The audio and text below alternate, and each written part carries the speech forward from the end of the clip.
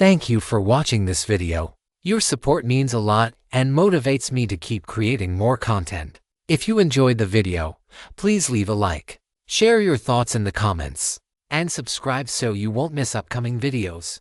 Part 6. Lidi and Leah exchanged a glance, their eyelids twitching slightly. The task of keeping watch was usually done by Leah, who was a spellcaster. In fact, Leah had also set up wind pattern wards around them. As long as someone approached within 500 meters, she would be able to sense them. But now, before Leah had discovered anything, Gao Yang had already detected the enemy. This meant that Gao Yang's detection range was much larger than that of a spellcaster like her. In their private chat channel, Leah said with some bitterness, "Lidi, does a top-tier transcendent like Gao Yang really have no weaknesses? I feel so useless." Lidi looked at his fiancée's message and sighed inwardly. He felt the same way. Compared to Gao Yang, his attacks were incredibly soft, and his speed was as slow as their 160-year-old mentor, Susan. When they were in the Goddess of Luck store and of Fortune, this gap was not so obvious. But seeing Gao Yang again this time, especially fighting side by side with him and witnessing his god-slaying feat with his own eyes, this gap had widened to a desperate degree. If Lidi possessed the ability to slay gods, his younger brother Toxin would never have dared to harbor any ulterior motives, and would only show him the most sincere smile and affectionately call him brother. However, Lidi still comforted her. "It doesn't matter, Leah. It's not that we are too weak. It's just that Boss Gao Yang is too strong. How many people are there who can defeat a god with a mortal body?" Having said this, not only was Leah, who was being comforted, stunned, but even Lidi himself realized it. That's right, a mortal capable of slaying gods wouldn't appear for many years. Now that they had encountered one, they actually dared to harbor thoughts of comparing themselves to him. They probably hadn't adjusted their mindset correctly. Thinking this way, the two of them felt their mental states shift slightly. "Leah, that's true.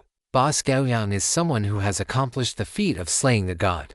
Being able to invite Boss Gao Yang this time must be the wisest thing we have ever done."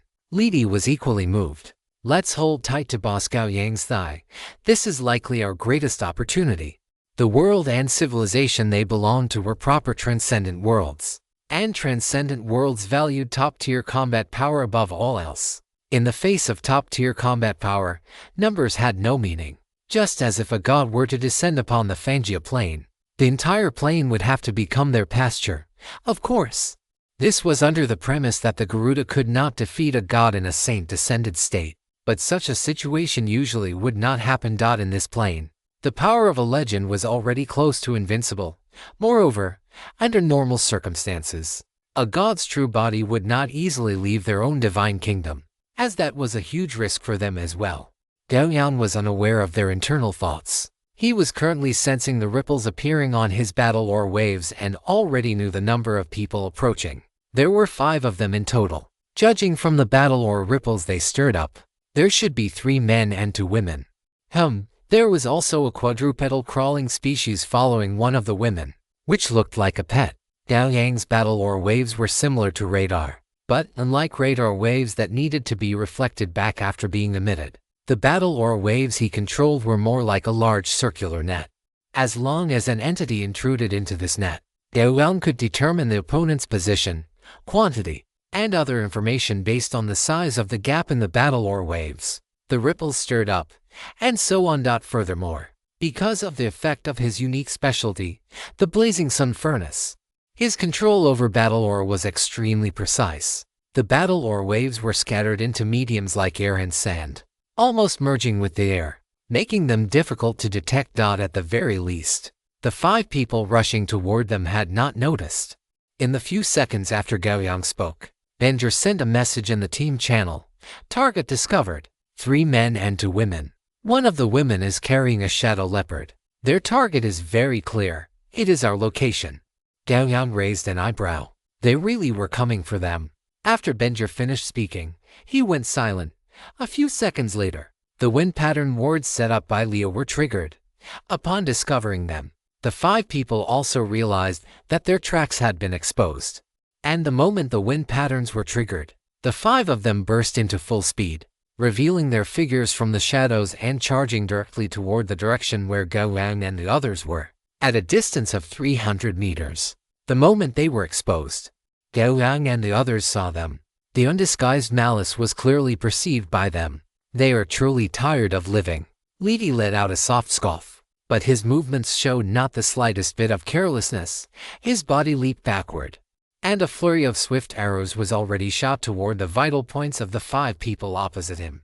Leah stood in front of Lidi, protected by a raging gale, while at the same time, violent magical fluctuations emanated from her body, opposite them. Among the 5 people charging over, the man in the lead holding a blade slashed through the incoming arrows with a single strike, then quickly issued an order on the team channel. I and number 4 will deal with that archer. Number 2 and number 3. You to pin down the 2 men by the campfire. Finish this quickly. Number 5. Provide support at any time. Once the order was issued, no one had any objections, as if they were a well-trained army, silent and murderous. Gao Yang watched as the 5 people split into 3 groups. 1 man and 1 woman lunged toward Lidi and his group. 2 men charged toward his side with murderous intent, and another woman with a shadow leopard took out a crossbow to provide support from the side, her expression somewhat subtle. There were 3 others with the same expression as him. As for Ben-Gir, because he was in a stealth state, his expression could not be seen. No, brothers, are you really this confident, charging in without a care? What if you cannot win? If the questions in Lidi and his companions' hearts were heard by that blade-wielding man, he would surely sneer and say, "What if? Of course, we would die for you to see." In less than 10 seconds, the blade-wielding man lay in the sand pit he had been knocked into, his entire body numb. He looked at the weapon in his hand, which had only half a blade left after taking just 1 strike from the man by the campfire, and then looked at the man who had already arrived by his side. His mental state shattered silently. It was just a single exchange of blows, and he was already lying in the sand pit, looking at his opponent.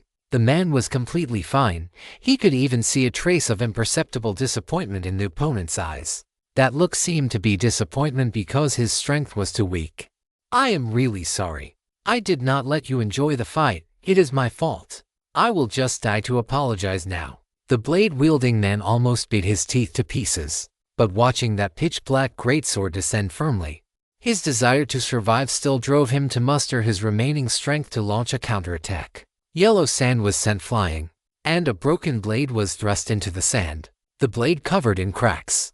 As for the blade-wielding man, he no longer had any signs of life. A blood-colored soul seed floated out from his hand, and was then grasped by a large hand. Gao Yang looked back and saw that the battle involving Lidi and the others was still ongoing. However, the battle between Ben-Gir and the woman with the shadow leopard had already ended. The woman's throat had been slit, and blood was gushing out of her severed windpipe as if it were worthless. As for that shadow leopard, it had also fallen to the ground by this time. Ben-Gir came to Gao Yang's side, glanced at the man buried by the yellow sand, and then said, "I obtained a soul seed from that woman. Our soul seeds are enough." Clearly, he had just seen Gao Yang obtain a soul seed from that man's hand. Gao Yang nodded and then said, "Once they finish, we will enter the blood-colored battlefield." Ben-Gir nodded. Then his body vanished again, moving toward the direction of Kandris. With the deaths of the blade-wielding man and the woman with the pet leopard, the fate of the remaining 3 was sealed. In just a few minutes, as an arrow nailed itself into the center of another woman's brow, this sudden encounter also came to an abrupt end. After collecting the spoils of war, Lidi returned to the campfire and said excitedly, "Boss Gao Yang, I obtained a soul seed from that woman. How about you guys?" Gao Yang did not speak, but Ben-Gir, who was on the side, said, "Our soul seeds are enough." Lidi was somewhat pleasantly surprised. He looked at the buried corpses and remarked with some emotion, "There are still many good people out there." Afterward, he looked at Gao Yang and said, "Boss, shall we enter the blood-colored battlefield now?" "If there are no problems, let us enter," Gao Yang said with a nod. Lidi took all the soul seeds and activated them. As the soul seeds were activated, a blood-colored light enveloped the figures of the 5 people. The next moment, they disappeared directly into the yellow sand desert, as if they had never appeared at all. Chapter 388. The 9-layered path to heaven of the blood-colored battlefield. The slight sensation of teleportation ended, and Gao Yang regained his senses. He looked around and found that they were in a bowl-shaped light screen about 100 square meters in size. The light screen was transparent, allowing them to see the scene outside. Thus, he saw one bowl-shaped light screen after another in the surroundings, with shadows flickering inside them in varying numbers. Looking at it this way, it seemed that this blood-colored battlefield had not yet opened. Just then, a general network prompt appeared. General network prompt. The blood-colored battlefield inheritance site has opened. This inheritance competition method. 9-layered path to heaven. Please click here for details. General network prompt. Current number of teams in the blood-colored battlefield. 508. The first round of combat will officially begin in 30 minutes. Gao Yang raised an eyebrow. He had not expected the number of teams in this blood-colored battlefield to exceed 500. If they were all 5-person teams, then there were over 2,500 transcendents here. That was truly an exaggerated number. Gao Yang then looked at the first general network prompt and used his consciousness to click on the detailed introduction of this competition method. A moment later, he closed the general network information. This 9-layered path to heaven, in short, was that they would engage in round after round of battles with other teams. The winners would advance, and the losers would be eliminated. It was that simple. Finally, the comprehension of the inheritance would be carried out according to the ranking. The first place team would have the longest time for comprehension. The second place would be next, and the third place after that. As for the fourth place and beyond, there would naturally be no chance. When Gao Yang opened his eyes, Lidi looked at him with a bit of excitement and said, "Boss, this blood-colored battlefield is advantageous for us." This was, of course, advantageous. They were 5 people. While the other existences might not necessarily have entered as a team, it was very likely that they were individuals. In a 5 versus 1 situation, it could be said that they occupied every advantage. It is a pity, however, that I do not know who the next opponent will be. If I knew, perhaps I could have made some targeted preparations in advance, Lidi said with a hint of regret. Seeing that Lidi still wanted to continue, Leah could not help but remind him, "Say less and rest first. There is not much time left." Reminded by Leah, Lidi smiled immediately. He stopped talking, sat cross-legged with peace of mind, and began to close his eyes and regulate his breathing. Gao Yang looked at the other light screens, the corners of his mouth curling up slightly. He had to admit that he quite liked this method. In this way, he would be able to fight against more powerful opponents. As for victory or defeat, was that still important? For Lidi, the final inheritance was extremely important, but for Gao Yang, the process of the battle itself was what mattered most. Of course, Gao Yang did not think they would lose either. Half an hour passed quickly. The moment the time ended, Gao Yang felt the ground beneath their feet shake violently.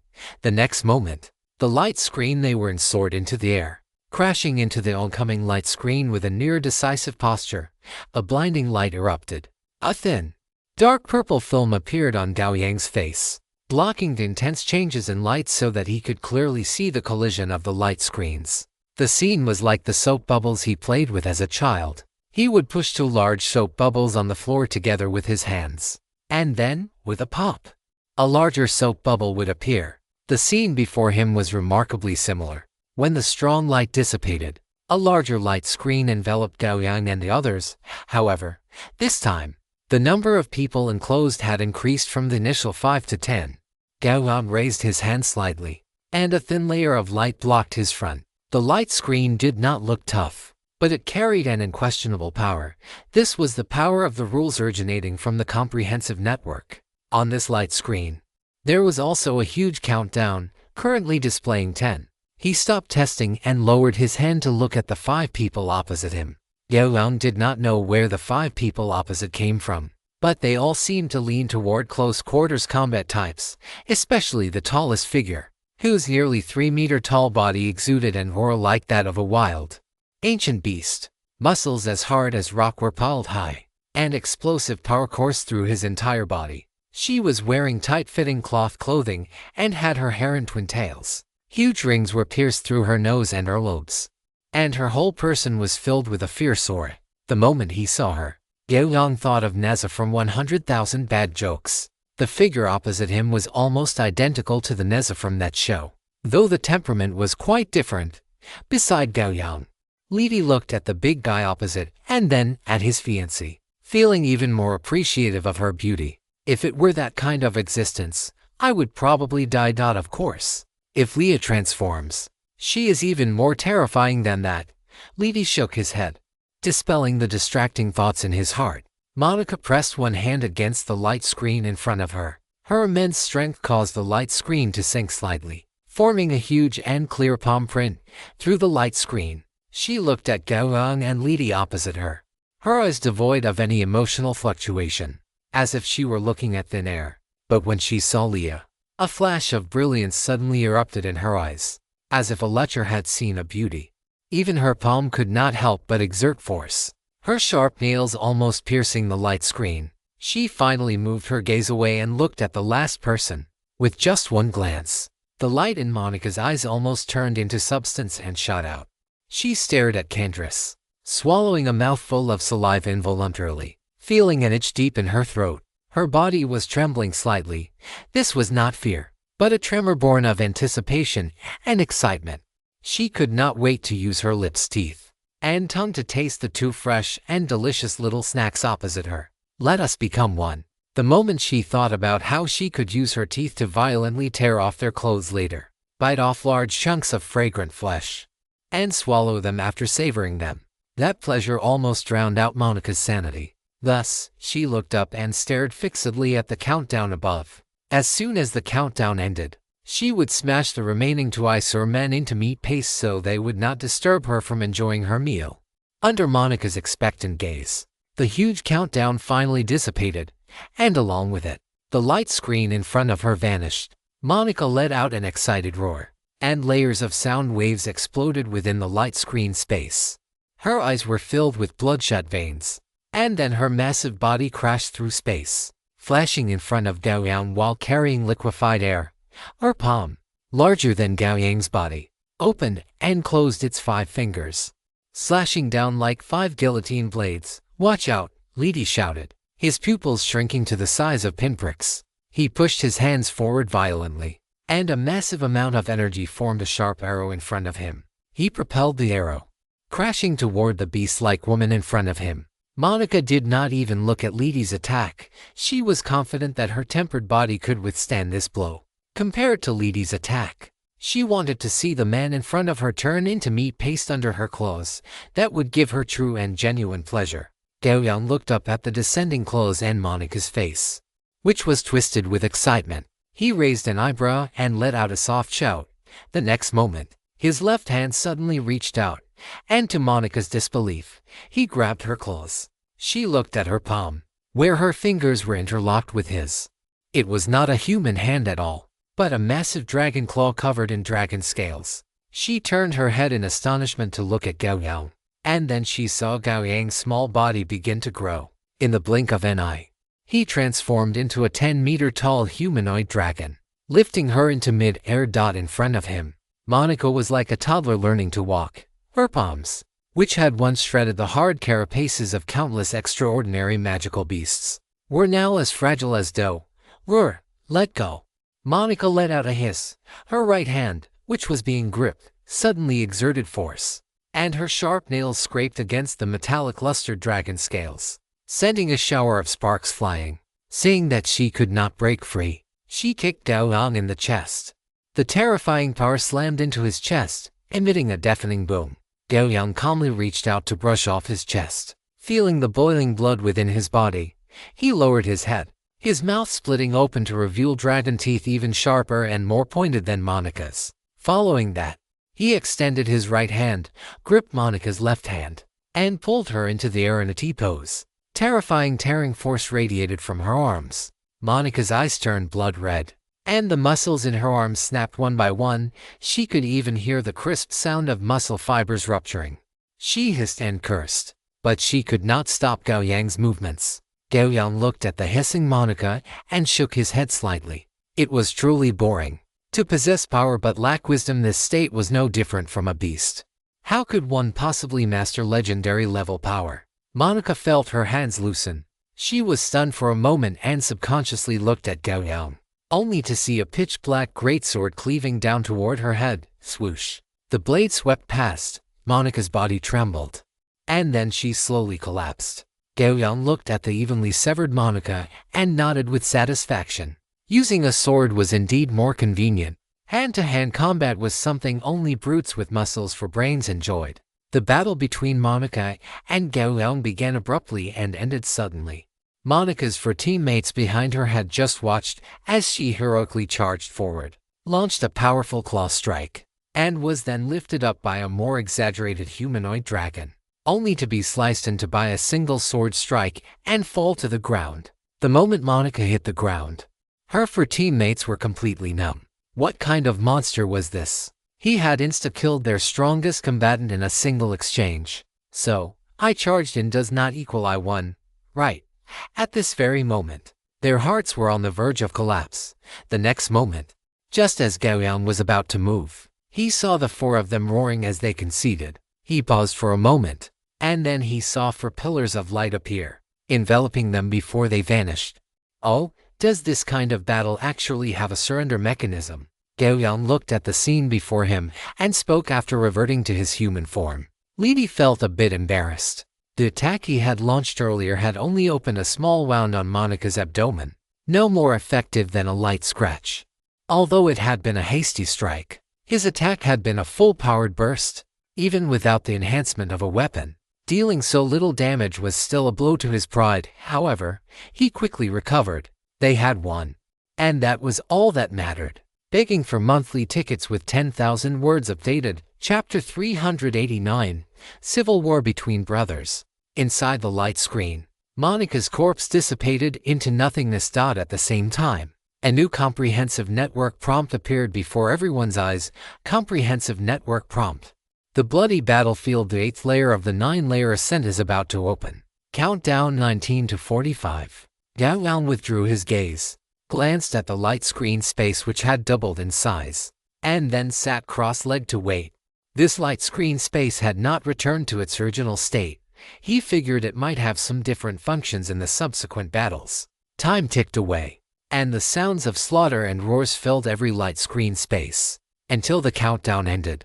Gao Yang opened his eyes and saw the light screen they were in collide violently with another light screen space. When the light faded, the figure of their opponent appeared before them. It was a green-skinned orc with a strong body covered in scars, upon which mysterious and rugged tribal-style tattoos were drawn. A necklace made of strung-together bones hung around his thick neck, and two tusks protruded from his lips, giving him a ferocious appearance. To dare to enter the land of inheritance alone, he must have some strength. You all just wait. Gao Yang skillfully drew black obsidian, gave a brief instruction, and then stood quietly in front of the light screen, waiting for the 10-second countdown to end. Soon, the countdown ended. Li and the others had spontaneously stood at the edge of the light screen, leaving the space within for Gao Yang and the green-skinned orc. The orc walked slowly to a position about 10 meters from Gao Yang. His bell-like eyes stared at Gao Yang, and he suddenly spoke. Human, you are brave and worthy of respect. Gao Yang looked calmly at the orc before him. This guy seemed somewhat different from the orcs he had seen in the past. He was unexpectedly polite. Mandak will grant you sufficient respect.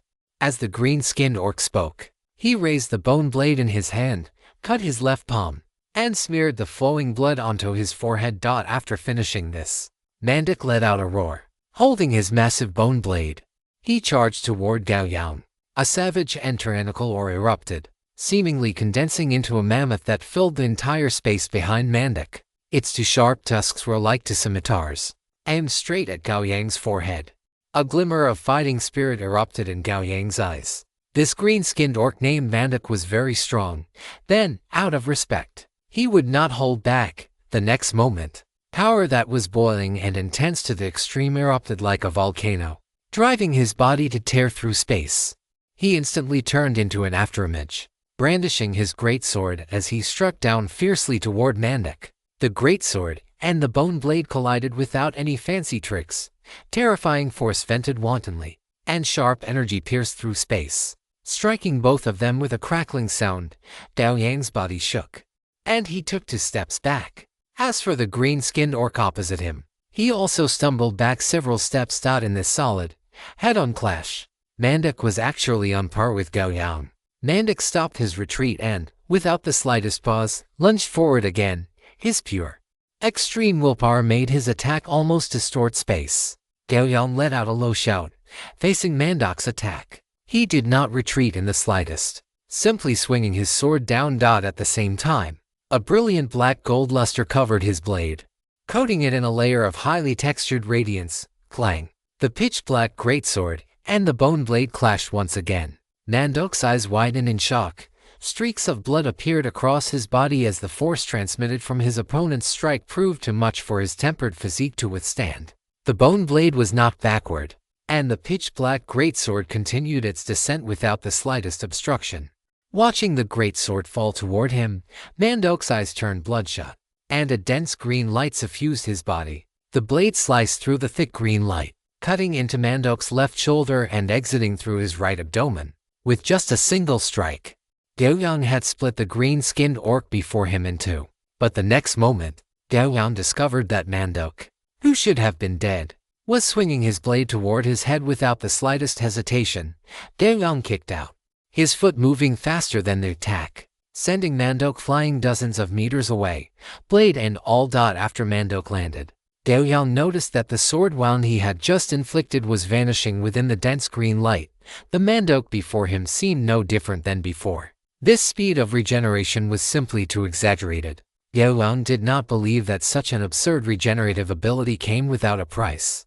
On the contrary, the cost of such an ability must be immense. He just did not know if it required battle chi, mental energy, or some other form of power. Strong physical power, the ability to regenerate, and not so weak mental energy. It was no wonder this green-skinned orc dared to enter the land of inheritance alone. Gao Yang paused for a fleeting moment, then swung his sword, unleashing a 100-meter-long scorching sword aura. Mandok's eyelids twitched involuntarily. This volume of battle chi was far too excessive. Facing the 100-meter sword aura, he roared and swung his bone blade, shattering it. The moment he broke the sword aura, a violent wind pressure rushed toward him, and the pitch-black greatsword was already descending upon him. Amidst a thunderous roar, Mandok's body was sent flying from the combat zone, crashing into the edge of the light barrier and sending ripples through it. Before Mandok could even stand up, the pitch-black greatsword struck down again. With no other choice, he could only barely block with his bone blade, roaring loudly, "I can definitely block this." Watching the green-skinned orc radiating mental energy, Gao Yang finally understood the reason for his opponent's strength. Is it because of psychic power? Is this an orc with the power of "I think therefore I am"? He whispered to himself, and then a more brilliant black gold light erupted in his eyes.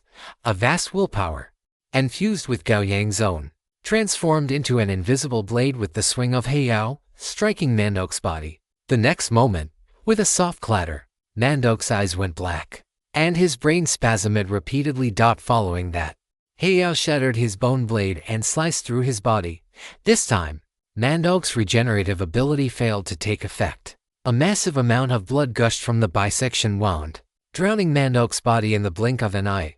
Looking at Mandok's corpse, Gao Yang retrieved the bone blade that had been knocked away and placed it on the body, watching as the orc and his weapon quickly vanished into the blood-red light. Not until Mandok's corpse had completely disappeared did Gao Yang turn to walk back. As he walked, he pondered in his mind, if he did not have the willpower attacks granted by the power smelting, breaking through Mandok's psychic power would not have been so simple. In that case, Mandok would have been an unkillable cockroach, perhaps able to maintain his state indefinitely through the power of "I think therefore I am," inevitably leading to a stalemate. And in such a state, it was clearly more advantageous for Mandok. The power smelting must continue. Once I can freely channel willpower into my attacks, my offensive capabilities should undergo an incredibly exaggerated qualitative change. This qualitative change was not just on a material level, but more so a conceptual one, a special attack with transcendent properties. Moreover, once his willpower was completely smelted, Gao Yang could proceed to the next attribute for smelting. As of now, there were several options, such as physical strength, speed, charisma, or luck. Currently, Physical strength seemed the most suitable for smelting because its attribute value was the highest. And the upper limit of the increase after smelting would also be higher. As for the extent to which his attacks would be enhanced after smelting these powers, he would only know once the process was complete. Returning to the center of the light barrier, Gao Yang sat cross-legged once more and began to wait for the next round of combat. The interval between each round was half an hour. Gao Yang did not know how the battles in the other light barriers were going, but for him, this time was more than enough. It even felt quite generous. During the long wait, the third round of light barrier collisions erupted. When the light dissipated, 5 figures appeared before Gao Yang and the others. When they saw the specific appearance of the opponents, everyone was stunned. And then they all looked toward Lidi. Lidi froze for a moment, looked at Toxin in the opposite light barrier, and suddenly revealed a smile. What a small world it was. Toxin and his 4 companions on the other side clearly saw Lidi, Gao Yang, and the others as well. Toxin, the leader, flashed a dangerous smile, pointed a finger at Lidi, and then made a throat-slitting gesture. Lidi's expression was somewhat strange. Looking at this, his younger brother clearly did not know of Gao Yang's combat record, which made things quite interesting. Lidi looked at Gao Yang and said, "Boss Gao Yang, let me and my good-for-nothing brother handle this battle ourselves." Gao Yang had no objections to Lidi's proposal, only asking, "Are you confident?" Lidi glanced at Toxin across the way, then nodded calmly and said, "Of course. There isn't much difference between Toxin's strength and mine, but I am confident I can defeat him. As for the other 4, I will have to trouble you to help hold them off. Don't worry about that. With me here, they won't interfere with you." Gao Yang leaned on his greatsword, his gaze calmly fixed on the 4 people other than Toxin. After all, how could the dead interfere with the living? As the light barrier vanished, Lidi walked forward proactively.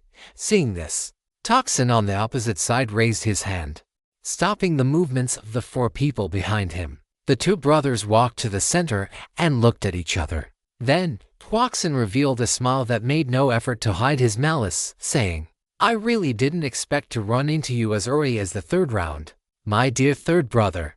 Lidi glanced at the dark-faced men and the others not far behind Toxin, then turned his gaze back to Toxin and said casually, "What? Are you feeling regret for your impending defeat?" "Ha ha ha ha." Toxin laughed out loud, then pointed his finger at Gao Yang and the others behind Lidi, his tone filled with contempt. "Do you really think, third brother, that you can defeat us with just those 2 people behind you and a rat that can't see the light of day?" Lidi gave him a strange look. Now he was certain the brother before him truly did not know the combat record of the big boss Gao Yang. In that case, the situation was quite simple. Lidi looked at Toxin and said, "Let's keep it simple. This land of inheritance was always meant to be the place where you and I decide the victor. The winner shall take the title of Garuda, and the loser shall follow the rules of the clan. As your brother, I am willing to give you a chance to fight me fairly, a fair fight." "Giving me a chance?" Toxin raised his head. Then, as if thinking of something, he smiled and said, "If that is your request, then as your younger brother, I am willing to grant you this opportunity. I just hope that when you lose, those people behind you won't resent you for it." Chapter 390. The Gold Content of a God Slayer. A fair fight. Only the winner can inherit the title of Garuda and support the heavens of Vanga. After Lidi finished speaking, he signaled to Gao Yang and the others behind him. Opposite him, Toxin looked at Lidi's back and let out a soft scoff. "Only I can support the heavens of Vanga." Then, he turned back and ordered the dark-faced men and the other 3 to step back. The 4 of them looked at each other, but in the end, the dark-faced man stepped forward and said, "But, Your Highness, what if the other side doesn't keep their word and suddenly changes their mind?" Toxin looked at the latter with an expressionless face, his voice devoid of any joy or anger. "What? Do you think the Garuda royal family are people who go back on their word? I wouldn't dare." The dark-faced man's expression shifted slightly, and he lowered his head. "Then do as I say." After saying this, Toxin turned back to face Lidi. Seeing this, the 4 men, though somewhat reluctant, followed Toxin's wishes and retreated toward the rear, leaving the space in the middle of the light curtain to the 2 Garuda brothers. Lidi took out his warbow and stood firm at a distance of 50 meters from Toxin. As for Toxin, he stood there holding a pitch-black war bow, looking composed and ready. The two brothers exchanged a glance. The next moment, an arrow was shot by Toxin. This arrow was fired toward the sky, and as it reached its apex, it turned and plummeted downward. This was the common method for duels in the Vanga plane. The moment the arrow had touched the ground, it signified the official start of the battle. Leah gripped her staff tightly, looking at Lidi's back with a hint of worry. A civil war between two archers placed high demands on speed, accuracy, and even breathing. Once one side made a mistake, it was easy to fall into a losing position. Although she knew Lidi's strength, she could not help but feel nervous when the fate of Vanga for the next several hundred years was being decided. As for Gao Yang and the other two, Handers, they watched the two archers in the arena with great interest while remaining vigilant against the four people on the opposite side. The moment the arrow hit the ground, Lidi and Toxin moved simultaneously. Cyan-colored gale winds wrapped around Lidi's body, and 3 arrows shot toward Toxin like a rapid-fire cannon. Toxin's movements were almost identical to his. Dark red energy covered his entire body, and 3 arrows burning with black flames were fired without a moment's delay. Boom, boom. Even though it was just a collision of arrows, the sound produced was like an explosion of bombs. The violent shockwaves instantly submerged the space between the two, forming a barrier interwoven with black flames and gale winds. The shockwaves blocked their line of sight, but for top-tier archers, this minor interference meant nothing.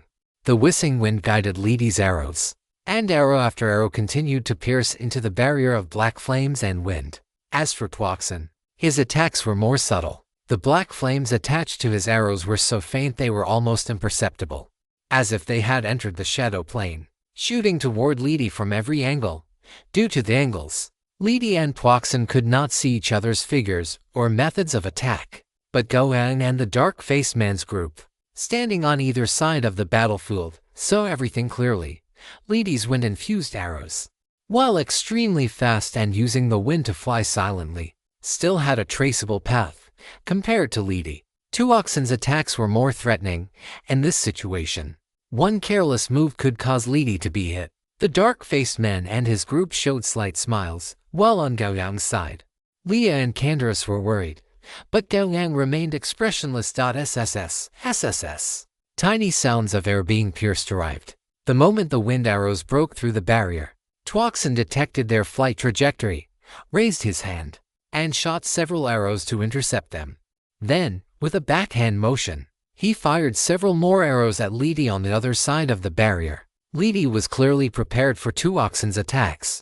When the first black flame arrow shot out from the void, he, with his highly focused spirit, had already sensed it and dodged the first arrow with a single leap. The remaining 3 black flame arrows were then blown away by the gale winds he had set up in advance. Before he could catch his breath, several more arrows came flying toward him.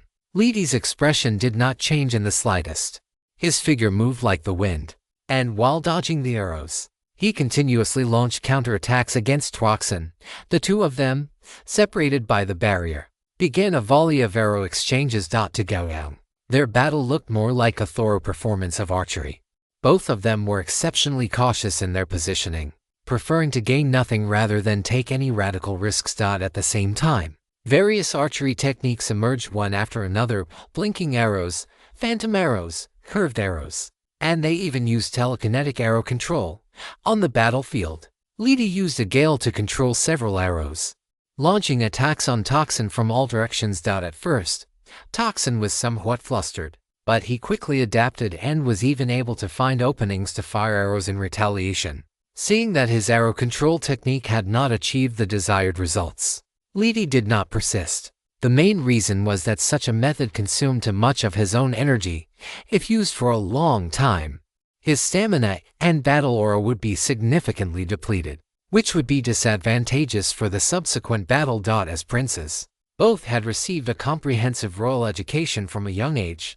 Although their personalities differed, they both understood clearly what should and should not be done during combat. Wanting to defeat an opponent under such circumstances, it was better to wait for the other party to make a mistake, then seize upon that error to crush them in one fell swoop. Seeing that more than half the time had passed, a hint of ruthlessness flashed in Toxin's eyes. And then his offensive underwent an imperceptible change. It was merely a shift in rhythm, yet it was captured by Lidi. The gale-driven arrows pierced the air, continuously firing toward Toxin. Even so, Lidi remained vigilant, guarding against the possibility that Toxin was feigning a weakness. But as several arrows grazed Toxin's body, with the closest one even slicing across his cheek, Lidi's offensive suddenly became fierce. Toxin struggled to hold his ground under Lidi's assault, but in a corner that no one noticed, more than a dozen invisible black dots had been buried in the ground, each concealing a black flame arrow, and knowingly, Lidi had moved much closer to the central barrier, firing 3 more arrows. Lidi looked at the barrier right before him and suddenly felt that something was wrong. He tapped his foot, transforming into a gale as he prepared to retreat. Sensing the situation on the other side, a cold sneer curled the corners of Toxin's mouth. The previously buried arrows fired simultaneously, like wanton black snakes, biting toward Lidi's entire body. In that instant, Lidi forcibly halted his retreat. He poured his battle aura into his body without reservation, turning himself into a gale as he crashed into the barrier in front of him. Seeing this, Lidi could not help but let out a cry of surprise, instinctively taking a step forward. But upon seeing the calm expression of Gao Yang, she withdrew her foot and returned to her original spot, looking worriedly at the barrier where black flames and gale winds were intertwined. After a series of high-frequency collisions, the barrier of black flames and gale winds was suddenly torn open, creating a large hole. Lidi's figure emerged from within, rushing toward the slightly startled Toxin at high speed. At this moment, Lidi was wreathed in black flames, his hair disheveled, and a black flame arrow was embedded directly in his upper left arm. Yet, he seemed not to notice, charging at Toxin with his war bow in hand. Although Toxin reacted, faced with Lidi's suicidal fighting style and speed comparable to a gale, he found it too late to create distance. Thinking this, Toxin also chose to advance rather than retreat, charging forward with his pitch-black war bow in hand. The battle had reached this point, entering a white-hot stage. The 2 archers had abandoned their long-range advantages, turning instead to dangerous close-quarters combat using the bows in their hands. Archers were never merely long-range professionals. When necessary, the close-quarters lethality they could unleash was even more exaggerated than that of typical melee fighters. Because the distance was so close, the power of the arrows multiplied, and the difficulty of dodging them became even greater.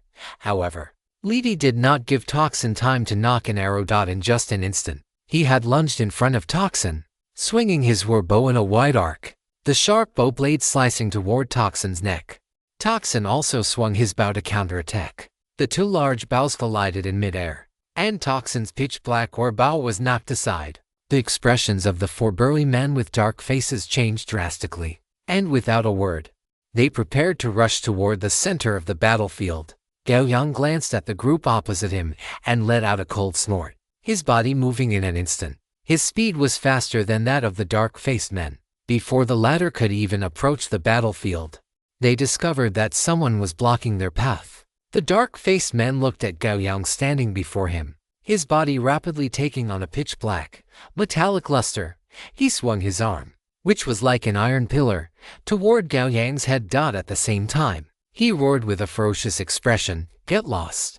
Gao Yang glanced at him without moving, merely shifting his intent to cancel the title he had been hiding all along. Following his action, a title shining with endless golden light instantly appeared above his head. The blinding golden radiance caused the dark-faced man to pause, stopping his movements cautiously. Then, the dark-faced man looked toward the top of Gao Yang's head and saw 3 glittering golden characters appear. Godslayer.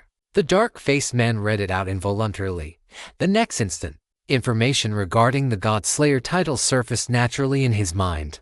The dark-faced men were not players of the comprehensive network, so they could not see the relevant titles and displays of the network.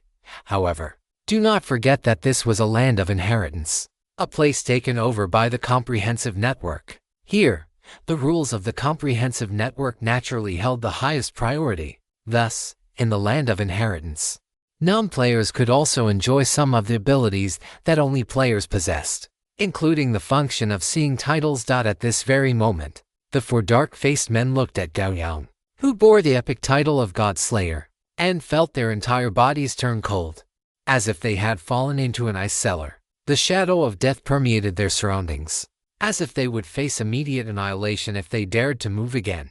Especially after understanding the meaning of God Slayer, the four dark-faced men were even more terrified.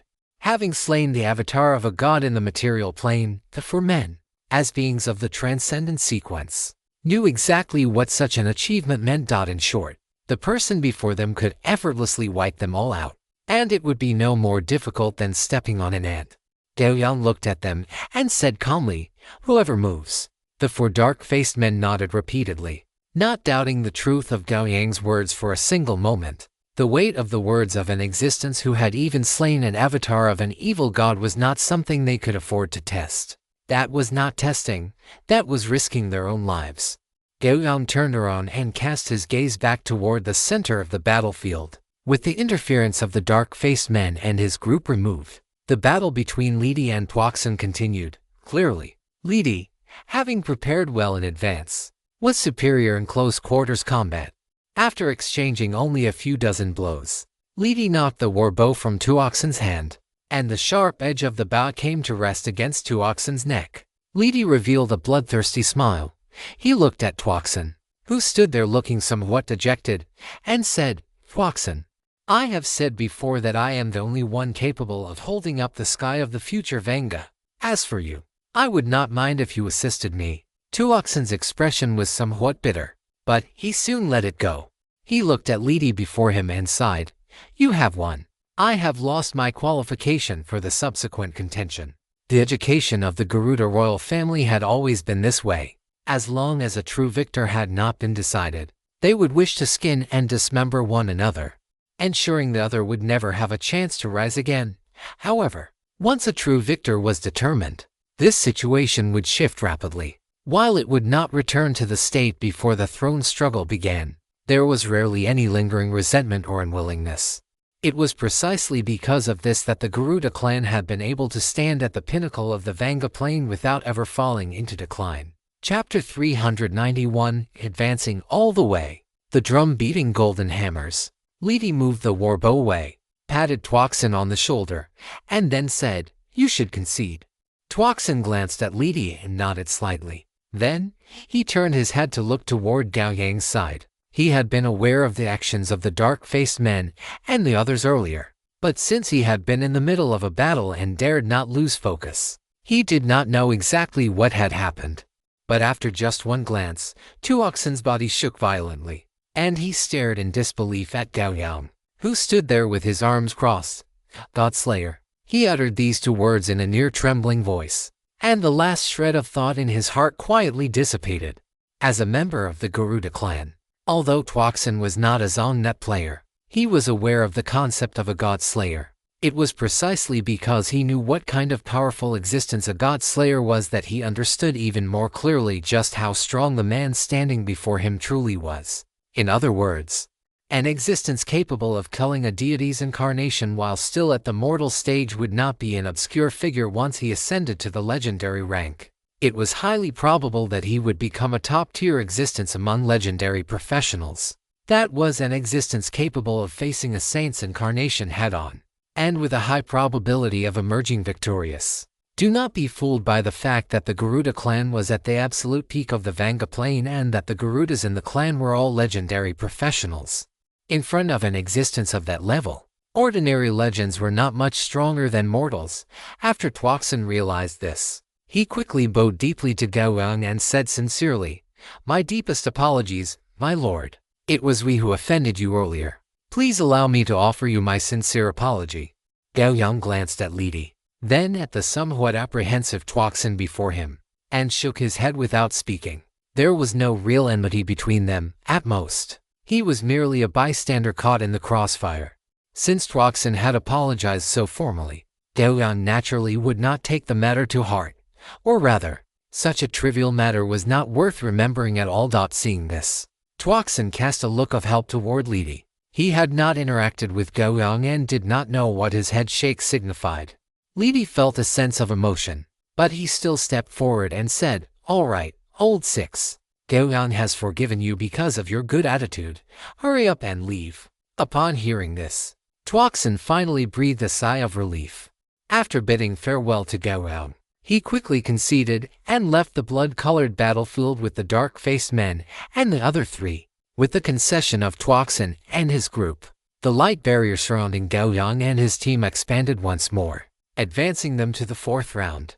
The battles in the blood-colored battlefield were very compact, with each round lasting half an hour. It would only take 4.5 hours to determine the final winner and rank the top 3. Therefore, under these circumstances, it was a test of the participants' stamina, energy, and more, but with Candra's present, this disadvantage did not exist for Gao Yang and his team. The reason was simple. Although Candra's had not made a move yet, the constant supply of energy gems alone left Lidi, Ben, and the others without a single complaint, and even feeling somewhat fortunate. As for Gao Yang, his own rate of stamina and battle or recovery far exceeded that of an average person. Not to mention that there were rest periods in between. Even if there were no breaks, he could still fight all 9 rounds. And after Gao Yang removed the concealment of his title, he did not hide it again. The benefit of doing this was that in subsequent battles, before the fight even began, some people would see his title and immediately choose to concede while cursing under their breath, compared to the cost of being beaten half to death or even killed by a god slayer. A clean and decisive concession was a more cost-effective choice. If they conceded now, they might still be able to try and compete for other inheritance sites after leaving the blood-colored battlefield. But if they were beaten half to death here, they would have no chance at all. If they did not leave the inheritance site in time, they might even face life-threatening danger, as the greatest source of danger in the inheritance site was the other participants. Under these circumstances, Gao Yang and his team advanced from the 4th to the 7th round without shedding a drop of blood. In the 8th round, they encountered a stubborn beastkin. It was a transcendent magical beast that resembled a pangolin, covered in armor and exuding a metallic texture, but it was dozens of times larger. Its defensive hardness was such that even taking Gao Yang's full force slash head-on only caused it to vomit blood. Without being fatal, however, after taking 8 or 9 of Gao Yang's sword strikes, it wisely chose to concede. If it had allowed Gao Yang to keep hacking away, even if he couldn't fully break through its defense, the vibrations transmitted by the slashes alone would have been enough to shake it to death. After the 8th round, the opponent encountered in the 9th round was also the strongest opponent on this 9-layered path to heaven. After the light barrier vanished, Gao Yang looked at the young woman opposite him. She was all alone, but the aura of 100 battles and 100 victories she exuded was not a bit weaker than Gao Yang's. Before this, Gao Yang had already hidden the title of God Slayer, because he also wanted to test exactly what level his opponent in this 9th round was at. Li Di and the other 3 retreated skillfully toward the edge of the light barrier. After 8 rounds of combat, the area of the light barrier they were currently in had become extremely large, although no one had measured it. It was at least several square kilometers. The young woman watched this scene, then cast a curious gaze toward Gao Yang. She could feel the explosive power hidden within his burly frame. Subsequently, she placed her left fist under her right palm, gathered them in front of her chest, and while giving a slight bow to Gao Yang, she said, "My name is Zhang Yi. In this battle, life and death are determined by fate, and wealth is determined by heaven. Please forgive me." Gao Yang looked at this woman who clearly possessed Eastern facial features, nodded slightly, and replied, "My name is Gao Yang. To meet through martial arts is a fortunate event in life." Zhang Yi looked up at Gao Yang, feeling somewhat surprised to encounter a human of the same Eastern lineage here. However, in just an instant, she returned a smile. Then, she shook her arms, producing a pop sound of air exploding. Amidst this explosion, objects like giant boulders fell from her hands, emitting a soul-stirring boom when they struck the ground. Gao Yang raised an eyebrow, looking at the weapons beside Zhang Yi with some astonishment. Those were 2 drum-beating golden hammers with heads as large as carriage wheels. Those 2 massive golden hammers placed beside Zhang Yi, who was only 1.7 meters tall, looked completely incongruous.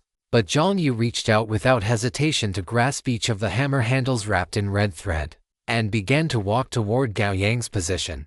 The extremely heavy hammer heads pressed against the ground, emitting a buzzing friction sound.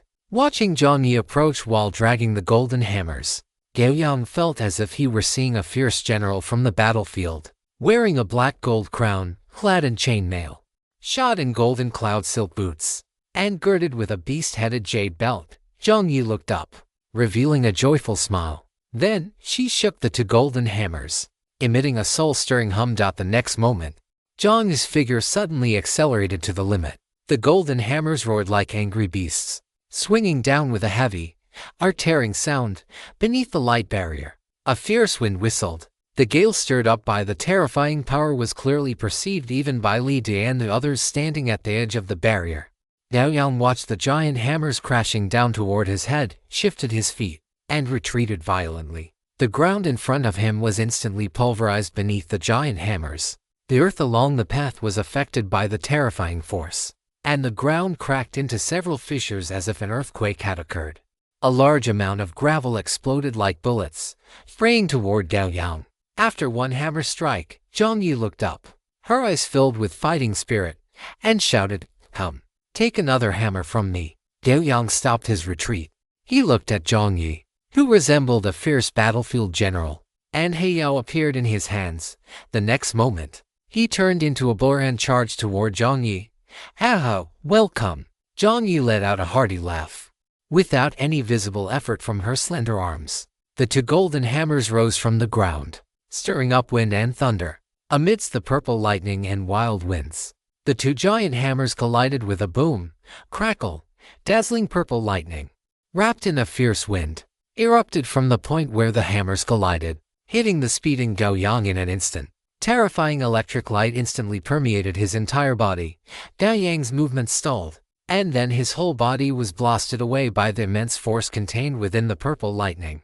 Gao Yang slammed into the edge of the light barrier, the massive force causing the barrier behind him to tremble violently. Li Di and the others watched as Gao Yang hit the light barrier like a beam of light, and then watched him rush out again as if nothing had happened, unable to help but swallow their saliva. If this kind of attack hit them, they probably wouldn't even make a sound before heading straight to the underworld to report. "How? Continue, come on." Zhang Yi watched Gao Yang rushing back again, her eyes lighting up fiercely. She pushed her feet forward, and one of the golden hammers rolled with wind and thunder toward Gao Yang. Gao Yang, holding Heiyao, watched the giant hammer pushing toward him and swept his sword out horizontally. Blazing battle chi enveloped the greatsword, with strands of dazzling blue electric light wrapped within it, and then it collided with the incoming giant hammer without any fancy tricks. Clang! A sound that threatened to pierce the eardrums suddenly rang out. Gao Yang and Zhang Yi each retreated a step.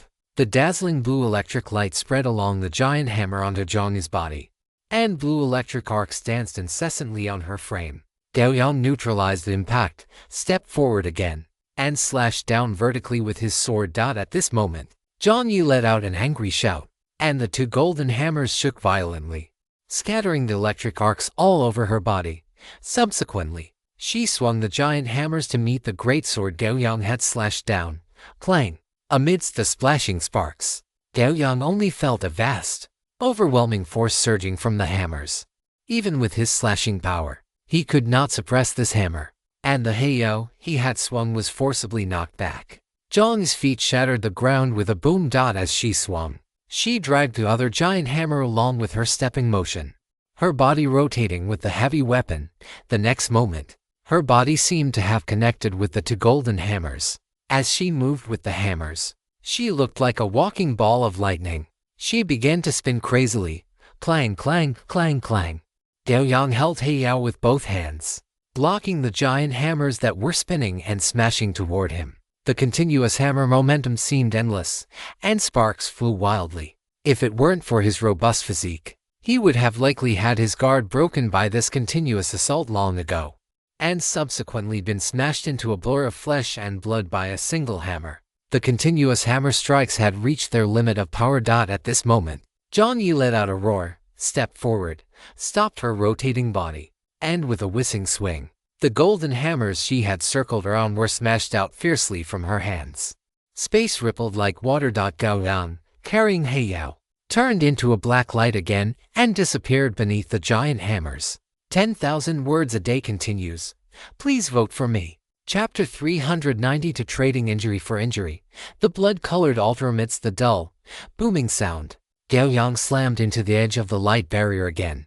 After hanging on the light barrier for a few seconds, he fell off only after his momentum was exhausted.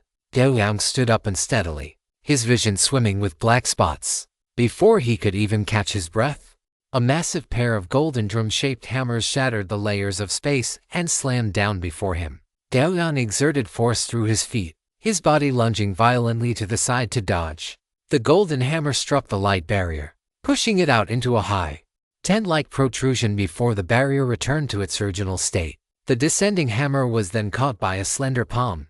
Gao Yang steadied himself and looked at Zhang Yi. The woman before him was truly formidable, especially the weapon she wielded.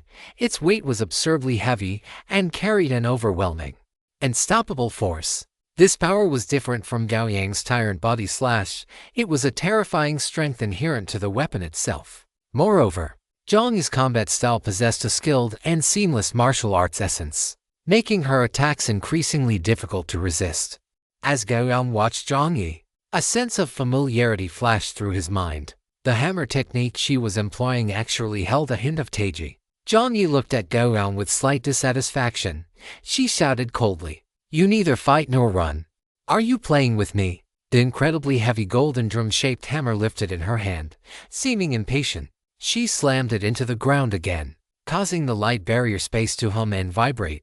Gao Yang shook his head slightly and said, "Apologies. I hadn't experienced this type of weapon before, but I have no more doubts now." Gao Yang's apology caused the anger in Zhang Yi's heart to subside slightly. She nodded at him, and then the massive golden hammers collided in front of her, sending out a sound like a tolling bell. Following that, she drove the two giant hammers and charged at Gao Yang once more. The golden drum-shaped hammer let out a roar, tearing through the air and crashing down with heavy momentum. Watching the giant hammer swing toward him, Gao Yang felt his field of vision darken for a moment, as if the strike carried not just Zhang Yi's body, but the entire space she occupied. Clang, a sword hum whistled. Black obsidian erupted with sharp sword intent in Gao Yang's hand, meeting the descending hammer without a shred of fear. Clang! A series of sparks exploded where the blade met the hammer face.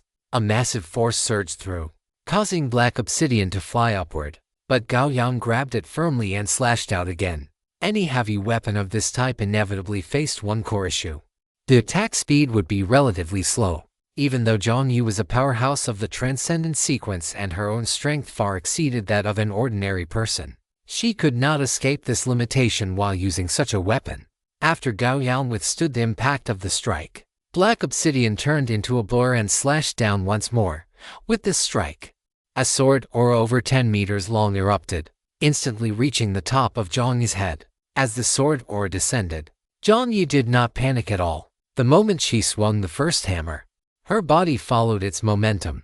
The other hammer emerged from somewhere, and although it wasn't used with full force, the power contained within it was by no means weak. With another roar, black obsidian and the giant hammer collided, evenly matched. The trajectory of the golden drum-shaped hammer showed an imperceptible pause. Zhang Yi's movement technique was like a dragon. Her petite frame drove the massive hammers, wrapping them in space, wind, and thunder as she smashed down again. Take this strike. Gao Yang looked at the incoming golden drum-shaped hammer, his mind clear. Although this hammer momentum was heavy, even reaching the point of suppressing others with sheer force, it was a pity that Zhang Yi's control over the two hammers had not yet reached perfection. If Zhang Yi were strong enough to fully master these two golden drum-shaped hammers, then combined with her hammer technique, the power these weapons could unleash would inevitably evolve to a terrifying level. But for now, she was still lacking. Even though Zhang Yi had fought her way to the final stage of the 9-layered heaven ascending road with these two hammers, her weaknesses still existed. Without hesitation, Gao Yang charged forward with his sword again, black obsidian emitting a sharp hum in his hand. Then, a black gold light erupted in his eyes. The swinging black obsidian carried an unstoppable momentum as it slashed toward the crashing hammer. The giant hammer and the black sword collided. This time, the force was more exaggerated than any previous encounter. The scene Zhang Yi had anticipated, the hammer knocking the black sword away, did not occur. Instead, The two weapons seemed to stick together, locked in a stalemate in midair. Gao Yang's expression shifted slightly.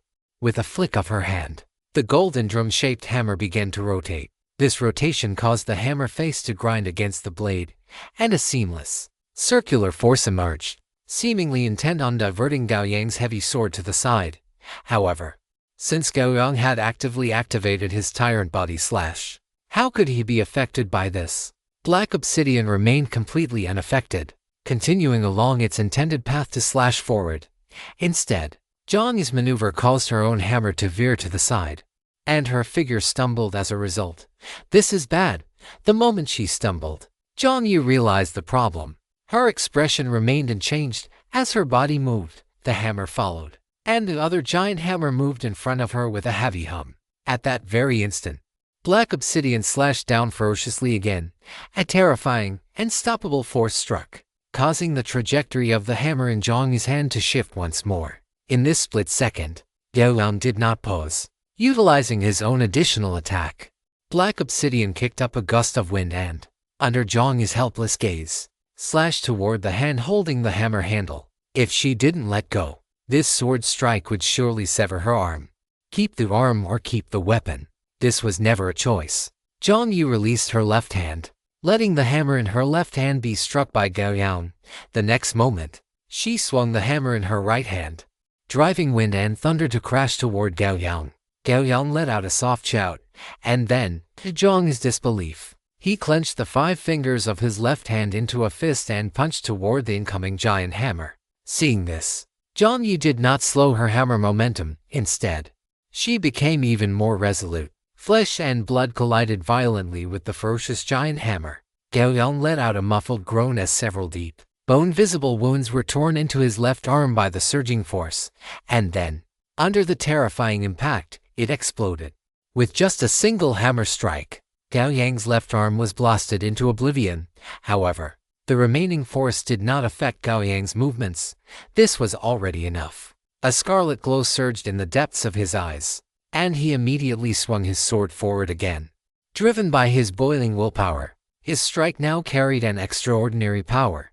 Sacrifice, time stasis. Gao Yang let out a low shout, and the battle chi filling his body instantly dried up to the bottom. At the same time, the time around him seemed to be trapped in amber, and the speed slowed down abruptly. In Gao Yang's eyes, the speed of this sword strike from Gao Yang was unimaginably fast. She had only just begun to make a dodging motion when the blade landed on her shoulder, severing her right arm, the one holding the hammer, cleanly at the shoulder. She let out a painful roar and wanted to move, only to find that Gao Yang's sword had already stopped at her neck. With just a gentle application of force, her head would be separated from her body, and she would die on the spot. Gao Yang looked at Gao Yang under his sword with an indifferent gaze. The latter looked at his left shoulder, which was left with nothing but bone fragments, then glanced at her own right shoulder that had been severed at the root. She was silent for a moment, then said crisply and cleanly, "I lost. 1 arm for 1 arm. That is fair." Gao Yang withdrew his sword, looking at the somewhat pale-faced Gao Yang before him as if nothing had happened. He had long since grown accustomed to this kind of pain. Now, it was merely a revisit, but looking at Gao Yang's appearance, it seemed her ability to endure such pain still needed improvement. Gao Yang nodded slightly, picked up her right arm, and pressed it back onto her right shoulder. Following that, Gao Yang saw a dense blood-red light spread from the wound. By the time the blood-red light vanished, Gao Yang's arm had been reattached, looking exactly as it had before it was severed. Gao Yang looked at Gao Yang's methods with some surprise, then glanced at his own left arm, which was growing back at high speed, and nodded slightly. With the arm reattached, Gao Yang took the initiative to walk up to Gao Yang. She looked up at him and said, "You are very strong. I hope that when I break through to the Martial Saint Realm, I will be able to fight you again." The Martial Saint Realm she spoke of was the legendary realm in the traditional sense, though due to the different planes they inhabited and the different educations they received, the names for legendary varied. Gao Yang looked at Gao Yang and revealed a smile. "Sure. I have no problem with that." Considering that Gao Yang did not seem to be a multiverse network player, Gao Yang pointed to Li De in the distance and said, "If you want to find me, Just come to the Vanga Plain and look for the Garuda clan. They are my friends. Zhang Yi glanced in the direction Gao Yang was pointing, nodded, then put away her heavy golden drum-beating hammers, and her figure vanished from Gao Yang's sight. It was not until Zhang Yi admitted defeat and left that Li De and the others rushed to his side. Li De looked at Gao Yang's empty left shoulder and hurriedly took a healing potion from his inventory, intending to give it to Gao Yang. Gao Yang waved his hand in refusal. With the existence of the indestructible body, this kind of injury only required a little time to recover, so there was no need for a potion. But Li De insisted that Gao Yang take the healing potion. Gao Yang was someone he had invited to help, and their ability to take first place in the bloody battlefield relied entirely on Gao Yang's combat power. Although this potion was precious, compared to Gao Yang's contribution, it was not worth mentioning at all. As the healing potion went down, warm life energy quickly spread to Gao Yang's left arm. Subsequently, the growth rate of his left arm increased significantly, and even the pain was reduced to a negligible level. Gao Yang flexed his right hand and put away black obsidian. Just then, a Multiverse Network prompt refreshed before their eyes. Multiverse Network prompt. The battle of the 9-layered heaven ascending path has ended. Your current ranking is first place. Multiverse Network prompt. According to the combat rules of the 9-layered heaven ascending path, you enjoy the priority right to receive the legendary enlightenment. Following the appearance of the Multiverse Network prompt, the light curtain space where Gao Yang and the others were located changed rapidly. In the previously empty space, the sky turned blood red, and the earth became blood-colored as well. Countless severed limbs and arms covered the entire ground, and at the end of their line of sight stood a huge, jade-white sacrificial altar piled high. Gazing at the transformation in the space, especially that altar, a fiery glow emerged in Li Dai's eyes. He then looked at Gao Yang, and after Gao Yang nodded slightly, the group walked toward the massive altar. When they reached the front of the altar, its full appearance was revealed to them. This altar was not built from white jade. Instead, it exuded an eerie paleness, somewhat similar to the color of bone. The altar had 9 tiers in total and stood only a few meters above the ground. But for some reason, when standing before it, Gao Yang felt a fleeting sensation of facing Mount Tai. That majestic, heavy, and lofty feeling made his heart sink slightly, but upon closer inspection, the altar returned to its original state, showing no abnormalities at all. Li De looked at the altar before him, then looked at Gao Yang and said, "Boss, do you want to experience it?" Although his heart was filled with longing, Li De still looked at Gao Yang with earnest eyes. Gao Yang shook his head slightly and said, "No, this kind of inheritance is useless to me. You don't need to worry about me." Having received Gao Yang's affirmative reply, Li De stepped onto the blood-colored altar with an excited heart. Chapter 393. Pursuing One's Own Legendary Path. Gao Yang and the other 3 stood beneath the altar, watching as Li De walked step by step with difficulty onto the altar, then sat cross-legged in the center. Infinite blood-red light permeated the area, gradually submerging Li Dai's figure within it. It seemed that the inheritance had officially begun. Only when she saw Li De officially activate the blood-colored altar and begin to comprehend the legendary enlightenment contained within did Li De heave a heavy sigh of relief. Looking at Gao Yang with gratitude, "Boss Gao Yang, thank you for this time." Gao Yang looked at Li De.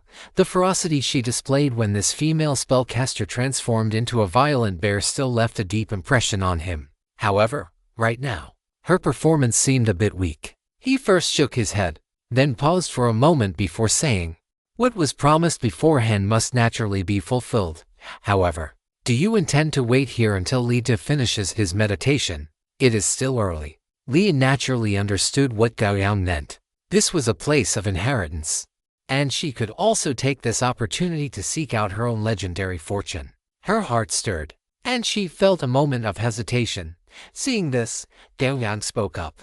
"I still remember the fierce and powerful display you showed during the Goddess of Luck's Torrent of Fortune. I wonder if you can still cross blades with me now, or rather, can you still stand in front of Li De?" Leah was startled, her heart suddenly enlightened by Gao Yang's implication.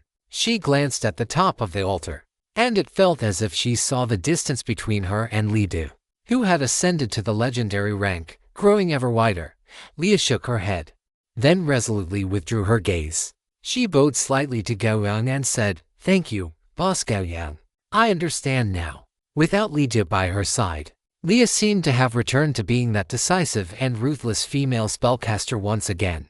The realization of the legendary path could not be completed in a short time, so Gao Yang naturally would not linger here. He looked at the other two and said, "The matter here is finished. I plan to leave the blood-stained battlefield and go check out other places of inheritance. What about you two?" Ben-Gear folded his arms, glanced at the blood-red altar before him, and said, "That is my plan as well." Kandris felt the same. He took out that purple egg and said, I also plan to do the same." Very well. Since all four of them had the same intention, there was no need to stay here any longer. Because their destinations were different, they did not travel together again. After exiting the blood-stained battlefield, they each departed rapidly in their chosen directions. Gao Yang looked at the map of the inheritance grounds and decided to head toward the location of the open-pit mine. The open-pit mine was still some distance from the yellow sand desert. At his speed, it would take about half a day. He was not going there for the inheritance within, but simply wanted to collect some rare metal ores. If he could collect some high-quality minerals, he could make a trip to the current Dro wasteland to find the dwarven master blacksmith Daragon and have his weapon, black obsidian, reforged. Although black obsidian could still be used, its weight was becoming a bit too light for Gao Yang now. Moreover, he also needed to make some preparations for his own legendary weapon. Without pause, Gao Yang spread his dragon wings, gave a fierce flap, and flew toward the direction of the open-pit mine. Beneath the thick sea of clouds, a figure was streaking across the sky. From time to time, large groups of flying monsters would swoop down at this figure, but they were quickly slaughtered and fell toward the ground below. Gao Yang looked at the land beneath him, constantly comparing it with his map. This is the corrupted swamp. Killing the monsters within allows one to obtain a pass to the Sea of Corruption. Past the corrupted swamp lies the Frost Forest. According to the map obtained from Bane, there are several identified forbidden zones in this Frost Forest, where monsters that cannot be defeated by those at the Transcendence stage might exist. And after passing the Frost Forest, one can reach the open-pit mine. Withdrawing his gaze, Gao Yang continued to fly forward. In about 5 hours, he would be able to fly over the Frost Forest and arrive at the open-pit mine. This was not a long time. Flying along the way, he saw quite a few transcendent beings still fighting those monsters to collect passes. He did not know if these people had already come out of the inheritance grounds and started their second round of exploration, or if they had not yet begun their first. But this had nothing to do with Gao Yang. As long as they did not come to disturb him, the sky of the inheritance grounds seemed to always be like this. Beneath the thick sea of clouds, the light seemed constant, and time appeared to have lost its meaning here. Gao Yang flew over the frost-covered forest, looking at the dense, towering ancient trees below, searching constantly. He intended to check out the forbidden zones marked on the map Bane had given him. He wanted to gauge just how strong these so-called undefeatable monsters really were. As a transcendent who had roughly clarified his own legendary path, Gao Yang naturally understood the purpose of doing this. Just like his battle with Zhang Yi and the others, through constant fighting and continuous collisions of power, his enlightenment regarding his own legendary path became faster and faster. Gao Yang felt a bit fortunate that he had been chosen by the Multiverse Network to become a player. As a Multiverse Network player, he could come into contact with the multiverse more easily than beings from other magical planes, and it was easier for him to travel and teleport between planes. At the same time, it was easier for him to come into contact with those existences who possessed powerful strength and were at a similar rank to him. Without the Multiverse Network, this demand of Gao Yang's could not have been met at all. Whoosh! Gao Yang flapped his dragon wings and hovered in mid-air. Below him, it was no longer a frozen forest, but a massive lake. Except that this lake was now covered by thick, solid ice, and no monsters appeared in the vicinity. This is the place. Gao Yang slowly flapped his dragon wings and descended from mid-air. This frozen lake was one of the marked forbidden zones of the Frost Forest. Beneath this solid ice existed a two-headed ice dragon of exceptionally formidable strength. According to the information recorded by Bane, the concentration of dragon blood within this two-headed ice dragon was very high. In the domain of this frozen lake, This two-headed ice dragon was an almost invincible existence. If an existence at the transcendent stage appeared before it, their final fate would be to be frozen into an ice sculpture by that bone-chilling frost breath and become one of its exhibits. Gao Yang's feet landed on the ice, and a chill rose from beneath his feet, as if it wanted to freeze his entire body stiff. He lifted his foot slightly, only to find that his boots seemed to have fused with the solid ice, and as he pulled, it made a tearing sound. This tearing sound was not loud, but in this empty lake, it was exceptionally clear.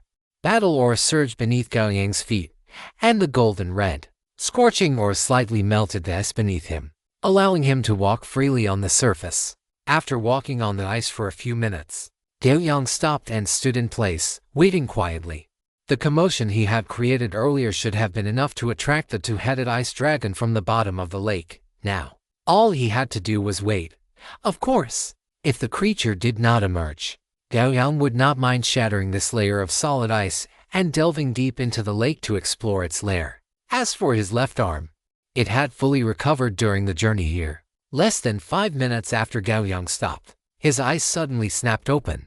He looked down and saw a massive shadow moving beneath the solid ice, centered directly under him. The shadow was roughly estimated to be over 50 meters in length, and as for its wingspan, it cast a vast shadow like two dark clouds blocking the sun.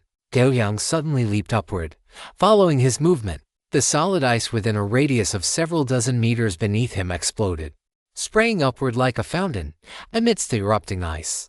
A two-winged dragon covered in ice blue scales soared into the sky. Its two hideous, massive dragon heads opened wide, lunging toward Gao Yang to bite him. Gao Yang stomped down, his immense power surging from the soles of his feet into one of the dragon heads, forcing it to veer to the side. Using the force of the recoil, he landed on the solid ice not far away. The two-headed ice dragon regained its balance, flapped its two dragon wings, and landed heavily on the ice surface. Its thick hind legs slammed into the ice, causing several cracks to spread out beneath its feet. Standing on the ice, the two-headed ice dragon's heads reached a height of nearly 30 meters. Its two heads, adorned with sharp dragon horns, slowly lowered from two different directions. 4 ice blue vertical pupils locked firmly onto Gao Yang. Then, it let out two high-pitched dragon roars. A biting cold wind mixed with fine, sharp shards of ice crashed down upon him. A golden red battle ore shield suddenly appeared in front of Gao Yang, blocking the two-headed ice dragon's breath. The show of force ended.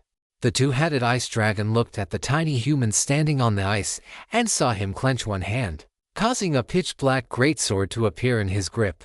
A flash of brutality suddenly flickered in the two-headed ice dragon's 4 ice blue vertical pupils. Then, it stomped its thick hind legs, and amidst a violent tremor, it flapped its wings and soared into the sky. Its massive body shot high into the air, then suddenly turned, diving toward Gao Yang on the ice with a suffocating, violent gust of wind. Its speed was so fast that it left a long contrail behind it. Gao Yang looked up at the two-headed ice dragon diving down like a fighter jet, remaining completely motionless. In his state of accelerated time, what would be considered extreme speed for other transcendent beings was, in Gao Yang's eyes, clear enough for him to see every move the two-headed ice dragon made. He could even see the ice blue energy rapidly condensing in the mouth of the dragon's left head. As the two-headed ice dragon dove in, Gao Yang leaped toward the side and back, evading the dive. In that instant, the dragon's left head suddenly aimed at Gao Yang, and a blast of ice blue dragon breath mixed with a massive amount of snow and ice erupted, covering the area where Gao Yang was about to land in the blink of an eye. Clearly, this two-headed ice dragon was not a mindless beast. On the contrary, its combat experience was exceptionally rich. Gao Yang stared at the two-headed ice dragon. The moment it exhaled the sea dragon breath, he exerted force through his feet, stomping down with immense power mixed with battle ore against the air, causing a sonic boom. Using this force, Gao Yang's body shot out like an arrow from a bow, traveling a great distance and avoiding the icy dragon breath. Sliding 7 or 8 meters across the ice, Gao Yang regained his footing. He looked at the two-headed ice dragon, which was circling in the air and diving toward him again, a fighting spirit surging in his eyes. Seeming to sense his mood, Gao let out a sharp hum, and battle aura instantly enveloped the blade. Gao Yang reached out a finger and tapped his own chest. As his finger tapped, a thin, faint blue arc of electricity sparked, instantly spreading throughout his entire body. Gao Yang felt his whole body jolt.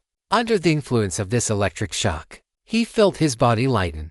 His speed of thought significantly increased, and he felt much more energized. This was his development and application of the lightning core, using electric currents to stimulate his entire nervous system, thereby achieving the effect of enhancing his reaction speed and cognitive speed. However, without the self-healing effect of his indestructible body, Gao Yang would never dare to shock himself with lightning so casually. The duration of using lightning to stimulate his nerves was not long, at most 1 minute, but for a battle at the transcendent stage, 1 minute was already quite a long time. Gao Yang watched the two-headed ice dragon diving down once more, took a step, shattered the hard ground beneath his feet, and lunged forward. Chapter 394 Ice Blue Mist. The embryo of a legendary domain. Dragons have always been creatures at the top of the food chain. For a two-headed ice dragon that possesses a rich dragon bloodline and has lived through long ages to reach adulthood, its strength is, in some respects, even greater than most dragons at this stage. Its dragon scales are incredibly hard, capable of immunizing it against the vast majority of physical and magical damage.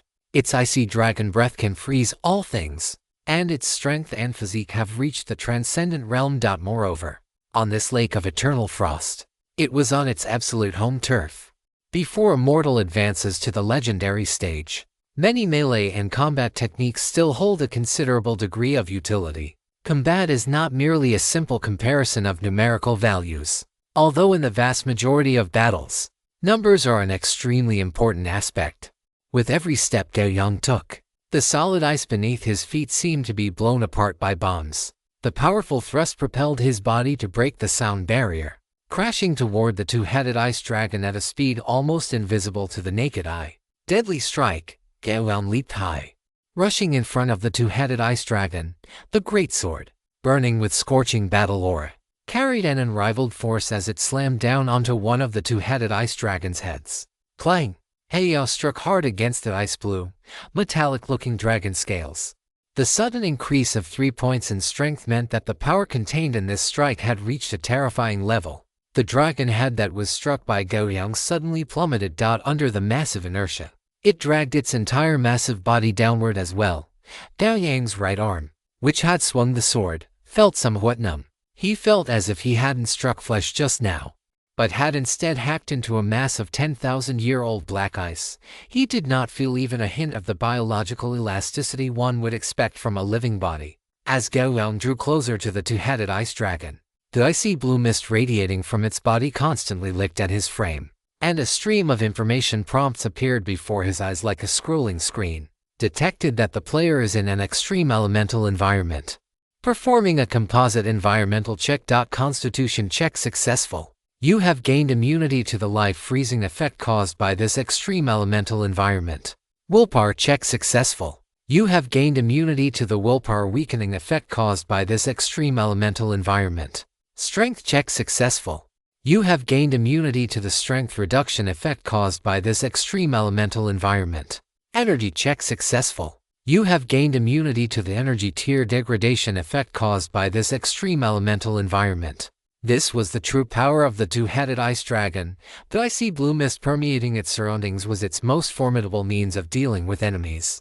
This icy blue mist might seem unremarkable, but with 4 consecutive composite checks, almost no existence could fully resist them all. Once a failure to resist occurred, the target would suffer from the two-headed ice dragon's weakening effects, leading to a massive drop in combat capability. More importantly, this composite check was not a one-time event. It was a recurring, cyclical process. If one failed a check in any aspect, subsequent checks would inevitably fail, causing the weakening effects to stack. Under such circumstances, the possibility of fighting the two-headed ice dragon essentially ceased to exist. In layman's terms, this icy blue mist of the two-headed ice dragon was a filter for the weak. Transcendence below a certain level did not even have the qualifications to stand before it. As for those beings capable of passing the checks, they would then have to face the cruel, composite onslaught of the two-headed ice dragon. This composite assault included attacks from its tempered dragon body, attacks of ice energy, and elemental attacks provided by the Lake of Eternal Frost. It was the combination of these methods that established the two-headed ice dragon's position as a hegemon in the transcendent realm. It could be said that its icy blue mist had already touched the threshold of the legendary realm. If it were to delve deeper, it would be able to condense a legendary domain unique to itself. The two-headed ice dragon slammed into the solid ice, its hard dragon scales tearing through large swathes of it. It stood up from the chaotic ice shards, shaking the head that Gao Yang had struck, while its other head let out a wild roar at Gao Yang. Gao Yang stood 100 meters away. For him, this distance was no different from being face to face. He looked at the two-headed ice dragon, at the spot where he had previously attacked. A wound several meters long had appeared. The dragon scales at the wound were severed, and an icy blue ice armor surrounding the wound showed radial, spiderweb-like cracks.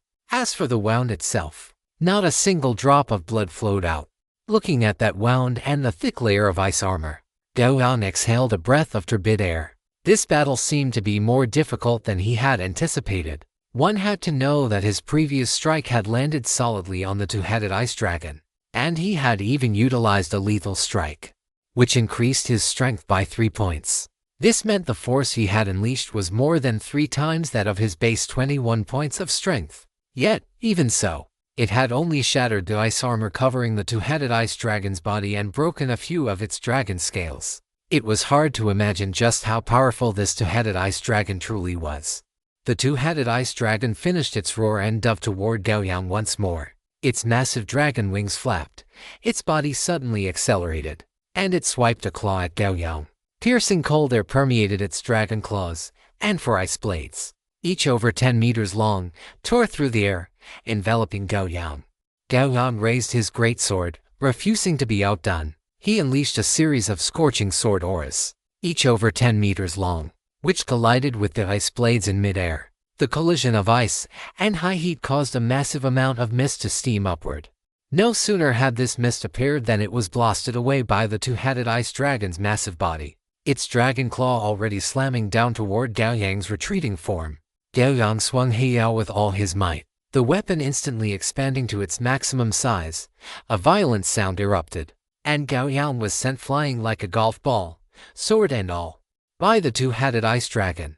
After a series of crashing sounds, Gao Yang rose from a bowl-shaped crater in the ice. He looked at the two-headed ice dragon thousands of meters away and rubbed his stinging chest. This dragon can really pack a punch. He deactivated his time acceleration state. This state consumed an exaggerated amount of battle aura. In just over 10 seconds, his battle aura had already dropped to less than 30%. If not for the rapid battle aura recovery function of his sun furnace, his reserves would likely have been completely dry by now. The role of battle aura in transcendent combat was self-evident. If it were exhausted, one would be at an absolute disadvantage. This was because many of a warrior's attacks required the assistance of battle aura to be completed. Before Gao Yang could even catch his breath, the two-headed ice dragon had already closed the distance to within 100 meters, carrying with it an immense pressure. It seemed the two-headed ice dragon was quite angry about Gao Yang's previous actions, to the point that it was holding nothing back, with every move intended to be fatal. As the two-headed ice dragon approached, a series of checks refreshed once more, though they were all completely resisted by Gao Yang. Gao Yang watched the charging two-headed ice dragon and wiped his palm across Heiyao, his battle aura flowing onto the blade like liquid. This was the sun battle aura, concentrated to the extreme. Without the massive drain of time acceleration, Gao Yang could still sustain this level of attack. He let out a low shout, and instead of retreating, he charged forward to meet the oncoming two-headed ice dragon. Brilliant golden light surged forth, coating Heiyao. Gao Yang roared and slashed down with his sword. Radiant willpower and scorching battle aura intertwined and merged, transforming into a 100-meter-long sword aura that felt almost tangible, slashing down toward the two-headed ice dragon's head. Requesting monthly tickets for the 3rd update. Chapter 395 The True Legendary Domain of Winter Dragon Might. A great sword, 10 meters in length and appearing as if forged from obsidian, flashed down, with a tangible 100-meter sword aura extending beyond the blade itself. With a single sword strike, a brilliant golden light erupted. The two-headed ice dragon used its hardened dragon horns as spears, thrusting them toward the descending giant blade. Clang! A violent metallic screech echoed across the surface of the lake. An irresistible, immense force surged from the giant's sword, and as the blade scraped against the dragon horns, it continued its descent with unwavering resolve. The head of the two-headed ice dragon that had intercepted Gao Yang's strike was suddenly knocked heavily to the side, colliding with its other head. Yao grazed the space between its two necks and slammed into the ice surface in front of it. Like a hot knife through butter, Yao sliced into the solid ice without the slightest resistance. Gao Yang stepped forward, retracted Yao, and his arm blurred into an afterimage, unleashing another furious strike before the two-headed ice dragon could recover. His attack interval was too short, and the two-headed ice dragon's body was too massive, leaving it no time to dodge. This strike landed on the junction between its left shoulder and neck. The ice armor covering that area shattered instantly, and where the sword energy passed, dragon scales burst open, leaving trails of blood. However, this did not make the two-headed ice dragon fearful in the slightest. Instead, it ignited its ferocity, stabilizing its body. The two-headed ice dragon's eyes glowed with a tangible, icy blue light. It swung its dragon claws, lashing out at Gao Yang with lightning speed. Gao Yang's pupils constricted as he blocked with Yao. The next instant, a massive force struck his feet, as if they were steel pillars driven into the ice, were dragged across the surface for over 10 meters under the immense power of the dragon claws. He exerted force through his feet, halting his backward momentum. Yao had taken the full force of the two-headed ice dragon's claw, yet there was not a single mark on the blade. Gao Yang charged forward again, Yao erupting with sword energy as it struck the two-headed ice dragon's body once more. After 4 strikes, the force of Gao Yang's attacks had stacked to its maximum level, under the augmentation of 21 points of strength. Each strike caused the two-headed ice dragon's ice armor to shatter, leaving bloodstains several meters long across its body. Although these wounds were not deep, hardly even qualifying as superficial injuries to the two-headed ice dragon, it meant that Gao Yang now possessed the ability to harm it. The two-headed ice dragon suddenly flapped its wings, and a violent wind pressure mixed with shards of ice submerged the area where Gao Yang stood. In that instant, it dove down with a roar, icy blue energy gathering in its maw. The next moment, it unleashed its freezing dragon breath directly at Gao Yang's position. Gao Yang leaped, his body shooting backward like an arrow. His lower body was already covered in frost, with solid ice clinging to his calves. But these layers of ice quickly melted into liquid and flowed away under the burning heat of his golden red battle aura. Gao Yang gave a slight shake, and the semi-melted ice was instantly shattered and cast aside. Had he not possessed a robust physique, the nethervine armor, and a sun battle aura that countered the two-headed ice dragon to a certain extent, his movements would have inevitably been hindered. Roar! An angry roar echoed, and a fierce gust of wind hit his face. The two-headed ice dragon had lunged at him. Gao Yang took a slow breath, and then, amidst a sound of inhalation that seemed to drain the surrounding air, his body suddenly expanded, transforming into his 10-meter-tall true dragon form. Gao Yang looked at the oncoming two-headed ice dragon. Before this, his human form of just over a meter had looked truly insignificant compared to the dragon's massive, tens of meters long body. But now, while his 10-meter height still couldn't compare to the two-headed ice dragon, the size difference was no longer that of an elephant and an ant. Gao Yang flapped his dragon wings, his body suddenly soaring into the air, dodging the two-headed ice dragon's pounce. He then descended abruptly, landing his feet on the back of the two-headed ice dragon, and without hesitation, he swung his greatsword ablaze with battle aura down into the massive dragon body beneath him. Clang! The sound of metal clashing exploded, the ice armor shattered, and the two-headed ice dragon let out a painful roar. Following this, one of the dragon heads turned and unleashed its freezing dragon breath toward Gao Yang. Facing the incoming icy breath, Gao Yang lifted his right foot, gathered his golden red battle aura into his leg, and stumped down heavily. War stomp. All of the two-headed ice dragon's movements were completely interrupted by this stomp. It let out a shrill roar as its massive body plummeted onto the ice below, smashing a giant crater hundreds of meters wide. Gao Yang stood firmly on the back of the two-headed ice dragon, Yao striking down repeatedly amidst the shattered ice. Sword energy shot out frantically. The two-headed ice dragon roared continuously, its massive body falling into a state of brief paralysis, leaving it to endure Gao Yang's relentless strikes on its back. Once the paralysis faded, the two-headed ice dragon immediately twisted around to bite at Gao Yang. Gao Yang stomped his foot onto the dragon's body once more, flying away before it could snap its jaws shut. The two-headed ice dragon missed, and without a moment's pause, it unleashed its freezing dragon breath in the direction of Gao Yang. This time, the speed of the dragon breath was too fast, far exceeding Gao Yang's flight speed. Seeing this, Gao Yang's heart pounded wildly. Golden red battle aura was rapidly generated from his heart and gathered toward his mouth. The next moment, a beam of extremely scorching dragon breath erupted from Gao Yang's maw. The dark red dragon breath collided with the icy blue dragon breath in midair, and taking advantage of the gap created by the clash, Gao Yang flew out of the range of the freezing breath.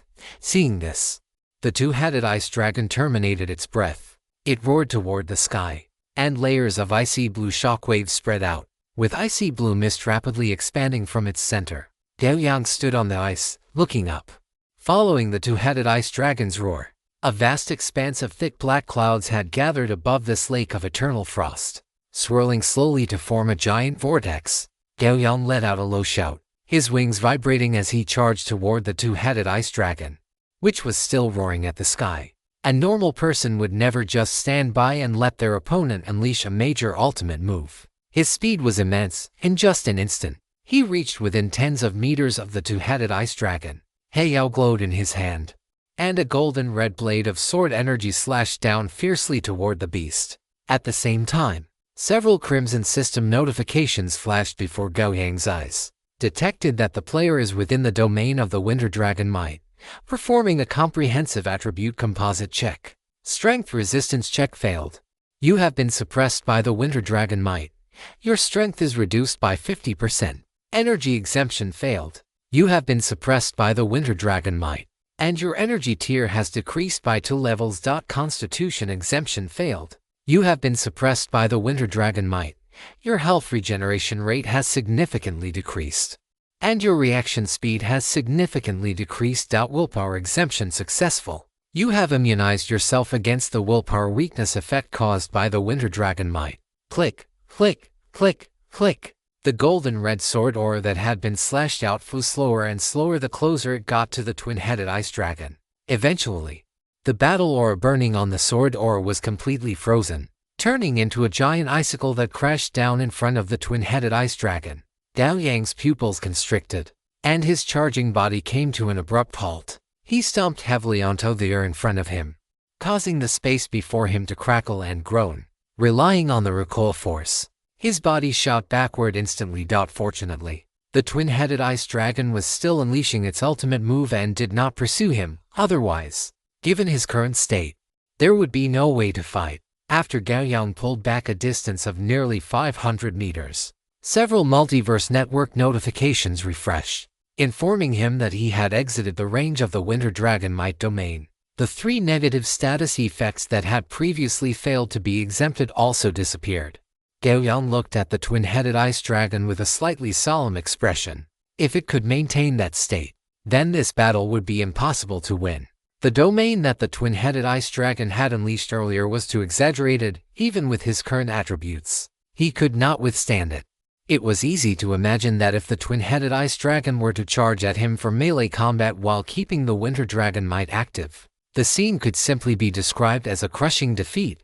However, while the Winter Dragon Might was erupting, the twin-headed ice dragon had remained in a stationary position. This led Gao Yang to speculate that perhaps this Dragon Might state had conditional limitations, and even the twin-headed ice dragon could not fully master this Dragon Might domain.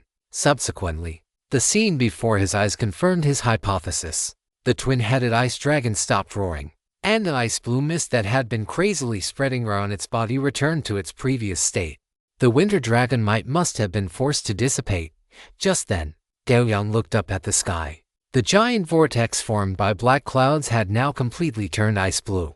As the vortex rotated, drops of ice blue rain fell from it. Then, like hail, they crashed onto the ice surface of this eternal frozen lake with piercing shrieks. Ask yourself, in a downpour without any shelter, Can a person perfectly dodge every single raindrop? The answer, naturally, is no. This was exactly Gao Yang's current state.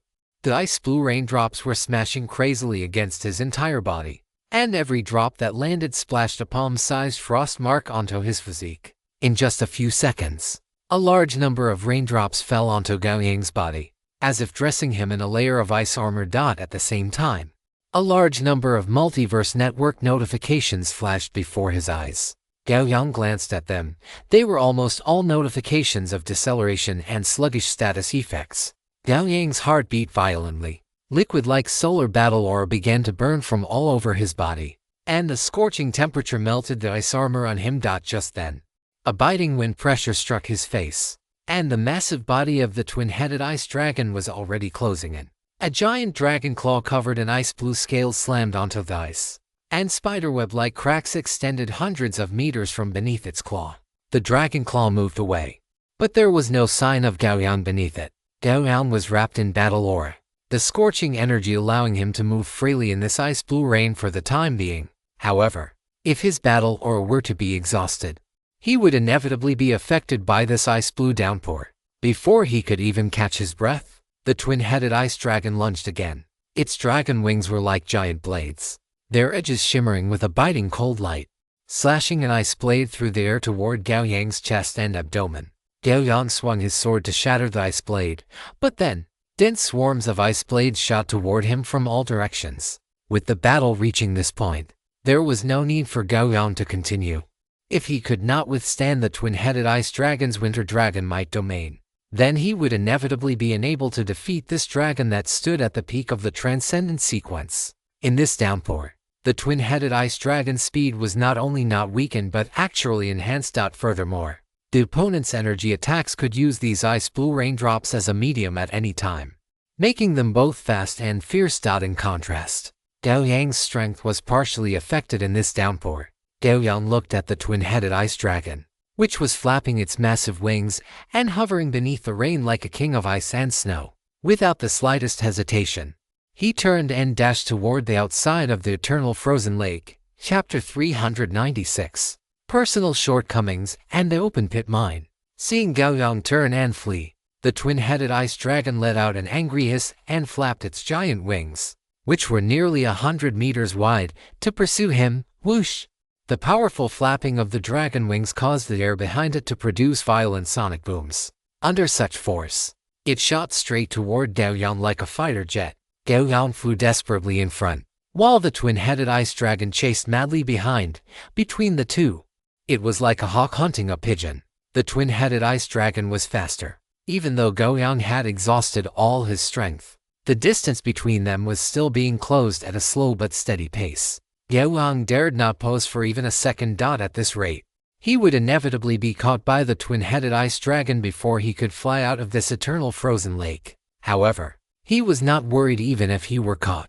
Although he could not defeat the twin-headed ice dragon in its current state, it would not be easy for the opponent to kill him here. What he worried about was whether the twin-headed ice dragon would chase him out of its territory and hunt him down throughout the entire inheritance land. If that were the case, then it would be almost impossible for Gao Yang to find time for any other exploration. Being hunted by a dragon species at the peak of the transcendent level, or one that had even touched the legendary realm, was something few could remain calm about, let alone find the time to search for resources. While he was deep in thought, an angry dragon roar came from behind, and a fierce wind whistled toward him. Gao Yang suddenly turned around and slashed out with his sword. Clang! A ring of energy exploded outward. Gao Yang swung his sword to block the biting jaws of the two-headed ice dragon, and by utilizing the force of the recoil, his speed surged significantly, allowing him to put distance between himself and the beast once more. The two-headed ice dragon watched the humanoid dragon, which was as slippery as a loach, and a surge of fury flashed within its icy blue vertical pupils. However, there was truly little it could do against an entity of similar strength that was determined to flee. Just like that, through one chase and one escape, and after 3 exchanges of blows, Gao Yang successfully flew to the edge of the icy blue rainstorm, arriving at the border of the eternal frozen lake. Before him lay a vast expanse of frozen forest. The two-headed ice dragon watched Gao Yang's retreating back, understanding that if it allowed this fellow who dared to provoke its majesty to escape the eternal frozen lake, it would never be able to kill him. In an instant, energy began to converge in the mouths of both of the dragon's heads. This time, the energy was even more condensed than in the previous attempts. Gao Yang looked back with a strange feeling, only to see that the energy in the dragon's mouths was on the verge of becoming tangible. A terrifying, biting fluctuation radiated from the two-headed ice dragon. This guy is going for the kill. A thought stirred in Gao Yang's mind, and he increased his speed, dashing forward even faster. As for the two-headed ice dragon, it maintained its speed. Its two pairs of dragon eyes locked firmly onto Gao Yang's back. The moment Gao Yang stepped out of the eternal frozen lake, two icy blue rays, each only as thick as an adult's thigh, erupted from the dragon's mouths. Wherever the rays passed, the space emitted a series of cracking sounds, as if even the space itself could not withstand such cold, threatening to freeze under the frigid air radiating from the beams. The speed of these rays was extreme. The moment they were fired, they seemed to pierce through space itself, appearing within a 100-meter radius of Gao Yang. Gao Yang did not change his movements, ignoring everything as he continued to charge toward the dense forest ahead. The moment the rays were about to strike him, his massive form suddenly vanished, reverting to his human shape. The two rays whistled past just meters above his head. A terrifying chill permeated the air.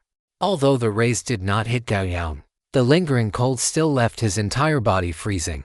A thick layer of frost condensed on his eyebrows, and it felt as if even his thoughts were about to be frozen solid.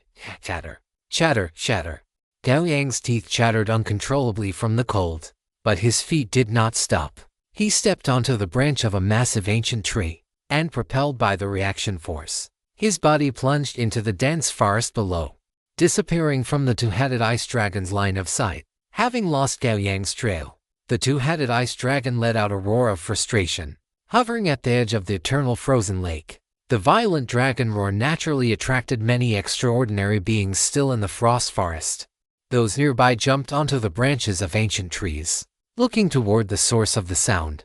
But upon seeing the massive two-headed ice dragon, they all quickly jumped down from the branches, fearing they might be caught in the crossfire of the powerful dragon's rage. Gao Yang did not stop, charging recklessly through the frozen forest. Along the way, whether it was people or monsters, he paid them no mind. If a monster blocked his path, he would kill it with a single sword strike. If he encountered other extraordinary contestants, Gao Yang's speed did not falter in the slightest, and he vanished from their sight in an instant. After sprinting at full power for over 10 minutes and seeing that the two-headed ice dragon was not pursuing him, Gao Yang finally stopped. He leaned against the trunk of an ancient tree that would require over 10 people to encircle, sending waves of battle chi toward his head. At the top of his head, icy blue cold energy was attempting to invade his body. This chill came from the ice rays the two-headed ice dragon had fired at the last moment. Although they hadn't hit him directly, even the aftermath was troublesome. The cold energy clung to him like maggots on bone, desperately trying to burrow into his skin. If not for the strict defense of his blazing sun battle chi, this cold would have long since surged into his body. A large part of the reason Gao Yang had been charging recklessly through the frozen forest earlier was that this cold had partially frozen his thoughts, making it impossible for him to think clearly. After resting for a good while, under the scorching heat of his blazing sun battle chi, the cold gradually dissipated. Only when the last wisp of cold was incinerated into nothingness by his battle chi did Gao Yang finally heave a sigh of relief. He sat cross-legged under the ancient tree, quietly reflecting. Through the previous battle with the two-headed ice dragon, he had finally caught a glimpse of the power of the legendary realm. He did not know how long this two-headed ice dragon had lived, but its strength was truly monstrous. One could say its attack, defense, and speed were all maxed out. It was only slightly lacking in agility. After all, with such a massive size, it was impossible to be overly nimble. During the battle, Gao Yang also discovered some of his own shortcomings. His attacks still had room for improvement, and his reaction speed was relatively slow. If not for the method he had developed earlier of using lightning to stimulate his nerves, he feared he would not have been able to dodge those two icy rays fired by the dragon at the very last moment. Even the aftermath had nearly caused him major trouble. If he had actually been hit by those rays, he likely would have perished right there. The volume of his battle chi was also a major issue, although his recovery speed was already considered extremely fast. The total capacity of just over 10,000 limited his performance. Originally, before he had developed skills like time acceleration, his battle chi had been perfectly sufficient. Admittedly, in the time acceleration state, he possessed faster speed, more attacks, and more agile reactions than others. But the consumption of battle chi was truly exorbitant. In the previous battle, the consumption from just using self-time acceleration had nearly drained his battle chi, forcing him to deactivate the state and use his battle chi for attacks and defense instead.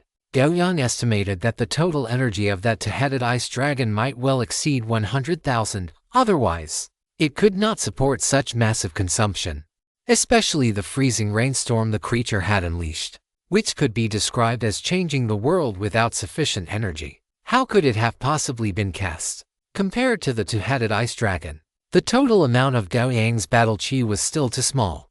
There was no helping it. He had only been a player of the comprehensive network for a short time, and the fact that he possessed his current amount of battle chi was already thanks to his unique talent, Scorching Sun Furnace. After this inheritance side is over, I must spend some time properly cultivating my battle chi. Under the enhancement of his unique talent, Scorching Sun Furnace, his battle chi growth rate was exceptionally fast. The only thing he lacked now was time. Thinking of this, Gao Yang focused his attention on his own offensive capabilities. As it stood, his attacks were already very strong, but that did not mean he had reached his limit. The two-headed ice dragon's defense had left a deep impression on him. That feeling of striking it as if he were cutting into solid steel was truly impossible to forget. He needed to learn more sword techniques to improve his disaster sword technique. The improvement of the disaster sword technique provided the greatest boost to his offensive power. Of course, in this process, the improvement of his own attributes naturally could not be neglected. After noting down the areas that urgently needed improvement, Gao Yang slowly exhaled a breath of stale air, then stood up and headed toward the open pit mine. This battle had also exposed the issues with his weapon. If black obsidian were sharper, he imagined the fight with the two-headed ice dragon would have been much easier. Gao Yang did not linger in the frozen forest for too long.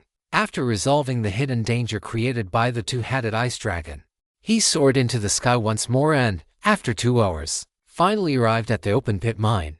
The open pit mine was called a mine, but in reality, it was composed of massive mining pits, each with a diameter exceeding 1,000 or even 10,000 meters. Looking down from the sky where Gao Yang was, the entire landscape was scarred and ravaged. These mining pits looked as if the flesh and blood of the earth had been carved open, its essence squeezed dry and extracted, leaving behind only hideous, unrecoverable wounds to display to the world. Within these pits, winding stone or dirt paths spiraled down to the very bottom. Beyond that, there were countless dense mining tunnels along the sides of these paths. When the wind blew, these tunnels emitted shrill whistles, as if thousands of vengeful spirits were roaring and struggling within, never to find peace for eternity. And within these pits, Gao Yang saw many half-flesh, half-mechanical creatures, either humanoid or beast-shaped, wandering about with mining shovels or pickaxes in their hands. These must be the monsters of this open-pit mine. Because Gao Yang saw that some people were currently fighting these semi-mechanical creatures, whoosh! A sharp sound of something piercing the air struck. Gao Yang reflexively leaned to one side, and a bullet the thickness of a finger flew past his ear, exploding with a boom only a few meters behind him. Fragments of the exploding bullet hit Gao Yang's back, making a clanging sound. This level of attack was indeed a bit weak for the current Gao Yang. Gao Yang looked toward the direction the bullet had come from and saw a monster with the upper body of a human male and 8 metal spider legs embedded in its lower body, holding a gun and staring at him. Seeing Gao Yang look over, it did not hesitate to pull the trigger and fire at him again. For a moment, the intense sound of gunfire echoed over the mining pit. Gao Yang raised an eyebrow, violently flapped his wings, and dove down like a meteorite. As he flew past the monster, he unleashed a sword chi, and the sharp energy sliced it directly in two. The semi-mechanical monster fell to the ground, its corpse vanished, leaving only a heart crafted from machinery behind. Good luck. Gao Yang looked at the mechanical heart on the ground, feeling quite pleased. According to the information Bane had given him, not every monster possessed such a mechanical heart. Only some powerful or special monsters had the potential to condense one. Gao Yang reached out with one hand, and the mechanical heart automatically flew into his palm. Looking at the mechanical heart that seemed to still possess vitality, he couldn't help but marvel at the wonders of creation. I will resume 10,000 words a day starting tomorrow. Please vote for me next month. Chapter 397 Mechanical Crisis, Orbital Annihilator. When Gao Yang looked at the mechanical heart in his hand, the progress displayed on it surprised him quite a bit. The reason was simple. This mechanical heart granted him 10% of the required progress for the token. In other words, as long as he collected 10 mechanical hearts, he would be able to obtain the complete token and enter the inheritance side of the mechanical soul. The mechanical heart vanished from his hand, and wisps of battle chi began to condense. A few seconds later, a miniature ball of light formed from battle chi appeared in Gao Yang's hand. He tossed this ball of light toward the center of the mining pit he was in. When it reached the right distance, he moved his mind, and the ball of light exploded with a boom. A shockwave of battle chi spread out in a sphere in all directions, sweeping across the entire mining pit in the blink of an eye. The next moment, a three-dimensional map of the mining pit appeared in Gao Yang's mind. He carefully analyzed it, then set off. Rushing toward the path below, the scorching sun furnace not only provided Gao Yang with abundant battle chi and a fast recovery rate, but more importantly, it enhanced his control over battle chi. This allowed him to use battle chi to perform various operations that seemed incredible to outsiders. And the battle chi detection he had just used was only one aspect of it. With a clear understanding of the mining pit's terrain and the monsters within, Gao Yang's movements became exceptionally fast. In less than half a day, he had already collected a complete token. He looked at the token in his hand, then crushed it. A metallic, silvery white light enveloped his body, and the next instant, he vanished from the mining pit. The mechanical soul inheritance site was a modern city that looked full of technological aesthetics. Gao Yang fell from the sky and landed on the roof of a tall building. He walked to the edge of the building, from where he could get a good view of the high-tech modern city below. On the roads at the bottom of the city, there were no vehicles moving. Even the hovering cars were parked in their spots, showing no signs of starting. Furthermore, this inheritance site seemed to be devoid of living beings, as Gao Yang saw squads of intelligent robots holding firearms, running along the empty avenues, and their target, it seemed, was precisely the building where he had landed. Coming for me? Could this be the legendary machine uprising? Gao Yang looked at the robots moving rapidly along the roads below, muttering to himself in disbelief. Just then, a notification from the Multiverse Network appeared before his retinas. Multiverse Network notification. You have entered the inheritance ground of the mechanical soul. The method for competing for this inheritance is machine uprising. Entrants must head to the city center and destroy the central AI with the codename Zero. Multiverse Network notification. In this city, besides Zero, there are 13 auxiliary AIs. Destroying them can effectively mitigate the aggression of the machine uprising. Gao Yang raised an eyebrow.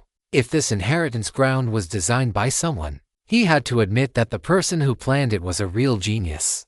The planner truly adhered strictly to the principle that the Dharma should not be easily imparted. These inheritance grounds always had to increase the difficulty of acquisition. Regarding this, Gao Yang only wanted to say well done, because only with sufficiently high difficulty would the inheritances of these grounds not be easily obtained, which meant that for him, there would be more time to explore these inheritance grounds at a more leisurely pace. As Gao Yang was thinking this, in the far distance of his line of sight, a burst of intense explosive fire caught his eyes. A few seconds later, a distant, rumbling sound reached his ears. It seemed to have been caused by those who had entered the mechanical soul inheritance ground earlier.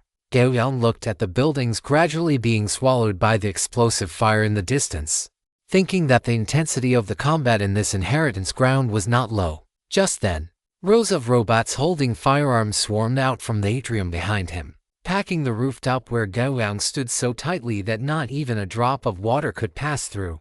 Dozens of green laser sights locked onto his body, leaving almost no part of him uncovered. Then a cold, synthesized electronic voice rang out. Human detected. Executing Supplementary Protocol Article 3 Exterminate. As the words fell, the green laser dots locked onto Gao Yang instantly turned scarlet. The robots pulled their triggers without hesitation, and streams of fire sprayed toward Gao Yang, encompassing him within a web of firepower from the most optimal shooting angles. Gao Yang raised one hand forward, and dark purple vines rapidly intertwined and wove together in front of his palm, forming a massive, egg-shaped vine shield that firmly protected his entire body within. Following this, a continuous stream of impact force struck the vine shield, emitting thud-thud sounds. Behind the shield, Gao Yang frowned slightly. The power of these bullets seemed not as exaggerated as he had imagined. Immediately, he realized the reason. It was simply that his own mindset had not shifted in time. As a modern person, he had an instinctive fear of being pointed at by the dark muzzles of guns. This fear originated from his thoughts, without having truly collided with firearms. This fear would not disappear, but now, after feeling the force of these bullets hitting the shield, the fear of modern firearms in his heart quietly vanished. He paused for a moment and extended his left hand outside the range of the shield's protection. The next moment, a dense barrage of bullets struck his left hand, emitting a clattering sound. Gao Yang retracted his hand and looked at his palm, finding only faint red marks where the bullets had hit. Beyond that, there was only a slight stinging sensation. Like being hit by glass marbles, there was no other damage whatsoever. Having understood the lethality of firearms against himself, Gao Yang's fear of them finally disappeared completely. Under his control, the egg-shaped shield in front of him quietly melted, spreading along his right arm to his entire body, reforming into the nether vine armor. Clatter, clatter, shield vanished, and the overwhelming barrage of bullets poured entirely onto Gao Yang's body. Gao Yang opened his arms as if embracing the entire world, enjoying the baptism of modern firepower. Then, Heyo appeared in his hand. Blazing battle chi erupted from the tip of the sword, extending dozens of meters in the blink of an eye. Gao Yang stood straight again, looked at the dense crowd of robots before him, and swung the greatsword casually. Whoosh! It was as if a fan of flames had instantly unfolded atop the high-rise. The liquid-like blazing battle chi mercilessly swept through the center of all the robot bodies in front of him, the intense heat causing the areas where these robots were slashed to show signs of semi-melting. The da-da sound of the firearms firing came to an abrupt halt, and the swaths of scarlet lasers also disappeared. Under the great power of an individual transcendent, these mass-produced technological creations appeared extremely fragile. Having cleared all the robots in front of him, Gao Yang looked up at the prompt given by the Multiverse Network, and his figure suddenly soared into the air, flying toward a signal tower-like structure in the distance. At this moment, a cold, synthesized electronic voice rang out amidst the burning mechanical wreckage. Transcendent detected. Executing Transcendent Response Protocol Article 33. Transcendent positioning information has been submitted. Requesting deployment of space-based annihilator missile. Information received. Approval granted. Space-based annihilator expected to launch in 20 seconds. Gao Yang had been flying for less than 30 seconds when a profound sense of danger welled up from the bottom of his heart. That feeling of danger was as if someone had plunged a sharp blade into his chest. With the tip already pressing against his beating heart, a buzzing sound suddenly emerged, exploding in Gao Yang's ears like a thunderclap.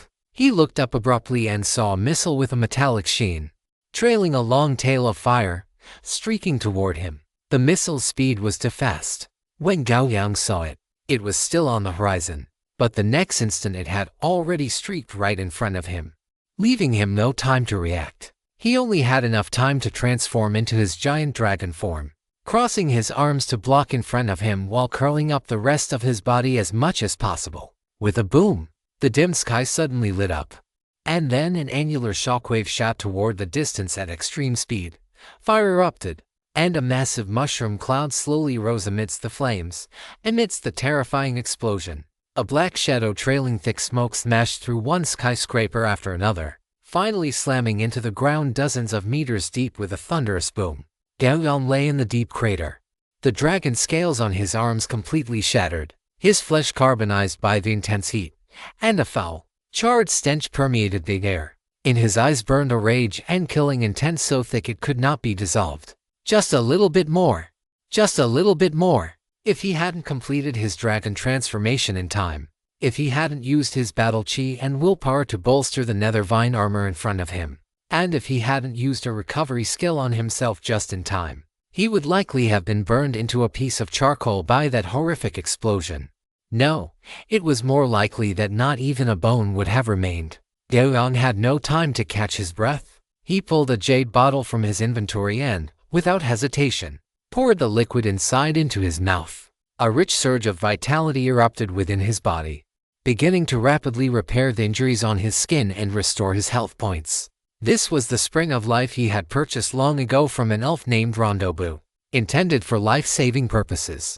Yet he had never had to use it until now. He never expected that he would actually end up using this bottle of spring of life here. Under the nourishment of the spring of life, the charred black skin on Gao Yang's arms peeled away rapidly, revealing the fresh red flesh beneath, which was now repairing itself at an astonishing speed. In just a few seconds, the wounds were no longer visible. Gao Yang suddenly looked up, his body surging out from the deep crater. The moment he burst out from underground, a massive number of intelligent robots had already gathered around him. Violent battle chi erupted with a roar. Gao Yang stomped down heavily, the intense shockwave detonating the earth for over 100 meters around. Amidst the violent rumbling, the ground rippled, shattered, and erupted like water. The terrifying power swallowed every robot within range. By the time the effects of the war stomp subsided, nothing remained standing around Gao Yang. Even several high-rise buildings collapsed under the sheer force of the impact. Gao Yang swung his blade, Heiyao, and sword chi capable of tearing through everything whistled out, sweeping indiscriminately across everything in the vicinity. Before the immense power of a transcendent, these things were no different from the skyscrapers that had been sliced apart. There was not the slightest resistance. In truth, Bane had withheld some information in the data provided. Those who normally arrived at the inheritance site of the mechanical soul would carry electronic radar jammers or life sign shielding devices. These items ensured they would not be detected by the central AI and robots in this city plagued by a machine crisis, thereby allowing them to achieve their respective goals. But Gao Yang did not know this. As a transcendent who was not from the technological side, how could he possibly possess such things? Even if he had known, without the corresponding technical shielding devices, he still would have been discovered by these robots. However, now was not the time for seeking revenge. At this very moment, Gao Yang only wanted to hack all these robots to pieces, then head to those signal towers and tear them down. As for whether there would be more missiles attacking him, provided he was prepared, as long as the power of the missiles did not see a sudden leap, he would only be injured, not killed. Chapter 398, Tech Squad, Joining Forces. The moment the orbital annihilator exploded, competitors from every corner of the city who had come to seize the mechanical soul turned their gazes toward this direction through various means. They then saw a figure trailing black smoke plummet into the earth. These competitors were mostly from various technological planes. With the aid of various technologies, they easily identified that the entity who had survived the explosion was a humanoid dragon standing 10 meters tall, 15 kilometers away from Gao Yang. 5 people clad in mechs were watching the scene of Gao Yang rampaging through the robot army via drone. A gloating voice sounded in their communicators, Ho, this is probably another unlucky fool who stumbled into the mechanical soul inheritance site. I wonder how long he can last in that sea of machines. Haha, Big D. Can you have a little sympathy? I bet 3 minutes, 1 energy block. Another deep male voice said. A soft female voice rang out in the communicator. You guys are really something, stop gloating. Besides, Zero must have a lot of its computing power attracted by that existence right now. Why don't we take this opportunity to head to the city center and strike directly at the heart to seize the mechanical soul? What do you think? Good idea. Agreed. We can give it a try. The female's suggestion immediately received support from the other 4. However, another cute female voice said, we still have to see how long that guy can hold out. We must not let him get taken out before we even reach the location of the central AI. If that happens, we will definitely be exposed to Zero by then, let alone snatching the mechanical soul. I'm afraid it won't be easy for us to even escape with our lives. As soon as these words were spoken, It was as if a bucket of cold water had been poured over their heads. The previously heated communication channel fell into dead silence. After a few seconds, the cute female voice from before said, "How about we make contact with that guy? We provide him with technical support so he can hold out longer. And then the rest of us head to the central AI's location. How about that?" The soft female voice replied. Clearly, the owner of the voice was hesitant, but after seeing the footage transmitted back by the drone, she quickly made a decision. "We can try. Bella, you are responsible for contacting this transcendent. The other three and I will head toward the central AI's position first. Bella, even if the cooperation doesn't work out, don't do anything stupid. Just provide it with whatever help you can. Regardless, you must inform us of the results in time. We will wait for your reply 10 kilometers away from the central AI. Don't worry, Captain Winnie, I know what to do." Bella's voice replied in the communicator. Subsequently, the 5-person squad split into 2 groups. 4 of them moved rapidly toward the center of the city, while the remaining 1 ran toward the location where Gao Yang was. Gao Yang continued to wreak havoc on the robots. Violent sword chi surged from his blade, creating a domain of sword energy spanning nearly 100 meters around him. Every robot that stepped into this area was shredded into a pile of scrap metal by the rampaging sword chi. Under these circumstances, using Blade Storm would actually be more energy efficient. However, Gao Yang dared not use it. Once Blade Storm was unleashed, it was not easy to stop, meaning he would not be able to react in time when facing those missile attacks. Although he was currently slashing out 1 sword strike at a time, resulting in a lower density of attacks, the final outcome remained the same. Just as Gao Yang was advancing toward the signal tower, continuously hacking and exploding these robots, a cute female voice suddenly appeared in his ears. "Hello, may I ask if you accidentally stumbled into the inheritance ground of the mechanical soul? We can help you get rid of the siege of these robots." Gao Yang's hand wielding the sword did not pause in the slightest, as if he hadn't heard anything, and he continued to slaughter the robots. After waiting for a few minutes, the cute female voice sounded in his ears again. "I am telling the truth. These are just the vanguard of the robots. The zero orbital destruction force might have already set off. If you wait for the orbital destruction force to join in, I am afraid you won't be able to leave even if you want to." Orbital destruction force. Gao Yang's sword-wielding motion paused for a split second. It seemed that the person contacting him was likely another entity who had entered the mechanical soul. So, what was the purpose of contacting him? There is no such thing as kindness without a reason in this world. Gao Yang never believed that these strangers, who he hadn't even met and might not even be of the same race, would be so kind as to help him. Bella clearly caught that momentary pause in Gao Yang's sword swings. She said quickly, sounding somewhat excited, "If you want to communicate with me, slash out 3 sword chi strikes in a row toward your left. If you refuse, slash out 3 sword chi strikes in a row toward your right, and we will leave immediately and not disturb your actions." Gao Yang did not think for too long before slashing 3 sword chi strikes in a row toward his left. "Please wait a moment." The cute female voice sounded in his ears. Gao Yang continued to push forward through the sea of robots, but within 2 minutes, he could feel something the size of a peanut crawl onto the top of his foot, only to be captured by the vines of the underworld vine. The underworld vine slithered along his body and soon reached his eyes. It was a miniature communicator. "Just place the communicator anywhere on your body, and we will be able to communicate." Upon hearing this, Gao Yang placed the miniature communicator on his shoulder and had the underworld vine wrap around it. Shortly after, he heard an excited female voice ring in his ears. "It works.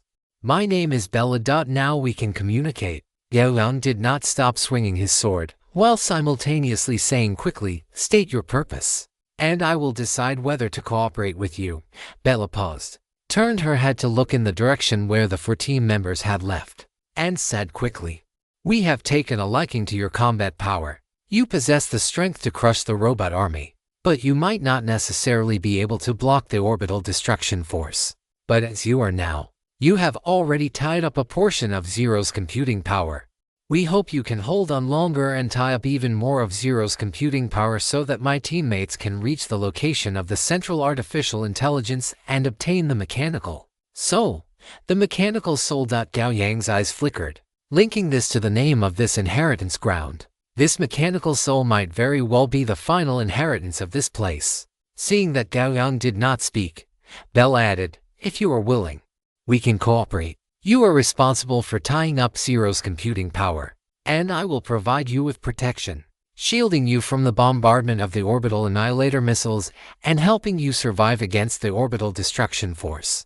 Or, if you have other conditions, feel free to bring them up." Gao Yang spoke up. "I need rare mineral resources to forge my weapon." Once these words were spoken, Bella understood that this humanoid dragon wielding a sword had not stumbled into the mechanical soul by accident, but had come with a purpose. She quickly said in the team's communication channel, "Captain Winnie, that guy didn't stumble in by accident. He wants rare mineral resources to forge a weapon. What should we do?" She knew that for this inheritance ground, Captain Winnie wanted to sweep up both the mechanical soul and the rare metals hoarded by Zero to forge a legendary grade battle armor for herself. But to be honest, Bella did not have high hopes for Captain Winnie. The strength of their team could only be ranked in the upper tier among all the teams that had entered the mechanical soul. They did not possess the strength to crush other teams. Being able to cooperate with the humanoid dragon before them to seize the mechanical soul was already an outcome that exceeded expectations. Wanting to also obtain the rare metals stored by the central artificial intelligence seemed a bit greedy. Therefore, Bella hoped that Winnie would make the right decision. As it turned out, Bella's guess was correct. Winnie only thought for a moment before making a swift decision. "Bella, tell the other party that Zero's mechanical soul belongs to us, and the rare metals stored by the artificial intelligence belong to them. If he agrees, the cooperation takes effect immediately. If he doesn't, tell him to leave at once." After Bella acknowledged this, she quickly relayed Winnie's words to Gao Yang. Upon hearing this, Gao Yang already understood where the mineral resources of the inheritance ground were located. So, besides the resources stored by the central artificial intelligence, would the auxiliary artificial intelligences also store rare metals? Gao Yang paused for a moment and said quickly, "I want the rare metals stored by the central artificial intelligence, and I want priority in selecting the rare metals from the auxiliary artificial intelligences." Bella thought for a moment and agreed to Gao Yang's request. Since they were already giving away the rare metals stored by the central artificial intelligence, giving away those from the auxiliary ones was fine. "How will you coordinate with me?" Gao Yang cleared all the robots within a 100-meter radius with a single sword strike and asked simultaneously. Because of this sword strike, the surrounding robots failed to fill the gap in time. Gao Yang stood amidst the mechanical wreckage scattered across the ground, looking incredibly ferocious and terrifying. Bella's breath hitched. The combat power Gao Yang had displayed made it clear to her that he possessed the strength to make such demands. She silently recorded the scene and sent it to her other 4 teammates. She needed to give her teammates a heads up if the plan actually succeeded. She hoped this video would help them keep their heads clear. Bella did not forget to reply to Gao Yang. She quickly spoke up, "Hold on. I will launch a signal jammer to you. This jammer can cover a 3-kilometer radius. Within this area, the sky-based annihilator will be enabled to lock onto your precise location, which will prevent you from being directly erased by it. Additionally, if Zero dispatches the sky-based destruction force, I will interfere with their coordination, preventing them from forming a pincer movement. That should also pose no threat to you." Gao Yang took a deep breath, inhaling the scent of rust and machine oil mixed in the air. He gave a low grunt. "Understood. Then, once your jam arrives, I will push toward the signal tower in front of me. That should be enough to attract the attention of that central AA and consume more of its computing power." "Right." Bella nodded heavily. If that were the case, there should be no problem. She acted quickly, mounting a frisbee-sized signal jammer onto a stealth drone. She then set the target and watched it fly toward Gao Yang. Afterward, she quickly said in the squad communication channel, "Captain, the deal is done. Once the signal jammer arrives, he will push toward the signal tower where the auxiliary A is located. This will definitely consume Zero's computing power. You can prepare for the assault." "Well done, Bella." Upon hearing Bella's voice in the communication channel, Winnie became excited. She looked at the 3 teammates beside her and quickly issued orders. "Hook, George, get ready for the assault. Ike, Prepare for an information war with Zero. Use the undead virus if necessary. The mech piloted by Ike made an okay gesture. Seeing this, Winnie waited quietly in place, her gaze burning as she looked toward the location of the central AI, the tallest signal tower situated at the very center of the city. Beneath that signal tower lay the lair of the central AI. Chapter 399. Sky-based destruction force. Less than 2 minutes later, Bella's voice reached Gao Yang's ears, reminding him that the stealth drone was about to fly into his attack range. This caused Gao Yang's movements to pause slightly, and he then quietly asked for the direction of the drone. After receiving Bella's reply, Gao Yang began to shift his primary attack direction, preparing for the drone's arrival. Soon, after feeling a slight touch against his foot, he knew the drone had been delivered. The nether vines wrapped around the beast-shaped drone and quickly transferred it to Gao Yang's left wrist. Then, Bella activated the signal jammer. With a click, the jammer attached itself to the inside of Gao Yang's wrist, emitting a rhythmic, faint blue light. Bella let out a sigh of relief, then said with great excitement, "The jammer is activated. You can go all out now. Then, let's begin," Gao Yang said casually, using the nether vines to secure the jammer. On the other side, Winnie took several deep breaths, opened her eyes, and said, "Then, let's begin." Blazing sword chi tore through the sky, the battle chi burning upon it, melting metal and iron wherever it passed. No robot could stop it. The mechs, bearing particle shields, moved rapidly through the streets and alleys. The robots they encountered along the way showed no reaction, as if they didn't exist at all. Behind these two mechs, a slightly slender mech with smooth lines moved forward quickly, and further behind was a slightly bulky black mech. A massive mushroom cloud rose to kilometers away from Gao Yang. The building it struck exploded instantly, and a large amount of debris, stained with flames, crashed into the city like meteorites. This scene was no less than the apocalypse. If this were an ordinary city, these falling rocks alone would have caused a horrific massacre. But now, the only things it could affect were the nearby robot troops. As for Gao Yang, he could even take a sky-based annihilator missile head-on without dying. The shockwaves caused by these jammed missiles couldn't even disturb him. Gao Yang, alone with his sword, pushed forward toward the signal tower through a hail of bullets. It was strange to say, but throughout the battle so far, other than the sky-based annihilator missiles, Gao Yang had not seen any other large-scale weapons of destruction. As far as the eye could see, there was nothing but various types of firearms. While pushing forward, Gao Yang pondered. Soon, he arrived at a hypothesis. That was, the enemy in the machine crisis was humanity. For humans, ordinary firearms were already enough to eliminate the vast majority of the population. Those large-scale weapons of destruction were either no longer useful or not suitable for use within the city. After all, the central AI existed in this city, which was essentially the AI's own lair. What kind of ruthless person would drop a nuclear bomb on their own lair? If it truly reached that point, it would likely be a mutually destructive tactic born from seeing no other hope. Regardless, it was a good thing for him. With his thoughts cleared, the apprehension in Gao Yang's heart diminished by a third. At the same time, his attacks became faster and heavier. When he pushed to within 3 kilometers of the signal tower, Gao Yang finally encountered a different kind of enemy. It was a squad of mechs that looked highly sophisticated at a glance. The armor on their bodies emitted a faint luster, and the weapons they held were no longer mass-produced firearms, but rather weapons customized to their own sizes. This is the Sky-Base Annihilation Unit. Do not be fooled by the fact that there are only 10 mechs. Each one has a clearly defined specialty. If all 10 work together, even our 5-person squad cannot hold them off. Bella's voice rang in Gao Yang's ears, laced with deep apprehension. Before Gao Yang could respond, she continued, "I will jam 4 of the mechs for you. With those 4 out of the coordination loop, you will have to handle the rest yourself. Can you do it?" Gao Yang nodded silently in response.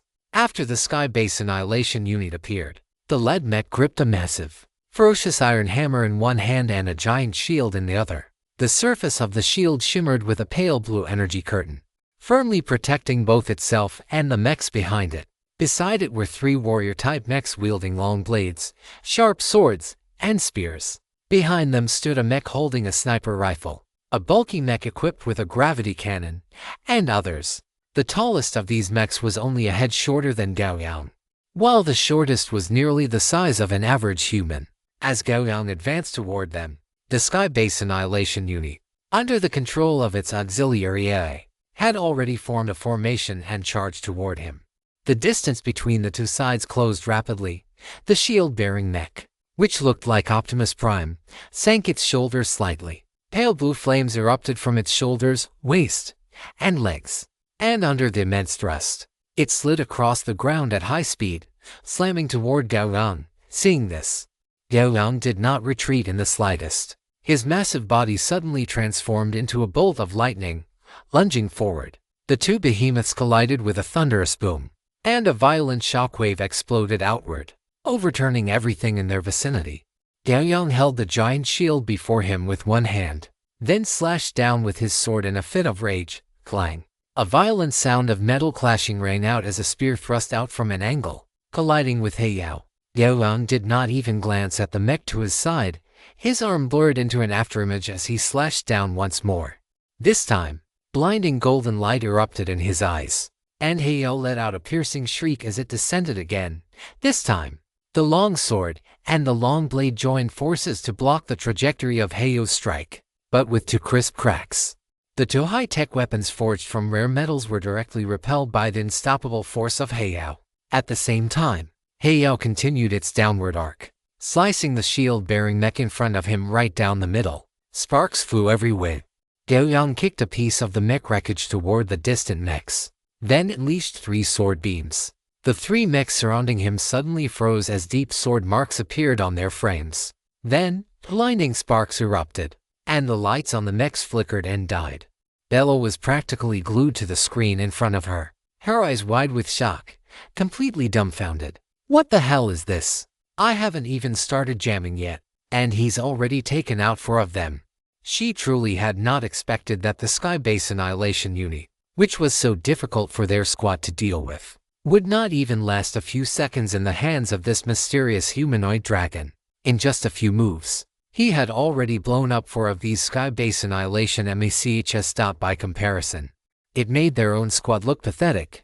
A roar echoed out, and Gao Yang instantly shifted several meters to the side. A black line pierced through the spot where he had been standing a moment before. Gao Yang whipped his head around to look at the slender mech in the distance holding the sniper rifle. The next moment, he hurled the giant sword in his hand.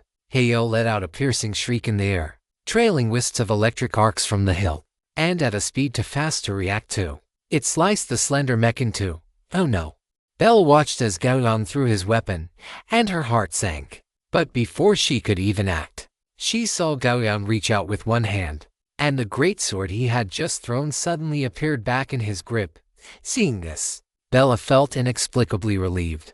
It seemed their squad had just hit the jackpot. Please vote for me. Chapter 400 Suicide at a Cone. Minute later, Gao Yang blew up the last mech of the sky-based annihilation unit and arrived before the signal tower. Looking at the towering signal tower in front of him, Gao Yang did not hesitate and swung his sword down, amidst a violent roar. The signal tower slowly toppled over. The moment the signal tower crashed down, a deep blue electromagnetic pulse suddenly exploded from the base of the tower, instantly sweeping across everything in the vicinity. Bzzzt. A chaotic static noise filled Gao Yang's ears. It was the sound of the communicator Bella had given him being destroyed by the high-intensity electromagnetic pulse. The electromagnetic pulse traveled at an incredible speed, reaching Bella's location almost simultaneously. All the robots along the way lost power under the force of this pulse, turning into piles of dead matter and freezing in place. Just as the electromagnetic pulse was about to hit Bella, a deep blue electromagnetic shield appeared in front of her. After a piercing sound of electromagnetic interference, Bella patted her chest and a smug smile curled the corners of her lips. Luckily I was well prepared. Otherwise you really would have destroyed my optical computer. Bella smiled, but then suddenly let out an ouch. One of the screens in front of her had gone completely black. My stealth drone, Bella wailed, then took out another stealth drone and sent it flying toward Gao Yang's location. At the same time, she didn't forget to prepare a new communicator for him. She could withstand the intensity of the previous electromagnetic pulse. But Gao Yang had no preparation at all. Both his jammer and communicator had been destroyed in the blast. Thinking of this, the hair on Bella's arm stood up, and a layer of cold sweat instantly covered her back.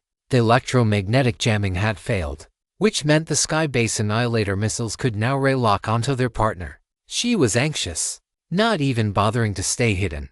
She rushed out of an underground room, and just as she reached the surface, she saw 3 bright white lights streaking across the sky, flying in an arc toward a single location. Bella stared blankly at the scene, muttering to herself, "It's over." Following this, she reacted quickly, taking over the control permissions of the stealth drone and rapidly inputting interception commands. Although doing this might not necessarily be effective, what if it worked? If she could delay the speed of even one of the space-based annihilator missiles, perhaps Gao Yang would be able to survive. And Captain Winnie and her team could also take advantage of this opportunity to continue pushing toward the location of the central AI. Calculating by time, they were only a few minutes away from breaking into the place where the central AI was located. As long as they could endure the next period of time and let Captain Winnie obtain the soul of machinery, they could immediately evacuate this inheritance site. 3 space-based annihilator missiles appeared in Gao Yang's field of vision from 3 different directions. The moment he discovered the missiles, he had already vanished from his original spot. At the same time, a massive amount of battle aura erupted from Gao Yang's body, rapidly forming a giant phantom of battle aura. The next moment, under Gao Yang's control, the battle aura phantom charged in the opposite direction from him. Boom, boom. Following this, violent explosions rang out near Gao Yang, and scorching flames swallowed both him and the battle aura phantom completely. A surging shockwave swept past. Bella looked anxiously toward the very center of the explosion, where the area had been burned into a vacuum by the flames. No technological product could penetrate those thousands of degrees of heat to detect the scene inside. After the flames had spread to a certain extent, the scene at the center of the explosion gradually began to take shape. At the center of the explosion were 2 giant craters separated by 1,000 meters. The crater on the left was a circle larger than the one on the right. The bottom of the crater glowed with a faint red light, and the concrete and steel showed obvious signs of semi-melting, reflecting light under the illumination of the flames. The giant crater on the left was empty, while inside the giant crater on the right was a giant egg composed entirely of vines. The vines on the surface of the giant egg were completely charred and withered, and there was a thick circle of charcoal powder around the egg that was formed by the vines falling to the ground after being scorched. Upon sensing that the fire outside had weakened, a crack appeared in the giant egg. Subsequently, the entire giant egg rapidly transformed into vines and retracted toward the inside of the egg. Soon, the giant egg disappeared, exposing Gao Yang, who had been protected within. Once again, Gao Yang looked at the bottom of the giant crater where he was located, rubbed his slightly stinging chest, and then exerted force with his feet, soaring into the air from the giant crater.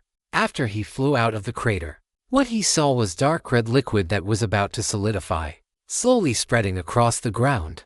That was molten iron formed after the original robot troops were melted by the high temperature. When Bella saw Gao Yang leap out of the giant crater, her previously low mood suddenly climbed rapidly, soon reaching its peak. She excitedly communicated frantically with her teammates on the communication channel while relaying the scene she was seeing. Because of the 3 space-based annihilator missiles, there were no robot troops replenishing Gao Yang's location for the time being, so he had a rare moment of rest. However, it was also possible that the auxiliary AI at his location had been blown away in the explosion, and the central AI was currently playing a game of wits with Bella's teammates, leaving it with no time to deal with him. Gao Yang took out a kello fruit. Before he had eaten more than a few bites, Bella's drone had already arrived. He reached out his hand, and the drone landed on the back of his hand. As a new communicator was activated, Bella's voice rang in Gao Yang's ears once again. "Big boss, it's so good that you're okay. Are you still able to move? The auxiliary AI in front of you is finished. Its carrier is made of very high-grade metal. If you need it, you can collect it." Upon hearing this, Gao Yang immediately became interested and asked, "Where is the auxiliary AI?" Bella quickly said, "Follow my drone. It knows the location of the auxiliary AI." Hearing this, Gao Yang quickly followed behind the hummingbird-like drone. After the drone dove into a building, it signaled frantically to Gao Yang in front of a wall. Gao Yang understood immediately. He stepped forward and shattered the wall in front of him with just one kick. A large amount of rubble scattered, but it only made a small amount of collision noise. He looked through the large hole in the wall toward the inside. What met his eyes was nothing but pale blue fluorescence, with cables like tangled snakes converging toward the bottom of this space. The hummingbird drone passed through the large hole and flew straight downward. Seeing this, Gao Yang did not linger. After passing through the hole, he also dropped downward. 3 minutes later, Gao Yang landed on a large expanse of cables. In front of him was a large, silver-white cube. There was no screen and no interface. It was just a cubic metal block floating about 30 centimeters above the cables. Is this the auxiliary AI? Gao Yang looked at the metal cube in front of him and asked. That's right. This is the main body of the auxiliary AI. The silver-white metal is a type of memory metal, which has excellent heat dissipation, conductivity, and memory properties. Bella's voice sounded. Now this auxiliary AI has died. It should have returned to the central AI, and this carrier is already an empty shell. So, I can take it away, right? That's right. Hearing this, Gao Yang pressed one hand onto the metal cube. As a light flashed, the metal cube disappeared from his hand. Seeing Gao Yang collect the metal cube, Bella quickly spoke. Hello, Transcendent. Now, could I ask you to head toward the location of the central AI with me? Gao Yang looked at the hummingbird drone and spat out two words. Reason. The captain and the others have been blocked by the central AI. They are currently stuck outside the signal tower. Furthermore, because the computing power of the auxiliary AI has been reclaimed, the central AI's computing power is already recovering toward its peak. We need to create computing pressure on the central AI to lighten the burden on the captain and the others, and create an opportunity. Gao Yang pondered for a moment, then stood up and flew outward. Now their goals were the same. If he wanted to obtain the metal carrier of the central AI, the prerequisite was to take down the central AI first. The hummingbird drone followed closely behind. Bella, the controller behind it, did not pause upon seeing this and proactively advanced toward the location of the central artificial intelligence. Meanwhile, on the other side, Winnie and her 3 companions had already fallen into a bitter struggle. A large number of sky-based destroyer units appeared in front of the signal tower, blocking their path. Captain, there are over 50 sky-based destroyer mechs now. We are about to reach our limit. What do we do? Hook roared loudly over the communication channel. Winnie remained expressionless, bombarding the sky-based destroyer mechs with all her might. Her cold voice echoed through the channel. Ike, how much longer until you can breach the central AI firewall? Inside a building in the distance, Ike watched the dense streams of data before him, beads of sweat the size of peas rolling down his forehead. His 4 hands had already blurred into phantoms as he frantically operated the virtual keyboard in front of him. Only after several seconds did he squeeze a few words from the corner of his mouth. 4.5 minutes. Upon hearing this, Winnie felt a jolt of energy and immediately shouted, Hook, George, hold them off for 4.5 minutes. If you die here, I will cover all your losses, and I will provide you with 3 additional consciousness backups and clone bodies as a bonus. Hook and George, who were currently blocking the path of the sky-based destroyer mechs, were instantly invigorated. A fanatical red glow erupted in their eyes, and they roared their agreement. Before coming to this land of inheritance, they had naturally left consciousness backups and clone bodies for themselves. If they were to die here, they would seamlessly resurrect on their home planet. To the 2 of them, Winnie's promise was an incredibly tempting offer. Do not let their strength fool you. Most of the combat power of those on the technological path is concentrated in various high-tech weapons and equipment. The cost of these items is terrifyingly high. So while they are strong, they are also truly poor. For the sake of the benefits Winnie promised, they did not mind risking their lives for her once. In any case, for those on the technological path, they had long lost their sense of reverence for death. It was nothing more than reloading their consciousness. Under the desperate efforts of Hook and George, 3 minutes passed quickly. Although the 2 of them had fought to the point of madness, with the coordination of dozens of sky-based destroyer mechs, they had already exhausted all their ammunition. and even their own mechs were covered in scars. Behind them, although Winnie was in slightly better condition, she had also nearly lost all combat capability. Her face was full of bitterness as she looked at the towering signal tower ahead with unwillingness. Sighing softly, "Only a minute and a half left. It looks like we have failed. Captain. We are here to support you. We will be there immediately." Just then, Bella's excited voice rang out in the communication channel. Winnie curled her lip. What could they do even if they arrived now?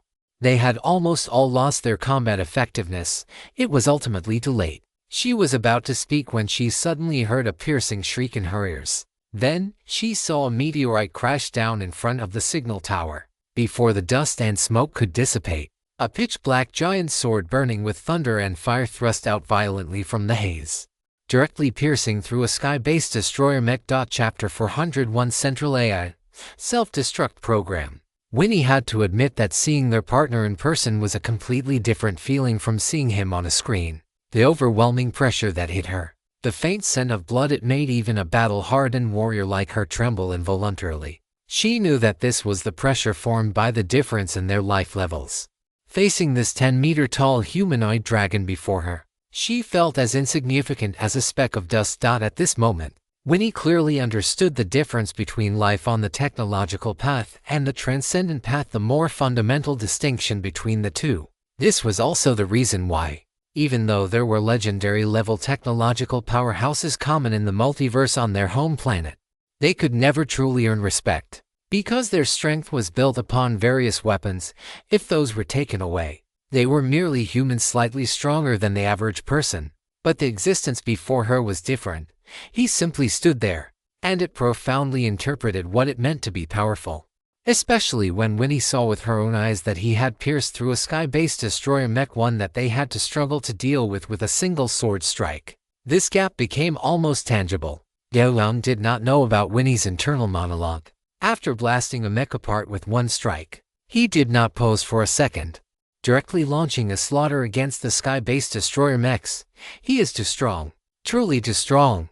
Book had considered his own close combat ability to be among the best, but after seeing Gao Yang's efficiency, he realized that his so-called strength was only because he had never seen a true powerhouse. Winnie quickly reacted and shouted loudly in the communication channel, "Get up, everyone! Prepare to storm the signal tower. Ike, hurry up, don't just dawdle there. I am already at my limit. Stop rushing me, damn it." Ike's irritable cursing followed immediately after. With Gao Yang's participation, the sky-based destroyer units blocking Winnie and the others were no longer an obstacle. More than half of the 30-plus mechs were damaged in just a minute and a half, and the remaining mechs generally showed signs of partial damage. Following Ike's excited shout, ripples of electromagnetic pulses spread out rapidly wherever the electromagnetic pulses passed, not to mention ordinary robots. Even the sky-based destroyer mechs fell into a state of stagnation. As for the signal tower in front of them, its lights suddenly went out, and everything fell into a power-cut state. "We have 2 minutes, 13 seconds, and 47 milliseconds left. Hurry up, otherwise I won't be able to suppress the central AI anymore," Ike urged urgently. "Great job," Winnie roared excitedly, completely abandoning her image. Afterward, she took the lead and charged toward the signal tower in front of her. But faster than her was Gao Yang, because the distance was close enough. Gao Yang had already automatically joined the communication channel of Winnie's squad. After all, they were all using the same type of communicator. He had naturally heard everything Ike said. Winnie only felt a violent gust of wind whip up around her, and then she saw a massive, pitch-black greatsword strike toward the signal tower with a piercing, shrill whistle. She was just about to open her mouth to stop him when she saw the signal tower, which hadn't shown a single mark even after they bombarded it with micro-missiles, being sliced open by Gao Yang with a wound dozens of meters long. Winnie was stunned for a moment, then silently closed her mouth and buried her head to continue moving forward. With 2 strikes, Gao Yang carved a passage through the signal tower that was large enough to pass through, and then he leaped directly into the interior of the tower. Behind him, Winnie looked at the pitch-black space inside the tower and, without the slightest hesitation, jumped down as well. There were only 2 minutes left. They had to pick up the pace. Thump! A soft sound of landing echoed, Gao Yang looked at the empty underground space, turned his head toward the mecha that had followed him down, and asked, "Where is the location of the central intelligence?" Hearing this, Winnie quickly glanced at the map and then realized that the humanoid dragon before her seemingly did not have a map. She projected the map onto the void in front of them. Gao Yang looked at the pentagram highlighted on the map and nodded slightly. "We have to speed up. There are only 1 minute and 57 seconds left." After displaying the map, Winnie took the lead and rushed toward the location of the central intelligence. Having reached this point, as long as they obtained the mechanical soul before the central intelligence broke free from Ike suppression, this mission to the land of inheritance would be considered a complete success. "You can go faster." A gale whistled past as Gao Yang surged past Winnie. Winnie gritted her teeth and accelerated once more. In the underground space, there were only a few intelligent robots. The orbital destruction troops were all on the surface, so the central intelligence was essentially undefended against the two of them. After 1 minute, Gao Yang arrived first before a massive metal wall. According to the map he had seen, the central intelligence was right behind this metal wall. Winnie stepped forward and carefully inspected it for 2 seconds. Her expression turned somewhat ugly as she frowned and said, "There are no gaps at all. This metal wall seems to have been cast directly into place. If she could not break through this metal wall, she would still be unable to obtain the mechanical soul." Gao Yang did not speak. He simply drew the tip of his blade, "Heyo," lightly across the wall. As the tip of the blade passed, a shallow scratch appeared on the metal wall. Seeing this, Winnie felt somewhat distressed. Having seen the dawn of hope only to fall right before the final step was more unpleasant than swallowing a fly. Gao Yang, however, was indifferent. He circulated his battle chi, let out a low shout, and swung his sword down. Clang. A massive, booming sound echoed through the space, making Winnie's eardrums ache. With that single strike, he had only managed to carve a cut about 30 centimeters deep into the wall. Seeing this, Winnie was even more disappointed. If even the humanoid dragon before her could not cut through this metal wall, she certainly had no better way. Unexpectedly, Gao Yang suddenly turned to look at Winnie, signaling for her to step back. Although Winnie did not understand, she did as she was told. While Winnie retreated, Gao Yang struck out with his sword once more. This time, Heyo was not only covered in battle chi but also a brilliant, dark gold luster. Krkr. A harsh, grinding sound rang out. Winnie watched as Gao Yang's sword tip sank completely into the metal wall, struggling to tear through the entire structure. It felt as if Gao Yang was not cutting through a metal wall, but a mountain peak. Gao Yang's muscles were taut, and pop sounds erupted from all over his body. Under Winnie's gaze, Gao Yang's sword finally reached the bottom, and the metal wall before them had been carved with a massive crack 30 centimeters wide and 8 or 9 meters long. Winnie's eyes lit up, and she looked at Gao Yang's tall figure with stars in her eyes. Gao Yang struck again, cutting diagonally from the existing crack to form a triangular opening. Afterward, he kicked the triangular piece of metal, and the wall collapsed with a loud crash. Gao Yang strode inside, and Winnie followed him with a skip in her step, looking somewhat giddy. Fortunately, no one else was there to see it. "Is this the central intelligence?" Gao Yang looked at the massive, silver-white, 32-sided metal object before him, a trace of confusion in his eyes. "That's right. This is the central intelligence, the carrier of the mechanical soul." Compared to Gao Yang's confusion, Winnie was clearly somewhat excited. "There are 37 seconds left, and the central intelligence hasn't broken through Ike's blockade. I will extract the mechanical soul first, and then the metal carrier of Zero will be left to you." Winnie stepped forward and extended one hand. The fingers of her mecha quickly disassembled, and thin data cables emerged from them, wrapping around the 32-sided object. "What grade is this metal?" Gao Yang watched Winnie's operation and asked. Winnie answered Gao Yang's question while she worked. "Conservatively estimated at S5 grade or higher. S grade corresponds to the legendary rank in your combat power system, which means this metal body is not bad even among legendary materials." Gao Yang nodded slightly upon hearing this. If that was the case, then the harvest this time was quite good. Furthermore, this massive metal polyhedron should be more than enough for forging HEIO. 30 seconds later, Winnie shouted excitedly, "Done!" Gao Yang saw the data cables extending from her mecha begin to retract rapidly, with a fist-sized ball of energy wrapped within them. Was this the so-called mechanical heart? Just as the doubt arose in Gao Yang's mind, the space they were in suddenly emitted a piercing alarm, and at the same time, the ground beneath their feet began to heat up rapidly. Run! The self-destruct sequence set by the Central Intelligence must have been triggered. Winnie roared, then turned and ran toward the gap Gao Yang had cut earlier. Gao Yang took a step forward, reached the metal body, pressed his hand against it, and the metal object vanished from the spot. With the rare metal in hand, Gao Yang breathed a sigh of relief. His efforts this time had not been in vain. Afterward, he communicated directly with the Multiverse Network and chose to exit the inheritance ground of the mechanical soul. From this, it was clear that Winnie and her companions were not Multiverse Network players, otherwise, they should have chosen to exit this instance directly. Multiverse Network notification. The player is in a high-risk environment. The estimated time to exit the instance is 10 seconds. Do you wish to exit? Yes. After Gao Yang answered with his thoughts, he turned and ran without the slightest hesitation. He had to hold on for 10 seconds.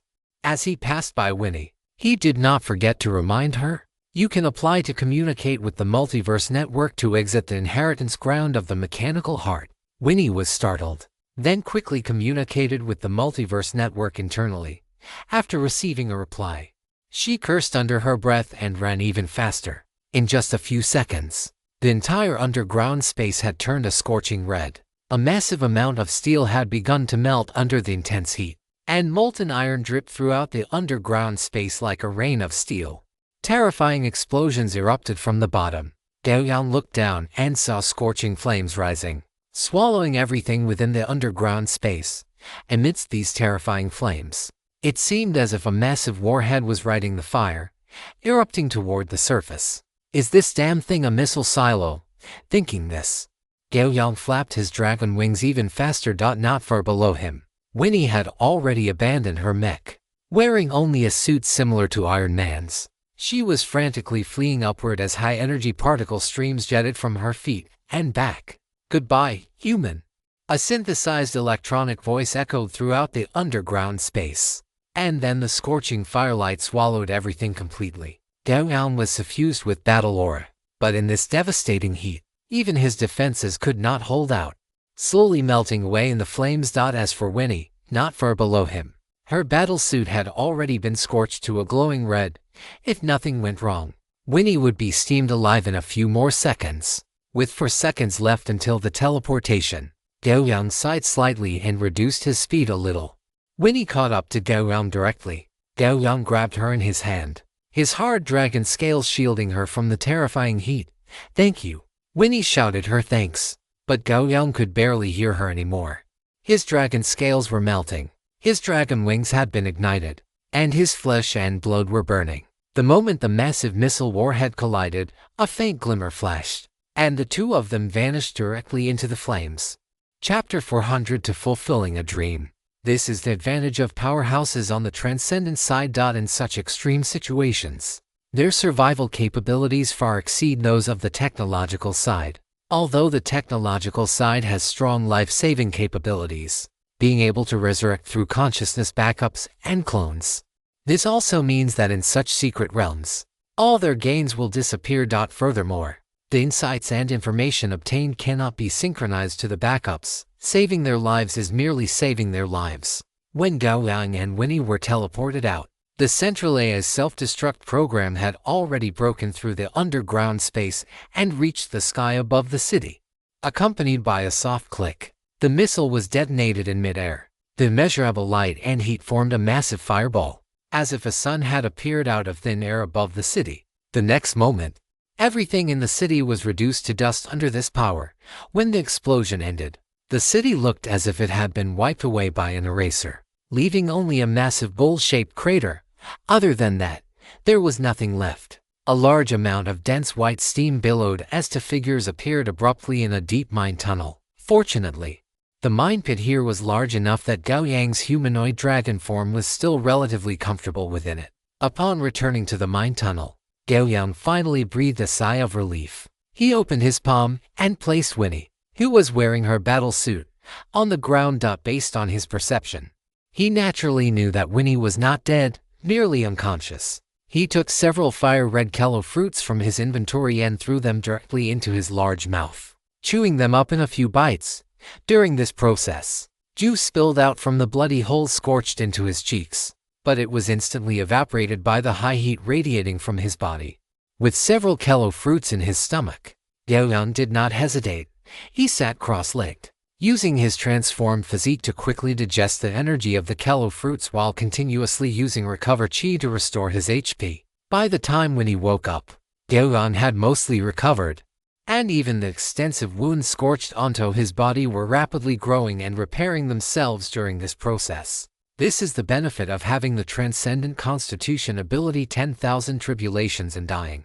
As long as it is not a fatal injury like having his head shattered, he can quickly complete recovery using his own life essence and battle aura. Let alone these superficial wounds.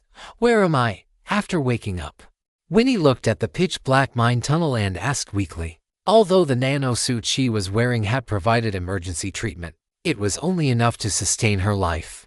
Under that kind of heat, it was a testament to the quality of her nanosuit that she hadn't been steamed into a dried corpse. Gao Yang looked down at Winnie lying to the side and replied, "In a mine tunnel within an open-pit mine." Hearing the voice, Winnie turned her head with difficulty and saw Gao Yang's massive body sitting cross-legged there, filling the dark mine tunnel with an inexplicable sense of oppression. Winnie deactivated her nanosuit, revealing her true appearance, and even reached out to clumsily tuck back the hair at her temples. This was a gesture that should have been very feminine and charming, but in Gao Yang's eyes, it did not cause the slightest ripple in his gaze. As for the reason, it was naturally because the current Winnie could not be considered attractive. Her cheeks were gaunt, her lips were cracked and peeling, and her hair looked like dry grass that had been ravaged by a terrier 800 times. With this appearance, she wouldn't even need any makeup or styling to play a madwoman, let alone display any feminine charm. Winnie clearly had not realized this situation. She bowed slightly toward Gao Yang and said, "Thank you for saving me, sir. If it weren't for you, I fear I would have had to resurrect back on my home planet. Let us be practical. I saved you. So what is my reward?" In the darkness, Gao Yang's dragon eyes emitted a faint golden glow.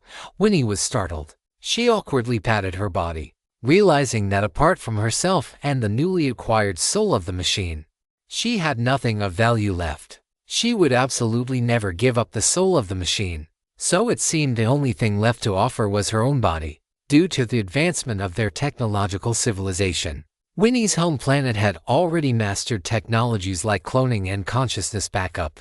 So her perspective on the body and gender naturally differed greatly from Gao Yang's. However, Winnie looked at Gao Yang's massive body, which was 5 or 6 meters tall even while sitting, and then looked at her own 1.70 meter frame. She shook her head and extinguished this wild thought. She smiled with difficulty and then said, "Sorry, my lord. My battle armor was destroyed in the explosion earlier, and my subspace storage backpack is temporarily inaccessible. If you are willing, I will thank you for saving my life once I return to my home planet." After speaking, Winnie looked up into Gao Yang's eyes, her expression full of sincerity. Under Winnie's gaze, Gao Yang slowly shook his head, then pointed to her wrist and said, "Who said you have nothing? Isn't your combat suit quite good?" Winnie was taken aback. This nano suit did indeed have some value, but compared to her internal expectations, the value of this suit did not seem that high. However, since this nano suit could serve as a token of gratitude, she was naturally willing. Winnie very readily removed the bright black wristband from her wrist, held it in her palm, and handed it to Gao Yang, saying, "My lord, thank you again for saving my life. I have already cleared the personal authentication for this nano suit. It only needs to collect your physiological data to serve you." Gao Yang reached out to take it, and then directly stored it in his inventory. It was fortunate that he was in his dragon form, so the expression on his face was not obvious. Otherwise, Winnie would certainly have been able to see that he was in a very good mood at that moment. Of course, ask yourself, what man could refuse a nanosuit? Gao Yang was naturally no exception. Although he might already be more capable in a fight than Iron Man, who doesn't have a dream? In the past, Gao Yang had been busy struggling through life, and even though he had been exposed to such information, he had never truly stopped to pursue it. But now, being able to fulfill a past dream through such a casual act, he naturally would not refuse that, although it was very likely that after getting this nano suit, he would only play with it a couple of times, but that was enough, wasn't it? My injuries have mostly healed, and I am preparing to leave. What about you? Gao Yang was in a very good mood, so he asked Winnie a rare question. Perhaps it was also because he was currently in his dragon form, which was equivalent to wearing a mask, making his behavior somewhat more casual. Winnie licked her dry, cracked lips and said somewhat embarrassedly, "My lord, could you give me some fresh water? My body is about to go into shock from dehydration." Gao Yang was startled, then took an ice blue kello fruit from his backpack and placed it in front of Winnie. Winnie looked at the basketball-sized kello fruit in front of her and, disregarding any sense of decorum, hugged it and dove in like a starving tiger. As the slightly chilled flesh mixed with the crisp, refreshing juice slid down her throat, Winnie finally came back to life. After eating a quarter of the kello fruit in one breath, Winnie finally stopped eating. "Thank you, my lord. This is the most delicious fruit I have ever eaten." Winnie looked at Gao Yang, her eyes regaining a hint of luster. "If you like it, then I wish you a safe journey." Gao Yang nodded slightly. Then his massive body slowly stood up and walked toward the exit of the mine. Winnie sat where she was, the kello fruit by her side, watching Gao Yang leave. Chapter 403. Broken Wing Dragon Valley. The heaven-defying third brother. At the entrance of the mine, Gao Yang walked out. By this time, he was no longer in his dragon form but had returned to his human appearance. When traveling abroad, maintaining a disguise is still very important. Since he had been cooperating with the other party in his dragon form, he naturally would not expose his true identity again. The time spent in this inheritance side of the soul of the machine was not long. After all, the fighting had started as soon as he entered. However, the harvest was quite good, and the rare metals he obtained should be enough for his needs. However, the specific effects and composition of this metal still needed to be verified. This matter naturally required finding the dwarf master blacksmith, LitRPG. As a master blacksmith, his grasp of metal properties was beyond what an ordinary person could compare to. Gao Yang looked up at the clouds in the sky and then at the black wristband on his wrist. He had already authenticated this nano suit with a drop of his blood earlier, so it was now ready for use. As Gao Yang tapped the wristband with one hand, the black band began to melt the next moment, flowing like liquid along his wrist and spreading over his entire body. In just a few seconds, the black nanobots had covered Gao Yang's entire body, forming a streamlined black battle armor on his skin. Gao Yang clenched his fist slightly. There was no discomfort in his finger movements. This armor was a perfect fit. A complete holographic screen appeared before his eyes, displaying the various indicators and functions of the armor, as well as the artificial intelligence that assisted in combat. Gao Yang was certain that if he exposed this armor on Earth, let alone the neighbor's kid, even adults would be green with envy. As his thoughts shifted, beams of energy erupted from the soles of his feet and his back, the powerful thrust pushing Gao Yang's body slowly off the ground. Gao Yang felt his perspective rising slowly, a smile appearing on his face beneath the helmet. Then, following his command, the particle stream ejected by the black armor suddenly doubled in intensity, and at the same time, his body shot into the sky like a missile. The rapidly passing airflow around him could not affect Gao Yang in the slightest, and the information displayed on the auxiliary eye allowed him to grasp the surrounding environment well and respond to various emergencies. However, after flying for only 10 minutes, Gao Yang deactivated the armor's wearable mode. For Gao Yang at this moment, this nano armor could only be described as a decent toy. To truly rely on it for combat would be giving it a bit too much credit. For Gao Yang, he was far more accustomed to relying on his own strength, whether in combat or daily life. Gao Yang glanced at the map and decided to head to the Valley of the Broken Winged Dragon first, as it was closer to his current location. If he still had time to spare after emerging from the Dragon Valley, he might consider making a trip to the Scarlet Dark Prison. The inheritance grounds had been open for quite some time, and there were no weaklings among those who could enter. It was impossible for every opportunity to be waiting for Gao Yang to claim it. All he could do was hurry. After identifying the direction, Gao Yang leaped into the air and furled his dragon wings and flew toward the Dragon Valley. The so-called Valley of the Broken-Winged Dragon did not actually contain dragons. The monsters residing there were primarily large, crawling lizards. But because these lizards possessed a trace of dragon bloodline, this rift valley stretching for 1,000 miles was named the Valley of the Broken-Winged Dragon. It was both a statement of fact and a mockery. When Gao Yang arrived, he saw 2 large lizards fiercely attacking 7 or 8 men with chocolate-colored skin. Among this group of men, several were disheveled, and some had even lost their pants somewhere during the scuffle. As for the 2 large lizards, the larger and stronger one appeared to be in a frenzy, constantly biting and clawing, even spitting out emerald green breath. It seemed willing to trade injury for injury, as if these men had killed its father and stolen its mate. On the other side, the smaller lizard was not as agile in its movements, appearing to have suffered a significant injury to its hind leg. Gao Yang hovered in the air, his expression somewhat strange as he watched the scene. His gaze swept over the 3rd brothers below, then back to the smaller lizard, and it felt as if a news story he had once read had manifested before his eyes. This group of heaven-defying 3rd brothers had apparently been caught in the act of molesting the lizard's mate by her husband, leading to the ensuing brawl. Well, judging by the current state of affairs, although the aggrieved husband and his mate were fighting valiantly, there was still a significant gap if they wanted to exact revenge. For now, the situation was firmly controlled by those 3rd brothers. If nothing unexpected happened, the aggrieved husband and his mate would likely not last much longer.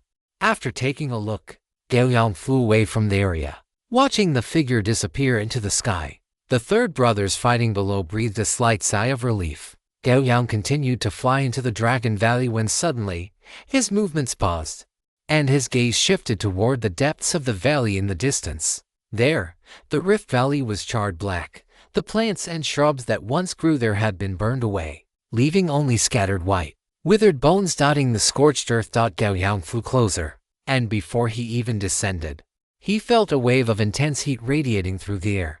That dry, scorching sensation made him feel as if he were facing a blazing sun. He continued to fly forward, and everything he passed had been turned to charred black. He did not see a single monster in the area.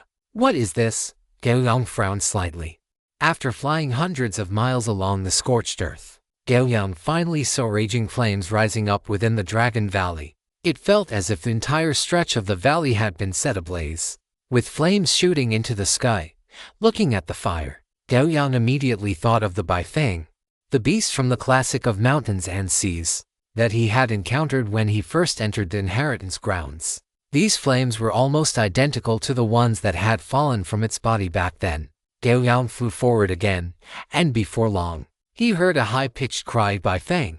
It really was a Baifeng. Gao Yang's spirit lifted, and he accelerated his flapping dragon wings, charging toward the Dragon Valley ahead. At this distance, he could already feel the intense heat waves radiating from the entire space.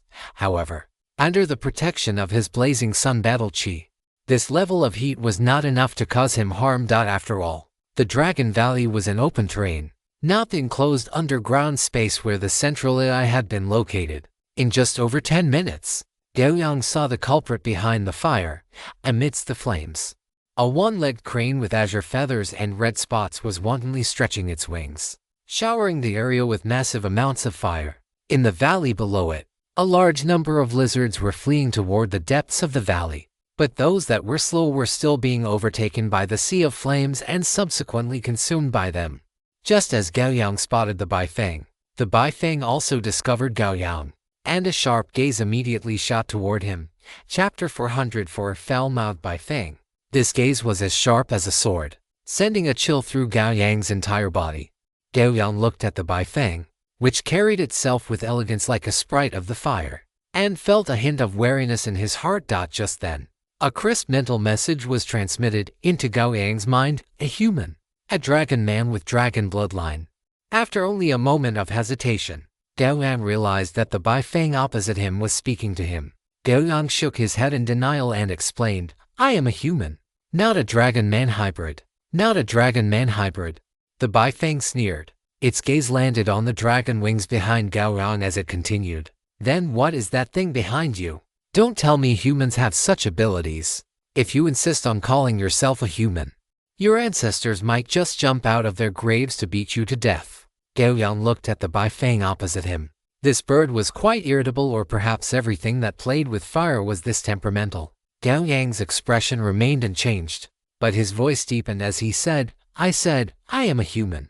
And these wings are merely one of the abilities I have mastered. The Baifeng flapped its wings twice, causing large swaths of flame to rain down. It seemed to chuckle, its voice entering Gao Yang's ears. Ha, so you're just a mongrel, aren't you? Still a half-breed. Hiss.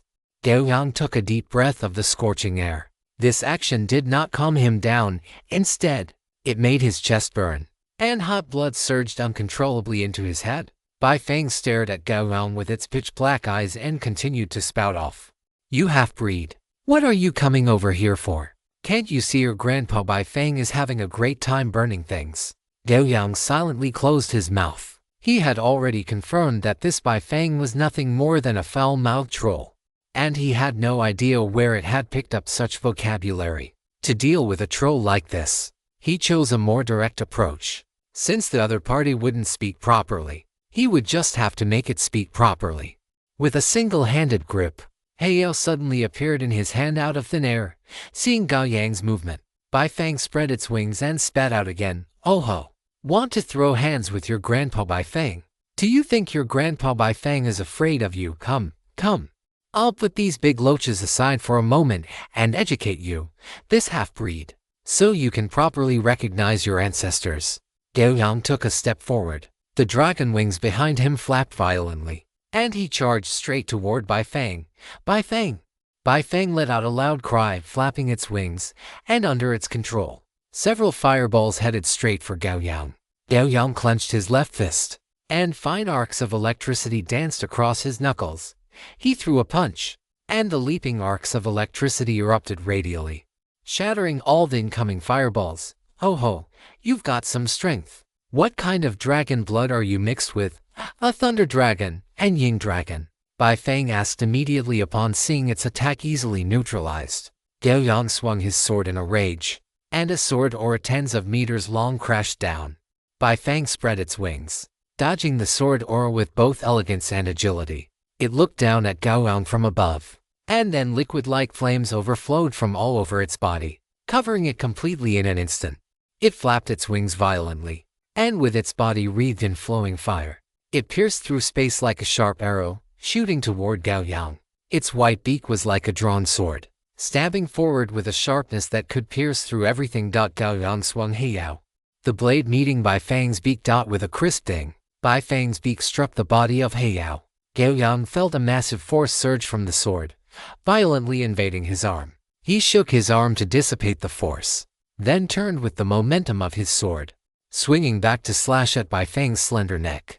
Baifeng used one wing like a blade, retracting and extending it in a vertical strike like a long saber. Heiyao clashed with the azure wing. Baifeng hissed softly and retreated, following the force exerted by Heiyao. In midair, two broken feathers fluttered down. Gao Yang had forced Baifeng back with a single strike, and seeing it retreat, he pursued it like a shadow. Hey, you half-breed! Give you an inch and you take a mile. Baifeng let out a loud cry, flapping its wings, and a sea of crimson fire suddenly appeared before it, filling the space between it and Gao Yang. Come, let me show you the power of Grandpa's Samadhi true fire. The crimson flame scorched the air, actually emitting a sizzling sound. Gao Yang abruptly stopped his forward momentum.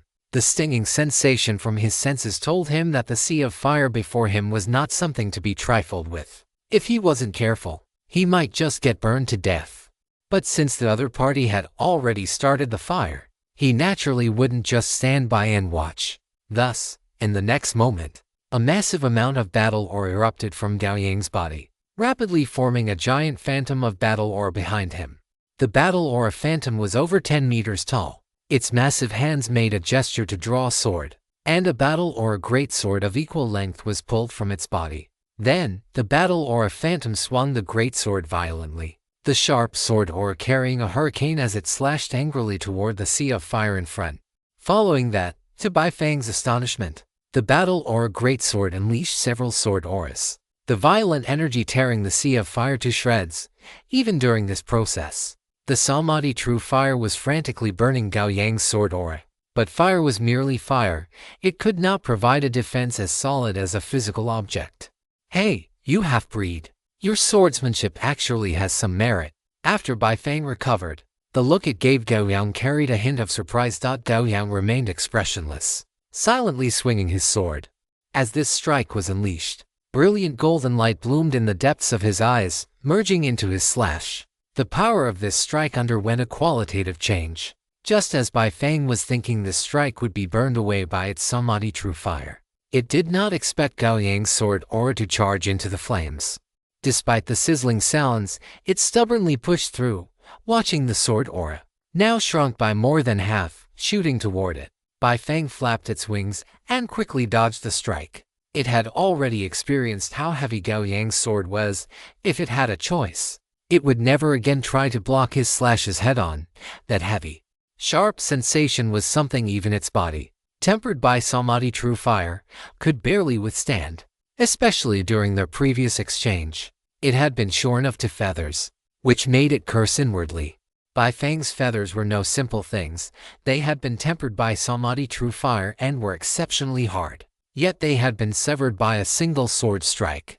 This was simply incomprehensible to Bai Fang. If it hadn't reacted quickly and dodged in time, it probably wouldn't have been just to feathers. As Bai Fang retreated, it saw the sea of fire before it blown away by a violent gust of wind. A figure, wrapped in battle aura, charged out from the gap in the flames, heading straight for it. Chapter 405. Have you heard of the classic of mountains and seas? Gao Yang rushed over. The wind whipped up behind him, forming a cloak of fire that trailed for dozens of meters. He flapped his wings, there emitting a sonic boom. As his figure closed in, he raised his hand and slashed down. Brilliant light shone at the tip of his sword. The tip forcibly tore through the flowing fire spat out by Bai Fang, slashing firmly toward the crane-like neck of this foul-mouthed Bai Fang. Bai Fang's feathers suddenly bristled. It let out another loud cry, spreading its wings to their limit, standing on one leg, and its snow-white beak suddenly pecked toward the blade of Heiyao. Bai Fang was a bird, and for all birds, their beaks were often their most important means of defense and offense. Bai Fang was no exception. This peck was like a peerless treasure sword being drawn from its sheath. Stabbing forward with a blinding white light, the snow-white beak struck first despite starting later, landing with precision upon the blade of the Heiyao sword. This single peck directly caused the brilliant golden light radiating from the Heiyao sword to scatter and dissipate. With a crisp metallic clink, Gao Yang swung the Heiyao back around, twisting his body to lunge forward once more. The Heiyao carved a perfect arc through the air, its sword chi surging like a dragon as it swept horizontally again. Bifan, however, tucked its wings in, folding them before its chest. Its azure feathers seemed to transform into massive science shields, blocking Gao Yang's horizontal slash with perfect timing. Clang! A sound as crisp as metal striking stone rang out. Bifang spread its wings and flew backward, pushed back several dozen meters. As for Gao Yang, he leaned his body forward, stomping down and shattering the air beneath his feet, transforming himself into a bolt of lightning as he launched a surprise attack. Hey, you mongrel human! Do you really think your grandpa Bifang is made of mud? Before Bifang had even steadied its form, Gao Yang had already closed the distance, causing the creature to burst into a string of curses. At the same time, flames condensed in front of it, forming a massive fireball in the blink of an eye. The moment the fireball took shape, it flapped its wings frantically, as if the fireball before it weighed 10,000 jun. Then, driven by Bifang, this crimson fireball began to rotate slowly like a star, crashing toward Gao Yang. As the star-like fireball rotated, the space wherever it passed collapsed toward the center of the sphere, and then, pitch-black cracks appeared around the fireball. Die for me. Bifang's tone was somewhat weak, but it still shouted with extreme arrogance. Gao Yang let out a low grunt, pouring his brilliant willpower into his body without reservation. He was already very close to the fireball, and its terrifying gravitational pull had firmly locked onto him.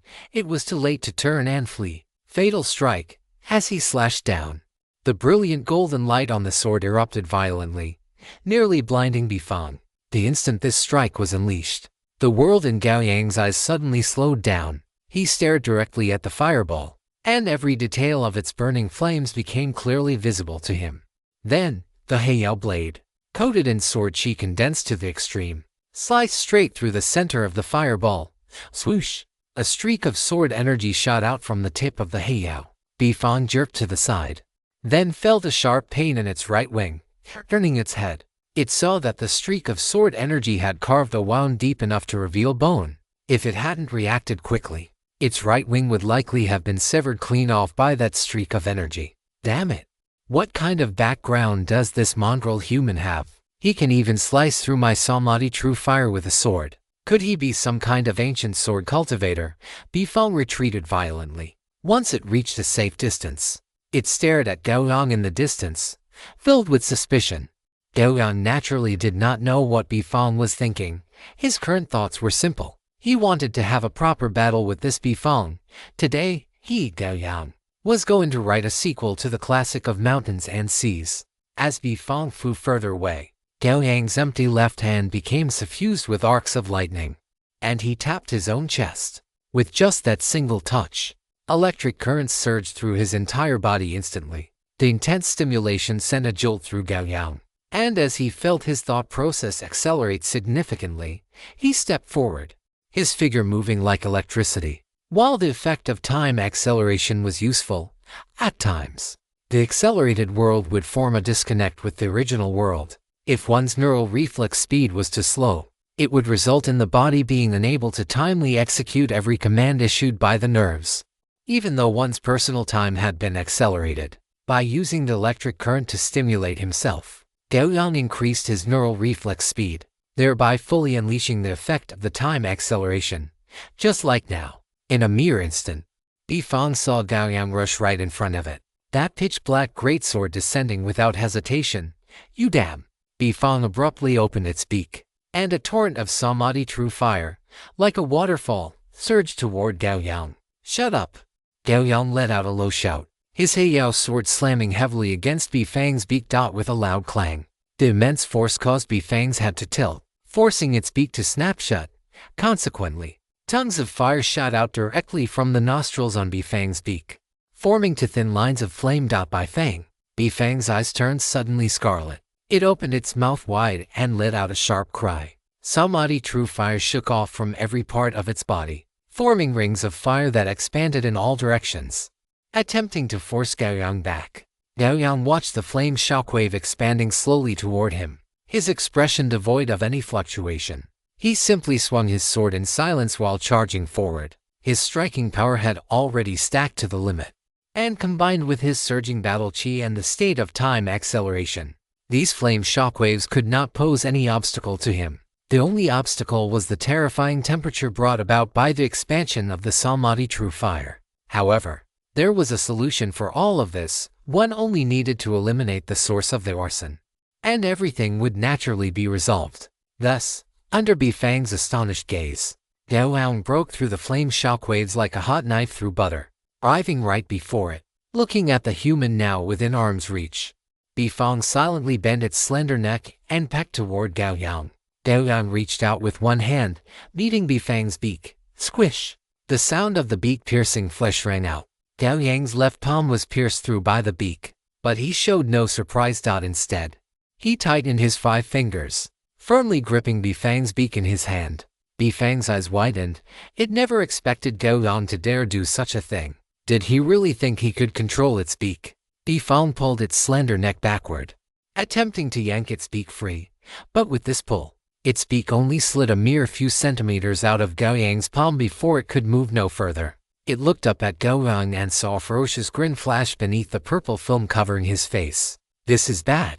The thought had barely crossed Bifang's mind when, the next moment, it saw Gao Yang abandon the black sword in his right hand and reach out to grab its neck.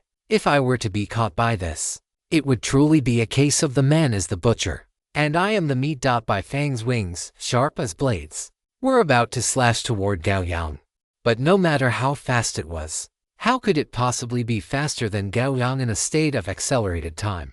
Before the wings could strike, Gao Yang's right hand had already seized Bifang by the neck. compared to Bai Fang's neck. His hands seemed far too slender, but the moment he made contact, his body suddenly expanded and grew. A giant dragon form, a size larger than Bai Fang, appeared abruptly before it. The massive dragon claw gripped Bai Fang's neck just as an adult would hold a large goose. Gao Yang squeezed his right hand fiercely, the immense force nearly crushing Bai Fang's neck. Bai Fang's eyes bulged, its tongue lolling out from the gap in its beak, and the wings it had slashed with now lacked their former power, falling limply against the dragon scales on Gao Yang's body. Gao Yang gripped Bai Fang's neck tightly, a hint of human-like ferocity appearing on his dragon-scaled face. He suddenly flapped his dragon wings, firmly pinning Bai Fang down, and then plummeted rapidly toward the dragon valley below headfirst. During this descent, Gao Yang continuously flapped his dragon wings, accelerating, and accelerating again, until a violent roar erupted. A white shockwave suddenly expanded, and shattered stones flew in every direction.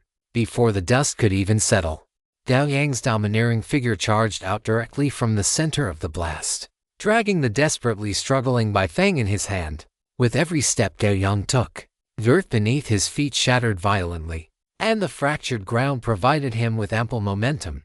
Thus, Gao Yang's speed grew faster and faster, leaving behind a trail of afterimages within the canyon, and his target was clearly the rock wall ahead. Gao Yang charged to the rock wall, let out a roar, and gripping Bai Fang's neck with both hands, he slammed it fiercely against the cliff face. A terrifying, thunderous sound echoed through the canyon. Bai Fang couldn't even let out a sound. Blood spilled from its eyes, beak, and nostrils. But even so, Gao Yang did not stop. He gripped Bai Fang's neck and, treating it like a tattered sack, smashed it frantically against the rocks in front of him and beneath his feet. For a time, a continuous, violent booming sound resonated throughout the valley. With another roar, Gao Yang was surrounded by a large amount of rubble. As for Bai Fang, it now lay in the pile of debris, taking in more air than it was letting out. Yet, even so, it did not fall unconscious, or rather, its powerful physique allowed it to maintain a final shred of clarity amidst such brutal, savage strikes. Blood poured from Bai Fang's mouth and nose, but even then, it looked at Gao Yang with a stubborn mouth and said, "Ah, you mongrel human, you've got some kick, but your grandpa Bai Fang hasn't had enough fun yet." Gao Yang remained expressionless. One hand still gripped its neck tightly, while the other hand clenched into a fist. Drawing the black obsidian sword from the void, Bai Fang looked at the perpetually silent Gao Yang and the great sword in his hand, and its heart couldn't help but skip a beat. Just then, it heard Gao Yang's somewhat muffled voice. "Have you ever heard of the classic of mountains and seas?" Before it could answer, Gao Yang continued to himself. "There is a bird there, shaped like a crane, with one leg, red patterns, a green body, and a white beak. It is called Bai Fang, and its cry sounds like its own name. But I am very curious why the classic of mountains and seas does not mention how Bai Fang tastes. However, from today on, my question will have an answer." Under the lingering firelight, Bai Fang looked at the corners of Gao Yang's mouth as they curled slightly, and a great panic surged from within its heart. Chapter 406, Bai Fang, consumed. "You son of a..." Bai Fang stared at Gao Yang above, feeling as if the person before it was shrouded in a hazy, bloody light. It wasn't clear whether this was caused by the bloodshot veins in its own eyes or if Gao Yang himself possessed such a dense, bloody aura. If you want to blame someone, blame yourself. Don't you know that trouble comes from the mouth? Gao Yang thrust his sword into Bai Fang's chest and abdomen, the tip piercing all the way through. "I originally only came to take a look, and incidentally kill some monsters here so I could enter the Dragon Valley. But you, on the other hand, started off with foul language.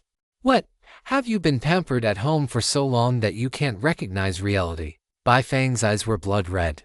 It flapped its wings continuously, flames igniting and extinguishing on its body. It stared at Gao Yang and shouted, "If you want to kill or butcher me, just do it. If I, your grandpa, let out a single cry of pain, then I'm your grandson, you mongrel human." Gao Yang pulled out the black obsidian sword and stabbed it into the rubble nearby. He reached out his dragon claw and grabbed the base of Bai Fang's constantly flapping wings. A great force was exerted, but Gao Yang only applied a little pressure, and Bai Fang's wings could no longer move. When I was a child, I especially looked forward to two holidays. One was National Day and the other was Spring Festival. National Day was because we could have a full week of vacation, with so much time. I had plenty of time to earn living expenses. The other was Spring Festival, because every year during the Spring Festival, Grandpa Director would slaughter chickens for us to eat. The chicken meat covered in sauce was truly too delicious. So every time, I would eagerly step forward to help Grandpa Director catch the chickens. As Gao Yang reminisced about the past in a slow tone, Bai Feng felt increasingly panicked. It struggled violently, trying to break free from Gao Yang's restraint. But in the face of absolute power, all of this was in vain. Slaughtering a chicken is also quite particular. It requires two people to complete it together.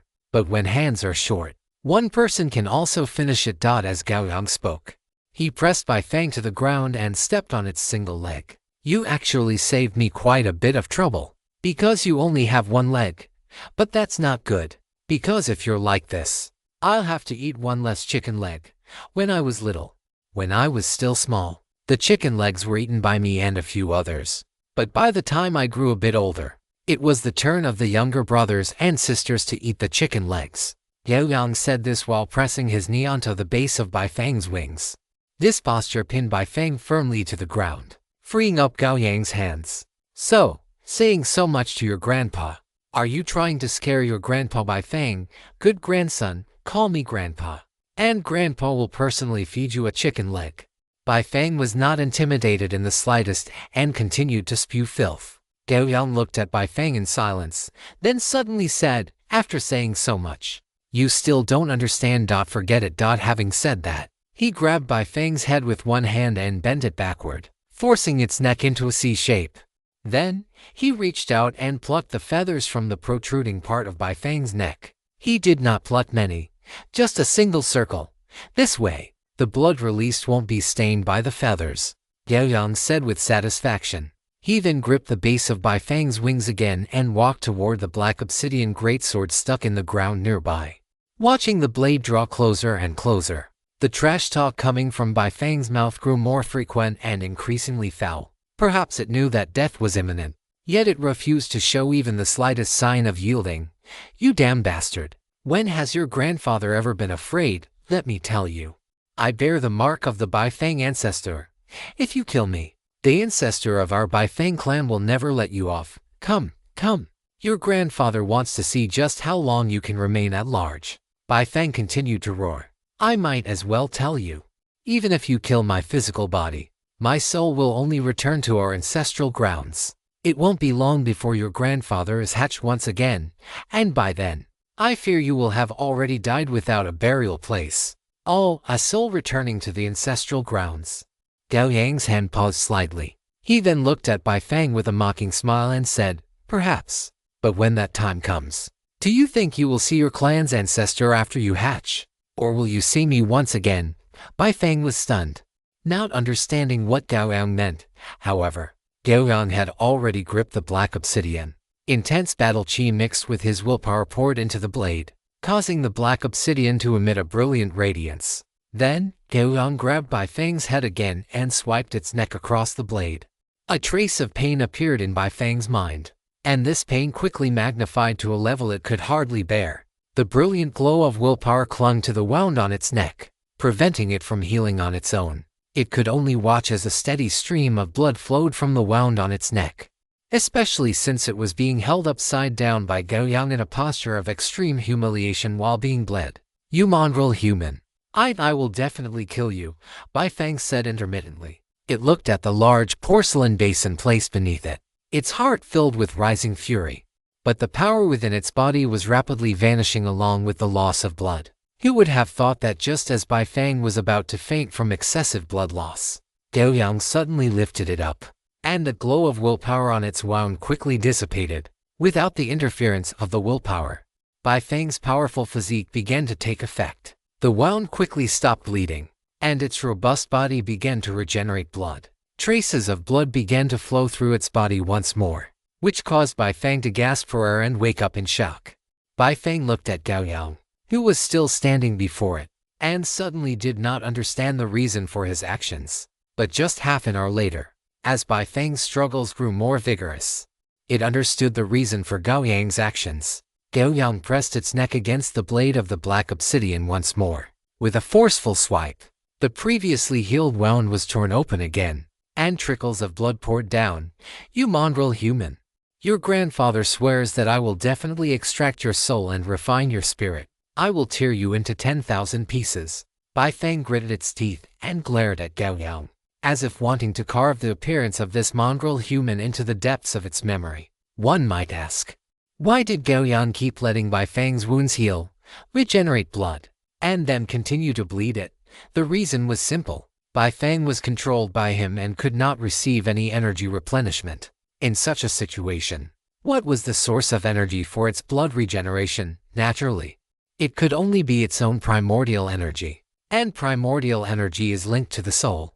If too much primordial energy is consumed, the soul will naturally become weaker and weaker. If the soul is weakened to the extreme, does this Bai Feng still have the possibility of returning its soul to the clan? Gao Yang did not know the answer, but he figured the possibility was not very high. Thus, after repeating this more than a dozen times, Bai Feng's eyes were already filled with a dullness. That was a sign that its soul energy was about to be exhausted. At this moment, it no longer had the desire to speak, and it didn't even have the strength left to curse Gao Yang. Gao Yang looked at it, grabbed its neck, and slammed it toward the black obsidian stuck in the ground. With a slight poochie sound, Bai Feng was directly decapitated. A faint trace of soul energy escaped from its body. Gao Yang instantly dropped the Bai Feng carcass in his hand, snatched up the black obsidian, and his willpower erupted fiercely. Sword chi completely enveloped the space around him. Dozens of fine, golden glowing sword marks instantly covered the entire space. These were sword chi strikes imbued with Gao Yang's intense willpower. After finishing all this, Gao Yang did not care whether Bai Feng's soul had returned to its clan or not. He put away the greatsword and began to process the slaughtered Bai Feng carcass. Soon, Bai Feng's feathers were plucked clean, leaving only a bald, headless bird lying on the ground. Gao Yang severed an entire wing, took clean water from his inventory to wash it, and then, using the flames in the canyon, began to roast the Bai Feng wing. The flames remaining in the canyon were samadhi true fire, which were extremely powerful. Although Bai Feng had a very high resistance to its own flames, it was now skewered on a barbecue rack, so it naturally could not exert the fire resistance it had while alive. In less than half an hour, a rich, meaty aroma wafted around Gao Yang. Although no seasonings were added, this meaty aroma carried a strange, spicy scent, mixed with the fat dripping from the wing, making one's mouth water just by smelling it. Gao Yang held this roasted wing, which was larger than himself, and sat cross-legged on a clean boulder. He then took spices from his inventory and sprinkled them onto the roasted wing, and immediately, an even richer aroma spread out. Gao Yang could no longer hold back and took a bite of the roasted wing. Instantly, a rich, meaty fragrance rushed into Gao Yang's nasal cavity, and the succulent juices overflowed. Gao Yang narrowed his eyes in bliss. There was a big difference between Bai Feng meat and white dragon meat. If white dragon meat was cool with a hint of spiciness, then Bai Feng meat was like a roasted wing with ghost pepper added. One bite, and the spiciness mixed with the meaty aroma rushed straight to his crown. Yet, it was addictive, making one want to eat it clean, bite after bite. It took more than half an hour, but Gao Yang finally finished off the roasted wing. At this moment, his entire body was suffused with a warm current. This current seemed to be nourishing his heart, or more accurately, it was nourishing the sun furnace that had merged with his heart. Gao Yang opened his status window and watched as his total battle chi climbed at a slow but steady pace. Soon, this climb exceeded 200 points. And instead of slowing down, the speed only increased. It was not until the increase surpassed 2,000 points that it began to taper off. In the end, the increase in his total battle chi stopped at 3,100 points. In other words, a single Bai Feng wing had increased Gao Yang's battle chi cap by 3,100 points out of thin air, saving him half a month of arduous cultivation. Gao Yang's eyes shone brightly. This was only one wing. If he were to eat the entire Bai Feng, he estimated that his total battle chi would increase by over 10,000 points. This was undoubtedly a massive boost. Moreover, it seemed there was more to it than that. Gao Yang spread his palm, and a wisp of battle chi rose from it. Unlike his previous battle chi, the current sun battle chi was even more scorching. The original golden red color, which had been roughly half gold and half red, now appeared more red than gold. And the overall hue was much more vivid. At the same time, the burning effect of the sun battle chi seemed to have been enhanced as well. Gao Yang withdrew his hand, took his phone out of his inventory, and began to edit. In the western mountains, there is a bird. Its shape is like a crane, with one leg, red markings, a green body, and a white beak. It is called Baifang. Its cry sounds like its own name. Where it appears, there will be strange fires in the town. Eating it boosts one's essence and increases the ability to control fire. The meaning was simple. Eating the meat of a Baifang could increase one's essence and energy, while also enhancing the ability to control fire. After finishing it, Gao Yang put his phone back into his inventory with satisfaction.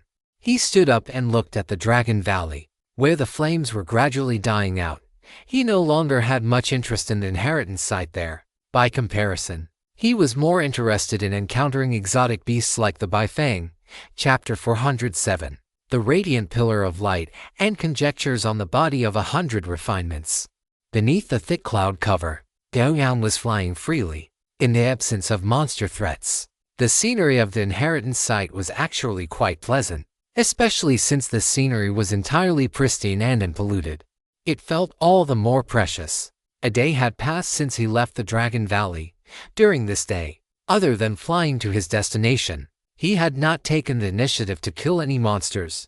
On the contrary, he had fought against quite a few participants, which had truly allowed him to accumulate a lot of experience and witness many strange ability systems. The multiverse was an extremely broad concept. Here, one could see not only warriors like Gao Yang who used battle chi, but also tall, white-bearded old men who charged forward while roaring and waving magic staves, as well as cultivators dressed in Taoist robes with an ethereal, immortal aura. In short, the defining characteristic was its diversity. Among them, the one who left a deeper impression on Gao Yang was an illusionist. How should one put it?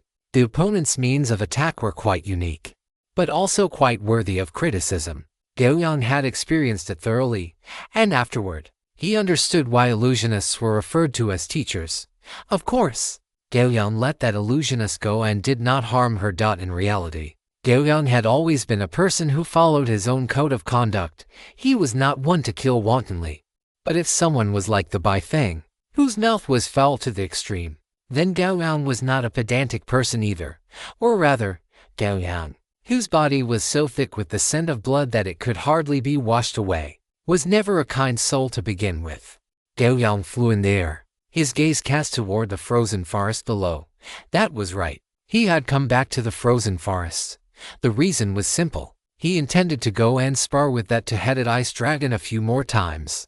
As a transcendent level dragon, the two-headed ice dragon's combat power had far exceeded the scope of the transcendent realm, and in some aspects, it already possessed a portion of legendary might. Moreover, the creature had thick skin and flesh, so he didn't have to worry about killing it. As a sparring partner, it was truly very suitable. If he could subdue it and use it as a mount, that would be even better. There was no harm without comparison, compared to the formidable strength of the two-headed ice dragon. The thunder he had brought back from the St. Gold world seemed quite lacking. Although thunder had also accompanied him on a trip to the abyss, its strength had not improved significantly. On the contrary, its courage had improved quite a bit. Therefore, if there was a chance, Gao Yang didn't mind giving it a try, even though he knew the hope was slim. Furthermore, the two-headed ice dragon was a creature of the inheritance site, and he didn't know if the inheritance site had any restrictions on it. If there were, he could put those thoughts to rest. Soon, Gao Yang descended from the sky and landed directly on the ice of the eternal frozen lake. Not much time had passed since he left, and Gao Yang could still see the traces of his previous battle with the two-headed ice dragon. As Gao Yang landed on the ice, he naturally channeled his battle chi through the ice surface to the depths below. Within just a few minutes, a massive black shadow appeared beneath the solid ice, violently shattering the thick layer as two enormous dragon heads lunged toward Gao Yang to tear him apart. However, long before the ice was shattered, Gao Yang had already moved from his original position. Thus, the two-headed ice dragon's underwater ambush naturally ended in failure. The two-headed ice dragon flew in midair, its two pairs of ice blue vertical pupils narrowing slightly upon seeing Gao Yang. It naturally had a deep memory of this little bug who had made it feel long-lost pain. Gao Yang looked up at the two-headed ice dragon, which could be described as blotting out the sky, and waved his hand with a smile, as if greeting an acquaintance. Roar! The two-headed ice dragon let out two roars, and layers of pale blue sound waves exploded, carrying gale force winds and ice shards as they smashed toward Gao Yang's head. Facing such an attack, Gao Yang stood where he was, completely motionless. Battle chi surged in front of him, and the raging, burning energy melted all the incoming ice shards. The two-headed ice dragon did not expect such an attack to injure Gao Yang. After finishing its roar, its strong and massive body stirred up a gale as it lunged toward Gao Yang to kill him. Gao Yang smiled slightly and took the initiative to meet it head-on. The battle unfolded in an instant.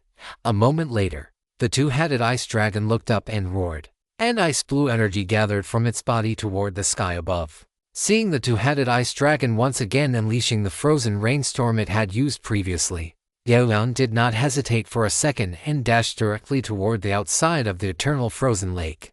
The two-headed ice dragon watched helplessly as Gao Yang's figure gradually shrank and disappeared. It terminated the release of the frozen rainstorm, slammed its sharp dragon claws heavily onto the ice, and could not help but let out a hiss to vent the dissatisfaction in its heart. Gao Yang rushed out of the range of the eternal frozen lake. Seeing that the two-headed ice dragon did not pursue him, he was not in such a hurry and instead walked slowly toward the frozen forest. The frozen forest was vast. After fighting the two-headed ice dragon once, it was not suitable to continue provoking it in the short term. If he pushed the opponent too hard and it rushed out of the eternal frozen lake to hunt him down, that would not be ideal. Therefore, Gao Yang planned to fight the two-headed ice dragon once every other day. The battle with the two-headed ice dragon could truly improve Gao Yang's insights into combat. Moreover, for Gao Yang, the battle with the two-headed ice dragon was also gradually increasing his body's resistance to cold. Although this was not reflected in specific numerical values, Gao Yang could feel it. He guessed that this might be related to his unique specialty, body of 100 refinements. The body of 100 refinements could make his body increasingly strong and increase his immunity to damage. It seemed unremarkable, but after experiencing so many battles, Gao Yang discovered that the ability of the body of 100 refinements was not as simple as its description. On the contrary, it was extremely detailed. The body of 100 refinements stated that the damage a character sustains would be reduced.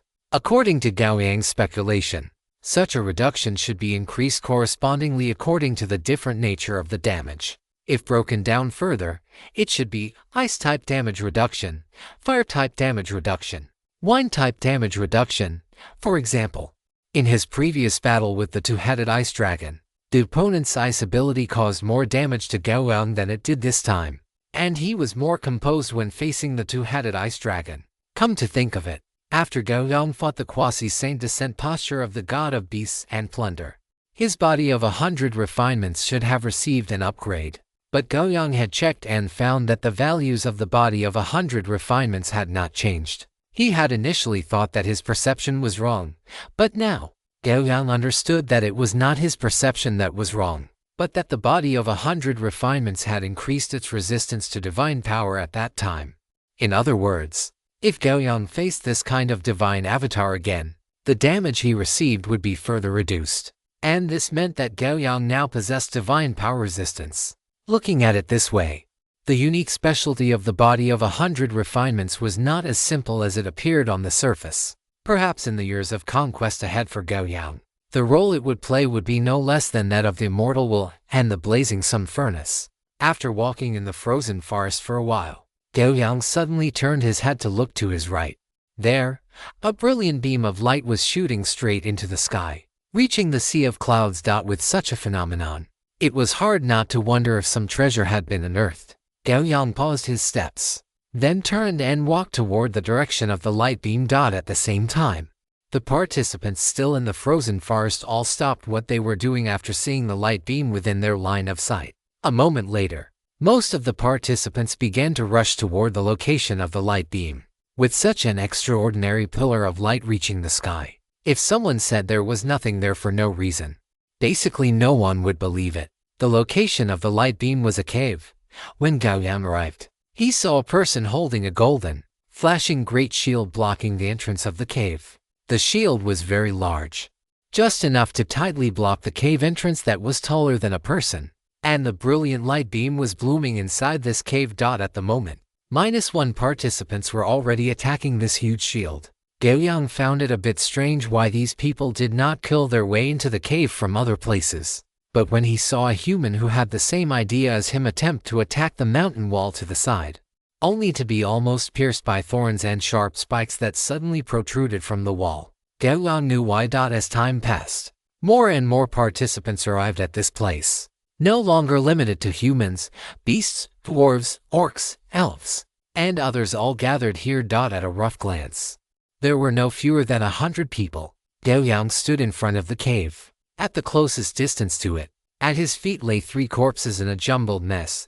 These were people who had attempted to fight for the favorable position at his feet and were wiped out by his sword. The other participants stared at the increasingly dim golden great shield outside the cave while scanning the entire scene with wary eyes.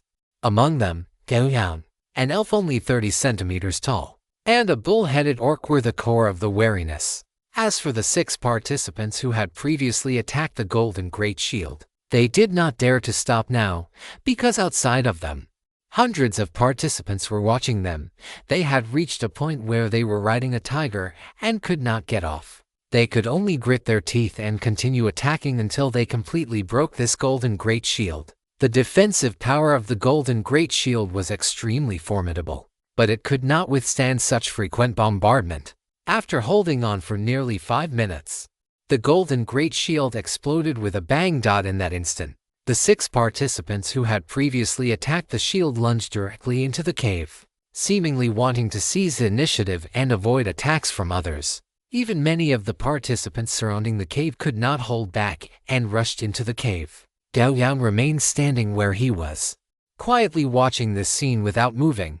Just at this moment, a streak of extreme black light erupted, followed by a bone-chilling circular blade aura that slashed out from within the cave. Wherever the blade aura passed, every participant struck by it shuddered, only to collapse cleanly and instantly, their bodies sliced into neat, fist-sized chunks of flesh. Chapter 408. A chance encounter with the lucky kid. That is quite some impressive power. The sprite, standing only 30 centimeters tall and floating in midair, gave a cold laugh at the sight. Gao Yang glanced at him. He did not know what species of sprite this was, but just from the colorful elements swirling around him, he could tell that this sprite possessed considerable strength. However, how many weaklings could actually make it to this land of inheritance? The terrifying blade aura swept through more than a dozen participants, and the scent of blood instantly permeated this frozen forest. Just then, a somewhat intermittent, questioning voice came from inside the cave. This is what you forced me to do. Why did you have to charge in? Gao Yang raised an eyebrow. Why did this voice sound so familiar? He then realized it was the voice of the lucky kid, Handris. This guy had incredible luck. Back in the Goddess of Fortune's torrent domain, he hadn't had to lift a finger once, and yet he had laughed until the very end. After entering the land of inheritance, it had been the same. Whenever there was a siege, he was always excluded from the attacker's targets. Whenever he encountered danger, he would always automatically turn bad luck into good. Gao Yang even suspected that this guy's luck might have already transcended the ordinary, otherwise, it wouldn't be this outrageous. But this time, the lucky kid had finally run into some trouble, facing a siege of over 100 participants. One slip-up could cost a person their life. Gao Yang wanted to see how the lucky kid would turn this danger into safety this time. As soon as the lucky kid finished speaking, his figure emerged from the depths of the cave and stood at the entrance. As for the flesh and blood scattered on the ground, it was automatically repelled to the side, not a single drop staining his boots. Many participants were somewhat surprised when they saw this slightly timid and weak-looking youth. But the surprise vanished in an instant, replaced by vigilance. After all, this guy had just sliced a dozen people into pieces with a single move. They couldn't afford not to be cautious. Handris was still frowning as he walked to the cave entrance. But the moment he saw Gao Yang, a look of surprise and joy suddenly appeared on his face. His expression naturally could not escape the notice of the other participants present, and immediately, many gazes turned toward Gao Yang, although Candace reacted quickly, shifting his gaze away and resuming his cold, "Stay away from me" expression. It was already too late. These participants naturally assumed that Gao Yang was an accomplice of Candace. The moment this thought was born, many people standing behind Gao Yang fiercely launched an attack toward him. In an instant, over a dozen attacks of various kinds descended upon Gao Yang's back. Energy became chaotic, and shockwaves exploded one after another. Amidst the dust and smoke, a pitch-black greatsword suddenly thrust out, piercing through the body of one of the attackers with lightning speed. Then, as the dust settled, Gao Yang, clad in dark purple vine armor, reappeared in everyone's field of vision. A look of helplessness appeared on Gao Yang's face beneath his dark purple membrane mask. He now understood how the lucky kid, Candace, had turned danger into safety this time. However, he hadn't expected Candace to appear here, and to have caused such a massive commotion. But on second thought, with the other party's luck, if he hadn't caused such a stir, the treasure probably wouldn't have been worth him obtaining. After piercing one person through with his sword, Gao Yang did not pause for a second. The great sword was covered in flame-like battle aura, and he swept it horizontally. The tens of meters long sword aura swept past, forcing the surrounding participants to retreat and dodge the astonishingly powerful horizontal slash. Gao Yang took a step forward and arrived at Candace's side. "It's not that I'm lecturing you, Candace, but it's time for you to get some combat experience," Gao Yang said, holding his black obsidian sword while standing beside Candace. Candace's face flushed red. He lowered his head and whispered, "I will try my best. I am terribly sorry, Brother Gao Yang. I really didn't mean to do this." Gao Yang did not listen to his explanation. Because those participants had already gathered around again, Gao Yang scanned them, and he could see the emotion called greed in all of their eyes. Blazing battle aura surged from his body. He looked at these guys in front of him and spoke slowly, "Get lost." His voice was not loud, but with the enhancement of his battle aura, it clearly reached the ears of the 100 or so participants present. In an instant, the atmosphere in the area became dangerous. Everyone here was at the transcendent level of combat power. If you just walk up and berate 100 people, telling them to get lost, anyone with a shred of pride wouldn't be able to swallow that insult. Candace shrank his neck, looking with some envy at Gao Yang, who stood like a mountain. If only one day I could be this imposing. Facing the increasingly dangerous gazes of these guys, Gao Yang said nothing. He simply raised his hand and slashed a sword aura onto the ground about 10 meters in front of him, carving a long mark into the earth.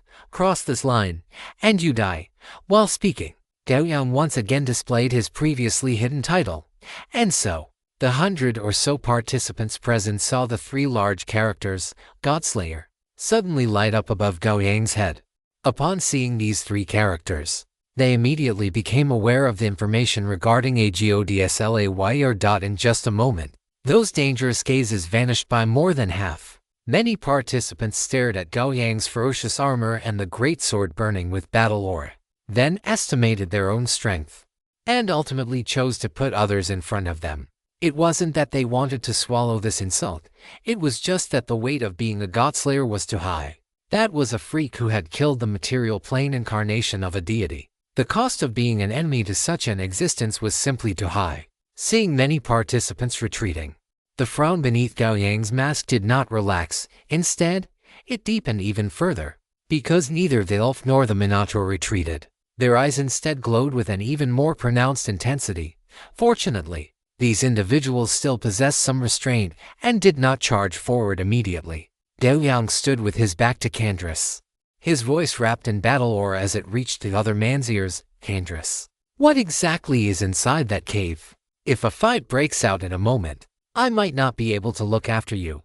Upon hearing this, Candace quickly replied, "Brother Gao Yang, inside the cave is the egg I have been carrying. It is about to hatch."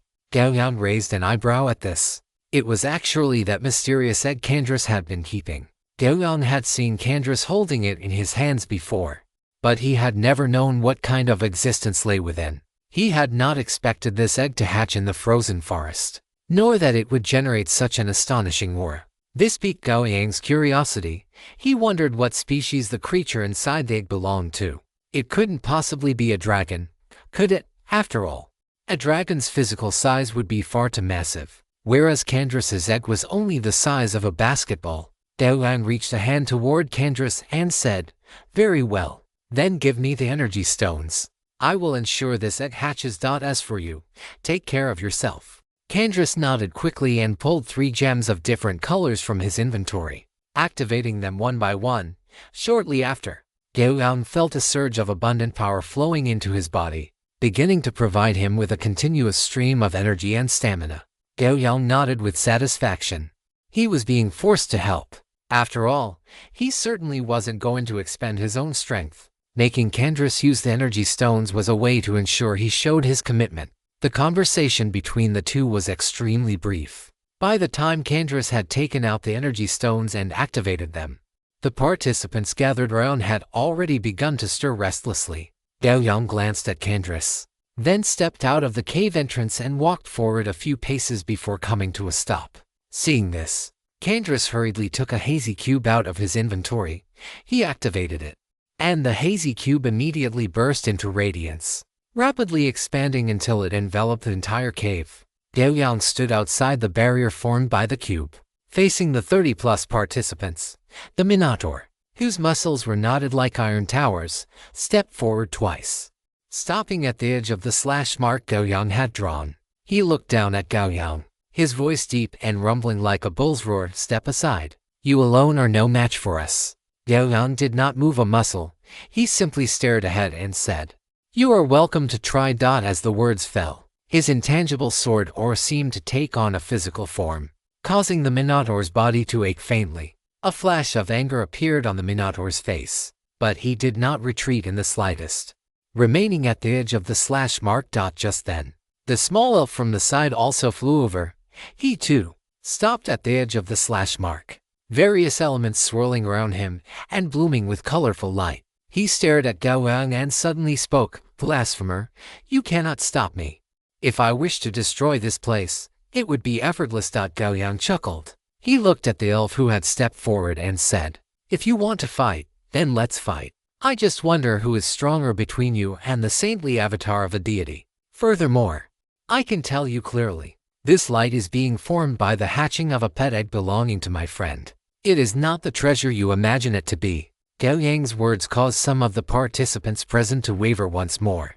If it were a pet, even if it caused a significant commotion, it would not hold much value for them, because such a pet would inevitably have already established a master-servant bond with its owner. Attempting to seize it would be fundamentally unrealistic.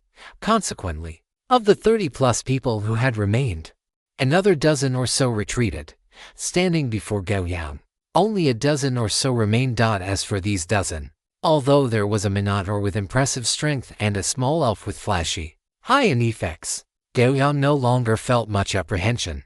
If they dared to cross the line he had drawn, Gao Yang would not mind adding a few more lives to his tally. He looked at the Minotaur and the elf, who were still standing before the slash mark, and slowly drew his black sword, pointing it at both of them as he said bluntly, "Forget it. You won't give up. Come then, all of you together."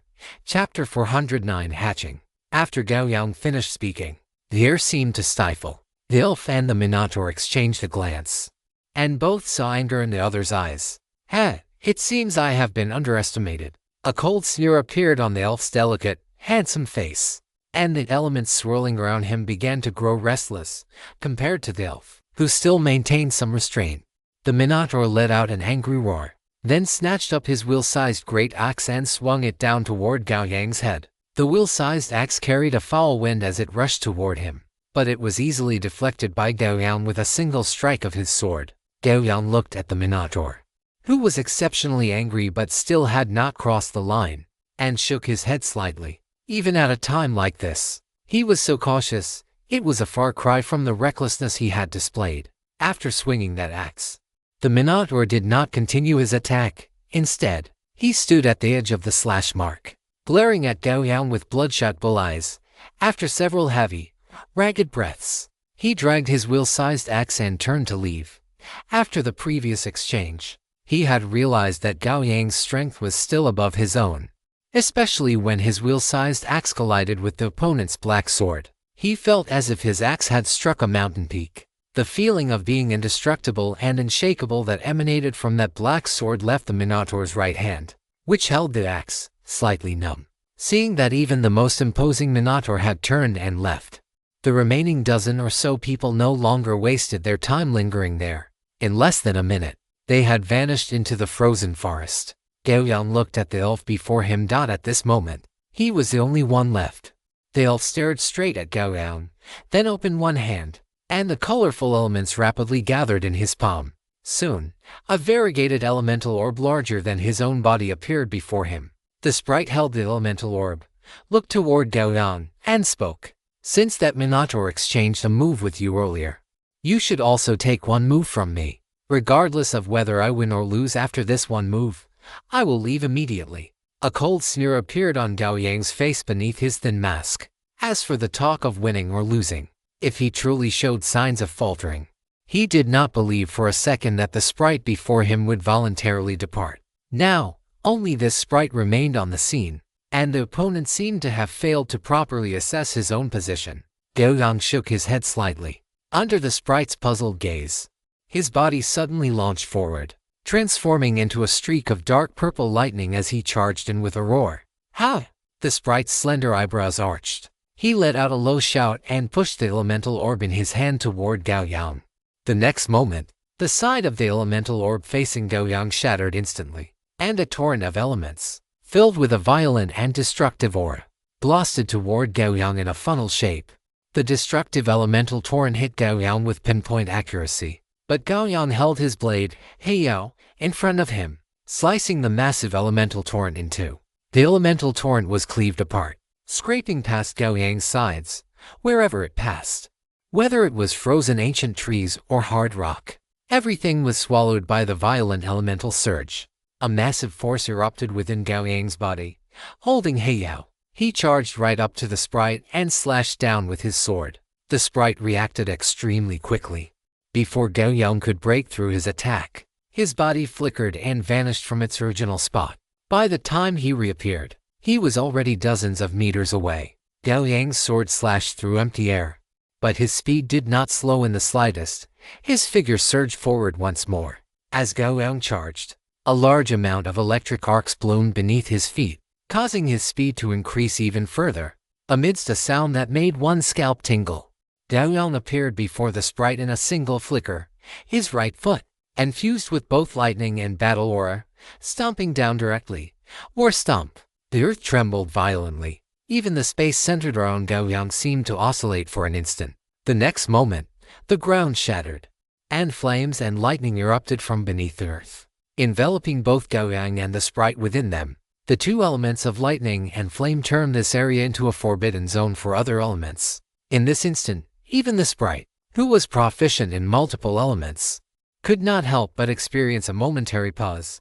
And for Gao Yang, this momentary pause was enough. He clenched his left hand into a fist, brilliant golden light suffusing his knuckles. Without any wasted words, he punched toward the sprite. A golden fist imprint shot out from his knuckles, rapidly expanding. The brilliant will attached to the fist imprint caused the sprite's expression to change slightly. If he were struck by a fist imprint containing Gao Yang's will, he would not have an easy time. The sprite held one hand forward, and holy platinum light rapidly condensed before him, forming layer upon layer of protective barriers, completely shrouding his body within them. The moment the barriers took shape, the golden fist imprint arrived. Snap, snap.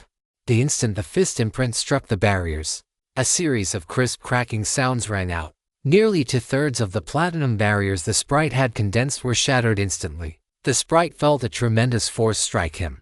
Although the barriers he condensed blocked Gao Yang's fist imprint, that immense force still firmly passed through the layers of protection and landed on his body. Whoosh! The sprite suddenly pulled a black line through the air, flying backward. Gao Yang stood where he was, not pursuing. Before him, energy lines thinner than a strand of hair were spread throughout the area. If he had charged out as he had just done, These energy lines would undoubtedly have caused him great harm. He stood in place, watching the sprite floating out from the ruins. The latter's expression was somewhat unsightly, however. After glancing behind Gao Yang, he turned decisively and left the area with a flicker. Gao Yang watched him leave. Only after the opponent had disappeared from his battle or his perception did he turn to look behind him. The sky-piercing, brilliant pillar of light was now gradually receding. Judging by this, it seemed the life within Candras's egg had reached the stage of hatching. Gao Yang turned and hurried toward the cave. The cave was still shrouded by that cube. However, this cubic barrier did not obstruct Gao Yang, so he walked into the cave with ease. After walking about 30 meters inside, he reached a suddenly spacious cavern. Candras stood in a corner of the cave, and in the center of the cavern sat an egg covered in mysterious purple patterns. It hovered quietly in midair, and the brilliant pillar of light was converging into the egg. It looked as if the life inside the egg was devouring the light. "Big brother Gao Yang, it's about to hatch." Seeing Gao Yang walk in, Candras whispered excitedly. Gao Yang nodded slightly, looking at this mysterious egg with great interest. Under their gaze, slight fluctuations appeared within the egg, somewhat like a heartbeat, or as if a life were bumping against the shell from within. As time passed, these fluctuations grew stronger and more frequent, and cracks began to appear on the surface of the eggshell, unable to bear the pressure. Chapter 410, Astral Behemoth, Being Pestered. Gao Yang and Candras could not help but hold their breath, waiting together for the moment the life within the egg would break out. As the life inside continued to strike, the cracks on the surface of the eggshell became more numerous and dense. Suddenly, a piece of eggshell the size of a fingernail was knocked out, and the purple shards floated in the surroundings. With the appearance of this gap, Gao Yang immediately looked toward it, but his line of sight was blocked by a dim purple membrane. However, after knocking out the gap, the life inside seemed to work even harder, striking the shell that protected it again and again. Piece after piece of the eggshell fell away. Gao Yang and Candras could even see the general appearance of the life within through the membrane. It was generally a round, oval-shaped life form, without limbs or a long tail. It was very peculiar. At this moment, the life inside the egg was struggling to break through the blockade of the membrane, wriggling its body with great effort and causing the membrane to bulge outward. Finally, after a faint popping sound, the life within the egg finally broke through its shell. A brilliant radiance erupted from inside the egg, and in an instant, specks of starlight filled the entire cave. Amidst this dazzling starlight, a tiny whale, about the size of a palm, swam out from the crack in the shell. Its small body was covered in star-like spots. It appeared solid, yet occasionally gave off a somewhat ethereal, illusory feeling. It swam through the air, its movements slow yet elegant, as if it were gliding through water. After breaking out of its shell, the whale instinctively began to devour the egg fragments. It was very fast. In just a few short minutes, the entire shell had been completely consumed. Having finished the shell, the whale flipped onto its back, looking quite satisfied, and drifted contentedly through the starlight in the cave. Its small, black bean-like eyes held a hint of curiosity as it looked toward Gao Yang and Candras. Candras watched the little creature swimming comfortably in the air and asked with great curiosity, "What species is this, Kunpeng?" "A whale." Gao Yang looked at the whale swimming in the air, surrounded by starlight, and spoke tentatively. At the same time, he looked at Candras with a strange expression. The implication was simple. This egg was yours. So why are you the one who doesn't know what it is? Facing Gao Yang's gaze, Candras scratched his head in embarrassment and explained, "I picked this egg up by chance several years ago. I didn't know what it was. And who would have guessed it would hatch in a place like this?" Hearing this, Gao Yang sighed once more at Candras's heaven-defying luck. The whale before them was clearly extraordinary. After all, what kind of normal whale could swim in the air? Coupled with the momentum during its hatching, its bloodline might even be more noble and rare than that of a dragon. However, Gao Yang always felt that the little whale's eyes seemed to be constantly peeking at him, with a somewhat sneaky air about them. He looked at Candras and said, "Since your pet has hatched, I'll be going. The guys outside have all left, so as long as you're careful, there shouldn't be any problems." Candras let out an then shook his head and said, "This isn't my pet. When I got it, it was just an egg. And I haven't signed any kind of contract with it. Gao Yang was speechless. If he hadn't done anything, what if this thing ran away as soon as it hatched? Wouldn't that be a total loss? He truly had nothing to say about this lucky kid before him. However, looking at Candace, Gao Yang was reminded of the other man's heaven-defying luck. For someone like him, signing a contract didn't seem necessary at all. With him standing here, it was likely that few creatures could resist the power of the luck he radiated. Candace chuckled and rubbed the back of his head, then said with a hint of surprise, "Brother Gao Yang, I know what species this whale is." Oh? Gao Yang looked at Candace with curiosity. Candace began. "This whale is called an astral giant Khan. It is a behemoth that lives in the astral realm. Its body has spots resembling starlight, and it can shift between physical and ethereal forms. An adult astral giant Khan is even larger than a planet and can travel across planes and even across crystal spheres. Its strength is something even an adult dragon cannot compare to, according to records. There were even powerful legendary spellcasters who captured an astral giant Khan and built a city on its back, relying on it to roam the multiverse." After Candace finished speaking, Gao Yang looked in astonishment at the palm-sized, adorable little whale swimming in the cave. This guy could grow to be larger than a planet when fully grown. Gao Yang could only say that the universe was full of wonders. However, regardless of anything else, the value of this astral giant Khan cub was immense. Gao Yang didn't harbor any thoughts of snatching it. Instead, he turned to walk toward the cave entrance and advised, "Candace, you should hurry and tame this little guy. Otherwise, if it runs off once you're outside, it would be a real loss." Candace nodded and looked toward the astral giant Khan not far away. Who would have thought that when the astral giant Khan cub saw Gao Yang turn to leave, its leisurely swimming posture changed instantly. It twisted its body in midair, flicked its short, thick tail and fins, and chased after Gao Yang. Candace was stunned by this scene, and even Gao Yang stopped in his tracks, looking quite surprised at the astral giant Khan swimming vigorously toward him. Candace looked down at the food he had just taken out, then back at the astral giant Khan cub that was leaving him behind. Feeling a bit confused, this was the first time he had encountered such a situation. According to his past experience, the astral giant Khan cub should have come to his side by now and started playing with him. Now, his luck seemed to have failed. Gao Yang looked at the astral giant Khan cub that had swum up to him and started circling him, constantly touching him with its fins, and felt quite surprised. He then pointed at Candace and said to the little Khan cub, "You little guy, why did you run over to me? He is the one who hatched you." The little Khan cub's black bean-like eyes rolled around twice, and then, as if it hadn't heard him, it continued to hover around Gao Yang. Gao Yang looked at the sneaky little Khan cub and truly couldn't understand why it was clinging to him. Logically speaking, whether it was the previous hatching or Candace's luck, both should have been more advantageous than him, a stranger they had just met. But now, this little Khan cub seemed to have set its heart on him. No matter what he said, it just wouldn't leave him alone. Chapter 411. I am in so much pain. Gao Yang looked at Candace with some helplessness and said, "Candace, this little guy seems to have latched onto me." Candace walked over to Gao Yang, only to see the Khan cub swimming vigilantly to the other side of Gao Yang. With its small, pitch-black eyes, it watched Candace warily from beneath the gap of Gao Yang's arm, as if it were guarding against him. Gao Yang looked at this scene, feeling both amused and helpless.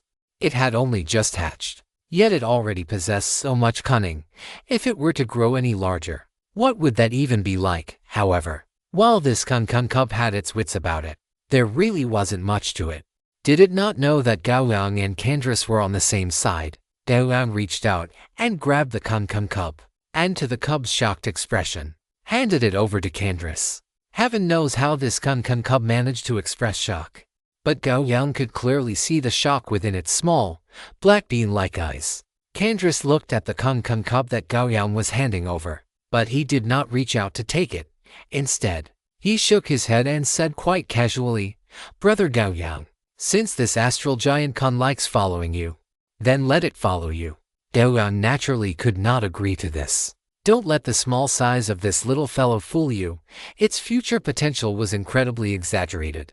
An astral giant beast capable of growing to the size of a planet was simply invaluable. Brother Gao Yang. This little guy is unwilling to follow me. If I were to force it to stay by my side, it might look for a chance to slip away, or even develop a hostile attitude toward me. Since it likes following you, then you should just take good care of it. Candace was indifferent to the matter, seeing Gao Yang refuse. He immediately spoke up again. Just then, the Kun cub also let out two ethereal chirps in Gao Yang's hands, seemingly in full agreement with Candace's words. Gao Yang looked at the little fellow in his hands, then looked at Candace, and finally nodded, saying, "That works too. But I cannot let you put in the effort for nothing, Candace.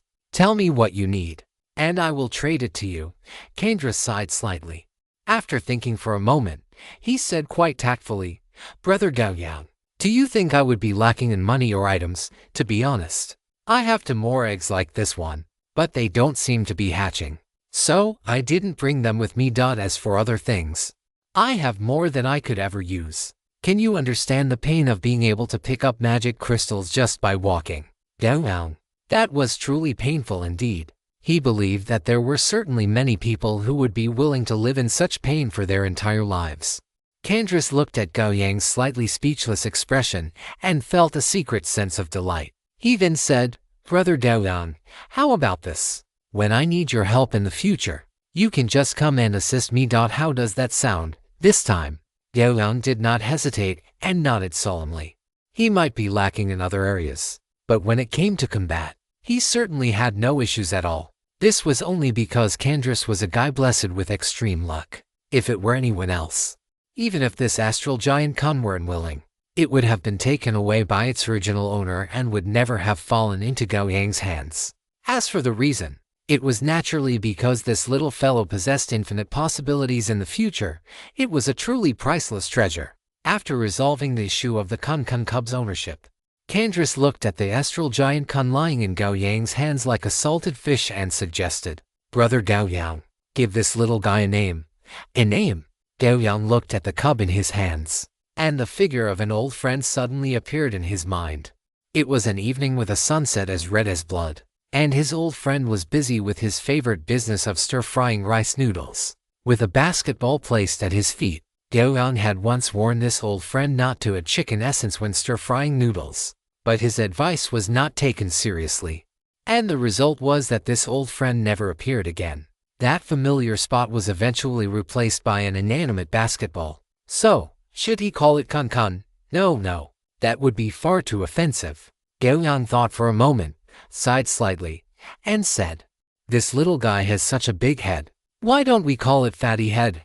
As soon as Gao Yang finished speaking, before Candace could even offer an opinion, the Kun cub in his hands began to struggle violently, letting out continuous wail-like cries as if protesting against him. Candace looked at the Kun cub with amusement and said, "Brother Gao Yang, it doesn't seem to like that name. Why don't you change it?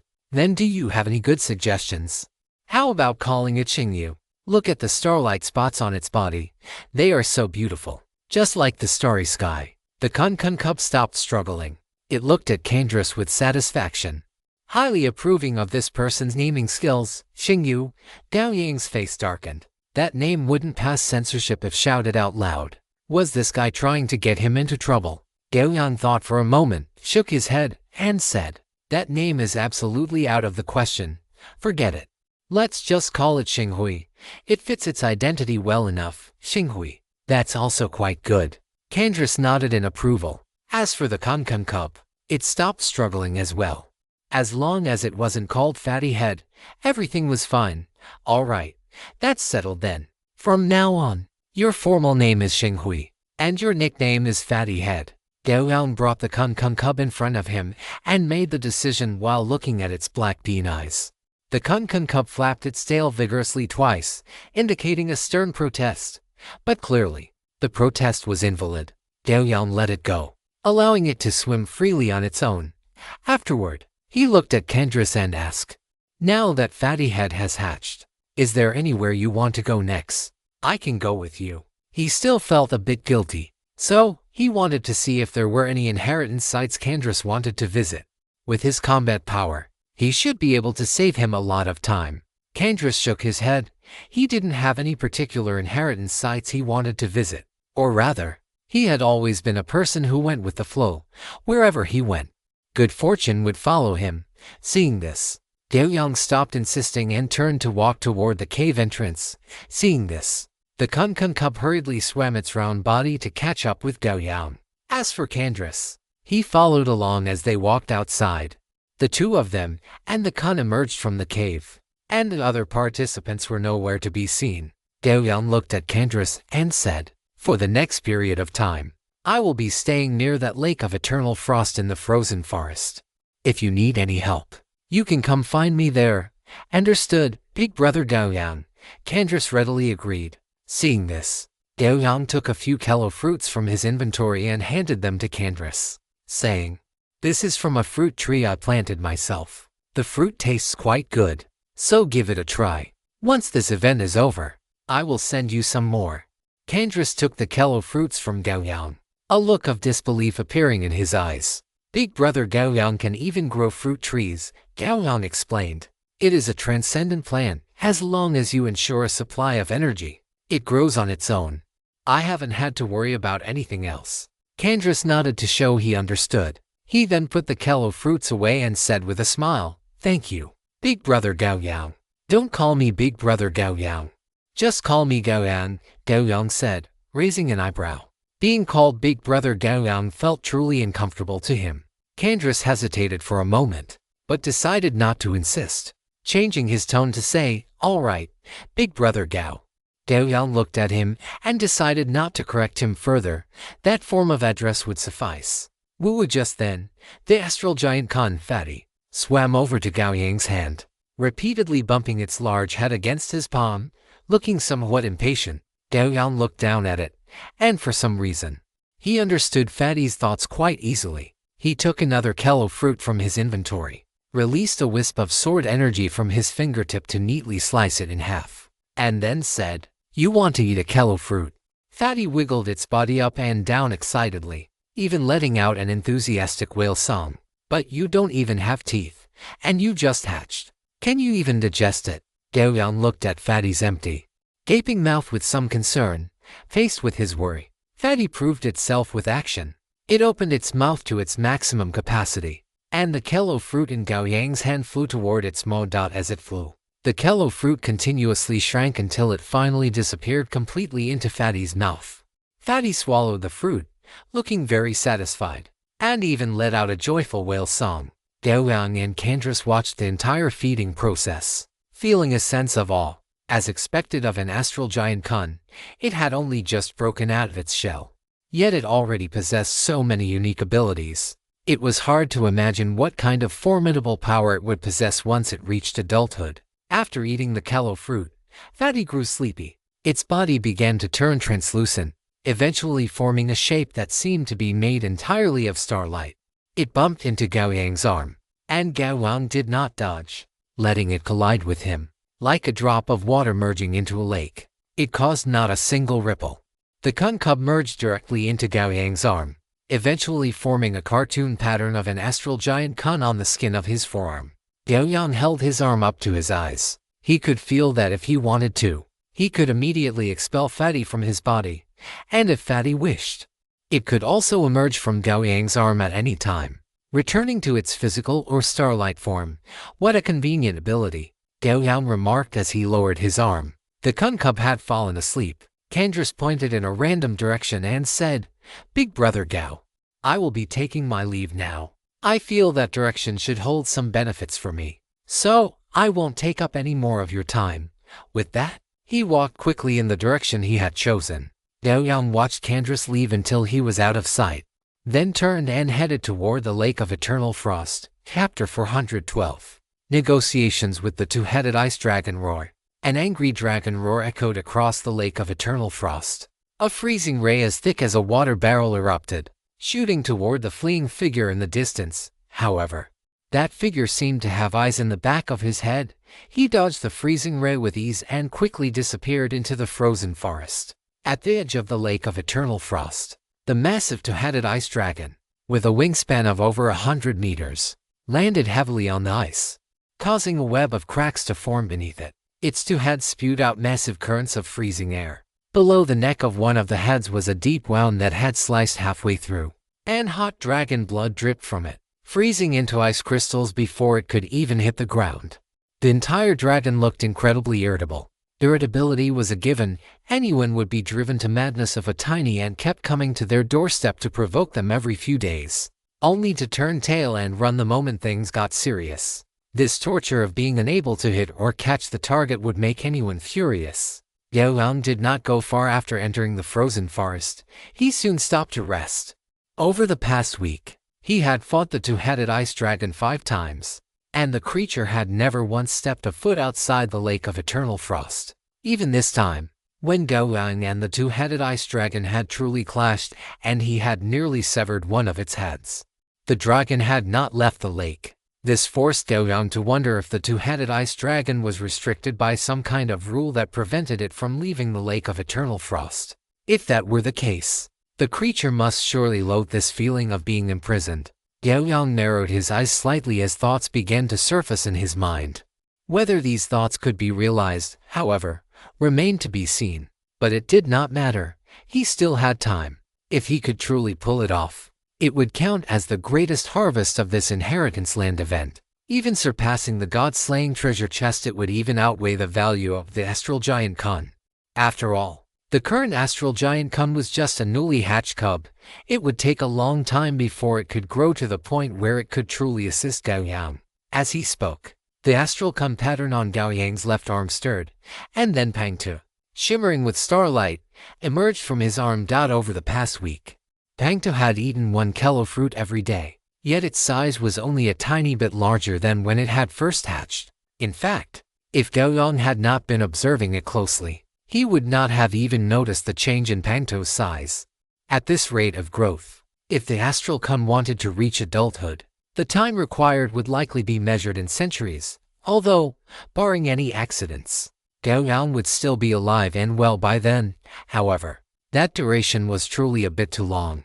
Gao Yang watched Pangtu the Kun swimming happily beside him, planning to search the information exchange on the player's social platform for data regarding astral Kuns after returning this time, to see if there were any ways to accelerate its growth. If he could shorten its growth cycle, the utility it could provide to Gao Yang would also be realized sooner.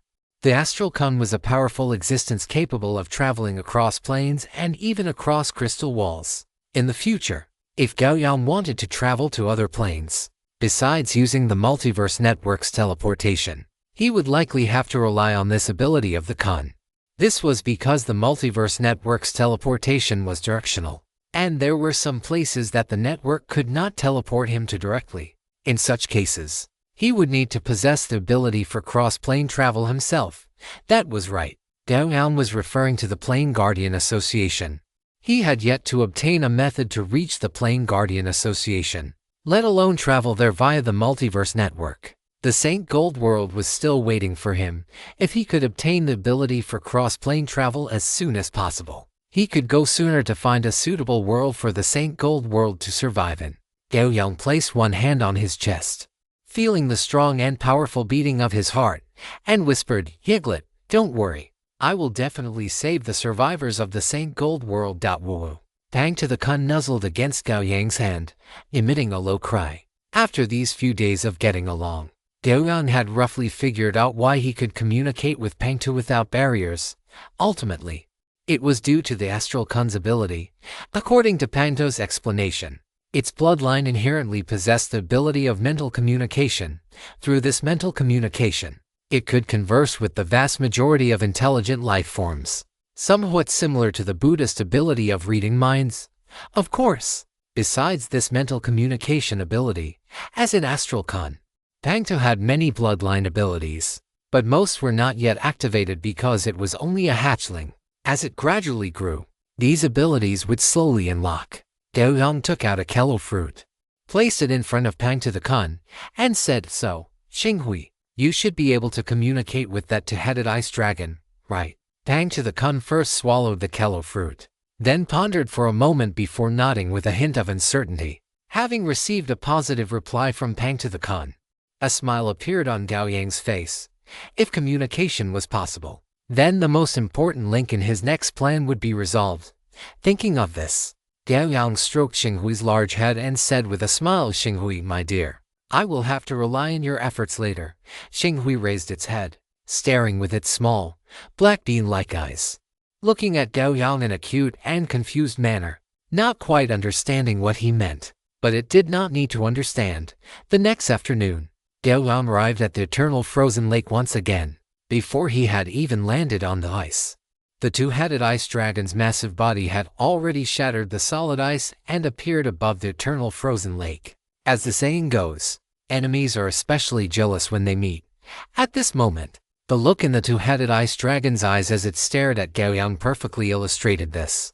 Especially since the excruciating pain from the massive wound on its neck while it roared made it impossible for the two-headed ice dragon to suppress the violent murderous intent rising in its heart. The two-headed ice dragon let out a furious roar and flapped its dragon wings, diving straight toward Gao Yang. Gao Yang did not hold back either, directly unfolding his true dragon form and charging toward the two-headed ice dragon. The two behemoths, one large and one small, collided violently in midair. White shockwaves exploded instantly, and the brilliant golden battle aura and the icy blue freezing aura eroded each other fiercely, emitting a series of explosions. Clang! Just then, a sharp, textured sword hummed soared into the sky, and a sword aura dozens of meters long erupted, aimed directly at the two-headed ice dragon. The two-headed ice dragon was covered in thick, icy blue dragon scales. Seeing this, it tucked its wings, letting the sword aura slash across the surface of its wings, creating a shower of ice shards and sparks. The battle entered a white-hot stage the moment the two clashed. The two-headed ice dragon roared and directly unleashed its winter dragon might domain. In an instant, a series of multiverse network notifications appeared on Gao Yang's retina.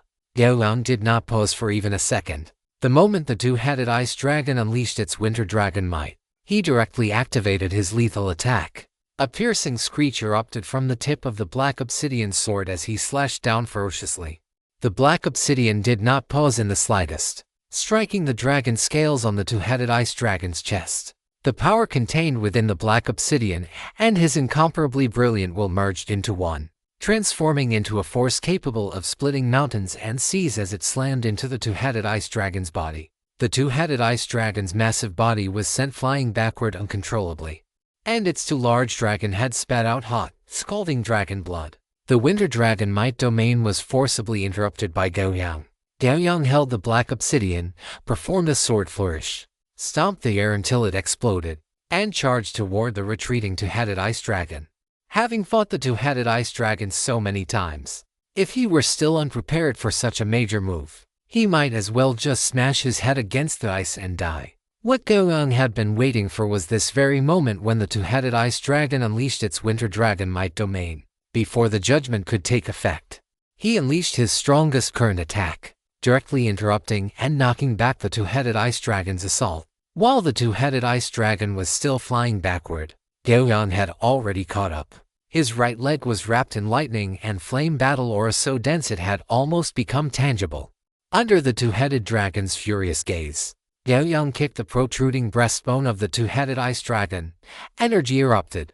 A circular shockwave blasted outward, and the speed at which the two-headed ice dragon was plummeting suddenly surged. Then, with a loud boom, it shattered the thick ice on the surface of the eternal frozen lake and crashed directly into the frigid water. Gao Yang spread his dragon wings, hovering in mid-air as he looked down at the massive hole smashed open by the two-headed ice dragon.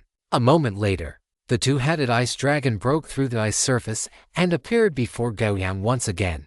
However, compared to when it first appeared, the two-headed ice dragon now looked rather disheveled. A terrifying wound ran almost across its entire chest, and on the neck of its left head, there was a gash that had cut nearly halfway through. Though the wound had already been frozen over by the dragon itself, its dragon wings were damaged in several places, and its dragon scales were shattered over a large area. All of this was the result of the fully charged war stomp Gao Yang had unleashed earlier. Gao Yang spread his hands, looked at the two-headed ice dragon before him, and said, "Do you want to continue?" The two pairs of eyes on the two-headed ice dragon met for a moment, and then its massive body landed heavily on the solid ice. Seeing this, Gao Yang raised an eyebrow slightly. It seemed like there was room for negotiation. He also landed on the ice, looked at the massive dragon heads before him, and said calmly, "Do you want to escape this place? To escape this prison that only ever consists of lake water and solid ice?" After speaking, starlight bloomed from his left arm. Under the gaze of the two-headed ice dragon, the somewhat adorable and chubby Kun manifested. The chubby Kun swam comfortably in the air, completely unbothered by the ferocious and terrifying two-headed ice dragon before it. "Stop playing, Star Glitter Baby, and hurry up and translate my meaning to this guy in front of us." Gao Yang glanced at the chubby Kun and urged it immediately. Seeing this, the chubby Kun stopped swimming, moved to Gao Yang's shoulder, and opened its small, black bean-like eyes to lock gazes with the two-headed ice dragon. The two-headed ice dragon looked at this tiny creature before it, and it could sense that the bloodline within this little thing was even stronger than its own dragon bloodline. The chubby Kun looked at the two-headed ice dragon and let out a series of woo-woo whale calls. After listening, the two-headed ice dragon was stunned for a moment, and then terrifying cold energy erupted from its body. Its two dragon heads lunged forward suddenly, stopping almost right in front of Gao Yang, its eyes staring intensely at him. Seeing this reaction from the two-headed ice dragon, Gao Yang's expression didn't change in the slightest, but in his heart, he confirmed that his previous guess had been correct. He clasped his hands behind his back, leaned his body slightly backward, looked at the massive two-headed dragon before him, and continued, "The land of inheritance is a treasure trove, but for you, it is a prison that keeps you locked away. Now tell me, do you want to escape this place? Please vote for me at the end of the month." Chapter 413 Offer Me Your Loyalty. The chubby Kun relayed Gao Yang's words to the two-headed ice dragon. Gao Yang clearly sensed that the massive beast's body shuddered slightly, and even its heartbeat could not help but accelerate significantly. The two-headed ice dragon stared at Gao Yang, emitting syllables that Gao Yang could not understand. Its voice was deep and mysterious, even though it was only a few syllables. It seemed to contain a wealth of meaning. It didn't matter that Gao Yang didn't understand. He looked at the chubby Kun in front of him and asked, "Star Glitter Baby, what did it say?" It was evident that the chubby Kun was quite pleased with this nickname from Gao Yang. It wiggled its round body twice before translating the two-headed ice dragon's meaning to Gao Yang with a series of woo-woo sounds. "Why should I be able to do it? And what is the price?" Gao Yang repeated. Then looked at the two-headed ice dragon and said, "You have no other choice. If you are unwilling, then you can only remain here, exhausting your entire lifespan over the long years until you reach your end." Perhaps this sentence was a bit complex. The chubby Kun made woo-woo sounds for a long time before finally translating it to the two-headed ice dragon. Cold air sprayed from the nostrils of the two-headed ice dragon. Even without the translation from the chubby Kun, Gao Yang could sense its anger. But Gao Yang was not panicked in the slightest, because everything he said was the truth. If the two-headed ice dragon had any other way, it would have left long ago. Since it was still here, it meant it had no way to escape. Moreover, the two-headed ice dragon was different from the other monsters in the land of inheritance. The other monsters could be seen as manifestations of the rules of the land of inheritance manipulated by the Multiverse Network, not necessarily real living beings. But the two-headed ice dragon before him was definitely a real living being, not some product of the rules. This was why Gao Yang had the idea of wanting to tame the two-headed ice dragon. Because a two-headed ice dragon standing at the limit of the extraordinary was indeed a very good asset. More importantly, under the rules of the Multiverse Network, even if the two-headed ice dragon were to break through to the legendary rank in the future, it would likely still be unable to leave this land of inheritance and would have to stay in this eternal frozen lake forever. These were explanations regarding the Multiverse Network rules that Gao Yang had found in the Multiverse Network Newcomer Manual. But there was one method that could bypass the restrictions of the Multiverse Network. Just like when playing a game, many players enter a dungeon and, after taming the monsters within as pets or mounts, those monsters are able to break free from the dungeon's restrictions and appear in the world outside. What Gao Yang was doing now was the same. He wanted to take the two-headed ice dragon as his mount. This way, as a mount, the two-headed ice dragon could naturally follow Gao Yang out of the land of inheritance without being bound by the rules here. This was also the reason why he had to keep fighting it. As a dragon species, the pride inherent in its bloodline made it very difficult for the two-headed ice dragon to lower its arrogant head. But the combat power Gao Yang had displayed clearly told the two-headed ice dragon that the human before it had the ability to kill it completely right here, at such a time. When Gao Yang proposed a plan to help the two-headed ice dragon escape, the dragon was naturally much more receptive. The situation was indeed developing in the direction Gao Yang had anticipated. Although the two-headed ice dragon was angry, its body remained motionless, just staring at Gao Yang, waiting for what he had to say next. Gao Yang paused for a moment before slowly saying, "Submit to me, and as your master, I can take you out of the land of inheritance." The astral giant Kun successfully conveyed Gao Yang's intentions to the two-headed ice dragon before them. In response, Gao Yang was met with two dragon roars that reached the absolute limit of fury. Cold winds mixed with shards of ice lashed out, striking them head-on. The chubby Kun quickly scurried behind Gao Yang, who manifested a shield of battle aura that blocked all the ice shards and freezing gusts. As the dragon roar subsided, the battle aura shield in front of Gao Yang dissipated. He slowly stepped backward, and as he did, his crimson battle aura seemed to take on a physical form. Coalescing behind him into a golden red throne, Gao Yang sat down, and the golden red throne rapidly ascended until it was a head higher than the two-headed ice dragon before it finally stopped rising. "This is the first time, and it will be the last," he said slowly, sitting upon the wide throne. Beside him, the chubby Kun lifted its head and quickly translated. One could tell it was feeling quite proud of itself. The two-headed ice dragon's massive head swayed twice before finally falling silent once more.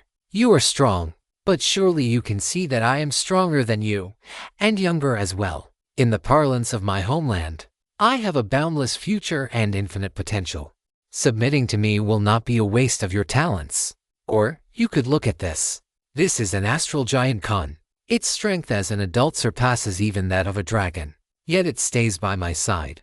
Do you truly believe your bloodline is more noble than that of an astral giant beast like the astral giant Kun? First praise, then disparage, then bring out a superior example for comparison and suppression, all while painting a grand picture of the future, having experienced life as a corporate slave."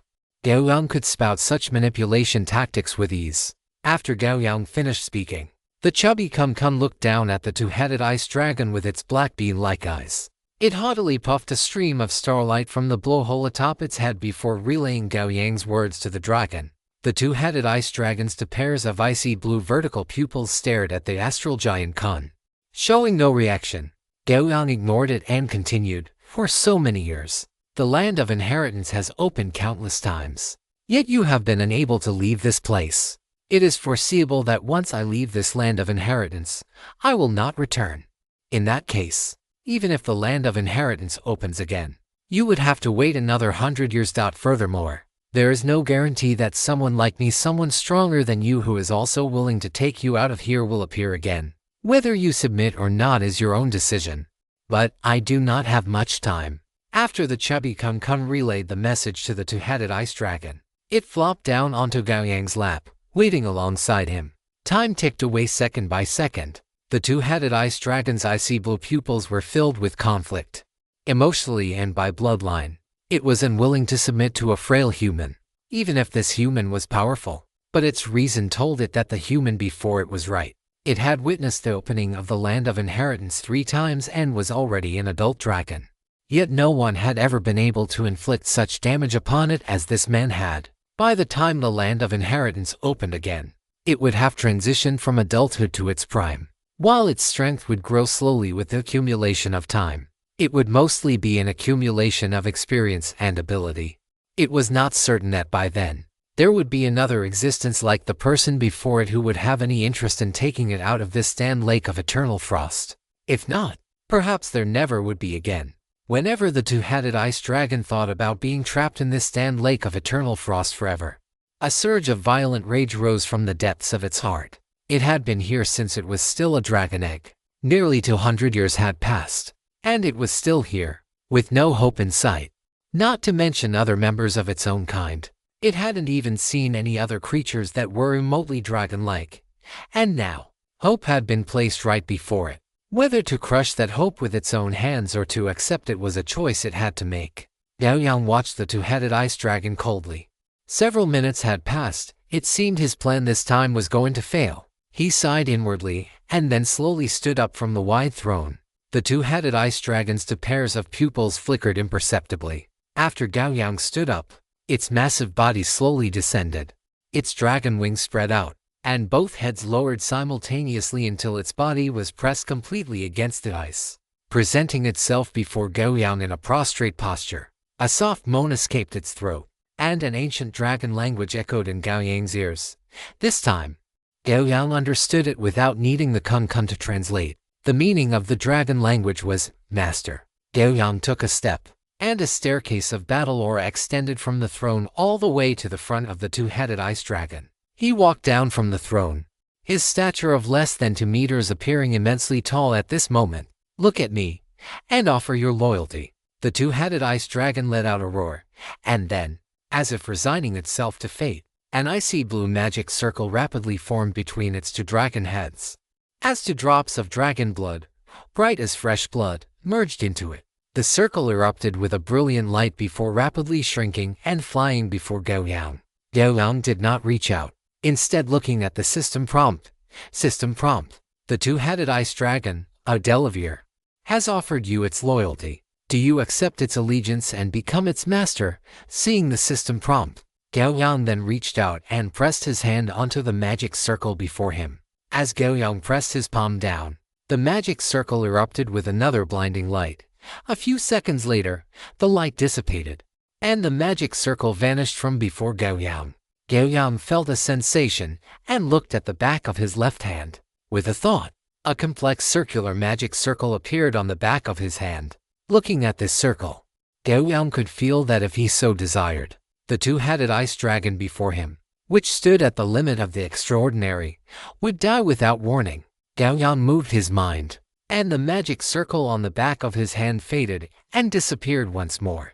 He looked at the two-headed ice dragon Adelivir, which was still prostrate on the ground, and revealed a smile. You have made the right choice. I will take you to see the wonders of the outside world. Upon hearing this, the two-headed ice dragon lifted its head, looked at Gao Yang, and let out a dragon cry, then stared at Gao Yang with its massive dragon eyes, filled with anticipation.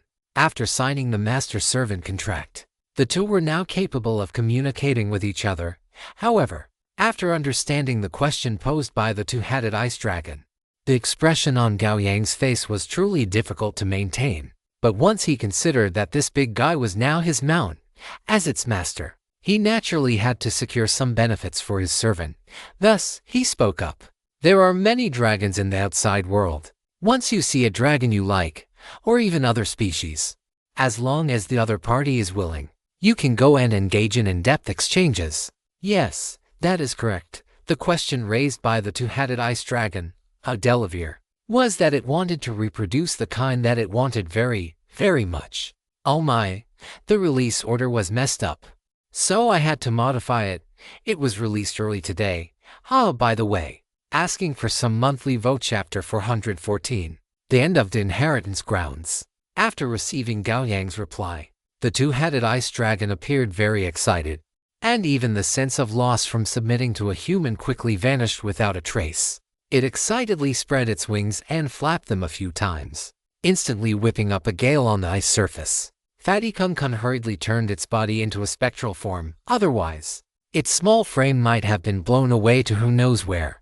After it swam to Gao Yang's side, it leaned against him and let out an angry wail cry toward the two-headed ice dragon. The two-headed ice dragon did not pay any attention to the anger of the little shrimp, still immersed in the joy of being able to reproduce soon.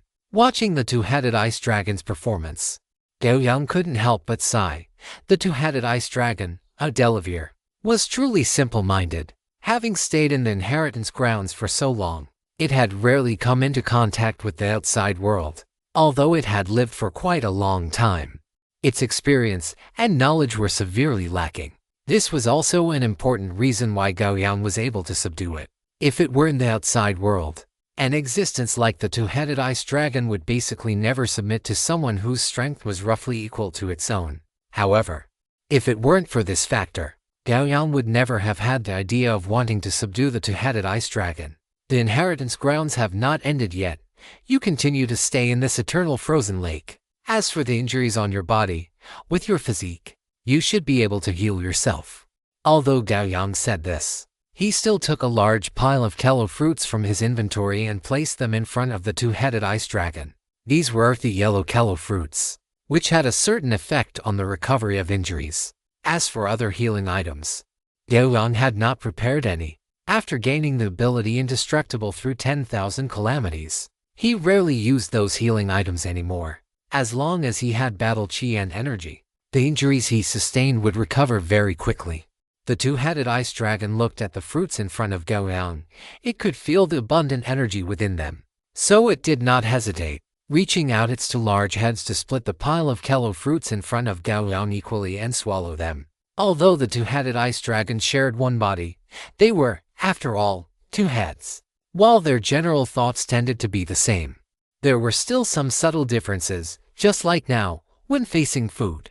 The two dragon heads strictly followed the principle of equal distribution. No one could eat an extra bite, and no one could eat a bite less. After the two-headed ice dragon finished the kello fruits, it burrowed from the cracked ice into the bottom of the lake. Its lair was at the bottom of the lake. Gao Yang watched the two-headed ice dragon, then thought for a moment and followed it into the lake water. The other party had lived here for quite a long time. Perhaps it had some collections. Anyway, since the other party was leaving this place now, it was only right to help it bring its collection out. He jumped into the lake water, and a bone-chilling cold instantly enveloped him. But Gao Yang only felt this chill for a fleeting moment. The next instant, his body naturally radiated heat, dispelling the cold. Gao Yang followed the two-headed ice dragon as it dove toward the bottom of the lake. After about 100 meters, the bottom of the lake had completely fallen into darkness, without a trace of light. However, this did not stump Gao Yang. As he unleashed his battle chi, light illuminated the surrounding dozens of meters of lake water. After diving for about 600 meters, Gao Yang finally saw the two-headed ice dragon's lair. It was an ice-white, bowl-shaped nest, and the two-headed ice dragon was currently lying in it to rest. Upon seeing Gao Yang, the two-headed ice dragon raised its head to look at him, then lowered its heads again. Gao Yang circled the nest to take a look, but did not find any valuable items. Ang! The two-headed ice dragon let out a low roar. Gao Yang stopped his search, came to the side of the two-headed ice dragon, and asked, "Do you have any collectibles? Since you won't be coming back here in the future anyway, let's take them all with us." The two-headed ice dragon looked at Gao Yang, then reached out its massive dragon claws, extended them out of the nest, and pushed aside the ice-white mud and sand at the bottom of the lake, revealing the things buried within. Gao Yang took a look, his expression turning strange. The two-headed ice dragon's collection consisted mostly of bones of various sizes and shapes. A rough glance was enough to tell that these were all trophies from its hunts. In short, the two-headed ice dragon's collection had no value. All right then. After instructing the two-headed ice dragon to rest well, Gao Yang swam toward the surface of the lake. After subduing the two-headed ice dragon, Gao Yang did not continue to collect credentials for other inheritance grounds. For more days passed, and a comprehensive network prompt appeared in the eyes of all participants. Comprehensive network prompt. The inheritance grounds will close in 10 minutes. At that time, all participants will be teleported out of the inheritance grounds. Please prepare for teleportation. After reading the prompt, Gao Yang arrived at the eternal frozen lake and began calling for the two-headed ice dragon, Adelivir. Soon, the massive body of the two-headed ice dragon burst through the solid ice and appeared before Gao Yang. It lowered its proud heads, and a staircase formed of ice spread from its shoulder and neck area to right in front of Gao Yang. Gao Yang walked along the ice stairs onto the broad back of the two-headed ice dragon, where the dragon had already sensibly condensed an ice throne.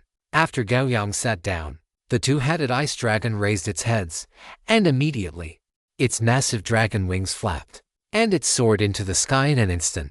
An ice-blue energy shield appeared in front of Gao Yang, blocking the strong wind blowing toward him. Just as the two-headed ice dragon was about to fly into the sea of clouds, a beam of light enveloped Gao Yang and the two-headed ice dragon. The next moment, they vanished instantly. After a bout of dizziness, Gao Yang regained his perception of his surroundings. He appeared on a massive plaza, surrounded by many other participants of the inheritance grounds who had just finished their teleportation. A high-pitched, excited, and deep roar erupted. The two-headed ice dragon spread its wings to their limit. Both dragon heads tilted toward the sky, bellowing as it unrestrainedly vented the excitement in its heart. A terrifying dragon roar spread out. This is the two-headed ice dragon from the frozen forest. How could it appear here? Look at its back, it has been tamed. The participants who had just finished teleporting had not yet regained their senses when their eardrums were stung by the dragon roar. Many participants looked at the two-headed ice dragon in horror, and some looked at Gao Yang on the dragon's back with astonishment. Gao Yang ignored these people. He opened the team channel and began to send messages. "Lidi, where are you? Lidi, I am on the plaza. I see an exaggerated two-headed giant dragon, and there is a figure on its back." Before Gao Yang could speak, Lidi's message appeared again. "Boss Gao Yang, you are actually on the back of that two-headed giant dragon. Does that mean this guy was tamed by you?" Lidi was an archer after all. His eyesight and observation skills were excellent. He stood in the crowd at this moment, looking in shock at the two-headed ice dragon that was wantonly displaying its power, and at Gao Yang, who was sitting on the frozen throne on its back. "Yes, I tamed it. Now, how do we go back?" Gao Yang asked. "Wait for me to come over, Leah. I will wait for you at the location of the two-headed giant dragon. Ben and Candace, are you coming back to the Vanga Plain with us?" Lidi said quickly. "Benjer, I will not return to the Vanga Plain.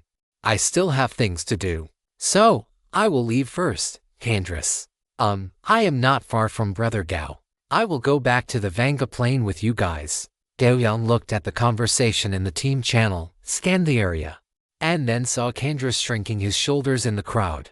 The other party also saw him.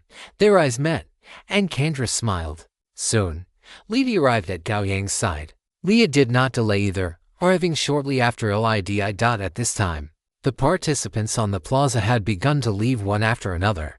Many people took several deep looks at Gao Yang before leaving, as if they wanted to firmly imprint his image in their minds. Lidi took out a teleportation scroll and tore it open. The light of teleportation instantly enveloped the 4 people and 1 dragon. As the light dissipated, the 4 people and 1 dragon had disappeared. In the Vanga Plain, with a ripple in space, Gao Yang and the others appeared abruptly in the palace. Fortunately, this palace was large enough, otherwise, it would have been destroyed by the massive body of the two-headed ice dragon by now. The two-headed ice dragon looked curiously at everything inside the palace. To it, these were all novel things. Gao Yang glanced at it, then raised his left hand. A magic circle appeared. The two-headed ice dragon protested twice, unwilling to enter the circle. After Gao Yang explained, it finally gave up its resistance and was taken into the magic circle. There was a space inside the circle specifically for the two-headed ice dragon to exist in, but it could not stay for too long. Gao Yang just wanted to move the two-headed ice dragon outside the palace. Otherwise, if it moved around casually, Lidi's sleeping quarters would be collapsed by it, which would be quite inappropriate. Seeing the two-headed ice dragon disappear from the palace, Lidi approached Gao Yang with some excitement and asked curiously, "Boss Gao Yang, where did you tame this two-headed giant dragon? I feel its strength is very strong." "I know this." Candace raised his hand weakly. "This was tamed by Brother Gao at the eternal frozen lake in the frozen forest. The other party is one of the 3 forbidden creatures of the frozen forest." Gao Yang shook his head slightly and explained, "It is not that exaggerated. It is just an adult dragon species." "That is still very impressive," Lidi said with envy. He always felt that even after receiving the inheritance, he was no match for that two-headed ice dragon.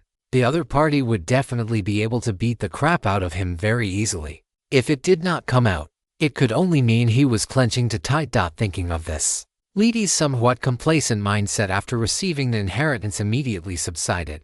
Compared to Boss Gao Yang, he was still far behind. Lidi looked at Gao Yang and said, "Boss, the inheritance grounds are over. I will arrange a banquet. We must relax properly." Gao Yang did not refuse, only giving a reminder to prepare some food for the two-headed ice dragon that matched its size. As a country dragon, Gao Yang intended to give the other party a little taste of gourmet shock. Regarding this, Lidi indicated there was no problem at all. As for the gains in the inheritance grounds, everyone tacitly did not ask. "Oh my, the release order was reversed. I had to modify it again." It was released early today, by the way, asking for monthly vote. Chapter 415 Return. Full of harvest at the banquet, the two-headed ice dragon Audreville was completely going wild in the face of the dazzling array of food, even leaving its most important mating requirements behind. Gao Yang looked at Lidi and then said, "Now that things here are settled, I am preparing to leave." Lidi paused, then tried to persuade him to stay. "Boss, why not stay in our Vanga plane for a while longer and relax properly?" Gao Yang shook his head and only said, "No need for now." Lidi and Leo looked at each other and did not try to persuade him further, only treating Gao Yang and Candrace with even more enthusiasm. Late at night, the banquet ended, and the door to the palace where Gao Yang was staying was knocked on gently. The door opened slowly, and Lidi walked in from outside. "Lidi, is something the matter?" Gao Yang sat cross-legged on the bed, looking at Lidi and asking. Lidi walked up to Gao Yang and then took out a pile of items from his backpack. "Boss Gao Yang, I was able to obtain the inheritance of the Scarlet Battlefield this time thanks to you. These are a little bit of compensation." Gao Yang looked at the items Lidi took out. Among them were magic crystals, ornaments made of mithril and shining gold, and some jewelry. The value should not be low. He did not refuse, waving his hand slightly to collect these items into his backpack. Seeing Gao Yang accept the payment, Lidi's face revealed a hint of a smile. He sat down to the side and said, "Big boss, I'm afraid I'll be staying in the Fanga plane for some time to come to digest the inheritance I've obtained. I won't be moving until I reach the legendary stage or get close to it." "That is a good thing. Once you settle down, your strength will grow slowly as time passes." Gao Yang nodded, expressing his approval of Lidi's decision. The Garuda are currently in their prime. Perhaps our Garuda clan will be able to achieve a breakthrough in the number of legendary powerhouses." Lidi rubbed his chin, looking somewhat expectant. Afterward, he stood up, looked at Gao Yang, and said earnestly, "In the future, if you have any needs, big boss, our Garuda clan will definitely do our utmost to assist you." Gao Yang looked at the solemn-faced Lidi Garuda without making a commitment, merely nodding slightly. He understood that promises were, for the most part, things meant to be heard rather than truly relied upon. Gao Yang withdrew his gaze and changed the subject, saying, "I will be leaving tonight, so there is no need to look for me tomorrow. If you have time, just contact me through the general network. By the way, regarding the advanced sword technique scrolls, if you have any gains, be sure to contact me in time." Lidi nodded and stood up to walk outside. Gao Yang watched him leave, then closed his eyes once more to continue his own cultivation. He had many things to attend to now: battle chi cultivation, sword technique practice, meditation, and absorbing the combat memories of the sacrificial tower master. So much so that Gao Yang felt his time was not enough. Even with the time acceleration, where 1 hour was equivalent to 10 hours for others, he still felt pressed for time. Not to mention, he still had to learn more sword techniques to increase the power of his calamity sword technique. But all of this was worth it. Gao Yang enjoyed the feeling of constantly growing stronger, with no worldly needs left. What Gao Yang currently pursued was achieving the legendary stage. After finishing his meditation, Gao Yang walked out of the palace. To be fair, as the royal family of the Fanga Plain, the Garuda lived in an extremely comfortable environment. At the very least, Gao Yang had never experienced the life of royalty before this. He looked up at the tallest building of the Garuda royal family, then walked to the location where the two-headed ice dragon and Lighting were. Seeing Gao Yang arrive, Lighting immediately stood up from the ground, quickly ran to his side, and rubbed its massive head against Gao Yang's arm. It had spent several hours with the two-headed ice dragon, and that feeling had almost suffocated it. If it weren't for Gao Yang's orders, it would have stayed far away long ago. Gao Yang patted Lighting's head, then opened one hand. A magic circle lit up on the back of his hand. The two-headed ice dragon glanced at the glowing circle, snorted with an icy blue puff of air, and then reluctantly transformed into a streak of light, entering the magic circle. What followed was a cross-crystal wall system teleportation. The two-headed ice dragon's size was too large, and the consumption would be much higher during such a level of teleportation. If it were kept inside the magic circle, this problem would be avoided. Upon seeing the two-headed ice dragon disappear, Lighting's mood visibly improved. Gao Yang mounted the horse, then communicated with the general network to initiate the teleportation. As the countdown ended, a spatial vortex appeared before him. Lighting did not hesitate and plunged straight in. Gao Yang entered the astral realm at high speed. After he entered, the astral giant Khan, which had transformed into a tattoo on his arm, suddenly became excited. It manifested from Gao Yang's arm, swam around his body, and occasionally let out joyful wail songs. During this process, Gao Yang saw the starlight spots on its body begin to light up one by one, as if it were absorbing the energy in the astral realm. As time passed, the starlight on Fatty's body became increasingly intense. However, this did not last long. As the teleportation ended, the source of starlight for the Fatty Kun disappeared, and the starlight spots on its body returned to their original state. Looking at the familiar training ground in front of him and the familiar sun overhead, Gao Yang slowly let out a sigh of relief. At the very moment Gao Yang broke through the Dominguez crystal wall system, far away in a place unreachable and unobservable by mortals, the Tooth of Plunder suddenly opened its eyes. There was a trace of doubt in its eyes because it could no longer perceive the human who had killed its avatar in the material world as a deity.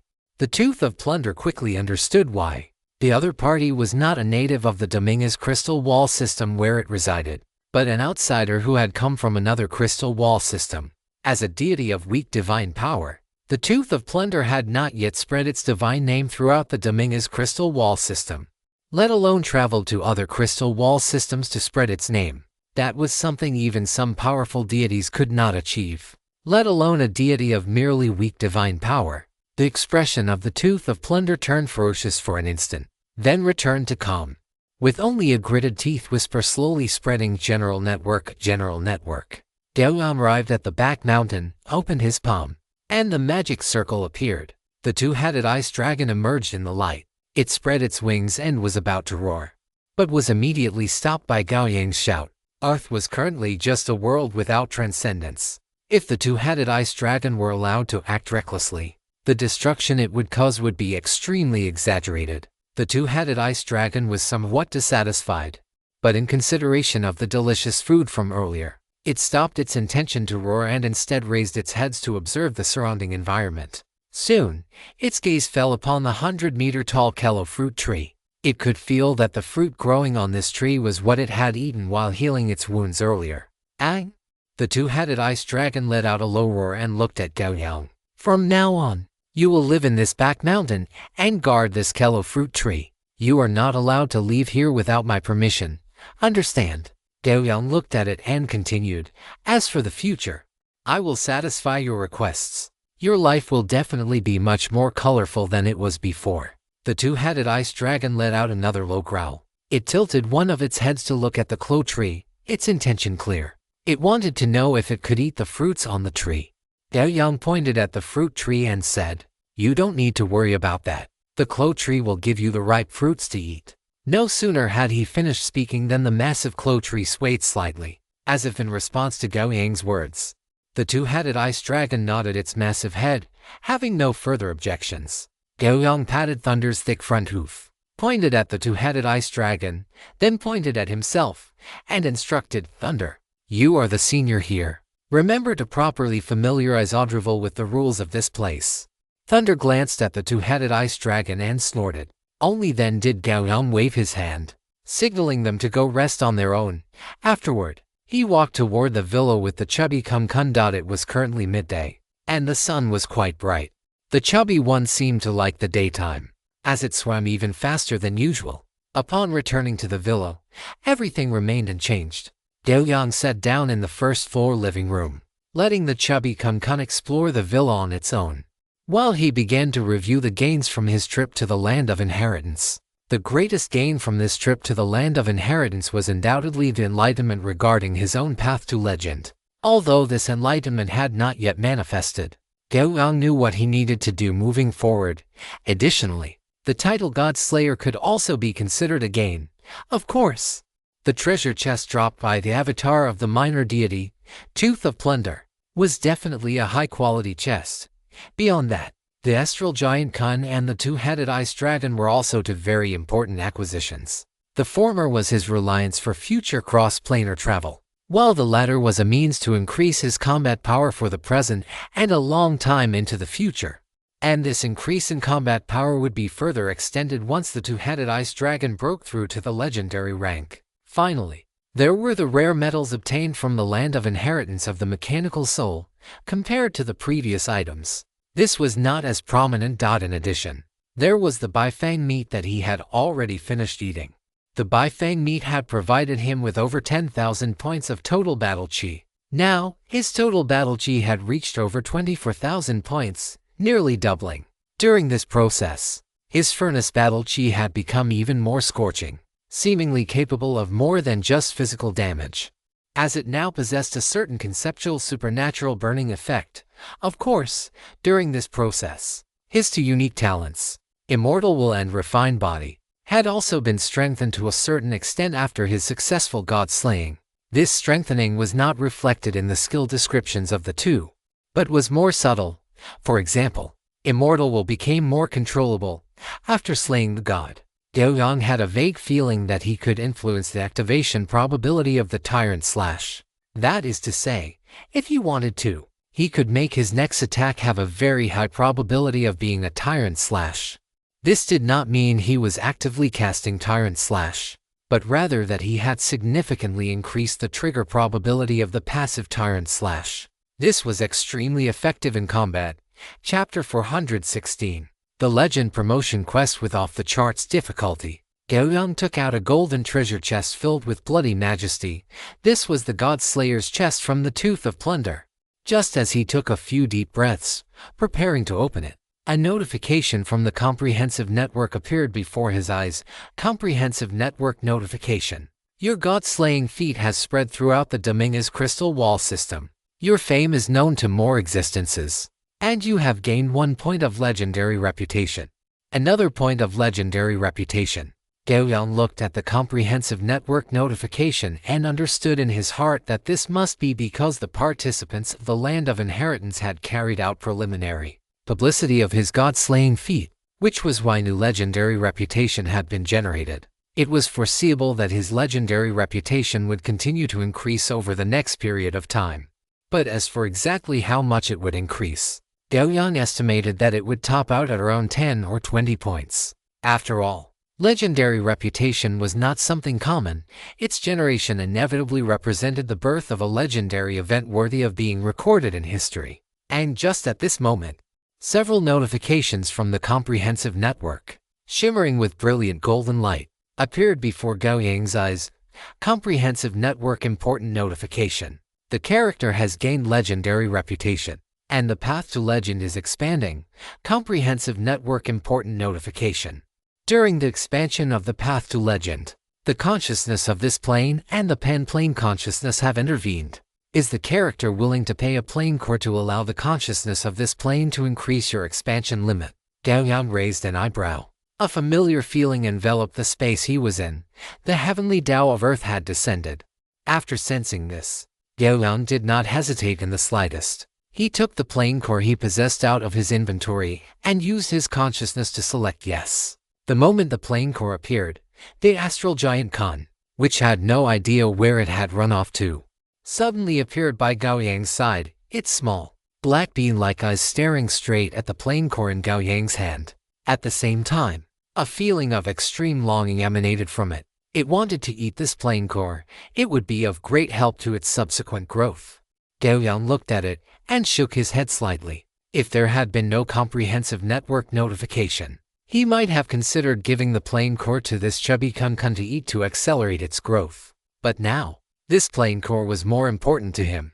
As Gao Yang confirmed the payment of the plane core, the heavenly Tao of Earth emitted a sense of pleasure. Then, Gao Yang felt his hand lighten, and the plane core had vanished without a trace. The next moment, the presence of the heavenly Tao of Earth suddenly increased by a large margin, and a feeling of absolute impartiality, ruthlessness, and indifference filled the entire villa. As Gao Yang stood within it, it felt as if all his strength had vanished in this instant, and he had become a mortal once again, drifting with the waves on a vast, boundless, pitch-black ocean. The moment this feeling was born, a surge of anger erupted in Gao Yang's heart. His power had been accumulated bit by bit, how could it be stripped away at will? If it could be stripped away at will, then what was the point of all his efforts up to this day? Even if it were illusory, he would not allow it. A brilliant radiance of will filled Gao Yang's body, so intense that it began to emanate from his very form, forcefully pushing back the aura of the Earth's heavenly Tao by a finger's breadth. In that instant, the feeling of weakness and powerlessness vanished entirely, and abundant strength flooded back into every part of Gao Yang's body. A few minutes later, the presence of the Earth's heavenly Tao slowly receded until it returned to its original state. This also meant that with the help of the Earth's heavenly Tao, the upper limit of his path to legend had been elevated. Omni Network important notification. The expansion of the path to legend has concluded.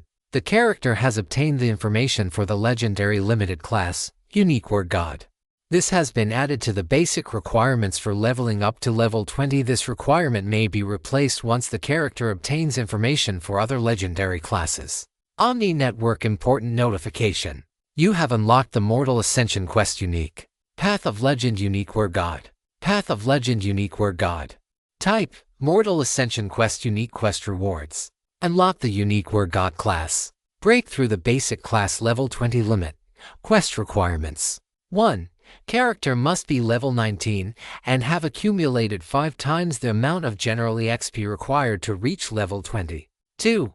Character's strength, constitution, and agility must reach 25 points. Perception and charisma must reach 19 points. Total battle chi must exceed 100. 3. Character must possess at least 5 unique feats. 4. Character must complete the following unique tasks: a Compassionate Redemption Version Quest. The character must redeem 5 or more planes worlds eroded by evil gods and slay 3 evil gods. Avatar Disciple Advent Form, Saint Advent, True Body. Ultimate Battle. Complete 3 or more battles against legendary class holders and emerge victorious. Plane War God. Accumulate over 50 points of multiversal legendary reputation. No restrictions on method. Omni Network important notification. The Path of Legend quest is a personal ascension quest. Breaking through to legend is possible with a completion rate above 50%. But there are significant differences after the breakthrough depending on the completion rate. Please decide carefully. Warning: this quest has no time limit, but if the character attempts to act in a way that deviates significantly from the will associated with the current path of legend, or even acts in opposition to it, it may cause the current path of legend quest to disappear directly. As the golden glowing notifications refreshed, Gao Yang read through them one by one, and finally let out a long sigh of relief. Looking at the legendary ascension quest provided by the Omni Network, Gao Yang suddenly gained a clear understanding of his own path of legend. It was the belief in constant self-improvement he had always upheld, the will to never yield that he had always insisted upon, and the final product of his deepest inner desires. But in this process, he also needed to maintain his own code of conduct, which was not to bully the weak. In this way, he could achieve the status of a unique word God. Gao Yang did not know what the requirements for other transcendent classes to advance to legend were.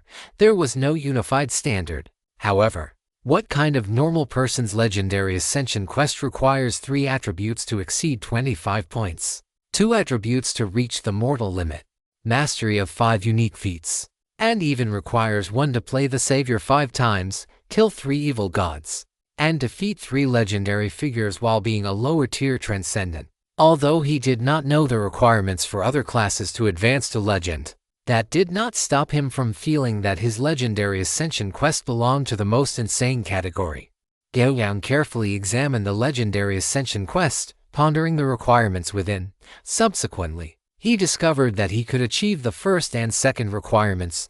It was merely a matter of needing a large amount of combat and the tempering of time. Of course, the battles involved would have to be life and death struggles, because only through that level of desperate fighting could his body of 100 refinements be improved. As for the third requirement, based on the information Gao Yang currently had access to, it could only be completed through training in the abyss. This highly overlapped with the first unique task of the fourth requirement, Compassionate Redemption. When he completed his training in the abyss, he would be saving those planes eroded by evil gods. The Saint Gold world was like this. The Demon Wasteland was the same. And even the initial Sanglong world was no different. If he successfully saved all 3 of these worlds, he would have completed 3/5 of this unique task directly. Of course, this would require him to slay 3 evil gods. As for the second unique task of the 4th requirement, it did not seem that difficult in Gao Yang's view. It is well known that the gap between people is often greater than the gap between humans and dogs. And this saying applies equally to the legendary realm. The gap between the upper and lower limits of different legends can be described as heaven and earth, a point that is vividly reflected among legendary spellcasters. Gao Yang felt that, setting aside the 4th requirement, if he completed the 2nd and 3rd requirements, facing some of the weaker legendary class holders should not be too difficult for him.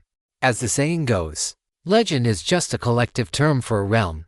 Whether one is strong or not depends on the final combination of skills, attributes, feats, and other aspects.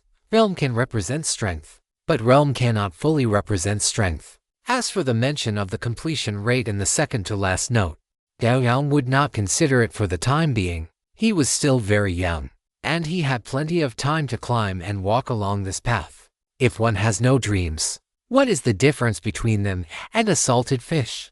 As for the final warning, it was clearly admonishing Gao Yang that once he chose this path, he could no longer be a coward who shied away from battle. Of course, Gao Yang had never thought of being a coward who shied away from battle anyway. As for the legendary reputation requirement in the 3rd part of the 4th item, Gao Yang felt it was completely redundant. If he managed to accomplish all the things mentioned above, would he still be lacking in something like legendary reputation? The Earth's heavenly Tao left, feeling quite satisfied, and Gao Yang collapsed heavily onto the sofa.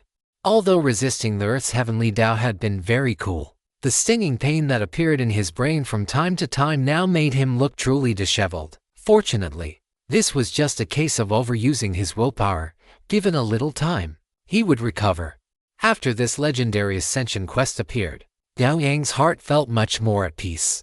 Although his legendary quest seemed somewhat overly difficult, having a clear goal is always much better than being lost and aimless. His current accumulation at the extraordinary stage is still far from reaching its limit. To say nothing of anything else, just regarding the 8-9 profound art, he is still a long way from reaching the perfection of the 6th level. He also has plenty of time, and regarding this, Gao Yang does not appear anxious. Legendary status cannot be achieved overnight, and one must not be impatient during this process. By walking step by step, following the path steadily and firmly, anyone can achieve a legend that belongs to their own life. He took 2 ice blue kello fruits from his inventory and handed one to the chubby con, but the latter uncharacteristically did not open its mouth. Gao Yang lowered his head to look at the chubby con, only to see its small, black bean-like eyes filled with grievance, looking at him pitifully, as if asking why he wouldn't give it the plain core to eat. Regarding this, Gao Yang remained silent for a moment before comforting it.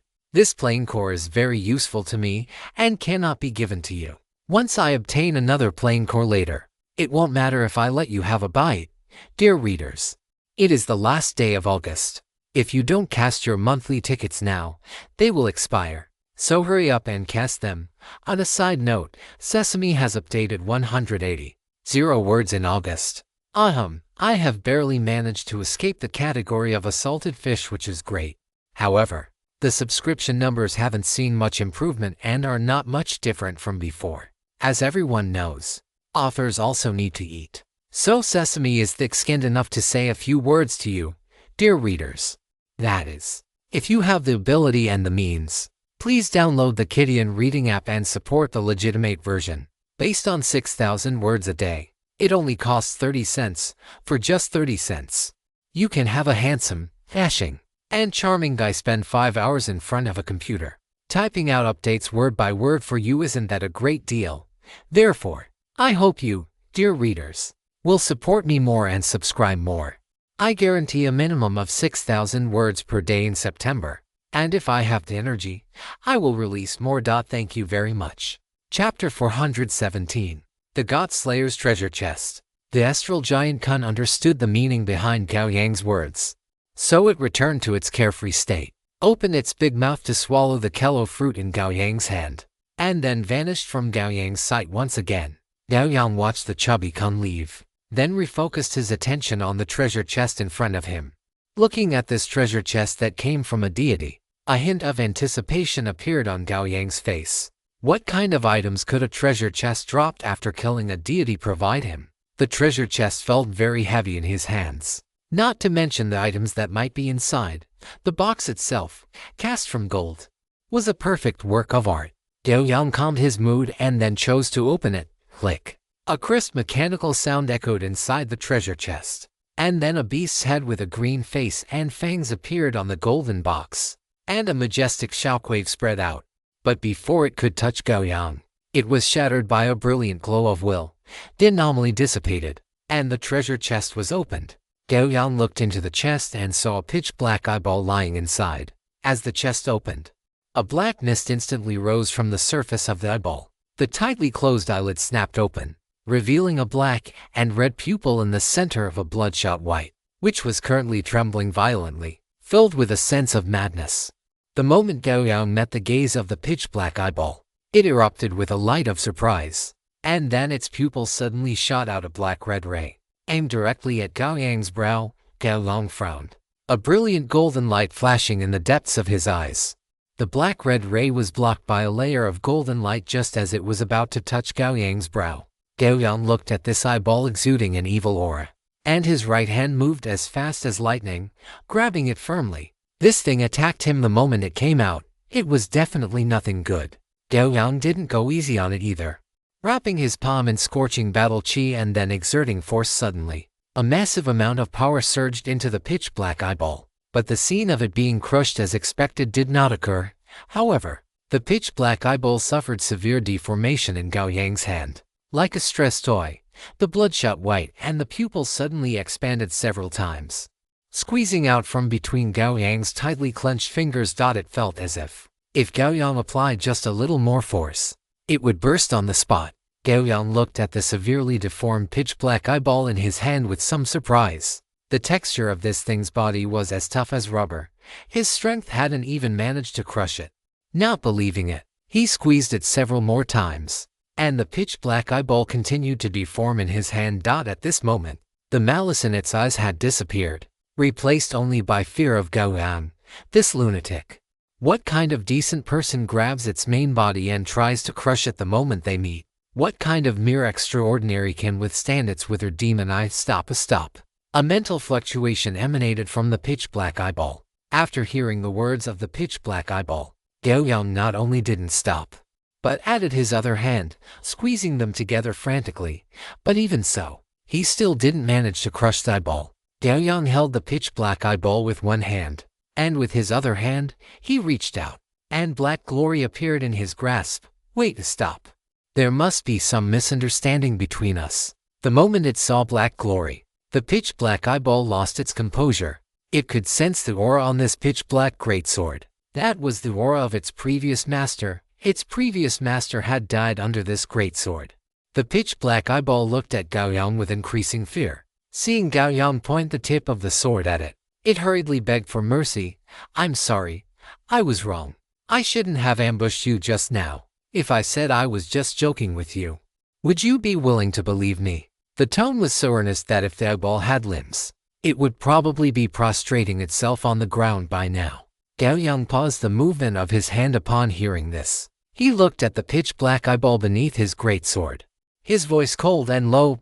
Tell me your origin, your true name, and everything about you. The pitch-black eyeball shifted its pupil slightly upward, avoiding direct contact with the tip of the sword, and then spoke rapidly. My true name is Eye of Withermorrow. I do not know how I was born. When I first gained consciousness, I had already appeared in the abyss.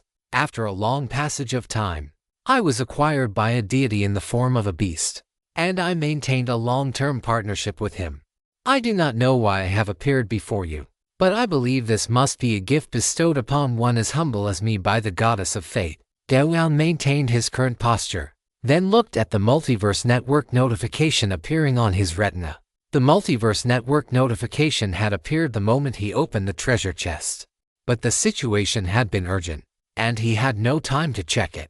You have obtained the evil wonder, Eye of Withermorrow. Gao Yang retracted his gaze without a change in expression. It seemed this eyeball had not lied about its true name. Moro carefully observed Gao Yang's expression. When Gao Yang retracted his gaze, it suddenly relaxed. No longer as tense as before. Great as you are, you should be able to discern that everything I have said is the truth. Gao Yang stared at it, then spoke again. Your abilities, this will determine whether you can continue to exist. Hearing this, the bloodshot veins in Moro's eye dissipated significantly, and it hurriedly spoke. I can help you scout enemies, including their life intensity, energy intensity, and even their true names. Furthermore, I can be used for large-scale surveillance.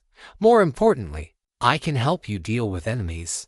The ray I used earlier can cause enemies to wither and age until they die. So, you really did want to kill me. Gao Yang's voice was as cold as ice. Moro's pupils shrank, and it hurriedly said, Great as you are, you surely would not care about the provocation of an ant as humble as me.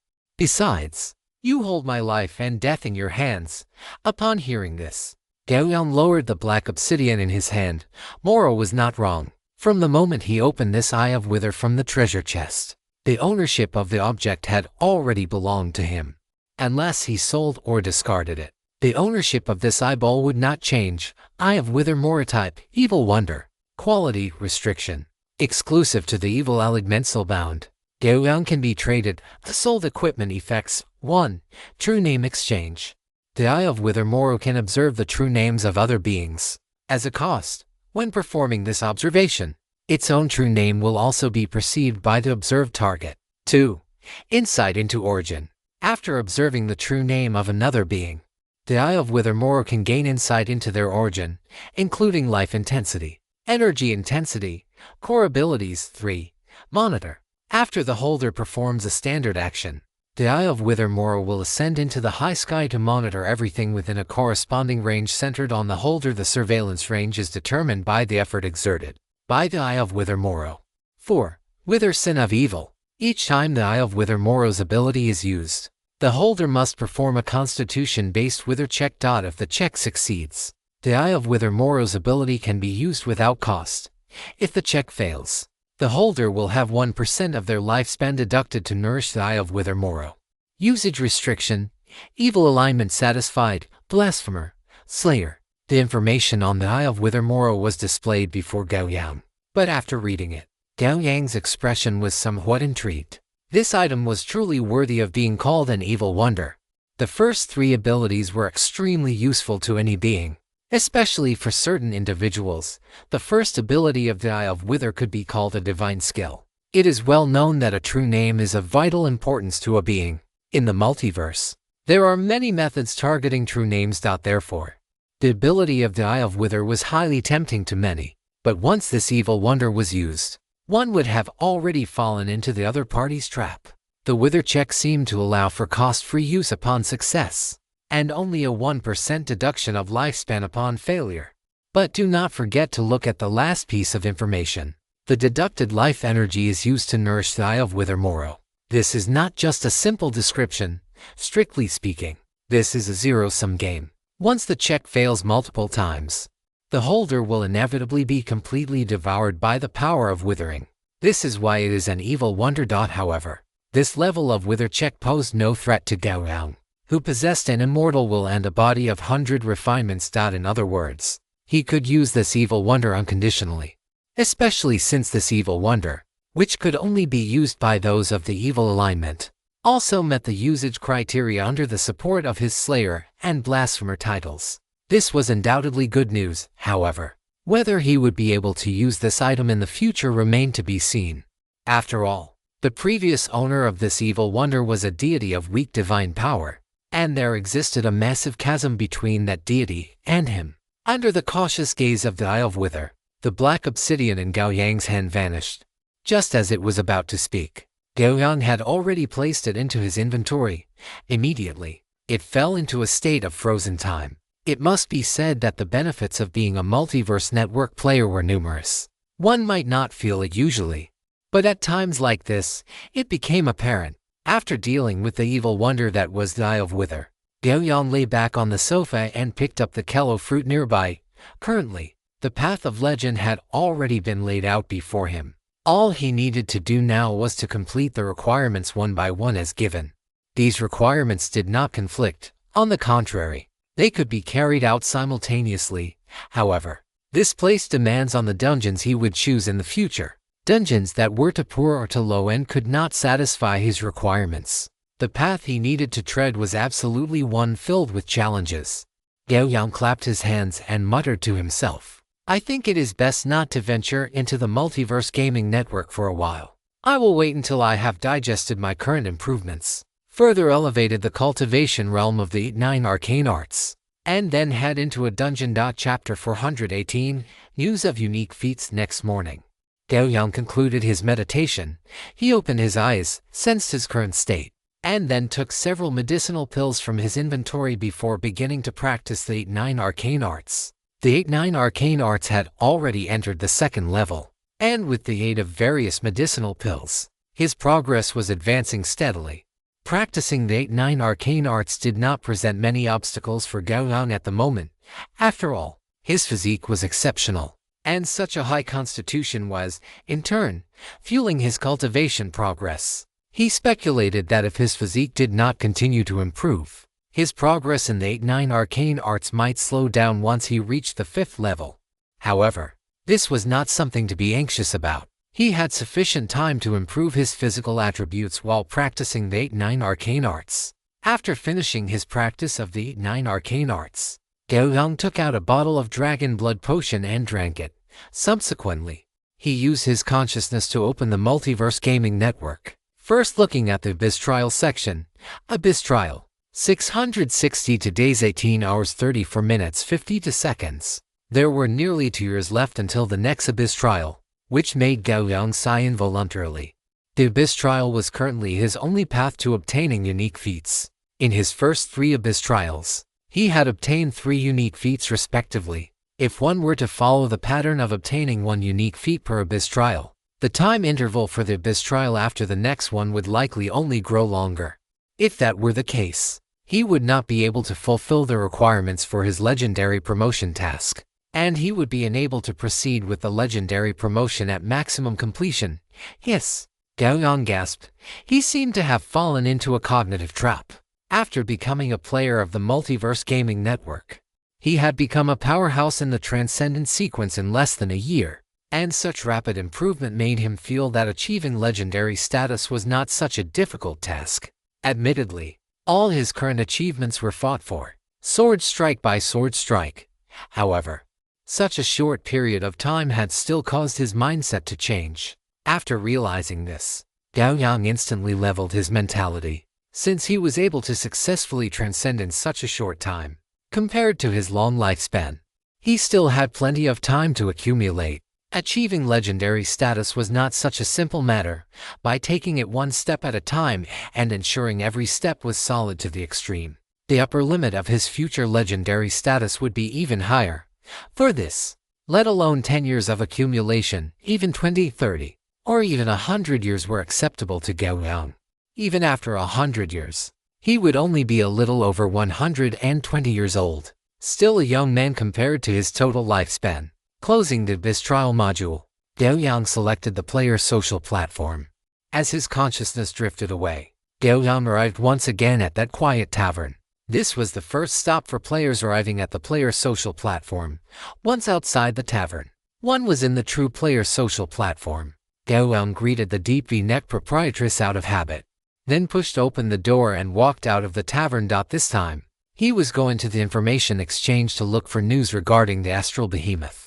Among these, news on accelerating the growth of the Astral Behemoth was the top priority. There were still many players at the information exchange, and Gao Yang saw several long queues outside the exchange from afar. Information in the multiverse could almost be said to be infinite, and relevant knowledge also possessed corresponding value. This was the good fortune of Multiverse Gaming Network players, who could obtain most relatively secret information through the information exchange by paying a certain amount of multiverse disaster coins. After queuing for quite a while, it was finally Gao Yang's turn. Gao Yang skillfully began his search. As he entered the 4 characters Astral Behemoth, lines of information appeared before his eyes. Among them, The most conspicuous one was an entry priced at 8,000 multiverse disaster coins. Astral Behemoth Catalog. This catalog contains 182 types of common astral behemoths in the astral realm. Each type of astral behemoth has a corresponding name, image, and a general introduction to its ability system. It is absolutely worth the price. Gao Yang looked at this information and, after some thought, chose to purchase it.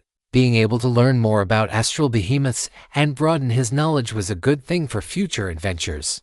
With the deduction of the multiverse disaster coins, a thick, ancient-looking catalog appeared before Gao Yang, the Astral Behemoth Catalog. With its gold-edged cover and mysterious runes, looked low-key yet luxurious.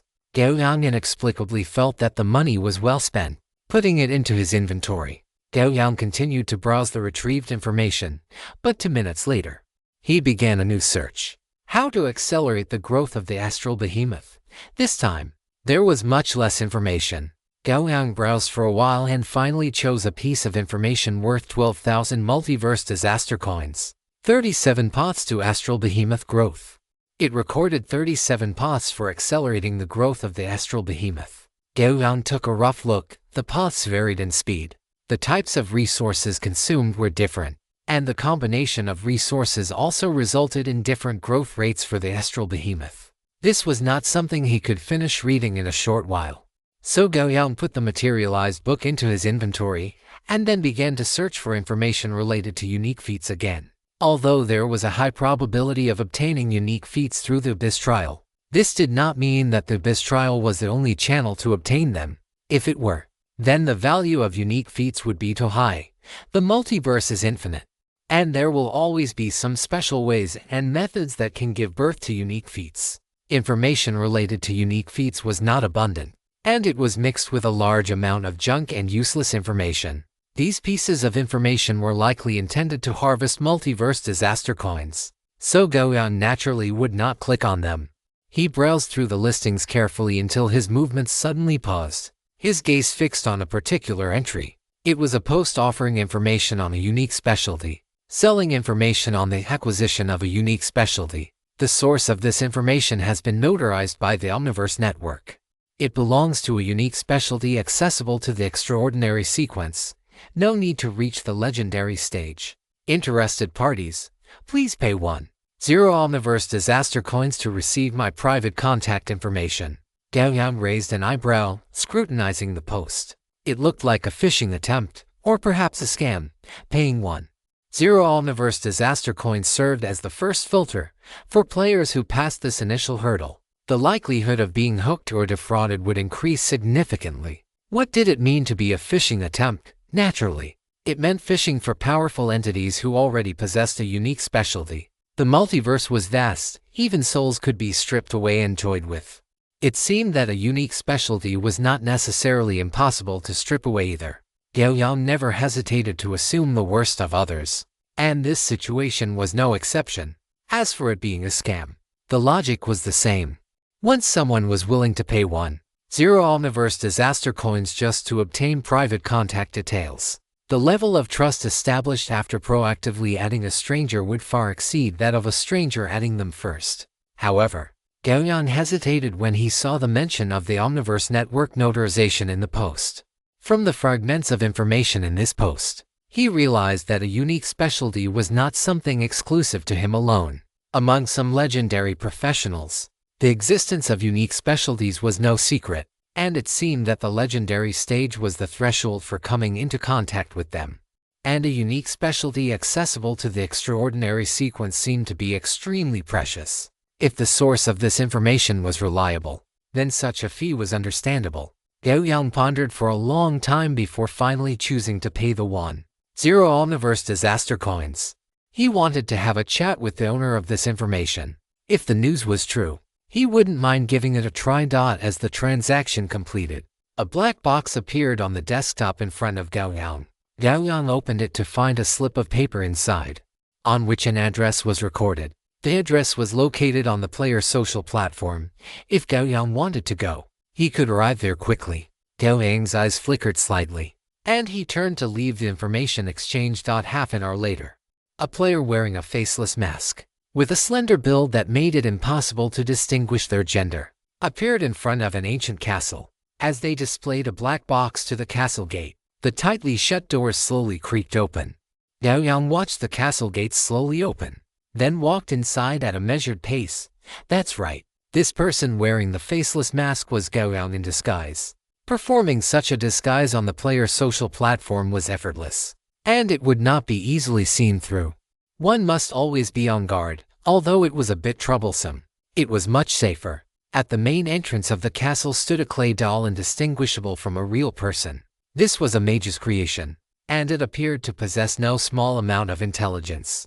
Led by the clay doll, Gao Yang entered the castle and arrived at the reception hall. The clay doll served tea and snacks, then turned and left. Gao Yang waited in this reception hall for about 10 minutes before a faint sound of footsteps came from outside. Knock, knock, knock. The sound of knocking echoed, and then the doors to the reception hall were pushed open. A beautiful woman in a long dress appeared at the entrance. Hello, have you been waiting long? The beautiful woman smiled, sat down casually opposite Gao Yang, and positioned herself to give Gao Yang the best view. Ever since she entered, Gao Yang had been staring at her movements. As the beautiful woman finished speaking, he remained silent, stood up, and walked toward the exit of the reception hall. The beautiful woman before him was not a simple existence. On the player's social platform, players could not use any abilities, but one thing was unavoidable, that was charisma. Players with charisma as their primary attribute could exert surprising effects even in a place like the player's social platform. Clearly, the beautiful woman before him was an entity with high charisma. She knew how to utilize her advantages well, including her initial walk, her expression upon entering, and the words she spoke, all of which demonstrated that she was not simple. This made Gao Yang realize that this was not a simple sale of unique specialty information. If he continued to delve deeper, he was not sure what his ultimate fate would be. Chapter 419 Unique Specialty Hotbed. After realigning his current position, Gao Yang's mindset was not as urgent as it had been before. For him, he had plenty of time to grow stronger. There was absolutely no need to take such a risk. Seeing Gao Yang walk away without saying a word, the smile on the beautiful woman's face stiffened. She stared at Gao Yang's back, her ample chest rising and falling noticeably, and then she spoke. Don't you intend to listen? Information on a unique specialty is not so easily obtained. Gao Yang's departing footsteps paused slightly. He did not turn back, but spoke in a deliberately disguised voice. Forget it. I'm not used to being cannon fodder. Gao Yang did not want to listen to what this beautiful woman had to say. He was afraid that once he heard the news about the unique specialty, he wouldn't be able to walk away. It would be like a fish that had swallowed the bait, left only to have the hook hidden inside the bait pierce its lip, to be yanked out of the water by the angler. Having said that, without waiting for the beautiful woman to speak, he walked out of the reception hall without looking back. After he walked out of the reception hall, the beautiful woman followed. She watched Gao Yang's back, her eyes flashing with a look of determination. What if I told you that the unique specialty information I provide can significantly increase a player's core ability? Gao Yang's footsteps paused slightly, and then he said, Then you've found the wrong person. I am not a combat player. It was merely an unverified piece of information. If this could trick Gao Yang, he wouldn't have appeared here in the first place. Core abilities aren't possessed only by combat players. If you are worried, why don't we communicate outside the castle? The beautiful woman's bright, watery eyes held a cunning glint as she continued. If this unique specialty is truly so precious, why would you take it out to sell? Gao Yang glanced back at her before continuing to walk toward the exit of the ancient castle. The beautiful woman did not mind, simply following behind Gao Yang at a distance of about 5 meters, while saying, It is quite simple, isn't it? My ability is insufficient, and I am unable to obtain this unique specialty. So I can only use this method to monetize it. Rest assured, for just 20,000 Omniverse disaster coins, you can obtain the complete information regarding this unique specialty. It is absolutely worth more than the price. How many times have you sold this piece of information? Counting you. It is a total of 6 times. The beautiful woman's tone was sincere. 6 times. Gao Yang let out a scoff. I am afraid it is more than 60 times. 20,000 Omniverse disaster coins a pop. The beautiful woman behind him certainly had not earned a small amount. You can take a look at the information first. The first half is free. The beautiful woman quickened her pace to walk side by side with Gao Yang, and a scroll appeared in her hand. At this moment, the two had already walked out of the ancient castle, and the sunlight spilled onto them. Gao Yang looked at the scroll in the beautiful woman's hand. He did not reach out to take it, but instead scrutinized the person before him. A moment later, he reached out to take the scroll and opened it right in front of her.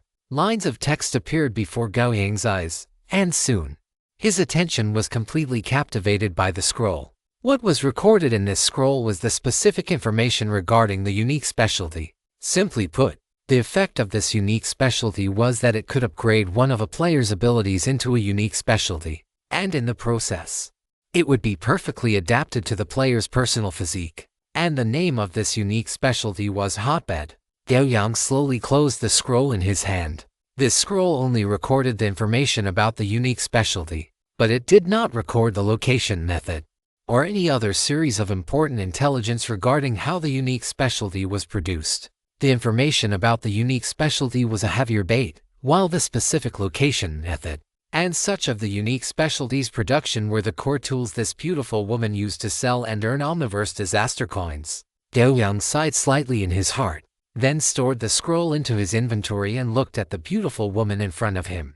He had to admit that he had still become the fish that took the bait. "Give me a copy." After Gao Yang finished speaking, he initiated a trade request to the beautiful woman before him. A brilliant smile appeared on the beautiful woman's face. As she agreed, she said, "Believe me, my information is absolutely worth more than the price." The trade was completed quickly, and a brand new scroll appeared in Gao Yang's hand. This scroll had been notarized by the Omniverse Network, so the information within it was basically credible. Gao Yang put away the scroll and turned to walk out of the ancient castle. "Wait!" The beautiful woman's voice came. Gao Yang turned to look at her, his eyes filled with inquiry. The beautiful woman spread her palms, and an invitation letter lay quietly in her fair, tender palm. "You still need to give me 5,000 Omniverse disaster coins." Gao Yang did not speak, just looking at her quietly. The beautiful woman shook the invitation letter in her hand and said, "The location of the unique specialty is quite special and not so easy to enter. You need the corresponding invitation letter to get in. The invitation letter is 5,000 Omniverse disaster coins each. There are not many left." Gao Yang looked at her and chose to pay the Omniverse disaster coins to take the invitation letter. "I wish you success." A smile appeared on the beautiful woman's face, looking very bright. Gao Yang did not say a word and turned to leave the ancient castle. Standing on the street, Gao Yang chose to leave the player's social platform. As a light flashed, Gao Yang's consciousness returned. Gao Yang took out the scroll and invitation letter he had spent 25,000 Omniverse disaster coins to obtain from his inventory, then opened the scroll. Soon, he finished browsing the information on the scroll. The unique specialty, Hotbed, did not exist in a certain world or plane, but within a hidden demi-plane, and this demi-plane had an owner, which was the reason why the beautiful woman said it was impossible to enter without an invitation letter. As for that invitation letter, when Gao Yang bought it, several lines of text also appeared on the previously empty invitation. "Sincerely invite you to come to Kahalis to participate in Duke Mephitos' banquet." And in the bottom right corner of the invitation, there was a gold-stamped serial number, No. 96, and a countdown composed of black text. If one were to judge by the serial number, there were 95 players before him, which meant 95 competitors. As for whether there would be more numbers after that, Gao Yang's inclination was yes. As for the countdown, there were 23 days left until the banquet began, and the title of Duke was common among creatures like devils. In other words, at least 96 players would participate in the banquet organized by the devil Duke Mephitos in 23 days, and everyone's goal was the same: to seize the unique specialty held by Duke Mephitos' Hotbed. As for the cost, Gao Yang had already roughly guessed it. For devils, the most valuable item was the soul, and the most valuable thing above that was a high-quality soul born from a powerhouse. Therefore, one layer of that beautiful woman's identity should be a soul broker for that devil duke. Of course, there was another possibility. that the beautiful woman's own soul had already been sold to the Devil Duke. Perhaps that Devil Duke had already captured the souls of many powerhouses through this method. In his view, using a unique specialty as bait to fish for many high-quality big fish was a very cost-effective deal.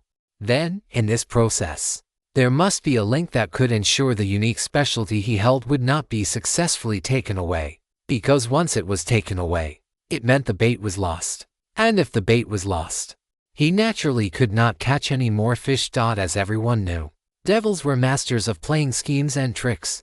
They would always use various means at various times to achieve their goals. Moreover, Gao Yang, who possessed an immortal will, was lethally attractive to those devils. His brilliant soul would absolutely be a supreme treasure in the eyes of a devil. This point had already been demonstrated in the demon wasteland. It was just that those devils at the time didn't have the opportunity to covet Gao Yang's soul. Gao Yang put down the invitation in his hand, his eyelids lowered, and began to ponder. A moment later, he opened his eyes and put the invitation and scroll into his inventory. He could try to attend Duke Mephitos' banquet. With his immortal will, his margin for error should be much higher than others. Moreover, Duke Mephitos was not a legendary level devil, so there was no situation of overwhelming power. There were still 23 days until the banquet began, and Gao Yang wouldn't be standing still during this time. After clarifying his thoughts, Gao Yang no longer dwelled on this matter. However, during this period, he planned to make up for his lack of knowledge regarding the devil race's methods of plundering souls, so that he could avoid falling victim as much as possible. Gao Yang took out two thick books from his inventory again. These two books were the Starfield Behemoth Compendium and the Starfield Kun's Growth Guide. The Starfield Kun could be of great help to Gao Yang's future. If it could grow up faster, this future would arrive even sooner.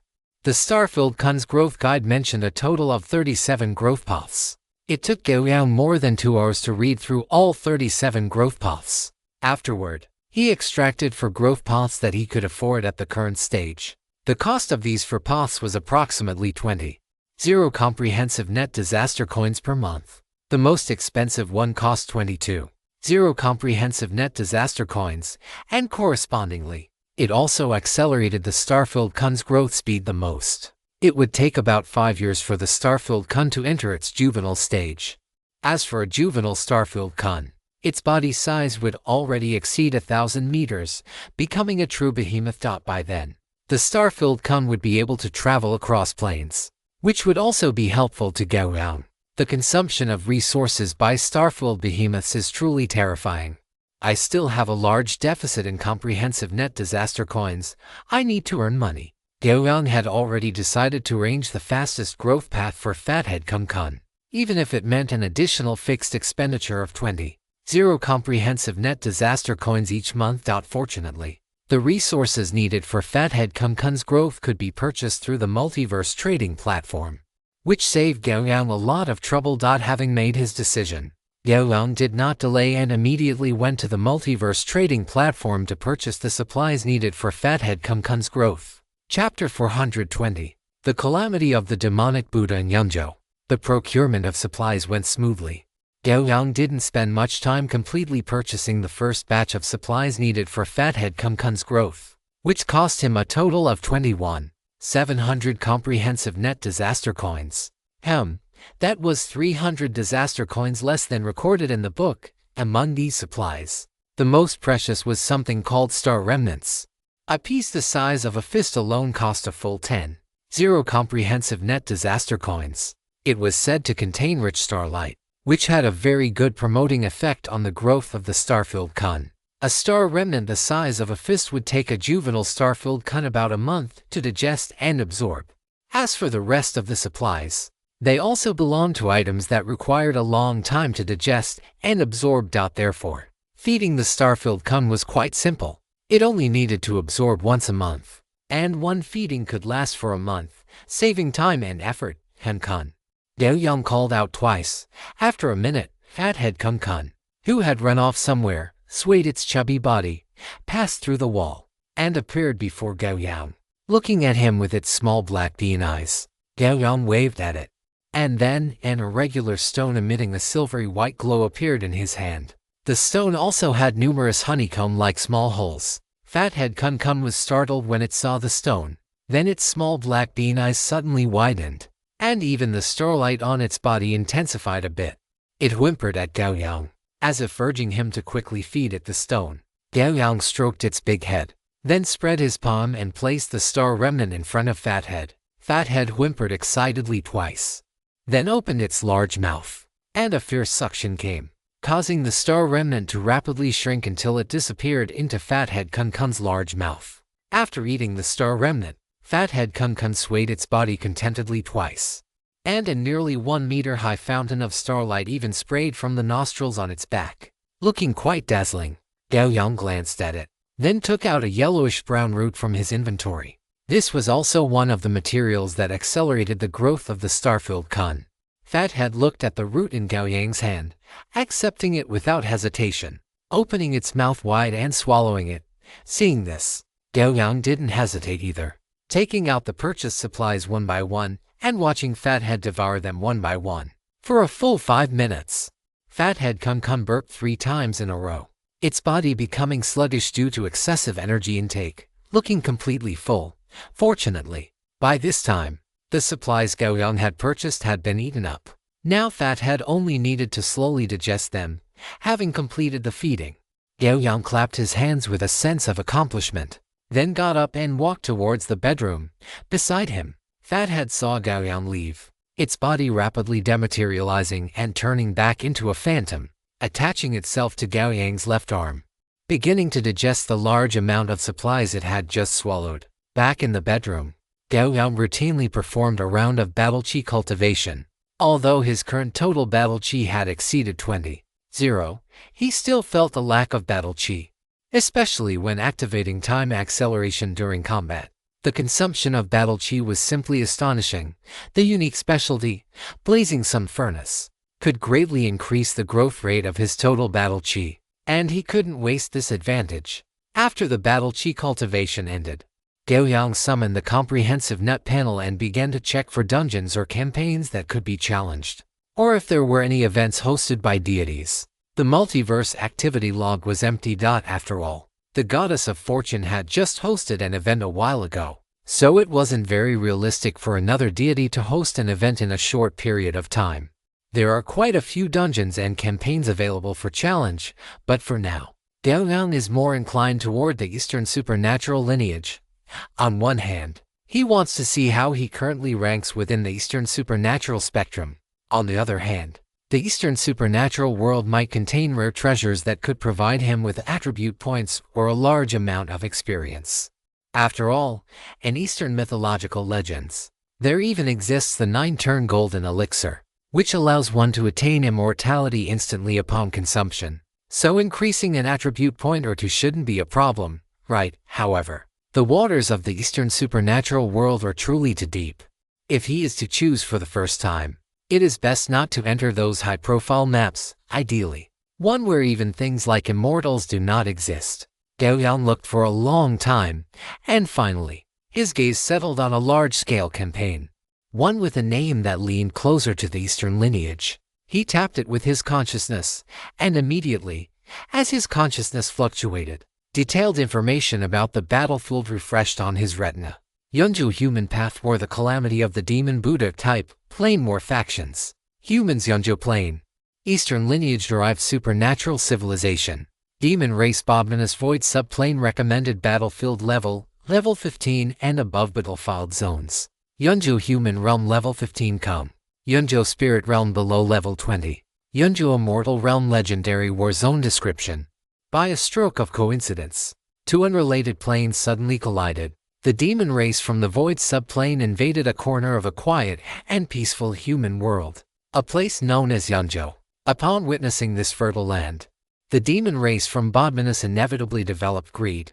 They wanted to occupy this rich world to replace their own harsh homeland. After invading Yunju, the demon race, which possessed physical forms in their subplane, were shocked to discover that they could exist as spiritual entities in this world.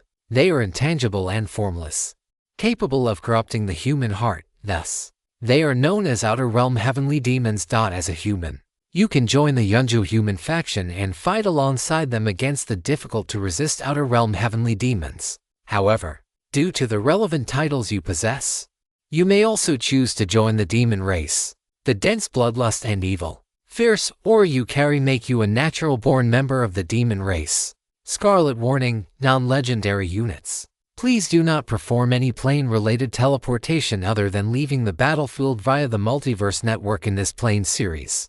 Otherwise, you may be drawn into the legendary war zone. Gao Yang looked at the detailed information of this campaign and felt that it seemed very familiar. An invasion of the human realm by Outer Realm heavenly demons. It was already a very cliché plot. This campaign is divided into 3 zones, and the first 2 are suitable for Gao Yang. As long as he does not enter the final Yunjo immortal realm, there should be no danger to his life. As the first Eastern supernatural civilization Gao Yang has come into contact with, controllable intensity is a very important indicator. Gao Yang plans that if he enters and finds the waters of the Eastern lineage too deep, he will simply stay safely in the Yunjo human realm. In this way, there shouldn't be any danger at all. Chapter 421, Rival in Yunjo. So, the next question is whether to bring the 2-headed dragon Olivier along. After thinking for a moment, Gao Yang decided to bring it. Although Olivier's size is somewhat massive, in the Eastern supernatural world, the sizes of some great demons would only be more exaggerated than its own, presumably. Other than its somewhat strange appearance, it wouldn't attract much attention. Most importantly, Olivier's current combat power can serve as an insurance policy for Gao Yang. Of course, perhaps there are demonic beasts in Yunjo similar in size to Olivier, and if so, it might even slightly satisfy Olivier's vigorous desire for reproduction. Gao Yang set his goal and stood up, walking toward the back mountain. When he found Olivier and Thunder, the 2 guys were huddled together, fast asleep. By the looks of it, they were getting along very well. Olivier even used its dragon wings to cover the hindquarters of Thunder. Gao Yang's arrival caused both of them to open their eyes. Olivier let out a hiss. It's 2 pairs of dragon eyes looking at Gao Yang. It is worth mentioning that the 2-headed ice dragon's name is Olivier, which is a combination of the names of its 2 heads. In fact, the left head is called Odeli, and the right head is called Veer. Generally speaking, Odeli communicates more with Gao Yang, and while Veer is less talkative, it is truly irritable when it comes to fighting. Olivier, we are going on a new Multiverse Network adventure, follow me. Gao Yang stood in front of the 2-headed ice dragon and said. After speaking, he turned around and headed toward the direction of the Kello fruit tree. Behind him, Thunder stood up, snorted, and let out an anxious hiss. Gao Yang stopped, turned around to look at it, and said, that place is too dangerous. You just stay home and look after the Kello fruit tree. The sense of crisis that had finally risen in Thunder's heart was extinguished by Gao Yang's single sentence. It snorted again, then lay down without any further concern. The 2-headed ice dragon followed behind Gao Yang and arrived under the Kello fruit tree. Its 2 huge heads looked at each other, their eyes constantly exchanging glances. Clearly, these 2 dragon heads were guessing what the adventure Gao Yang mentioned meant. Gao Yang stood under the Kello fruit tree, facing the tree, and extended his palm. The canopy of the massive Kello fruit tree began to tremble. Soon, the frequency of this trembling increased, and then, to the surprise of the 2-headed ice dragon, vines began to hang down from the canopy. These vines were each laden with 1 or 2 Kello fruits, and every one of these fruits was extremely plump, emitting a faint halo. They were clearly the best of the best. As he took the Kello fruits, they disappeared instantly. It wasn't until he had collected nearly 40 Kello fruits that Gao Yang stopped. That's enough, that's enough. You keep cultivating the rest. Gao Yang waved his hand, and those vines gradually retracted, disappearing back into the canopy. And oddly let out a soft growl, its eyes fixed on Gao Yang's empty palms. The meaning was clear. It hadn't eaten its Kello fruit yet today. Gao Yang gave them an annoyed look, then took 2 ice blue Kello fruits from his inventory and tossed them over. The 2 dragon heads caught the fruits with precision and swallowed them whole. With the feeding done, Gao Yang did not linger. He communicated directly with the Multiverse Network using his consciousness. Multiverse Network notification. Does the player confirm joining the Plane War? The War of Humanity in Yunjo, the calamity of the demonic Buddha. Gao Yang naturally chose to confirm, as his consciousness finalized the choice. His retina refreshed with the information regarding the multiverse disaster coins required for this teleportation, and the prompt to select a war zone. Select a war zone. Gao Yang glanced at the 3 battlefield sectors in Yunzhou and ultimately chose the Yunzhou human realm for the sake of safety, regardless of anything else. The intensity of the war in the Yunzhou human realm should be the lowest, allowing him and the 2-headed ice dragon to adapt slightly after entering. As Gao Yang completed his selection, the space in front of him began to distort, and a spatial vortex appeared before him and the 2-headed ice dragon. Gao Yang looked at the 2-headed ice dragon, which lowered its body quite sensibly, condensing a staircase of ice that extended all the way to Gao Yang's feet.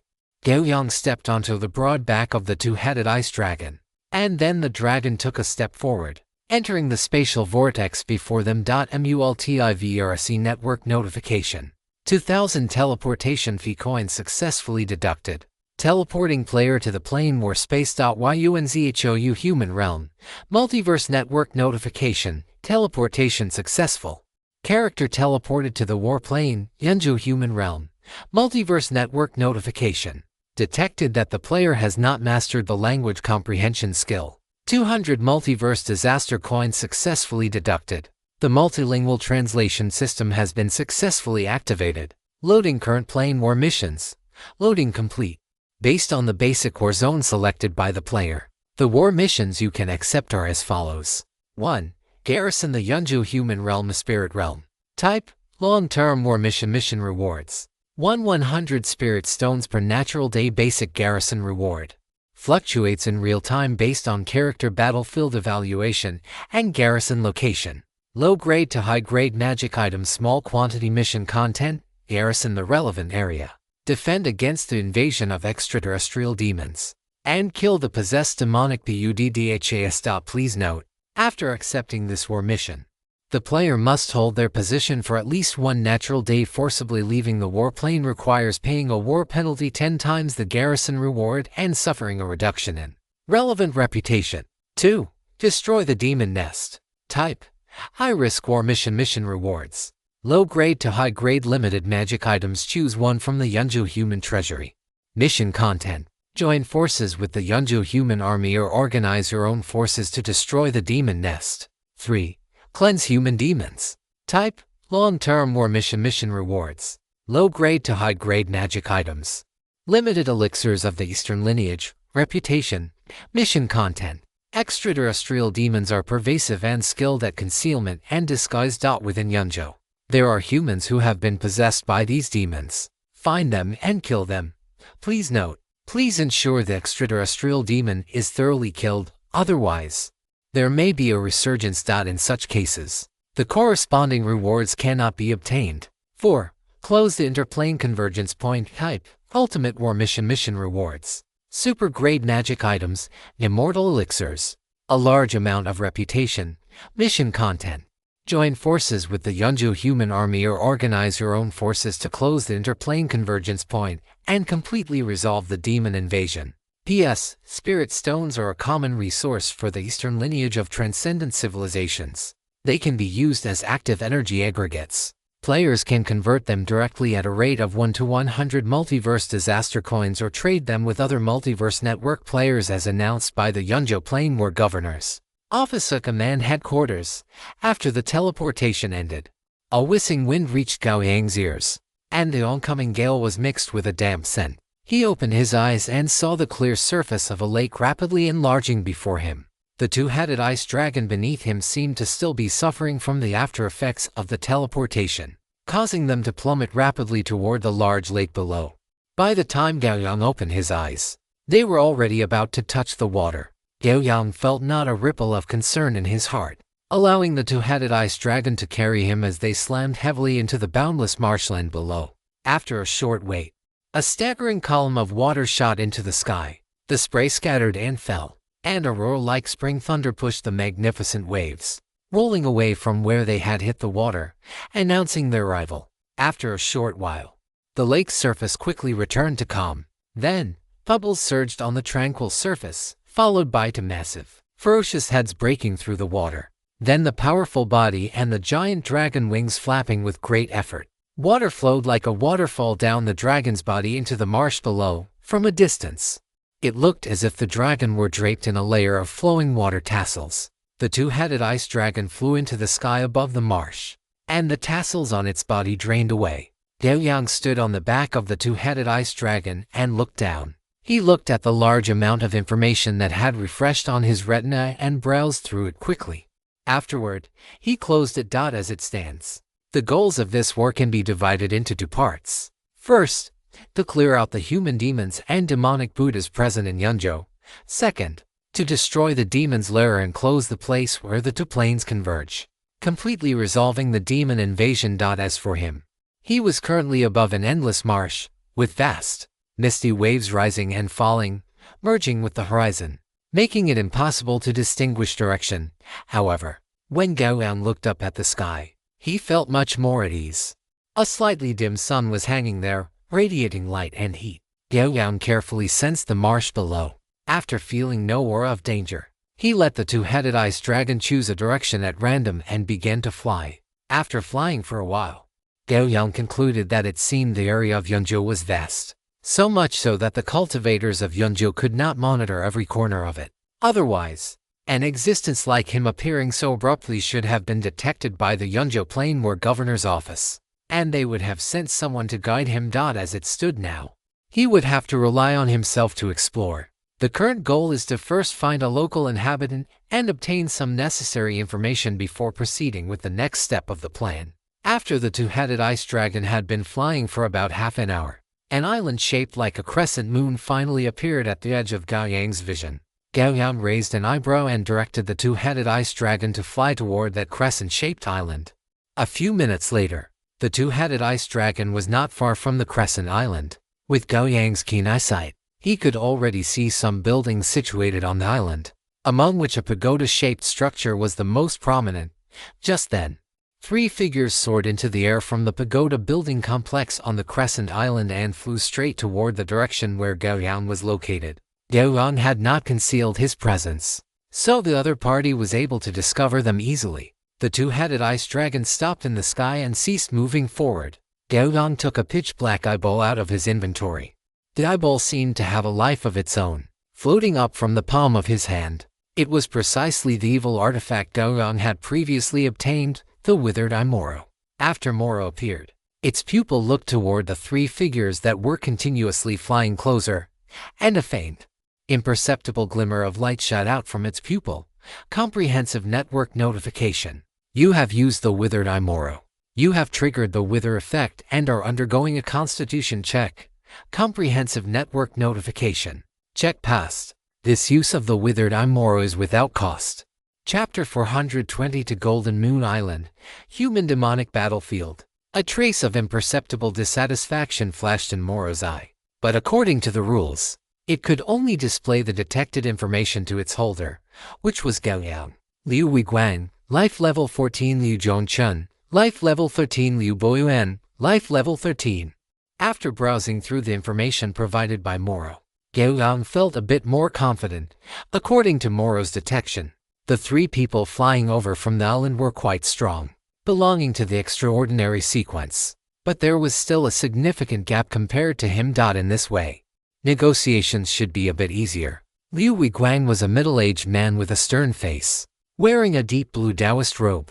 At his left and right hands were 2 juniors, whose strength in the clan was second only to his. He looked up at the ferocious two-headed great demon hovering in midair, a trace of very faint unease flashing in the depths of his eyes, especially when he saw that there was another figure standing on the back of the two-headed great demon. This unease deepened a little. Liu Weiguang brought the 2 juniors to a stop 30 meters away from Gao Yang. He cupped his hands in a salute toward Gao Yang and spoke in a neither humble nor arrogant manner. I am Liu Weiguang, acting patriarch of the Liu clan on Golden Moon Island. Greetings, fellow Taoist. I wonder what brings you to visit our Golden Moon Island. As soon as Liu Weiguang finished speaking, the two-headed great demon opposite them, which was exuding a dense demonic aura, suddenly widened its eyes and looked over. Subsequently, a majestic pressure, as if it were tangible, pressed down on the shoulders of the 3 members of the Liu clan. A few breaths later, as a cold, indifferent voice rang out. This majestic pressure dissipated into nothingness. Golden Moon Island, is it? Gao Yang had arrived at the front of the two-headed ice dragon at some point. He looked at Liu Weiguang opposite him and spoke slowly. Greetings, fellow Taoist Liu. My name is Wang Tang. I have been ordered by my sect to come to Yun Prefecture to slay demons. I ask you, where is this place in Yun Prefecture? And where is the human demonic war located? In a situation where the other party's background was unclear, a mysterious identity was still very useful. Upon hearing this, the anxiety in Liu Weiguang's heart finally dissipated quite a bit. A look of slight relief appeared on his face as he looked at Gao Yang and said, "So, it is fellow Taoist Wang.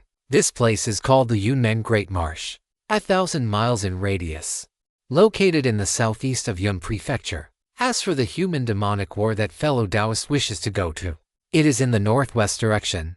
Speaking of this, Liu Weiguang's expression dimmed, and he said with a bit of worry, "The current patriarch of our Liu clan led more than a dozen clansmen to the human demonic battlefield several years ago. Now, there has been no news, leaving only us old and young to guard the island, waiting for word.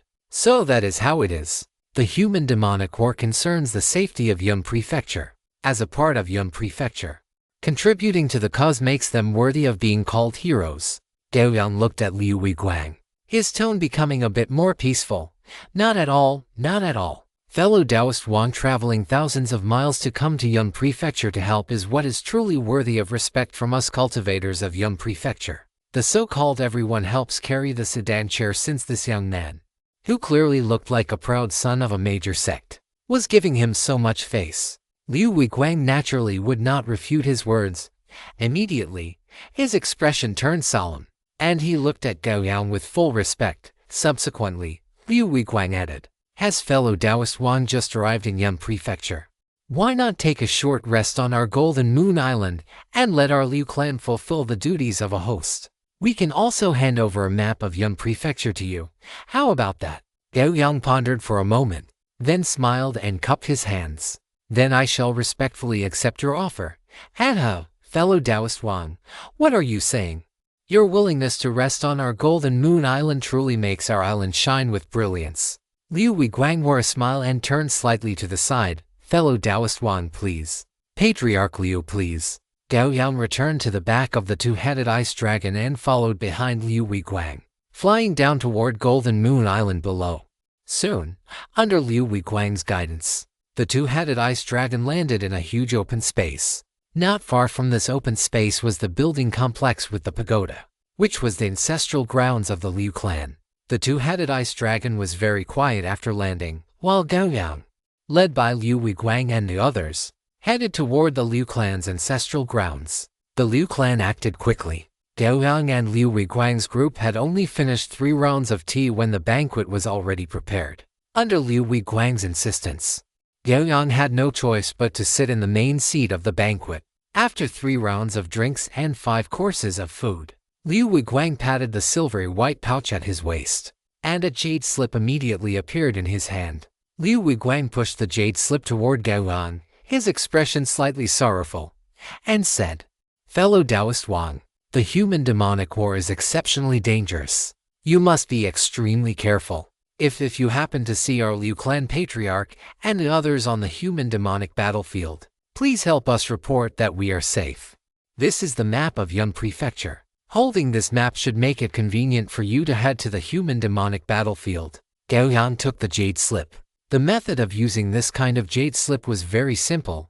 One could read the information inside directly by pressing it against their forehead. Regarding this, Gao Yang could only say that it was very characteristic of the East. After a brief look at the map, Gao Yang stored it into his inventory and thanked Liu Weiguang. "The war in Yunzhou is critical, so I cannot stay here for long. I shall take my leave now." Gao Yang stood up and bowed slightly toward Liu Weiguang. "Take care, fellow Taoist Wang." Liu Weiguang also restrained the sorrow on his face, stood up, and said solemnly, "Farewell. We shall see you off, fellow Taoist Wang." The group exited the main hall, and Gao Yang climbed onto the back of the two-headed dragon, which flapped its wings and soared into the sky. Liu Weiguang and the others followed closely behind. not stopping until they had escorted Gao Yang 10 miles away from Golden Moon Island. Watching the two-headed great beast fly into the distance, Liu Wiguang bowed to Gao Yang and said, "Our strength is meager, so we can only escort you this far. Fellow Taoist, please, take the utmost care." Not until Gao Yang had turned into a tiny black dot and completely vanished into the horizon did Liu Wiguang and the two juniors beside him breathe a sigh of relief and turn back toward Golden Moon Island. Second uncle, the pressure that person brought upon me was far greater than even our clan leader. Liu Zhongchun wiped the non-existent cold sweat from his forehead and looked at Liu Wiguang. Indeed, I felt the same way. As expected of a peerless genius capable of supporting our Yunzhou, his strength is already so unfathomable at such a young age. Liu Boyuan chimed in as well. Liu Wiguang glanced at the two of them and sighed inwardly. You two should feel fortunate. That person was still considered kind. Do you know that the two-headed great beast beneath him could have razed our entire Golden Moon Island to the ground? Liu Boyuan swallowed hard. This sense of powerlessness reminded him of the second-tier demonic beast he encountered during his first time at sea. That suffocating feeling of being on the verge of death was something he would never forget. He sighed. Fortunately, they are not bloodthirsty. Yes, they are not bloodthirsty. After saying this, Liu Wiguang turned and flew toward Golden Moon Island.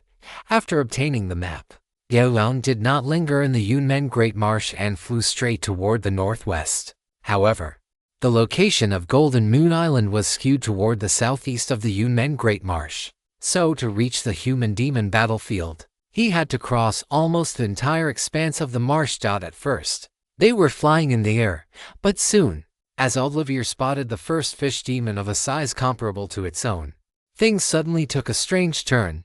Under Odelivier's strong insistence, Gao Yang had to spread his dragon wings and fly just above the water's surface. As for Olivier, it dove head first into the Yunmen Great Marsh and began to stir up the waters.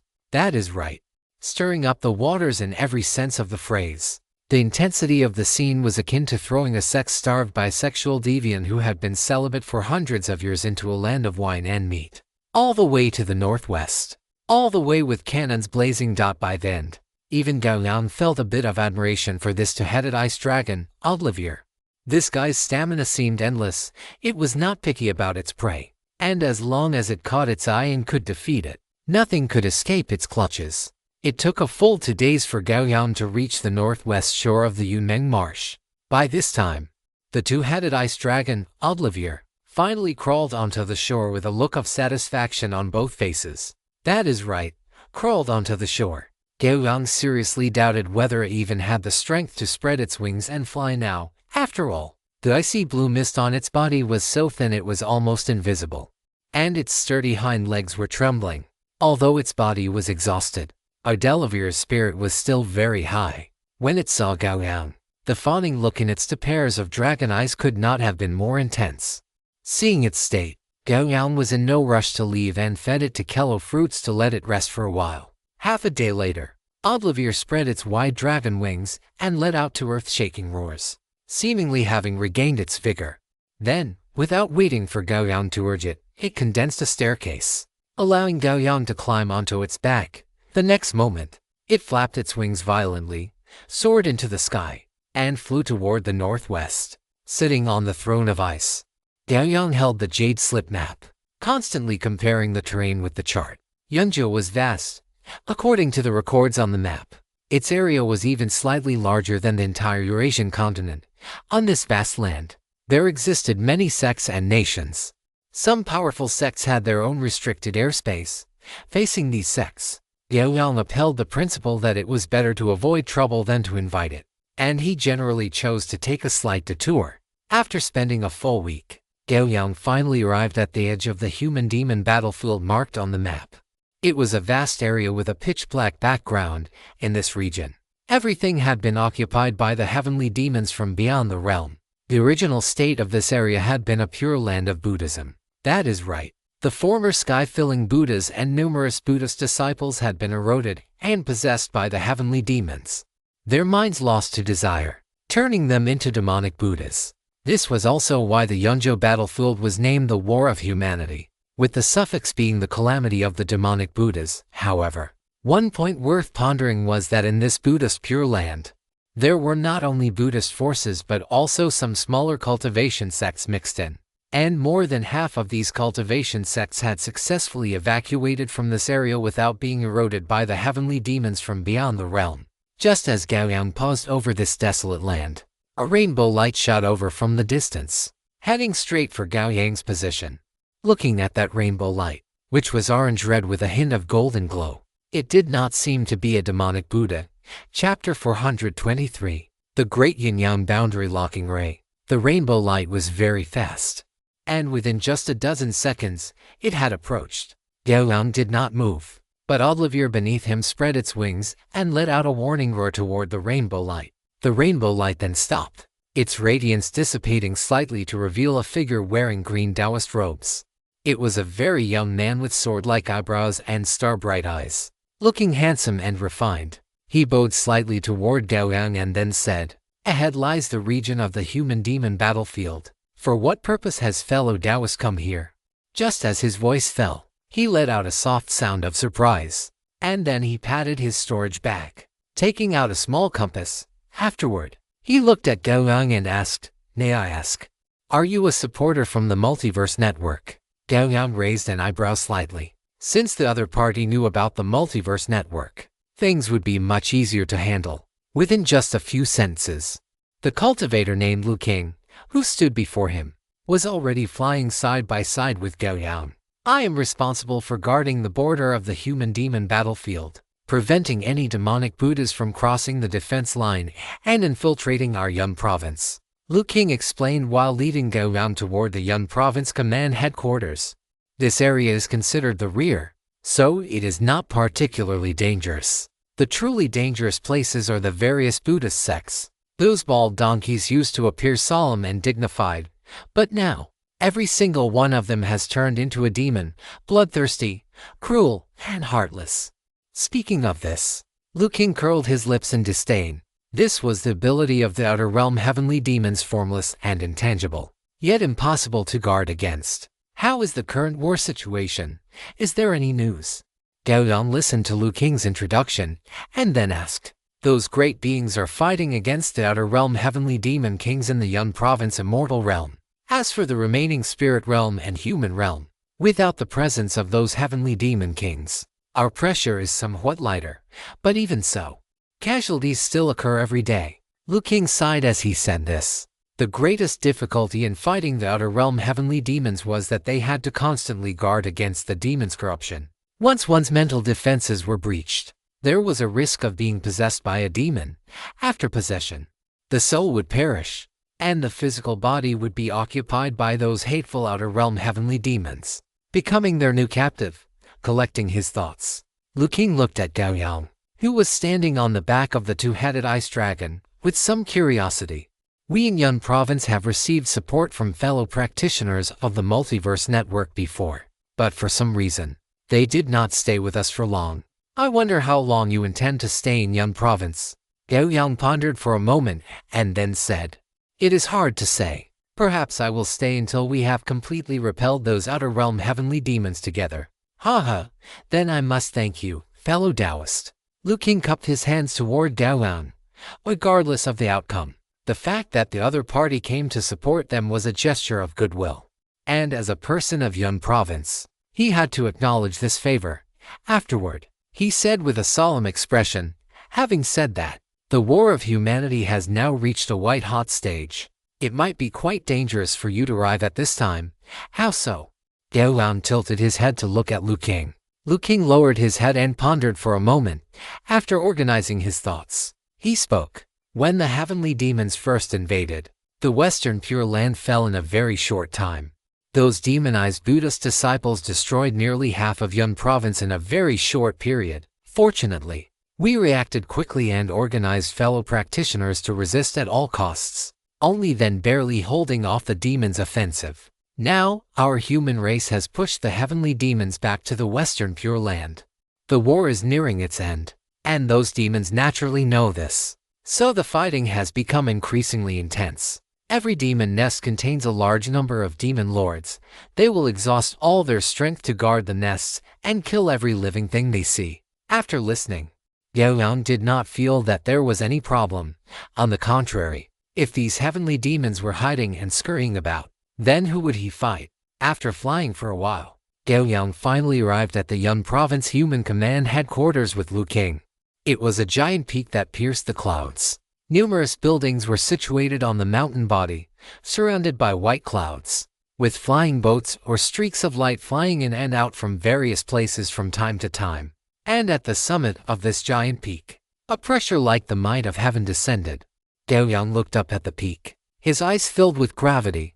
You felt it. Lu King revealed a faint smile as he looked at Gao Yang.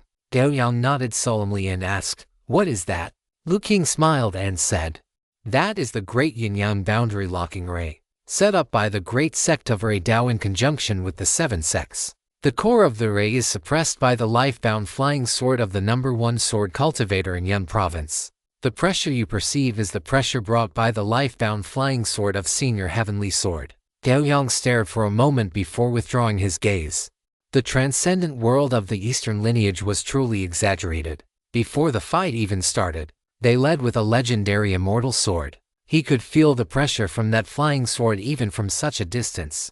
One could imagine how terrifying its power would be. Gao Yang estimated that it was likely no worse than a divine artifact, however. Upon further thought, he gained a more concrete understanding of this calamity of demonic Buddhas. That is, if they had to resort to such an outrageous weapon and still could not resolve these heavenly demons, then just how strong must these heavenly demons be? Lu King took out an identity jade token from his waist. The token emitted a faint light, as if performing identity verification. 2 seconds later, Lu King put away the jade token, and Gao Yang felt that the extremely terrifying pressure dissipated like a spring breeze. It seemed that this Jianren mountain was not as easy to enter as it appeared. Lu King led Gao Yang to the mountainside and stopped in front of a grand hall. Lu King himself was nothing noteworthy, but Gao Yang, who was with him, attracted the attention of many people, especially the two-headed ice dragon beneath him. Its massive size could not be ignored. "Old King, which family's prodigy is this?" Not far away, a tall man, 9 feet in height, shouted loudly toward Lu King. "Multiverse Network, here to support our Yun Province." Lu King replied loudly as well. There was nothing to hide for the cultivators of Yun Province. The Multiverse Network was not unfamiliar. When the calamity of the demonic Buddhas first appeared, a group of such people had come here, among whom were many who had intricate connections with the immortal heritage of their Yun Province. "I see. Fellow Taoist, thank you." Upon hearing this, the man cupped his hands toward Gao Yang and thanked him earnestly. "This is the registration office. Later, you will be issued an identity jade token. Fellow Taoist Wang. With this token, you will be able to enter and exit the Great Yin-Yang Boundary Locking Ray freely." As Lu King spoke, he led Gao Yang into the hall. The person responsible for issuing the identity jade tokens was a female cultivator with willow leaf eyebrows and almond-shaped eyes, possessing an elegant temperament. Upon seeing Lu King and Gao Yang, a smile appeared on her face. Soon, Gao Yang held an identity jade token in his hand that had collected his battle chi. Walking out of the main hall, Lu King looked at Gao Yang and said, "Fellow Taoist Wang, you must not trespass on the summit of Jianren Mountain at will. It is recorded in the jade slip. So, you must be careful. At the foot and on the slopes of the mountain, there are many caves. You may choose any unoccupied one to reside in." Gao Yang nodded. But compared to these matters, he was more interested in learning about the traces of the demon nests. Where are the demon nests? And is there anything I need to be aware of when dealing with them? Lu King glanced at him and then pointed to the jade token in his hand. The jade token also serves as a map. It records the locations where demon nests might exist within this demon land. Of course, some places marked with an X are areas that have already been cleared. If you are not in such a hurry, you can wait. Aside from those fellow cultivators fighting the demons on the battlefield, we also organize teams to search for those demon nests and strive to destroy them. Gao Yang nodded. It seemed that fighting the demons on the battlefield corresponded to Task 1, stationing in Yunzhou, while Task 2, destroying the demon nests, was clearly of a higher danger level. After all, one was on the front lines. while the other involved deep penetration into enemy territory. The latter was obviously more dangerous. "Thank you, I understand." Gao Yang bid farewell to Lu King and chose an unoccupied cave at random. Sitting cross-legged inside the cave, he took out the identity jade token and projected his consciousness into it. Soon, a vast map appeared in his mind. On this map, the Tianren Peak where they were located was at the far east. Extending 100 miles west from Tianren Peak was an arc that stretched from north to south. This was the location of the human-demon battlefield. A large number of Yunju cultivators and demons were locked in combat on this battlefield. And behind the human-demon battlefield lay a vast expanse of black land. That was the demon land. To clear out the demon nests, one had to cross the battlefield and venture deep into the demon land. It seemed that he would have to go to the human-demon battlefield after all. Gao Yang stood up and put away the jade token. This was fine. It would be a good opportunity to see what these so-called demons were capable of. Although the reward for the stationing task was not as high as that for destroying the demon nests, it would help him understand the enemy. Stepping out of the cave, Gao Yang mounted Audrival and flew toward the north. A distance of 100 miles was not far for the two-headed ice dragon. Without spending much time, Gao Yang arrived at the human-demon battlefield. The east side of the battlefield was the human position, shrouded in defensive formations, with various lights reflecting against the sky. As for the west side of the battlefield, it was where the demons held their ground, with ink-black demonic energy filling the sky and distorting the view. So this is the battlefield. Gao Yang hovered behind the human position and looked ahead. In his field of vision, a large number of cultivators wielding various magical treasures were moving back and forth across the 10-mile-wide battlefield, constantly fighting against bald monks with crazed and twisted expressions. The cassoyas and Buddhist robes worn by these bald monks had been torn apart by their bloated and distorted bodies, revealing ugly flesh and pulsing meridians. There was not a shred of consciousness in their eyes, only a desire that had reached the peak of madness. These creatures were referred to by the Yunju cultivators as desire monks, the result of the Buddhist disciples, followers, and countless believers under the jurisdiction of the Buddhist Pure Land being eroded and possessed by heavenly demons. Above these desire monks were the delusion monks, extinction monks, and so on.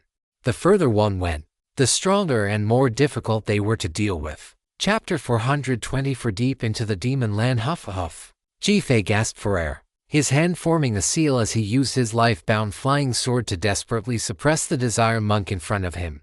These half-human, half-ghost creatures were extremely troublesome. One careless move and he would be eroded by the demonic energy they emitted. Once eroded, the best-case scenario was chaotic mana, and the worst was direct possession. So, he could not afford to be careless. However, he had been fighting for over a day. His internal mana was nearly exhausted, his medicinal pills were depleted, and even his life-bound flying sword had sustained slight damage during the battle. Facing the near-endless attacks of these desire monks, he had reached the end of his rope. Swish! A sword pierced through the skull of a desire monk, and the sword chi carried by the flying sword shredded the head into powder. But this did not alleviate Jifei's predicament.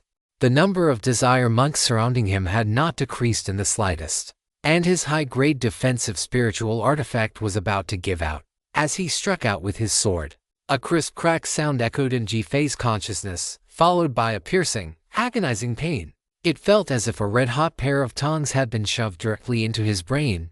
Jifei could even hear the sizzling sound of the fluids in his head evaporating. He spat out a mouthful of blood and looked at his life-bound flying sword. He saw a crack on his sword that was so deep it spanned almost the entire length of the blade. Looking particularly jarring. 70 years of cultivation. Does it end here? Jifei looked at the swarming desire monks and gave a bitter smile. He looked up at the sky, just as he had looked up as a child, hoping to see his father descending from the heavens on auspicious clouds. But here and now, there were no auspicious clouds and no father.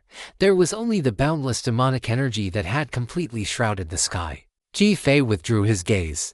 The shield circling him had reached its limit. A hint of ferocity suddenly appeared on his composed face. His bloodshot eyes glared at the desire monk in front of him, and he gritted his teeth. The words squeezed from his throat. Come, let's die together. After saying this, The mana in Ji-Fei's body began to boil, and a massive amount of energy surged across his frame. He had chosen to self-detonate everything he had gained from 70 years of hard cultivation, intending to blow up all the desire monks around him. Blinding spiritual light erupted from the cracks in Ji-Fei's body. At this moment, Ji-Fei felt an unprecedented power, a power capable of cutting down all invading enemies. In fact, following this surge of power, even his subsequent path of cultivation became much clearer. What a pity, there is no chance left. Ji-Fei suppressed the agitation in his heart. Under his control, the flying sword whistled like the wind, cutting through the surrounding desire monks as if they were mere vegetables. As Ji-Fei unleashed his mana without reservation, the desire monks within a 1,000-meter radius fell in droves. And he even had the strength to support fellow cultivators not far from him. The cultivators who had been rescued by Ji-Fei felt a sudden release of pressure. Yet there was not a shred of relief in their eyes, only profound sorrow.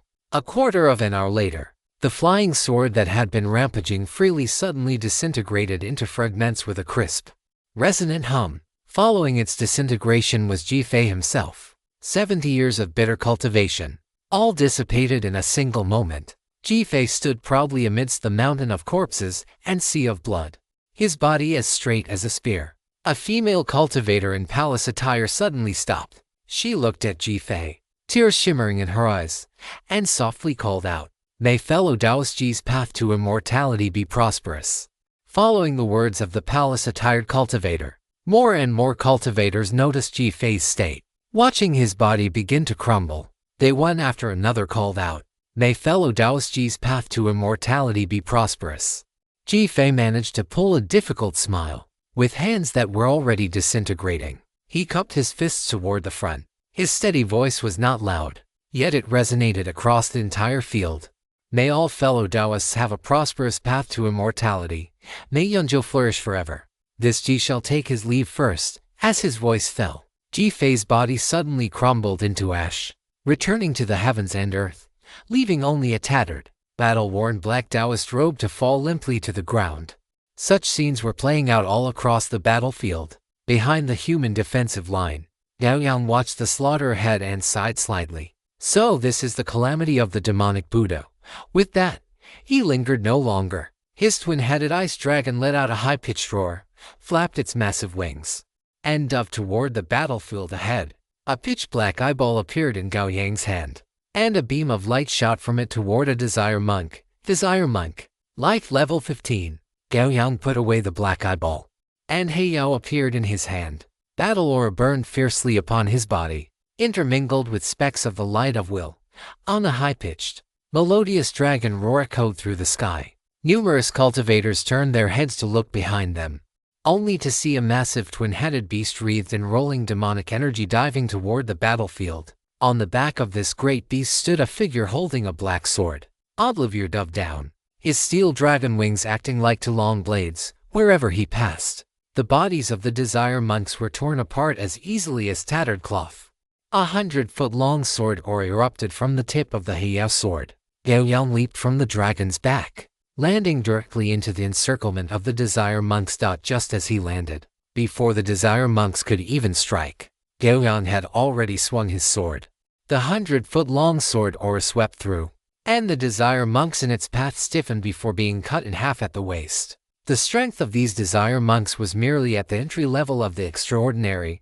The gap between them and Gao Yang was too vast. In the face of absolute power, numbers held no significance. You have killed a desire monk.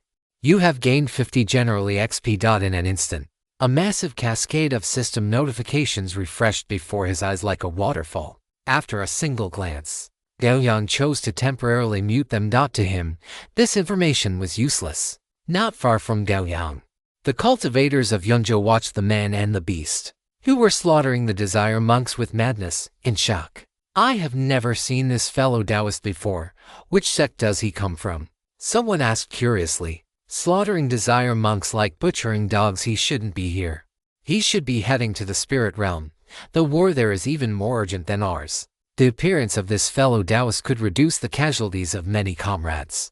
I hope he can stay for a while longer." Gao Yang's appearance was nothing short of a divine intervention for the cultivators on the human battlefield. For a time, speculations regarding his identity spread rapidly among the many cultivators. With one sword strike, he decimated the Desire monks within a 100-meter radius. Gao Yang raised an eyebrow, pausing in his tracks to look up at the void ahead. Within the flowing demonic energy, it seemed that some entity was descending. The next moment, a voice rang out. The sound was layered and overlapping. Men, women, the old, and the young all spoke at once, as if thousands of people were speaking simultaneously. It formed a brainwashing-like demonic sound that transformed into a sharp spike, piercing into Gao Yang's ears. The Buddha says all living beings suffer. Why does the benefactor not convert to my Buddha along with this old monk and enjoy ultimate bliss? With a heart free of attachments, the four elements are empty. Emptiness is suffering. Suffering is emptiness. Energy turns to clear wind. Form returns to the earth. Come with us to ascend to ultimate bliss. The space around Gao Yang vibrated due to the roar of the demonic sound. Even with Gao Yang's immortal will, which was brilliantly powerful, double images still appeared before his eyes, and his ears rang incessantly. The moment Gao Yang was struck by the demonic sound, the demonic energy before him rapidly condensed, forming a terrifying demonic shadow 10 zhang tall. This shadow had a green face with fangs, 2 heads, forearms, and bulging muscles. Its face seemed to wear a smile of compassion for all living beings, yet also a coldness that disregarded them. It looked down at Gao Yang, its two massive hands of demonic energy clapping toward him in a crushing motion. The demonic energy turned into a shockwave and instantly expanded. A trace of surprise appeared on the demonic shadow's face. Its left head turned to look behind it. There, Gao Yang stood calmly. It lowered its head to look at its own body, discovering that a solid beam of golden light had split it into from the center. A wave of intense, unprecedented pain instantly swept through its brain. Yua. The demonic shadow opened its mouth, and then its body suddenly crumbled into demonic energy. You have killed heavenly demon thought desire. You have gained 500 generally XP. Gao Yang turned around to look at the collapsing demonic energy, his expression as calm as a lake. The Desire monks must have been corrupted by this so-called heavenly demon thought desire. After he displayed his formidable strength, this heavenly demon thought had attacked him without the slightest hesitation, acting with extreme decisiveness. It was just that the final result was not as it had imagined. However, through the attack of this heavenly demon thought desire, Gao Yang had gained some intelligence. That was, when his attacks were infused with his will, they had a massive lethality against formless and intangible heavenly demons. Additionally, it seemed that for this type of heavenly demon thought to attack, it needed to manifest into a physical form. However, this point still required verification and could not be relied upon as a strategy for future enemies. Without pausing, Gao Yang continued to slaughter the Desire monks on the battlefield until he had completely cleared the Desire monks in this area. He did not hesitate in the slightest and charged directly toward the demonic soil. Fellow cultivator, wait, the demonic lands are fraught with peril. You must not proceed alone. Just then, a cultivator chased after Gao Yang's retreating figure and shouted loudly. Gao Yang did not pause in the slightest, as if he hadn't heard, and charged straight into the pitch-black demonic energy. This is far too reckless. If he gets surrounded by heavenly demons, even if he is powerful, I fear he won't be able to hold them off. The cultivator who had tried to stop him looked anxious, but constrained by his own limited strength, he could only stand outside the demonic lands, not daring to enter. After Gao Yang charged into the demonic lands with the two-headed ice dragon, he discovered that the environment here was not entirely pitch black. Although the sky was still filled with demonic energy, the visibility was only slightly dim, roughly equivalent to the horizon just after the sun has completely set in the evening. Gao Yang steered the two-headed ice dragon, cross-referencing his map, and charged in the direction of Ningguo Temple. Ningguo Temple was a medium-sized temple. Before the heavenly demons invaded, it housed 5 bodhisattvas, dozens of arhats, thousands of Buddhist followers, and tens of thousands of lay believers. But now, Ningguo Temple no longer existed. In its place was a medium-sized demonic nest, where the vast majority were delusional monks and despair monks. While the Desire monks had been sent to the human-demon battlefield to fight against human cultivators, Ningguo Temple was not far from the human-demon battlefield. Gao Yang fought his way through the entire journey, and after spending over half an hour, he finally arrived outside the temple. The once towering temple gate was now dilapidated, and the majestic stone lions were wreathed in demonic energy, exuding an evil and sinister aura. The sturdy, powerful lintel was now covered in spider webs, as if it had been desolate for thousands of years. Chapter 425, Desire Bodhisattva. With a hoarse creaking sound, the heavy temple gates slowly opened, and a monk with ring scars on his head and a peaceful expression walked out. It stood at the temple entrance, pressed its palms together, and bowed slightly toward Gao Yang. Benefactor, the abbot of our Mingru temple has been waiting for a long time. After speaking, it stepped aside, revealing the scene inside the temple. In the temple, which was wreathed in black energy, stood rows of monks radiating demonic aura, filling the plaza in front of the temple completely. In front of the treasure hall behind them, a bald, vicious brute with layers of fat piled up like a mountain of flesh was sitting on the steps, gorging himself. Gao Yang looked at the monk in front of him and saw that its peaceful face was now covered in black lines. These black lines moved and extended wantonly under its skin like leeches. Its eyes were pitch black and gleaming, and frantic desires flowed unchecked. Gao Yang was silent for a moment, then stepped onto the stairs at the entrance of Mingru Temple. Arc, an earth-shattering dragon roar erupted behind him, and ice blue energy swept toward Mingru Temple like a tidal wave. A flash of astonishment crossed the eyes of the monk at the entrance as it looked behind the human at the bottom of the stairs.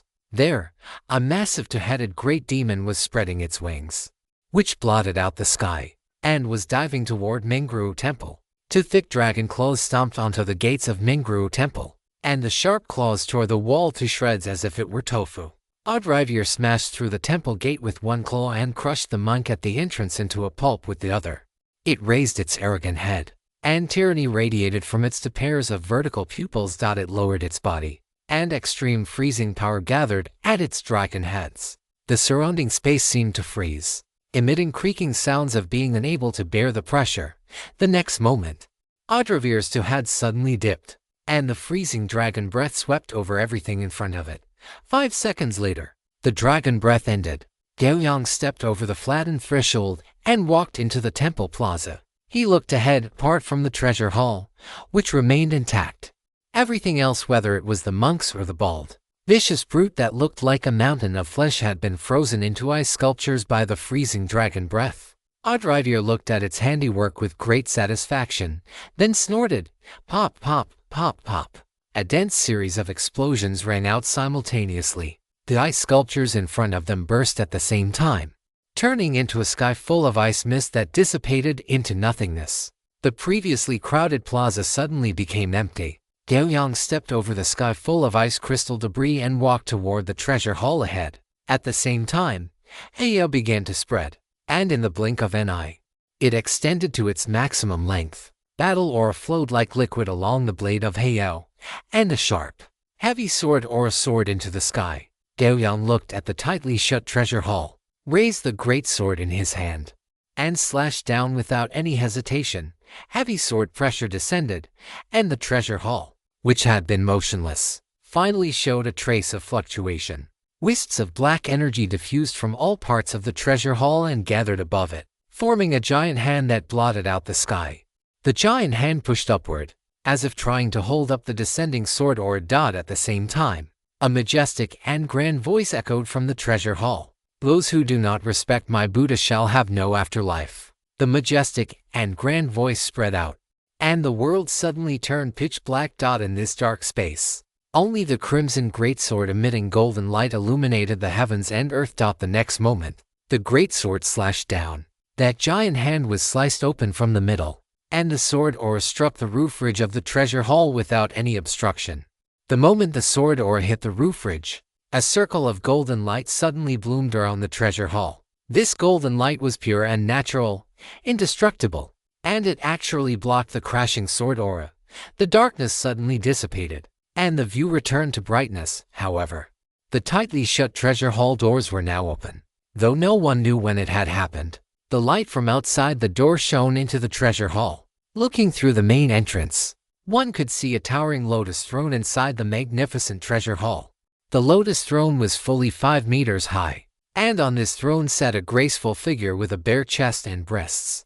It was just standing there quietly, its head almost touching the top of the treasure hall. Its left hand held a jade vase, and its right hand held a Bodhi tree branch in a flower-pinching gesture. Its eyes were half open and half closed, and its lips were full, as if it were feeling compassion for the suffering of all living beings.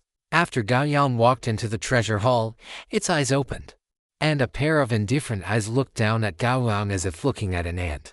Those who do not respect the gods and Buddhas shall enter the Avicii hell. Gao Yang raised an eyebrow, looking with some surprise at the giant human figure over 10 meters tall standing on the lotus throne. He felt a bit suspicious that this thing had been role-playing for so long that it had gone stupid.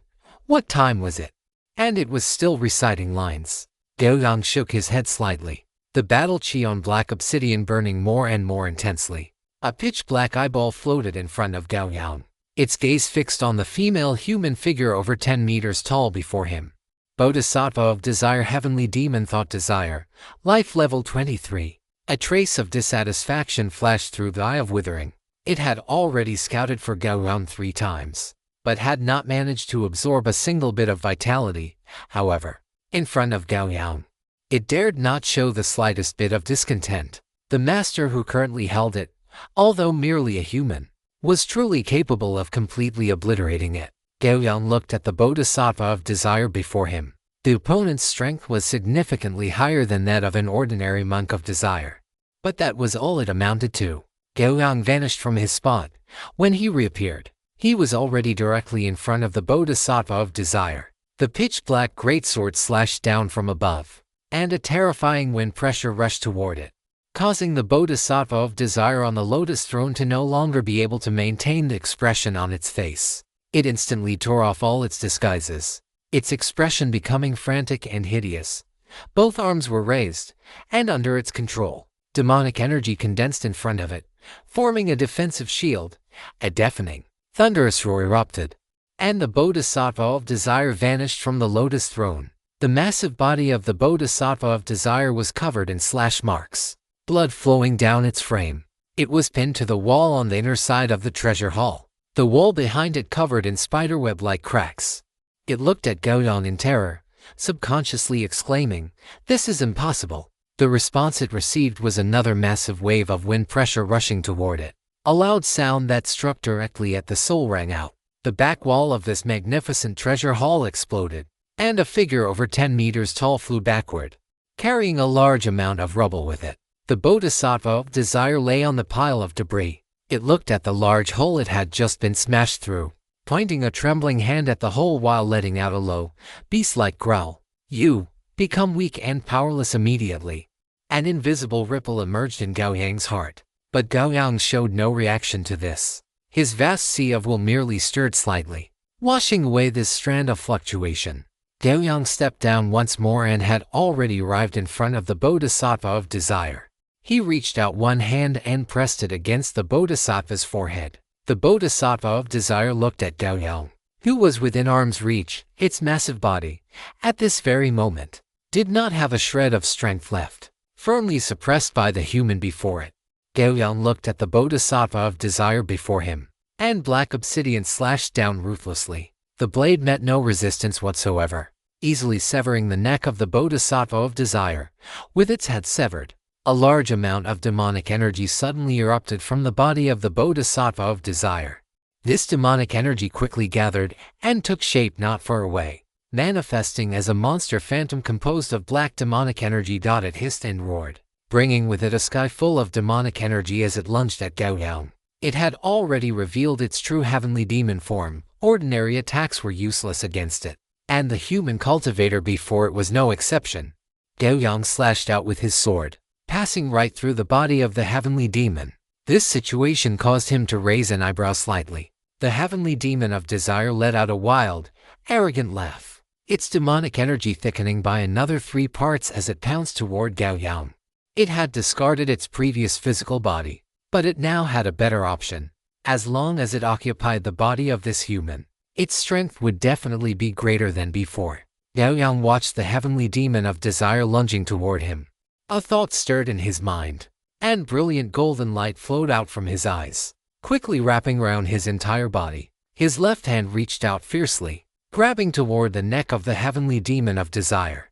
This action caused a hint of contempt to rise in the heart of the heavenly demon of desire. The combat experience of the human before it was truly mediocre. Had no one told him that when facing the true form of a heavenly demon, physical attacks were basically ineffective, a cruel smile appeared in the eyes of the heavenly demon of desire. It stared fixedly at Gao Yang's neck, impatient to switch into a new body. Just then, its lunging body paused. A tremendous pulling force came from its neck. It was stunned for a moment, and then it discovered that a hand covered in brilliant golden light had actually pierced through the black mist and grabbed its true form. Subsequently, a powerful pulling force came from the arm that was gripping its true form. Gao Yang pulled the heavenly demon of desire in front of him, his eyes, devoid of any fluctuation, staring at it. Then, he suddenly increased his output of will. The heavenly demon of desire instantly let out a piercing shriek. It struggled violently in Gao Yang's hand, and a large amount of black energy dissipated from its body, causing its form to shrink rapidly. Soon, the heavenly demon of desire could not even let out a scream. Burned away until nothing remained by the brilliant will. You have killed the Bodhisattva of desire. Heavenly demon thought desire. You have gained 1500 points of generally XP. The comprehensive network prompt refreshed, but Gao Yang ignored it. He clapped his hands and turned to walk back into the treasure hall through the hole he had broken. He could feel that beneath this treasure hall, there was a source continuously emitting demonic energy. The so-called demon nest was built upon these sources of demonic energy. Destroy them, and the demon nest would naturally collapse. A flash of sword light passed, and Gao Yang pried up the floorboards. Seeing the so-called demon source, it was a black hole similar to a spring eye, as if a small hole had been torn in space, pitch black. Ink-like demonic energy trickled out from it, infecting everything within this realm, bathed in golden light. Gao Yang walked close to the demon source, then reached out his palm and grasped the demon source in his hand. It was a strange sensation. Although the demon source was not a physical object, when he grasped it, Gao Yang could still clearly feel its weight. Gao Yang slowly tightened his fist, his will permeating the space. Space compressed within his hand, and the opening of the demon source slowly contracted under this pressure. Chapter 426. Heading to the Yunzhou spirit reinfinitely, with a pop sound, a ripple of spatial fluctuation emanated from Gao Yang's hand. Then, the space was smoothed out, and the original demon source vanished. Comprehensive network prompt. The player has destroyed a small demon nest. This action has been synchronized to the Yunzhou command headquarters. Not bad. Gao Yang clapped his hands and turned to walk toward the outside of the treasure hall. Destroying a demonic nest is a high-risk war mission, and the rewards are naturally magical items. However, since he was currently destroying small-scale demonic nests, the grade of the rewarded magical items likely wouldn't be very high. But that was not a problem. There were still many more demonic nests located on the demon lands.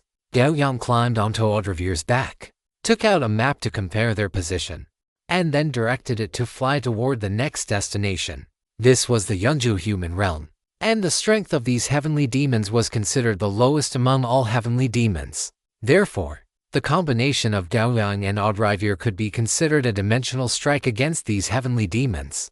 Once the slaughter began, there was no moment of respite. The demon lands were vast, but no matter how vast, they could not withstand the massacre carried out by Gao Yang and Audrivir.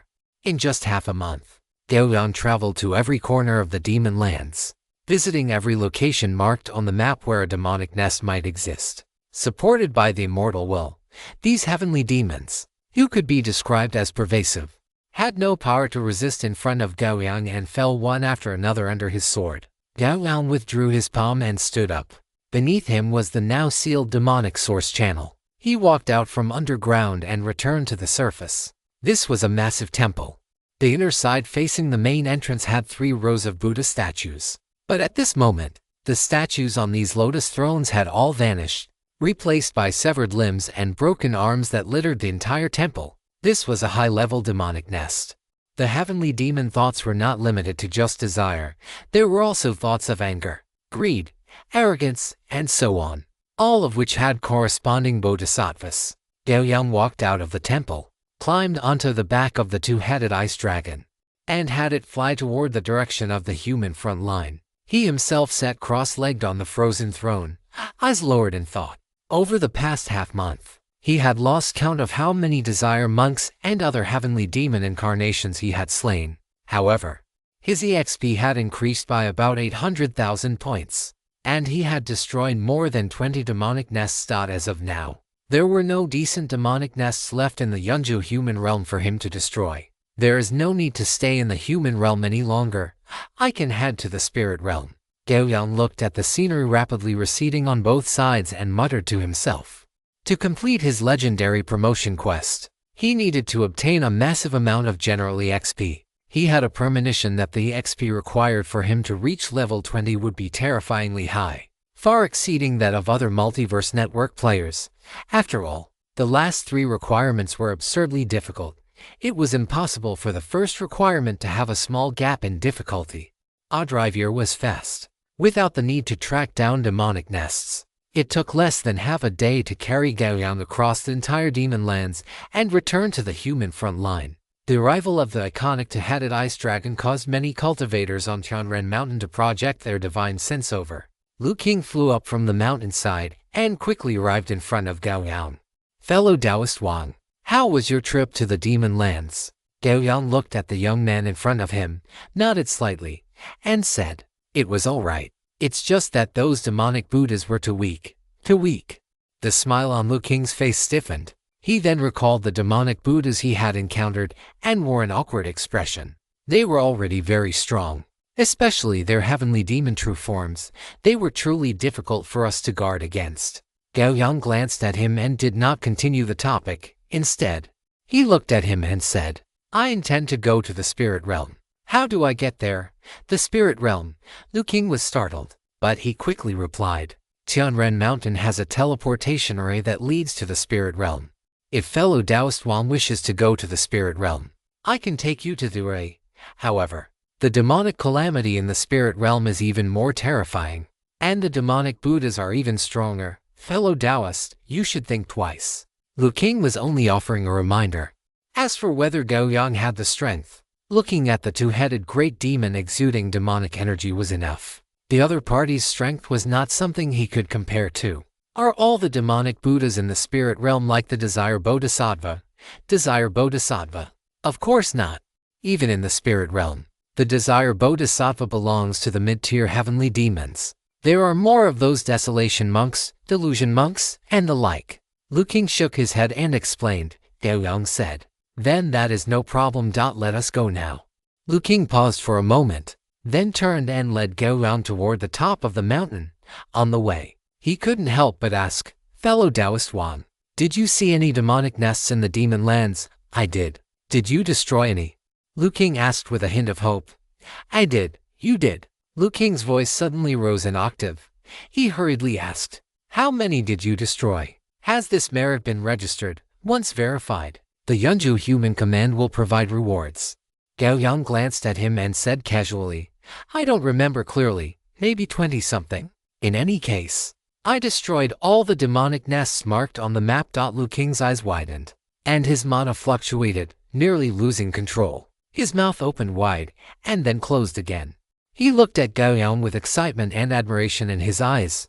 "Fellow Taoist Wang, all of humanity in Yeonju will remember your contribution. Please, follow me." As he walked, Lu King said, "Senior Heavenly Sword is at the peak of Tianren Mountain. I think Senior Heavenly Sword would definitely want to meet you." One had to know that the destruction of every single demonic nest could alleviate a great deal of pressure for them. Their defensive strength in the human realm was already stretched thin, and it was basically unrealistic for them to penetrate deep into the demon lands to destroy nests. And now, Gao Yang said he had destroyed over 20 demonic nests. This was simply incredible news. He couldn't wait to inform the Yeonju Command. If the timing was right, they might even be able to push the front line forward by hundreds of miles, which would provide a massive breathing room and advantage for the subsequent war. "No need. Just take me directly to the teleportation array for the spirit realm." Gao Yang looked at Lu King and refused. He was a newcomer and did not want to complicate matters. especially since he had only heard the name of the heavenly sword Taoist but did not know the other party's personality. Lu King paused for a moment, then nodded with a smile. That is also fine. Once I have sent you to the spirit realm teleportation array, I will go find Senior Tianjin. Your contributions, fellow Taoist, will not be buried. I stake my own great Tao on this guarantee. Then I thank you. Gao Yang nodded in gratitude. Not long after, Lu King led Gao Yang into a grand hall. Inside this hall stood a massive teleportation array, and beside it, several cultivators were sitting in meditation. Lu King went up to exchange a few words with them, then gestured for Gao Yang to stand in the center of the teleportation array. As the light of the teleportation array flared, Gao Yang vanished from sight. Chapter 427. The Spirit Realm War Situation and the Arrival of Variables. Yunzhou is divided into three realms, the human, spirit, and immortal. Or rather, this entire world is divided into these three realms. After cultivators in the human realm reach a certain level of cultivation, they can ascend to the higher realms through various teleportation channels. Such ascendants are not considered to have low cultivation even among the cultivators of the higher realms. However, among the human, spirit, and immortal realms, one can only travel from the human realm to the spirit realm and then to the immortal realm. It is impossible to reverse the process. In other words, it is impossible for people from the higher realms to descend to the lower realms. Although there might be some secret methods or means to break this rule, that is all that can be done. Therefore, the situation in the spirit realm is not very good. Although the general strength of its cultivators is one level higher than those in the human realm, the strength of the extraterrestrial heavenly demons is also greater than those in the human realm. When the light of the teleportation array lit up, the cultivators guarding outside the array also cast their gazes over. Has another human realm cultivator broken through? I hope the cultivation of the cultivator arriving this time is a bit higher. Before the light of the teleportation array had completely dissipated, a terrifying aura of demonic energy erupted from within the array, instantly sweeping across the surroundings. The cultivators guarding outside the array had their expressions change drastically. They watched the array vigilantly, various magical artifacts appearing in their hands, such terrifying demonic energy. What on earth is going on? Could it be that the human realm has been breached? Someone asked, filled with shock and anger. Impossible. We have not received any news, another said calmly. A sharp claw covered in dragon scales reached out from the light and slammed down outside the teleportation array. This terrifying beast claw made the complexions of the guarding cultivators turn somewhat pale. The light of the teleportation array dissipated, and the owner of the sharp claw appeared in the eyes of the guarding cultivators. Upon seeing the two-headed great demon that occupied nearly a quarter of the area, these guarding cultivators could not help but gasp. This aura was already comparable to the sect masters of various sects, perhaps even stronger than some of them. And when they saw the figure standing as straight as a spear on the back of the two-headed great demon, they were all stunned for a moment, then simultaneously breathed a sigh of relief. This indicated that this great demon had an origin and would not harm people wantonly. A cultivator dressed in white gold sword robes stepped forward. His handsome face was filled with righteousness. He cupped his hands slightly and spoke. I am Wang Yijian of the Spirit Realm's Great Sun Sword Sect. I do not know which fellow Taoist is ascending to the realm. Our fellow cultivators in the human realm did not pass the news to us, so please forgive us. After he finished speaking, the figure on the back of the two-headed great demon said, Wang Tang, I have come to Yunzhou to quell the demonic disaster under the orders of my master. I have already dealt with the demonic lands of the human realm. As time was pressing, I came directly to the spirit realm via the Tianren Mountain teleportation array. The demonic lands of the human realm have already been dealt with. What does this mean? Wang Yijian looked up at the young man on the back of the two-headed great demon.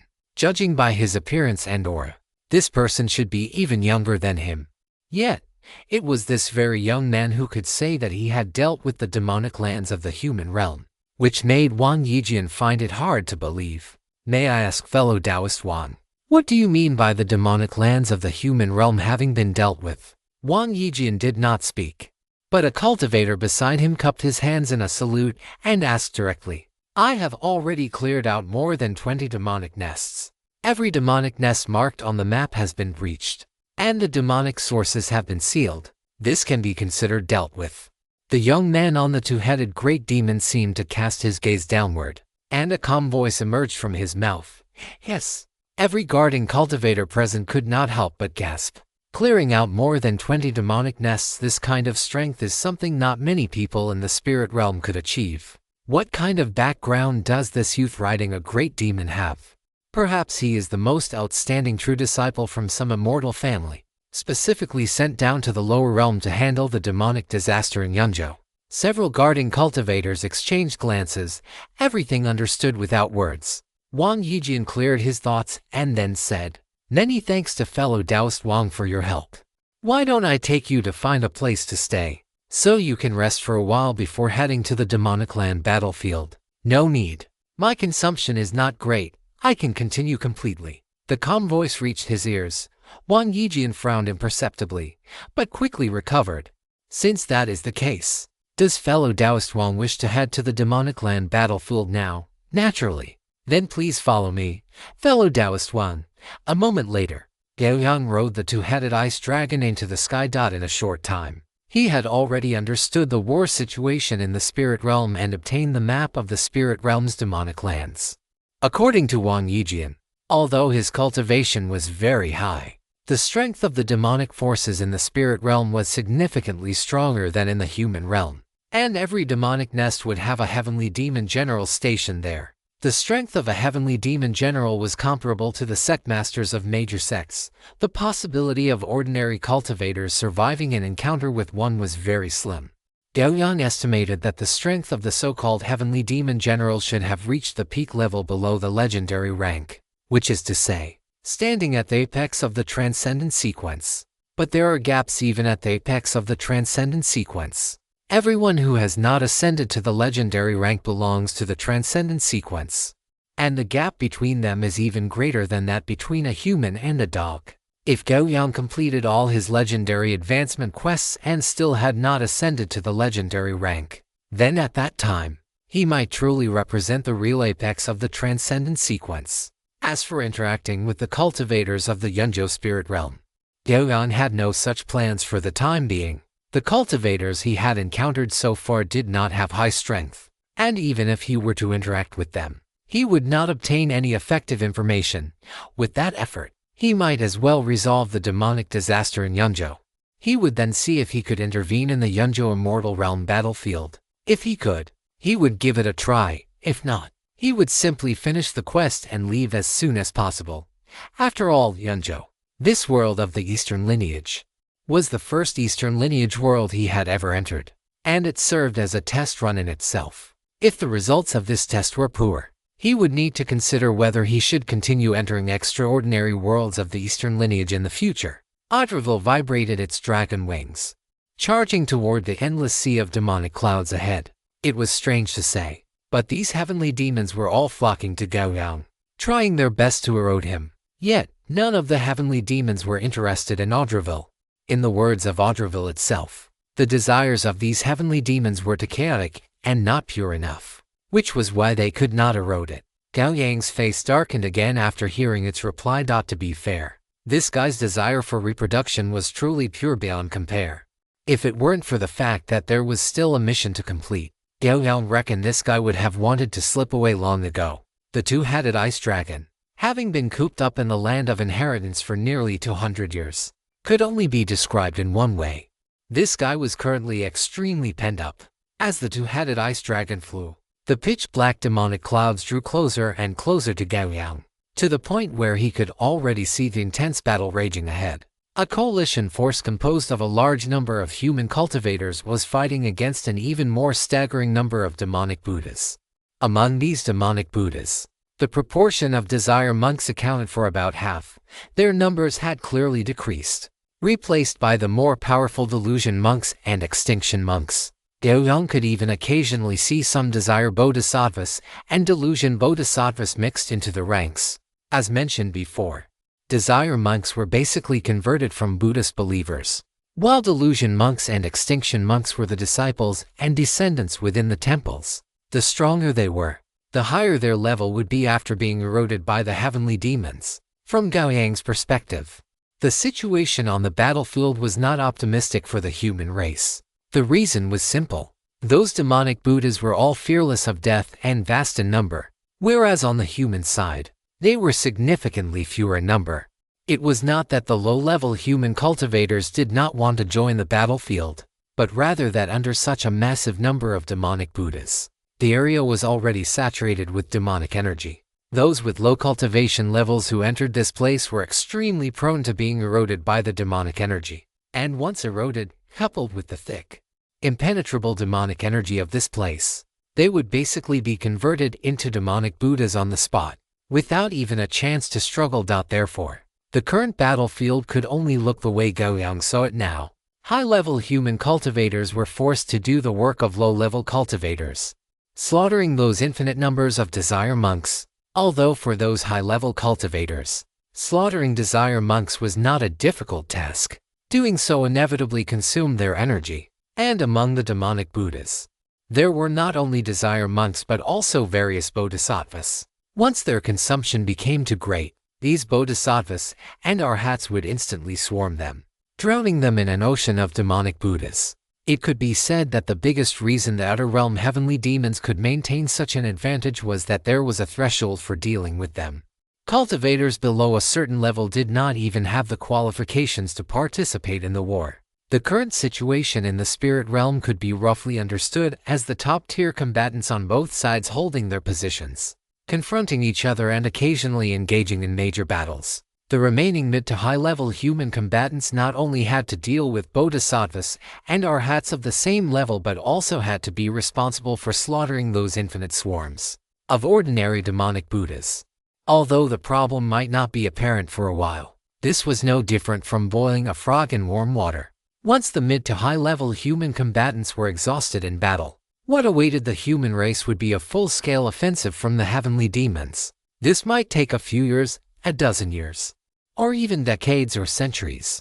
But for heavenly demons whose lifespans were measured in millennia, this was not much different from 10 days or half a month. They had enough patience to wait for the war situation to tilt in the direction they had planned. In other words, the biggest problem in the current human-demon battlefield of the spirit realm was those near-infinite numbers of low-level desire monks and the like. Many ants can kill an elephant. These beings were very weak to Gao Yang, but they had still reached the extraordinary level, and in an ordinary plane, they would count as someone of note, even if this extraordinary status was heavily watered down. But in Gao Yang's eyes, these guys were just walking, universally XP packs. If he were to slaughter all the desire monks and their ilk here, the XP pressure for the first requirement of his legendary promotion quest should be significantly reduced. Gao Yang took out black obsidian, gave an instruction to Audreville, and then pushed off with his feet. His body rose several meters, and the ice dragon's body beneath him quickly swept past, diving toward the front. As for Gao Yang, he plummeted straight down like a free-falling object. Chapter 428. The blade storm rises again. The two-headed ice dragon was flying at an altitude of about 3,000 meters. This height could avoid the vast majority of sneak attacks from the ground. And if a person were to fall straight down from an altitude of over 3,000 meters, how fast would their speed be? Without considering friction and other factors, the answer is less than 30 seconds. Gao Yang stood in the high sky, with nothing beneath his feet, the howling wind ringing in his ears. His body was falling at high speed, and during this process, wisps of battle chi erupted from all over his body, wrapping him within it. At the same time, he used his battle chi to continuously create air explosions above him to further accelerate his descent. On his legs, the blazing sun battle chi was already close to condensing into a solid state, causing the parts of his legs from the knees down to take on a golden-orange hue. Viewed from afar, it looked like a meteorite falling from the sky. In fact, although Gao Yang was not a meteorite, the effect was already about the same. They might not have witnessed a palm technique descending from the sky, but they were about to witness a lead technique descending from the sky. Under the gaze of many demonic Buddhas, Gao Yang slammed into the earth without the slightest deceleration. Full power war stomp. The moment of impact, the air went silent for a beat, and then a roar like a mountain collapsing and a tsunami surging suddenly erupted. The spot where Gao Yang landed seemed to have been hit by an exploding bomb. The earth was brutally and violently torn apart. Like a water balloon being pressed down, it first sank sharply, then suddenly rebounded, causing the ground to churn into waves and sweep outward. Scorching battle chi, laced with specks of golden light, obeyed Gao Yang's will as it wantonly devastated everything in its surroundings. As for those demonic Buddhas, whether they were desire monks, delusion monks, extinction monks, or even desire bodhisattvas, anyone caught within the radius of the war stomp was torn into fragments by the violent force. Those slightly further away were also caught in the aftermath, suffering significant injuries. 5 or 6 kilometers away, a cultivator stared at his protective light shield, which had dimmed considerably. His eyes filled with gravity. If the power was this immense even at such a distance, one could only imagine the fate of those demonic Buddhas at the center of the attack. On the shattered ground, Gao Yang slowly rose to his feet. Protected by his battle chi and the nethervine armor, he felt nothing more than a slight churning of his blood and chi after the impact. He was otherwise unharmed. At this moment, there was not a single demonic Buddha left standing around him, only a landscape littered with severed limbs and broken bodies. Although these demonic Buddhas had been eroded by the heavenly demons, they still possessed physical forms. Standing amidst this mountain of corpses and sea of blood, Gao Yang appeared like a true demon from the depths of the 9 netherworlds. Gao Yang glanced at Audreville, who was slaughtering enemies in the distance. Seeing that she was doing fine, he withdrew his gaze and turned toward the opposite direction. He moved with great speed. Every time his foot landed, the ground beneath him would explode. The massive force surging into the earth also channeled a powerful counter-thrust into his body. The greater the strength, the faster the speed. This was an absolute truth. The distance of several thousand meters did not cost him much time before those demonic Buddhas could even react. Gao Yang had already pounced upon them. He had chosen a location where the concentration of demonic Buddhas was the highest. Such density naturally made it easier for him to unleash his power. Under the enhancement of the tidal army breaking killing star, it was foreseeable that Gao Yang's strength would soon experience an explosive increase.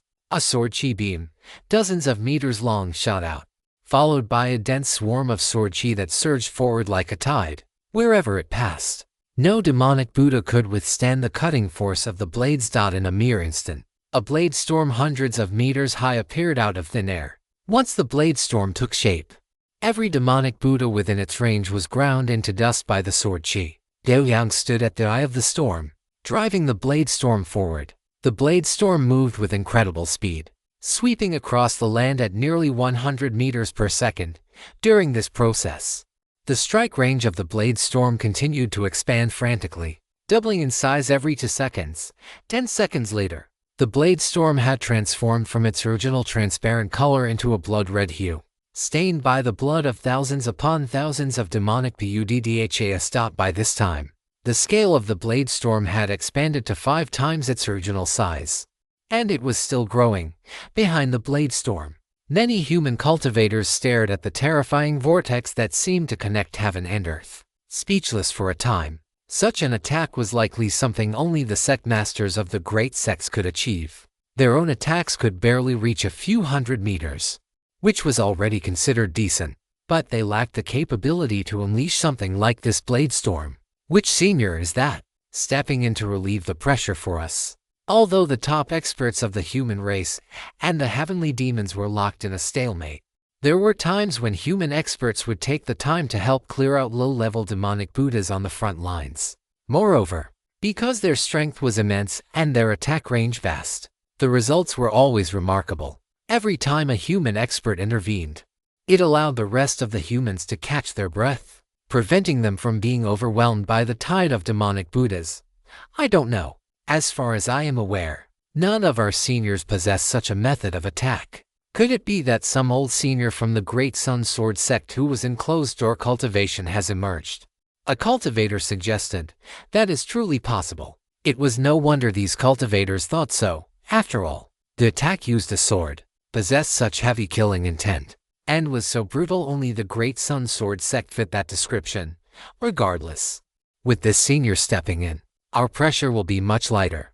Many fellow Taoists are already at their breaking point. Gao Yang naturally could not hear the musings of the Yun Prefecture cultivators. He was currently focused entirely on driving the blade storm, wantonly shredding these demonic Buddhas. With the number of demonic Buddhas he slaughtered, the effect of the army-breaking killing star title had reached its peak. It felt as if endless power was surging within his body, making his attacks increasingly terrifying. In just 25 seconds, Gao Yang had plowed a radial vacuum zone across this human-demon battlefield, stretching over 3,000 meters in length and over 1,000 meters at its widest point. Within this area, it was as clean as if no demonic Buddha had ever existed, with only the earth, scraped down several meters to reveal the deep soil, left to show for it. Gao Yang leaned on his sword and stopped, taking a deep breath of the turbid air mixed with the scent of soil and rust, before exhaling the scorching current from his chest. After completing the deep breath, his slightly dizzy brain cleared significantly. He looked ahead. The path was empty. Whether it was low-level demonic Buddhas or higher-level bodhisattvas and arhats, all had been cleared away by the blade storm. As for the heavenly demon generals, they had not appeared within the range of the blade storm. He summoned his comprehensive network panel and checked his general EXP. The previous round of the blade storm had contributed 130,000 general EXP. A very good harvest. Moreover, over at Outerville's side, she was also continuously contributing general EXP to him. Gao Yang turned his head to the left, where a thick, concentrated demonic aura was rising into the sky. The demonic aura surged, eroding and distorting the surrounding space as if a massive, boundless evil beast were coiled there. Its cold, bloodthirsty as locked firmly onto Gao Yang.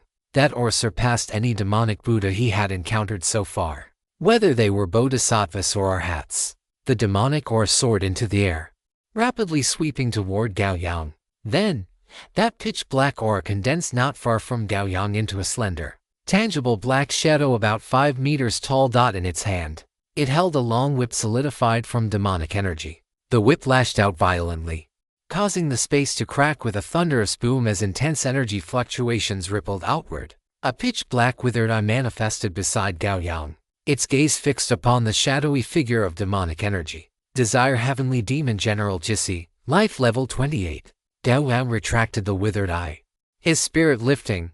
He had finally encountered an opponent with the same life level as himself. If a Heavenly Demon General already reached life level 28, then the life level of a Heavenly Demon King must surely exceed 30, placing it in the realm of a legendary existence. Jissi looked at Gao Yang, a flicker of greed flashing within her pitch-black pupils. Human, you are very powerful. Join our Heavenly Demon race. Only our race is your true home. Gao Yang raised an eyebrow. This was his first encounter with a Heavenly Demon General, and the opponent actually wanted to recruit him. How does one join? Tell me about it.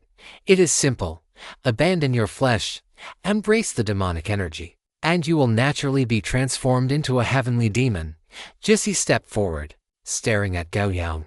Gao Yang nodded and asked again, then, what are the benefits of transforming into a heavenly demon? Benefits. To be transformed into a heavenly demon is to possess the ability to be nearly immortal and indestructible. Is that not the greatest benefit? Or perhaps, you wish to possess me? Jissi reached out a hand and brushed it across her own body. Gao Yang looked at her with an expressionless face. Did she really think she was charming? Surely not. Forget it. There was no point in talking more, and he had rested enough. Gao Yang took a step and vanished from where he stood. In the next instant, he appeared directly in front of Jissi. The black obsidian sword shone with a brilliant radiance, descending upon her with a fierce gust of wind, and Jissi let out an angry shout, her long whip lashing out as a reflex. A sharp crack echoed through the air. From the swinging whip, a massive amount of black threads, as fine as ox hair, suddenly spread out, like countless black snakes. They lunged at Gao Yang from all directions, seeking to devour him. Facing this attack, Gao Yang lowered his gaze, his descending sword not wavering in the slightest. A small portion of those black threads lunged toward Gao Yang, while the majority coiled around the black obsidian sword, seemingly intent on blocking his strike. But the moment the black threads touched the edge of the black obsidian sword, they snapped without the slightest hesitation. Those threads, which were so tough that even bodhisattvas and arhats would struggle to destroy them, were now no stronger than strands of hair. The black obsidian sword slashed down, and the black threads had already closed in on Gao Yang's body. Jessie watched this scene, a trace of disdain flashing in the depths of her eyes. She was a heavenly demon. This body formed of demonic energy was merely a vessel and was not important to her. If she could trade wounds with the human before her, then the one to suffer would surely be the human. Thinking of this, the corners of Jichi's mouth curled up slightly, as if she had already seen the expression of shock and fear on the human's face. Please give me your monthly votes. Chapter 429, The General Offensive. It sounded like cloth being torn, crisp and somewhat pleasant to the ear. The curled corners of Jichi's mouth froze. Just as she had expected, her body had been split into from head to toe by the golden glowing greatsword, and the black threads she controlled had also wrapped around the human's body. However, the scene that followed was vastly different from her expectations. After her attack coiled around the opponent's body, it felt as if it were entangled with a solid mass of steel, without a single gap for her to infiltrate. And the opponent's sword strike had not only torn her body apart, but the sharp sword energy had also, through some unknown means, struck her true core directly, splitting it in two. Intense pain flooded into Jichi's consciousness, causing her to scream out loud. But soon, her scream came to an abrupt end. Gao Yang's expression was calm, even carrying a hint of disappointment. In just 3 strikes, this heavenly demon general before him had been completely slain. It was even easier to kill than the desire bodhisattva he had encountered earlier. At least that one had a second phase, though it hadn't been of any use either. You have slain the desire heavenly demon general Jissi. You have gained 4,500 general EXP. Gao Yang rested the black obsidian sword in front of him, feeling somewhat bored. Ever since entering these realistic battle instances, the number of treasure chests he could obtain had plummeted. Ordinary mobs or elite monsters basically no longer drop treasure chests. Only monsters at the level of this heavenly demon general had a chance to drop one.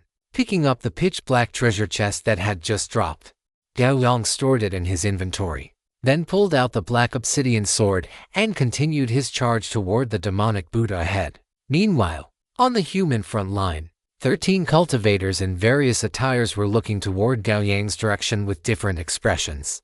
News from the human realm has arrived. That fellow Taoist Wang came here to support our Yun province under the orders of his sect, a burly man said, his voice like a booming bell as he faced Gao Yang's direction. Beside him, an old Taoist with a celestial aura stroked his beard and said, fellow Taoist Wang's cultivation is very strong, though his methods do not look like those of the Taoist school. Who cares if they are Taoist methods or not, as long as he is strong enough. Did you not see that little old man?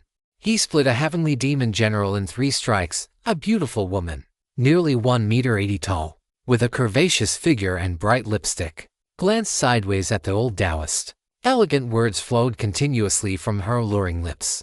He is here to help us, after all. Do you intend to just stand here and stare? The old Taoist's eyes twitched after being scolded by the woman. He then nodded in agreement. Fairy Chixia is absolutely right. There are only 24 heavenly demon generals in our spirit realm, only 11 more than us. Now that fellow Taoist Wang has slain one, the gap of 10 heavenly demon generals is enough for us to take action. At this moment, a middle-aged man wearing a white cloak sighed slightly and said, this is not a good idea. If any accidents occur, the Yun province spirit realm might be completely overrun. If we don't fight now, do you intend to just watch fellow Taoist Wang do all the killing alone? Those who know will understand that fellow Taoist Wang is our reinforcement, but those who don't might think he is a slave of our Yun province. Fairy Chixia's eyes widened, and she immediately turned her verbal fire toward the middle-aged man. The old Taoist's eyelids twitched a few more times, but not having to face that woman directly made him heave a slight sigh of relief. The burly man rubbed his stubble, which felt like steel needles, and frowned as he shouted in a low voice, everyone, shut your mouths. A variable has appeared, and we must seize this opportunity. Perhaps the demonic calamity in the spirit realm can be completely resolved. Now, I propose that the entire army be mobilized to fight the heavenly demon generals to the death. Who is in favor? Who is against? The 12 cultivators around him appeared silent, but in reality, They had already conducted a round of communication through their divine sense. Soon, they began to state their positions, except for 3, led by a middle-aged cultivator wearing a large cloak, who opposed the motion. The remaining 9 were in favor of the burly man's proposal. Thus, the proposal was officially passed. And the 3 dissenting cultivators also reigned in their thoughts. Once a consensus was reached, the human cultivators acted with great efficiency, and orders were transmitted to the corresponding positions and the respective cultivators. As for those 13 cultivators, they had already begun to advance toward the direction of the demonic lands. And like their previous stealthy approach, this time they were open and above board, even releasing their oars with a certain arrogance to attract the attention of the heavenly demon generals. Gao Yang cleared the demonic Buddhas in front of him with a single sword strike, then turned his head to look at the high sky behind him. There, 13 cultivators stood proudly, their oars released without the slightest concealment. At the same time, a somewhat aged voice reached Gao Yang's ears. "Fellow Taoist Wan, I am the sect master of the Heavenly Mystery Sect, Heavenly Mystery Taoist. On behalf of the billions of living beings in Yunzhou, I thank you for your assistance. We are preparing to use this opportunity to launch a full-scale attack on the heavenly demon generals of the Yunzhou spirit realm. If this succeeds, Yunzhou will be secured. Are you willing to join us?" Gao Yang looked closely and saw an old Taoist with the bearing of an immortal smiling at him. There was nothing more to say. Without much thought, Gao Yang decisively summoned the 2-headed ice dragon back. Under the latter's puzzled gaze, he climbed onto its back and urged it to fly before the 13 cultivators. "I am Wang Teng. Greetings to all sect masters and clan leaders. Greetings, fellow Taoist Wan. You are too polite, fellow Taoist Wan. Fellow Taoist Wang's strength is outstanding. It truly puts us to shame." The 13 figures at the sect master level were naturally shrewd. They were experts at social interaction, and their opening remarks were incredibly pleasant to hear. After a friendly exchange, the 13 sect masters and Gao Yang headed toward the demonic lands together. Counting Gao Yang and Audreville, they now had a total of 15 combatants at the sect master level, narrowing the gap in numbers with the heavenly demon generals to 8. With this level of combat power, they could afford to fight with all their might. Moreover, they were all very confident about this battle. If those heavenly demon generals dared not come, they would have to withdraw from the spirit realm, allowing the humans to calmly seal the demonic sources of the spirit realm. If they chose to engage in a head-on battle, their chances of winning were not small, and the outcome would not differ much from the previous scenario, with perhaps just one extra step involved. As for the possibility of the heavenly demon generals cowering in their respective demonic nests, no one even considered it. Or rather, if such a situation were to actually occur, these human sect masters would probably wake up laughing in their dreams. With 15 sect master level figures mobilized, dealing with one heavenly demon general per demonic nest would be a simple task. If the heavenly demon generals truly chose to cower, they would be handing their heads over on a platter, and the humans would be able to defeat them one by one without any effort. However, it was a pity that these heavenly demon generals did not make the worst choice. Not long after they ventured deep into the demonic lands, they saw more than 20 demonic shadows blocking their path. Each demonic shadow exuded dense demonic energy. They were undoubtedly heavenly demon generals. 23 heavenly demon generals gathered here, their demonic energy surging like the sea. The human cultivators and the heavenly demon generals stared at each other, and the atmosphere grew increasingly heavy. The burly man in the lead held his head high, looked at the heavenly demon generals opposite, and shouted, "Fellow heavenly demons, if you retreat now, we will grant you a dignified exit. How about that, little brat Kingshan? You certainly have a talent for dreaming." A short, fat heavenly demon general, who looked like a hedgehog, laughed wildly, his eyes full of mockery. Chapter 430. The sword that even heavenly demons fear. Just as Taoist Kingshan was about to speak, he saw the heavenly mystery Taoist shout loudly from the side, "Enough nonsense, attack!" With that, the heavenly mystery Taoist opened his large hand, and ray patterns emerged on his palm, rapidly weaving together to form a bag or a. The spiritual chi of heaven and earth gathered frantically. "Fellow Taoists, I will do my best to trap 3 heavenly demon generals. The rest is up to you." Once the heavenly mystery Taoist Suri took form, He pointed a finger at the heavenly demon generals opposite while simultaneously transmitting his voice to everyone via divine sense. The other cultivators who were familiar with the heavenly mystery Taoist felt their hearts sink. The heavenly mystery Taoist was proficient in rays, but the heavenly demon generals were powerful, and their demonic energy was pervasive, even in normal times. It was difficult for him to fight two at once, now that he was voluntarily trapping 3 heavenly demon generals. If they could not resolve the remaining ones, the possibility of the heavenly mystery Taoist dying under the siege of the 3 was very high. The battle had just begun, and the heavenly mystery Taoist had already prepared himself to die here, without waiting for a response.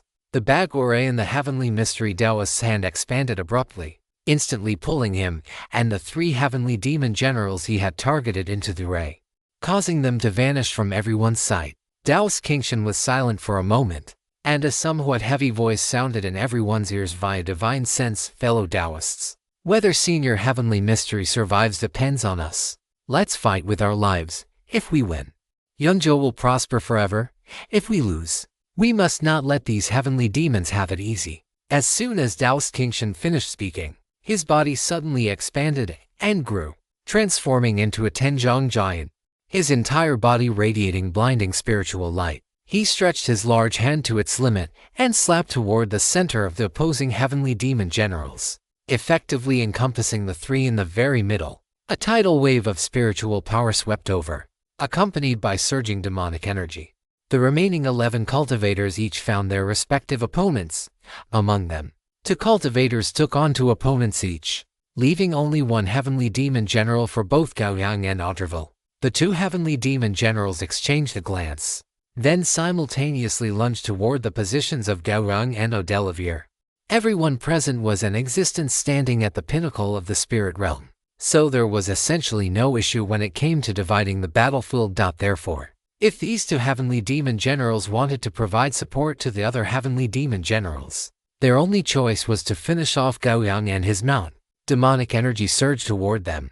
Gao Yang watched the 2 approaching heavenly demon generals, and He Yao appeared abruptly in his hand. The next moment, raging flames ignited along the blade, shimmering with a brilliant golden glow. Shimi, I will leave him to you to devour. Leave that 2-headed great beast to me. The heavenly demon general on the left was small in stature but possessed a massive head that contrasted sharply with its body. At this moment, its face was filled with arrogance as it greedily eyed the 2-headed ice dragon beneath Gao Yang. Such a massive physique, whether it was flesh and blood or soul, was a great tonic for a heavenly demon general. The heavenly demon general known as Shimi, upon hearing this, naturally would not agree. If Jogu wanted to devour that 2-headed great beast, why wouldn't it want to as well? It would be best to devour both this human and this beast entirely. Without answering Jogu, the heavenly demon general Shimi simply erupted with demonic energy in an instant. Its speed increased sharply as it rushed toward Gao Yang, while a terrifying, jagged-edged long blade manifested in its grasp. Then let us rely on our own abilities. Seeing Shimi act so dishonorably, Jiaogu's greed transformed into rage, and its speed surged as well. Watching the 2 heavenly demon generals scrambling to be the first, Gao Yang could easily guess their intentions. The corners of his mouth curled up slightly. Beneath him, the ice blue energy surrounding the 2-headed ice dragon suddenly boiled, and a massive amount of ice blue energy began to gather at the mouths of the 2 dragon heads. At the same time, it flapped its wings, whipping up a sky-filling gale while propelling its massive body toward the approaching heavenly demon generals. 2 ice blue rays, as thick as water barrels, shot out suddenly from the mouths of the 2-headed ice dragon. The space they traversed crackled as it froze, and fine black fissures even began to appear. The speed of the rays was extremely fast, even though the 2 heavenly demon generals instinctively tried to dodge. The close distance made their evasive maneuvers a joke. The 2 freezing rays struck both heavenly demon generals almost simultaneously, and solid ice spread rapidly across their bodies. However, neither Jiaogu nor Shimi felt much about this kind of attack. As long as they were willing, they could abandon their current bodies right now and use their demonic energy to manifest new ones. But they did not do so. They merely used their own demonic energy to erode the ice on their bodies.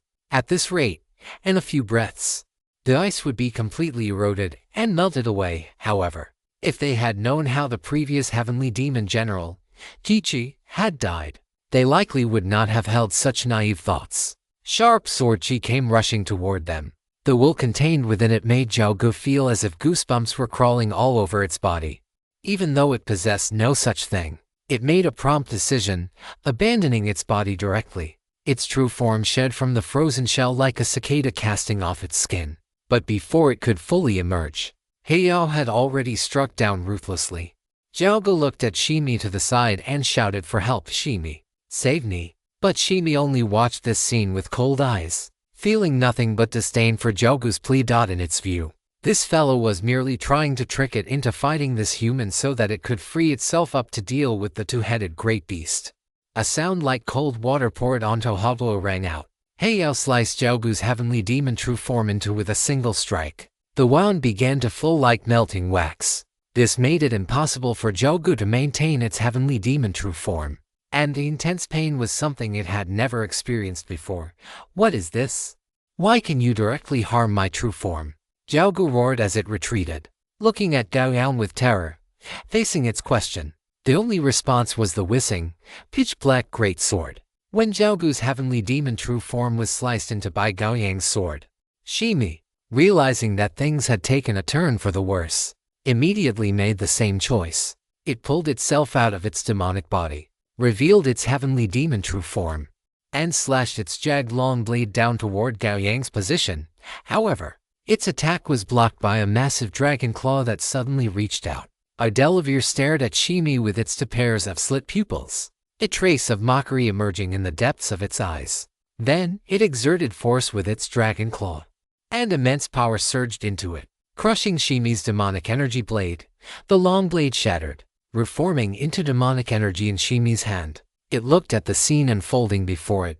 Its advantage as a heavenly demon had now vanished completely. In just this blink of an eye, Xiaogu's heavenly demon true form had already been hacked into several pieces by the sword-wielding human, and it was dripping away like melting wax. As for Xiaogu, Shimi could no longer sense its existence. Chapter 431. A different way to complete the quest. Shimi did not pause for even a second. It turned and fled toward the rear.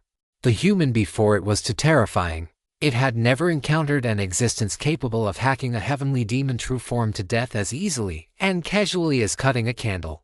Xiaogu's strength was a notch above its own, and even Xiaogu could not last more than a few breaths under that sword. If it didn't run, what else could it do? Go up and throw its life away.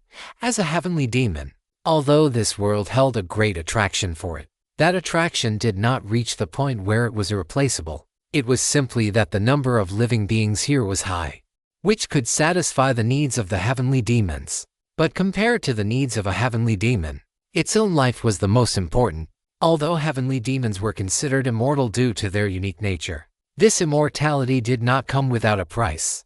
Just like at this very moment, if one were to be wiped out completely like Xiaogu, even if one were to recover, the one inheriting the name Xiaogu would no longer be the Xiaogu of today. Shimi fled frantically, drawing the attention of many other heavenly demon generals and human cultivators. When they saw the heavenly demon true form dripping away like a melting candle, they were all stunned, and their gazes were inevitably drawn to the human male holding the pitch-black longsword. Just one glance was all it took for these heavenly demon generals to perceive that brilliant and majestic will. In just an instant, they understood exactly what had happened. Fighting against me, yet you dare to be distracted. Two-person Kingshan let out a low shout, spiritual light swirling around his large handprint as he suddenly struck out. One heavenly demon general reacted a fraction of a second too late and was struck by this handprint directly on its demonic body. In an instant, its demonic form dissipated like snow under the scorching sun, and even its heavenly demon true form suffered significant damage, having landed a hit. Two-person Kingshan did not stop, continuously raining attacks down upon the heavenly demon general that had been knocked out of its true form. As for the attacks from the other two heavenly demon generals, he relied entirely on his defensive artifacts to endure them. Shimi escaped 100 meters away in a single breath, just as it thought the human behind it could not catch up. An ice blue ray, condensed to the limit, and only as thick as a thumb, suddenly shot over and struck its heavenly demon true form. The terrifying chill was more than even its heavenly demon true form could withstand. Threads of ice crystals spread across its body, and its movements immediately froze in midair. Without a moment of delay, a scorching sword light slashed down, and the frozen shiny was reduced to powder under the blade. In just a short time since the battle began, 2 heavenly demon generals had already perished. This scene filled all the human cultivators with great joy, and they cast looks of admiration toward Gao Yang one after another. This fellow Taoist Wang, who had a mysterious background, might be a bit cold and arrogant, but he certainly had the capital to be so. Moreover, he was very respectful toward them, his seniors. After slashing the heavenly demon general before him into nothingness with a single sword strike, Gao Yang did not stop, rushing toward the nearest battlefield. Seeing Gao Yang charging toward it, that heavenly demon general was greatly alarmed and immediately revealed its heavenly demon true form, attempting to drive back the human cultivator who was entangled with it. However, the latter was no pushover. Seeing Gao Yang rushing toward his battlefield, he immediately unleashed all his methods, pinning the heavenly demon general firmly in place and leaving it no possibility of escape. Haha! Many thanks to fellow Taoist Wang Teng for your help. With fellow Taoist Wang Teng here, why worry about the demonic calamity in Yunzhou not being eradicated? Gao Yang did not speak. With the obstruction and assistance of these human cultivators, he could save himself quite a bit of trouble. He charged forward and, without a word, slashed down with his sword. Terrifying sword chi swept out. Feeling the sharpness of the sword chi, the heavenly demon general grew increasingly anxious.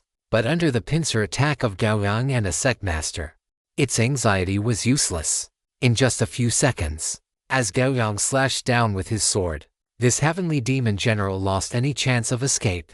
The moment the third heavenly demon general died, the remaining heavenly demon generals fighting the human cultivators unleashed their strongest techniques without hesitation, all trying to disengage and flee the scene. With that human present, they, the heavenly demon generals, had no possibility of victory. They could only be slaughtered like piglets by his sword. Their intentions, naturally, could not escape the perception of the other human cultivators, who did their utmost to block them.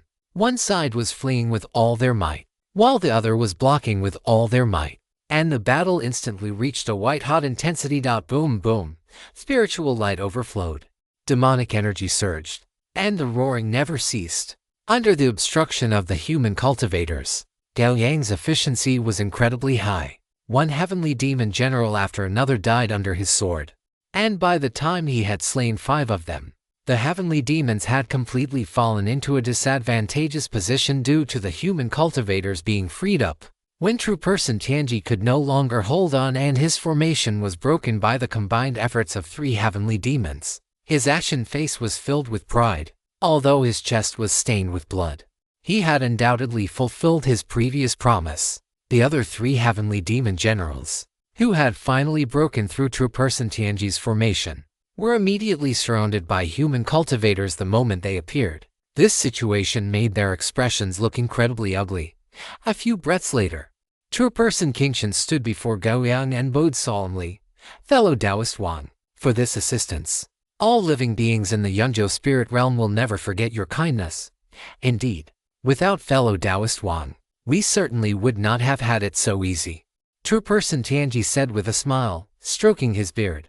"That is correct. Fellow Taoist Wang is a man of talent, and his cultivation is unfathomable. I fear that attaining immortality is just around the corner," Fairy Chixia said, her beautiful eyes sparkling as she stared at Gao Yang. Gao Yang nodded slightly, the cold expression on his face softening a fraction.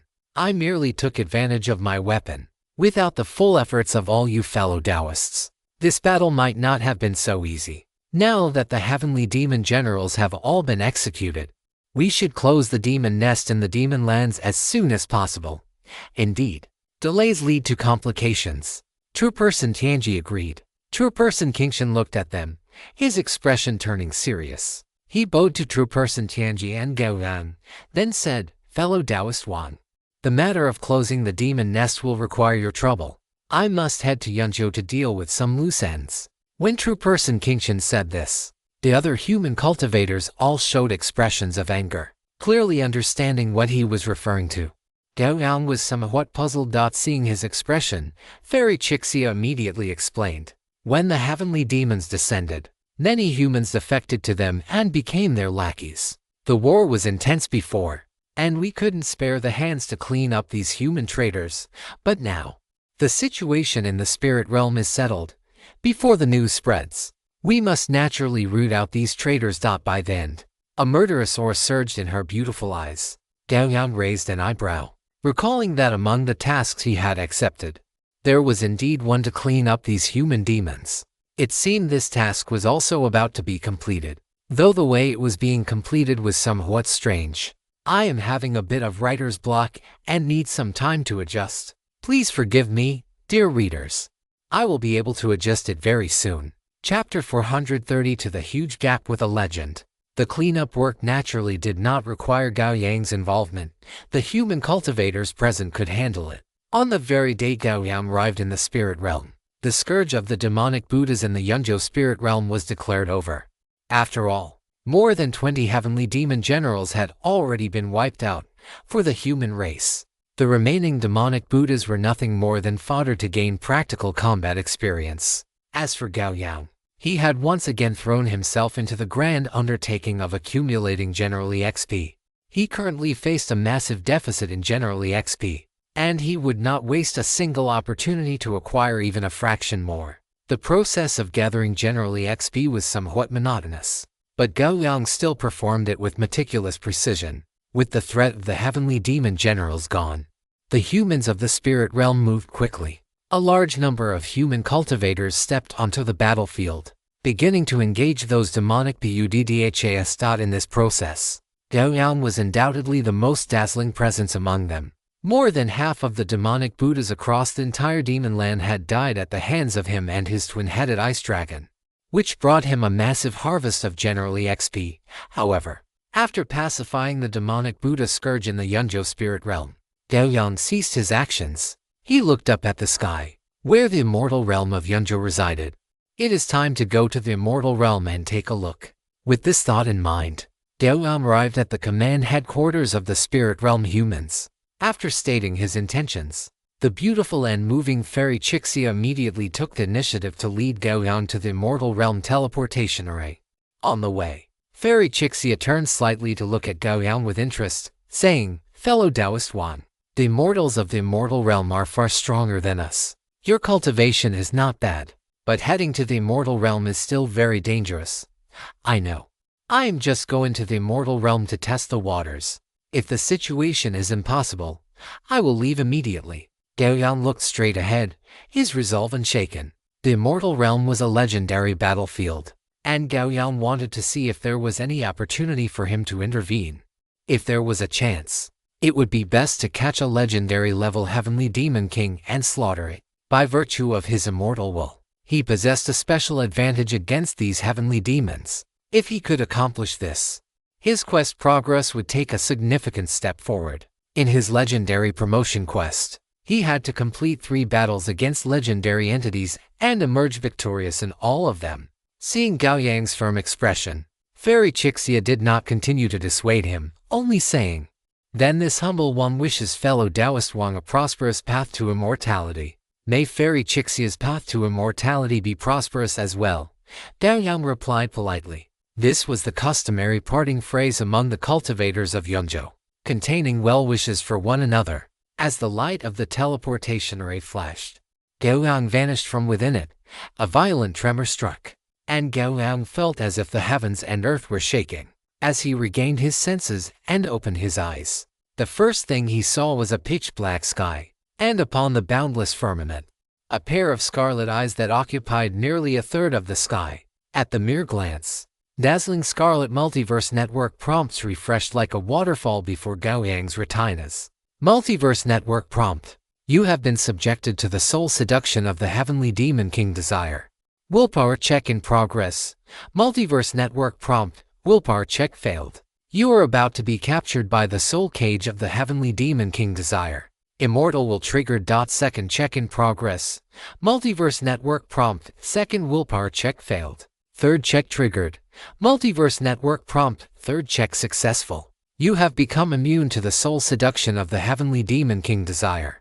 Brilliant golden light erupted from Gao Yang's body. Gao Yang suddenly lowered his head, breaking free from the gaze of those scarlet demonic eyes in the sky. In this brief instant, all 3 willpower check effects of his immortal will have been triggered, leaving his face deathly pale as cold sweat poured down his back. It was a close call. If he hadn't blocked the soul seduction of this heavenly demon king, he would have been forced to actively activate his immortal will to negate it. But that would mean he would have no power to protect himself in the immediate aftermath. Desire, heavenly demon, you are presumptuous. Just then, a roar of fury resounded across the sky. The moment this roar erupted, the black mist covering the sky vanished instantly. It felt as if someone had suddenly yanked a tablecloth off a dining table, revealing the table's true appearance to the world. Gao Yang dared not look up. This sudden situation made him realize that he still had a long way to go before reaching the legendary level. Without the slightest hesitation, Gao Yang communicated directly with the Multiverse Network and chose to end his participation in this campaign. As the fluctuations of the Multiverse Network descended, Gao Yang and the twin-headed ice dragon beneath him vanished from the spot instantly. Earth, Mirror Lake, Autumn Moon Village. Gao Yang slumped onto the ice throne condensed by the twin-headed ice dragon, while the dragon itself collapsed directly onto the training grounds. The scene from earlier had not only terrified Gao Yang, but Olivier had also been thoroughly shaken. Just then, the Multiverse Network prompt appeared once more. Multiverse Network prompt. This campaign has ended. Campaign settlement is in progress. Campaign settlement complete. The rewards you obtain from this campaign are as follows: 1. 3,155,600 generally XP. 2. 300 top-grade spirit stones. 3. 2 chances to select items from the Yunju human treasury. 4. 6 turn golden elixir *1. Gao Yang looked at the Multiverse Network prompt and let out a sigh that was barely audible. The greatest reward in this campaign was the ultimate war quest to close the convergence point between the 2 realms, which would have yielded super-grade magical items, immortal elixirs, and more. But because of the existence of the Heavenly Demon King, Gao Yang had no choice but to give it up. Multiverse Network prompt. You have obtained 150,000 Yunju human reputation. Your reputation in the relevant limited plane has been changed to honored.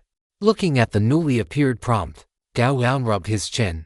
Could this be considered establishing a foothold in an Eastern lineage plane, even without a corresponding background or origin? With this initial reputation of honored, he shouldn't face any danger, right? However, Gao Yang did not plan to enter an Eastern lineage transcendent plane again in the short term. So whether this reputation was actually useful remained to be seen. Among the rewards this time, he had gained just over 3 million generally XP, which was quite decent. The harvest of 300 top-grade spirit stones, if converted into Multiverse Network disaster coins, was equivalent to 30,000 coins. Gao Yang practiced the 8-9 profound art, which required a massive amount of resources like disaster coins, so naturally, the more he had, the better. As for the next 2 rewards, the opportunity to choose an item from the Yunju treasury is easy to understand. It simply means heading to the Yunju treasury to select a magical item. As for the final 6-turn golden elixir, Gao Yang looked at the ice blue box made of 10,000-year mysterious ice in his item inventory, and with a thought, he took it out. The moment the ice blue box appeared in the martial arts arena, the surrounding temperature dropped at a rate visible to the naked eye. Even Olivier, who had been lying down, curiously raised its head and looked toward the box in Gao Yang's hand. Subsequently, Olivier let out low dragon groans. It wanted this box. Gao Yang weighed it in his hands twice and said with a smile, "After I see what is inside, if it is of no use, I will give it to you." Upon hearing this, Olivier let out a low growl and laid back down. Chapter 433. 6-turn golden elixir, treasury selection. Gao Yang reached out and opened the icebox in his hand. As the icebox opened, a bright golden immortal elixir the size of a dragon's eye appeared in Gao Yang's field of vision. And then a rich medicinal fragrance drilled into his nasal cavity. This caused his mouth to involuntarily secrete a large amount of saliva, and an irrepressible sense of hunger seemed to crawl up his throat, urging him to swallow the 6-turn golden elixir before him immediately. Gao Yang swallowed his saliva, And after taking several deep breaths, he finally reopened his eyes and looked at the 6-turn golden elixir in his hand. 6-turn golden elixir origin, Yunzhou spirit realm quality, bright gold description. This elixir was refined by the spirit realm's #1 alchemist, Master Honglu. Over the course of 3 years, only 3 pills were produced in one batch, and this is one of them. It is the most mysterious elixir in the spirit realm. Consuming it can bring the dead back to life, regrow flesh and bones, break through cultivation realms, restore energy, and provide a myriad of other possibilities. Effects: 1. After consumption, randomly increase one of your attributes by 1.2. After consumption, it can consolidate your foundation and cultivate your primordial spirit, slightly strengthening all aspects of your physical constitution. Good stuff. Gao Yang looked at the 6-turn golden elixir before him, his eyes brightening. This golden elixir could not only increase a physical attribute by 1 point but also had the effect of consolidating one's foundation. It was truly worthy of being a 6-turn golden elixir. He thought for a moment, climbed down from the back of the 2-headed ice dragon, and walked straight into the villa's bedroom. A moment later, a refreshed Gao Yang walked out of the bathroom. Since it was a golden elixir that relied on luck, one naturally had to bathe and change clothes first. Although doing so might not necessarily be effective, it at least provided some small measure of comfort. Gao Yang sat cross-legged on the bed, looking at the 6-turn golden elixir resting quietly in the jade box in his hand, and picked it up. Strength, Constitution, or Agility, any of the 3 will do. 6-turn golden elixir. I am counting on you, Gao Yang muttered to himself, then immediately tossed the 6-turn golden elixir into his mouth. As the golden elixir entered his mouth, it was catalyzed by his battle chi and immediately transformed into a mass of intensely hot medicinal liquid, sliding straight down his throat into his stomach. The sensation was like swallowing a mouthful of molten iron. A line of fire raced from his throat straight into his gut. Waves of heat radiated continuously from his abdomen, sweeping through his entire body. Perhaps affected by Gao Yang's suddenly soaring body temperature, the chubby Kun let out a dissatisfied wail song, swam out from Gao Yang's left arm, and stared at Gao Yang's tightly closed eyes with its 2 small, black bean-like eyes. Seeing that he was ignoring it, the chubby Kun flicked its plump tail, passed through the wall, and went to the next room to continue digesting. Soon, Gao Yang's body turned completely red, and wisps of steam rose from every part of his body. From a distance, he looked like a steamed shrimp. This process did not last long. Just 10 minutes later, Gao Yang's skin began to return to its normal color, and the wisps of steam vanished. Oh! Gao Yang exhaled a breath of slightly scorching, turbid air and summoned the system panel. Perception 12 greater than Perception 13. Looking at the change on his attribute panel, Gao Yang raised an eyebrow. Although it was not one of the 3 attributes of strength, constitution, or agility, increasing his perception by 1 point was not bad either. The higher the perception, the stronger the body's intuition in predictions and combat. High perception plays a significant role. Due to a lack of attribute points, Gao Yang had previously relied on manipulating his battle chi to simulate the functions that the perception attribute could provide, such as locating enemies, scouting, tracking, and so on. If his perception were high enough, he naturally would not have to go through the trouble of painstakingly manipulating his battle chi to accomplish these tasks. Moreover, high perception had another function, the ability to perceive the existence of the non-material realm.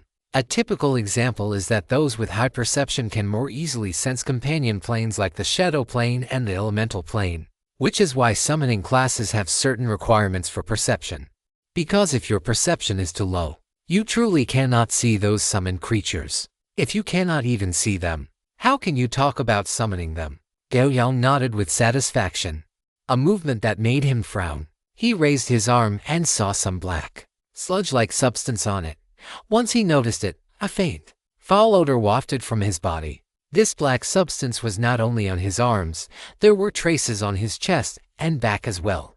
The foundation consolidating effect of this 6-turn golden elixir can clear the impurities from my body. Gao Yang was somewhat surprised. He got up from the bed, stood by the bedside, and stretched his body slightly. Immediately, a series of crisp, Bean-popping sounds erupted from within Gao Yang's body. When he finished stretching, Gao Yang's eyes were a bit brighter. The effect of this foundation consolidation was excellent. Now that his body had expelled the impurities, it felt as if it had been lubricated. There was not the slightest difficulty in any of his movements. Many movements that were previously considered anti-human were now smoother and more natural for him to perform. Gao Yang could not help but think that while this 6-turn golden elixir increased his perception attribute, it did not use all of its medicinal power just to increase that one point. If that were the case, it would be underestimating the value of a 6-turn golden elixir. Therefore, the perception attribute increase provided by this 6-turn golden elixir must be the explicit improvement, while it also subtly and imperceptibly enhanced his other attributes as well. These attributes were not reflected on his personal status window, but that did not mean they did not exist. Given the right timing, they would be fully revealed before Gao Yang. It felt as if all his attributes were participating in a foot race. The 6-turn golden elixir had pushed his perception forward by 10 meters, but it had also pushed his other attributes forward in the same spirit, albeit with slightly less force, perhaps only by a distance of 3 to 5 meters. However, while this distance might seem insignificant, it could save a great deal of time in many situations. Overall, this 6-turn golden elixir was truly worth it. If there were more, Gao Yang would have wanted to purchase several more, and fortunately, this item was an extremely rare immortal elixir even in the Yunzhou spirit realm. After consuming the 6-turn golden elixir, Gao Yang took a shower to wash away the impurities from his body. Although his battle chi could achieve the same result, out of habit, he still preferred to cleanse his body with water. Sitting on the sofa against the wall in his bedroom, Gao Yang looked at the final to selection opportunities for the Yunzhou treasury. He had spent too little time in Yunzhou, to the point that he did not know what kind of good items existed there. However, that did not matter. Gao Yang felt that his talent would provide him with the correct guidance. As Gao Yang's consciousness fluctuated, the multiverse gaming network descended, slowly constructing a massive phantom of the treasury within his sea of consciousness. The phantom of the treasury solidified rapidly, and within just a few seconds, it was indistinguishable from the real treasury. Even Gao Yang transformed from a spiritual entity at the beginning into a physical form.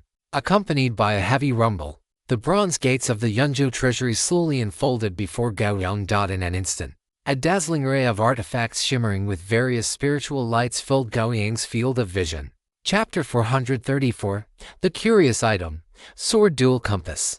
As the largest treasury in the Yunzhou cultivation world, the rare items within the Yunzhou treasury were countless. Even though Gao Yang had already seen many treasuries, he still lost himself for a few seconds when standing before the gates of the Yunzhou treasury. The items inside this Yunzhou treasury are truly abundant, he muttered to himself and stepped into the treasury. Following that, Gao Yang's brows furrowed. There was a very serious problem now. The items in the treasury had no annotations or introductions. Although he could choose freely, he could only rely on his own discernment. Under these circumstances, the probability of obtaining good items seemed somewhat low. After walking in the treasury for a while, the dazzling array of treasures left Gao Yang feeling overwhelmed. Stopping in his tracks, Gao Yang rubbed his eyes and stopped this meaningless behavior. After thinking for a moment, Gao Yang activated the active skill, Fate's Choice.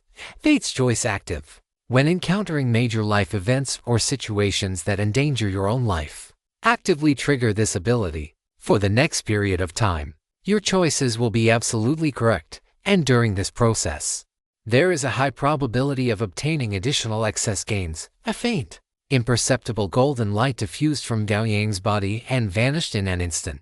Everything around him seemed unchanged. But Gao Yang knew that everything here had already changed. He had two opportunities to choose.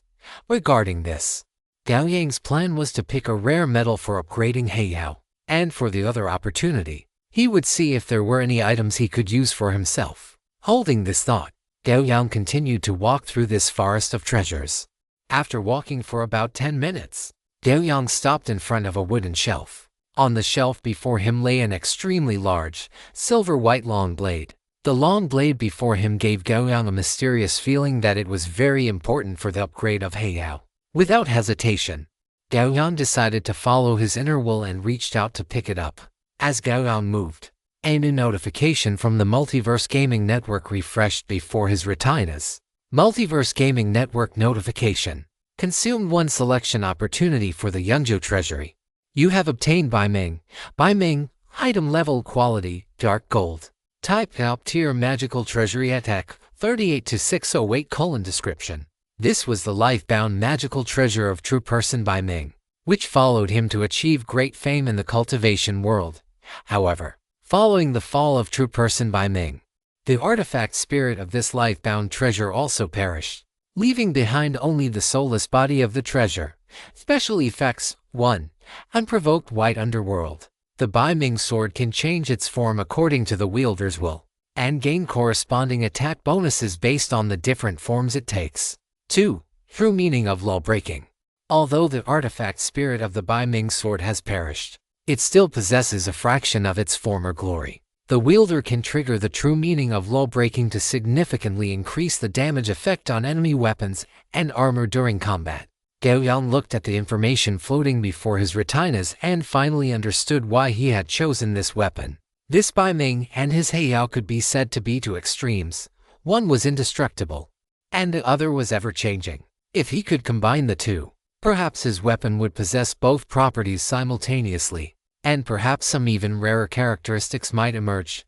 Moreover, Gao Yang did not believe that there was no connection between Heiyao and Bai Ming. The two were black and white, light and dark. Perhaps they were born as a twin set. The corners of Gao Yang's mouth curled up slightly as he stored the Bai Ming sword into his inventory. He was already impatient to return to the real world and find a master dwarven blacksmith to recast Heiyao for him. However, before that, he still had one more selection opportunity. Gao Yang continued to walk through the Yunzhou Treasury. This time, it did not take long before he looked at the disc-shaped item in front of him and reached out to pick it up. Multiverse Gaming Network notification. Consumed one selection opportunity for the Yunzhou Treasury. You have obtained the Sword Dual Compass.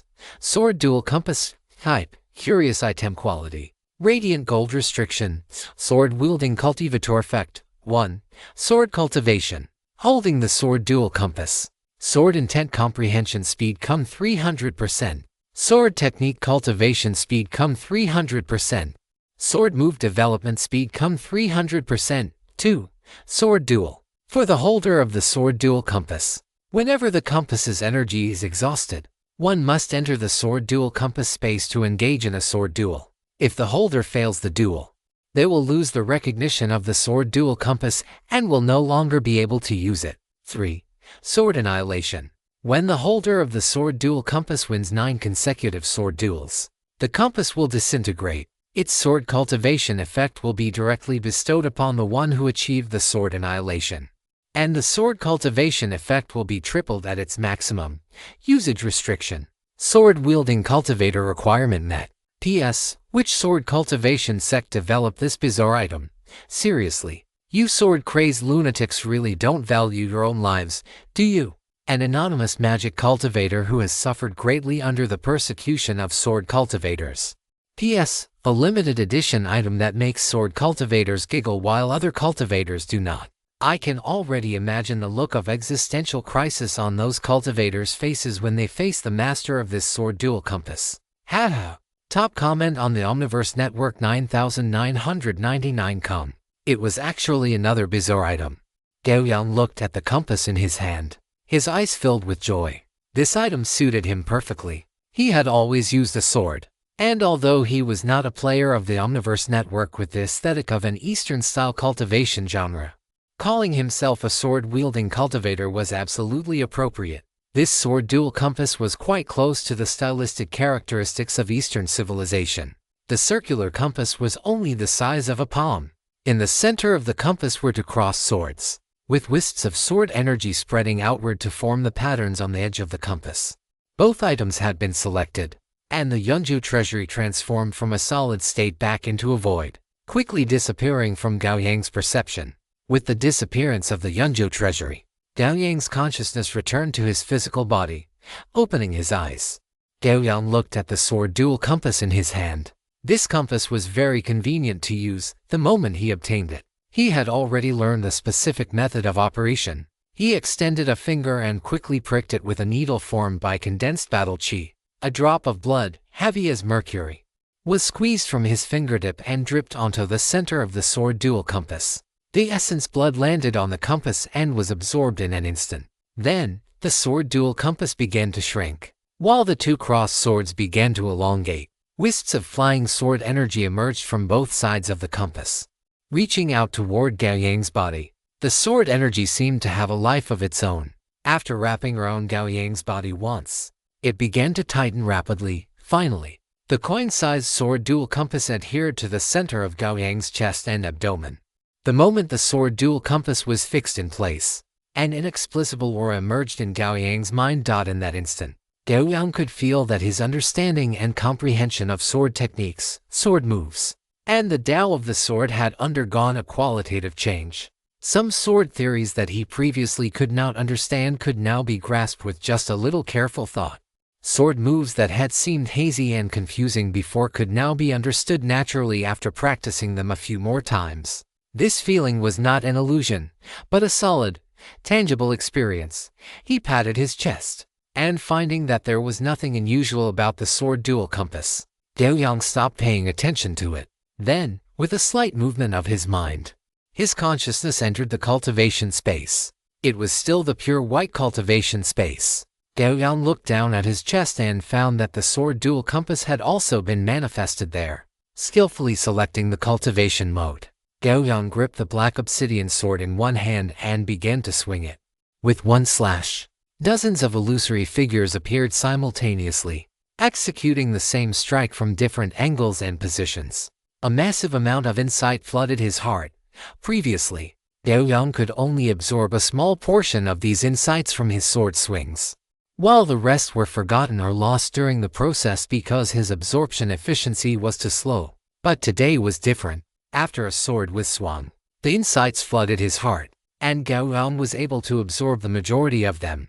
It felt as if the old Gao Yang had been using a soda bottle to catch raindrops falling from the sky. But now the soda bottle had been replaced with a wash basin. The improvement in efficiency was so great that it could be called a qualitative change. After swinging the sword and spending some time digesting the insights, Gao Yang did not pause and swung the sword again. Time passed quickly. Gao Yang, who had been sitting cross-legged in his bedroom without moving, trembled all over and withdrew from the cultivation space, exhaling a long breath. A smile appeared on Gao Yang's face. He couldn't help but reach out and stroke the sword dual compass on his chest. With this bizarre item, his sword techniques would develop at high speed, and the power of various sword moves would skyrocket. It would no longer be like it was now, where only a few moves could instantly increase the power of a strike. Most importantly, the sword dual compass's improvement of his ability to comprehend sword techniques would not increase Gao Yang's mental burden. Taking out a bottle of dragon blood potion and drinking it, Gao Yang took out a kello fruit and tossed it from the balcony toward the martial arts arena. Audrivier, lying on the martial arts arena, did not move its body. It merely lifted its head and accurately caught the kello fruit Gao Yang had thrown. After finishing all this, Gao Yang returned to his bedroom. He prepared to head to the Multiverse Trading Center to hunt for some new sword techniques.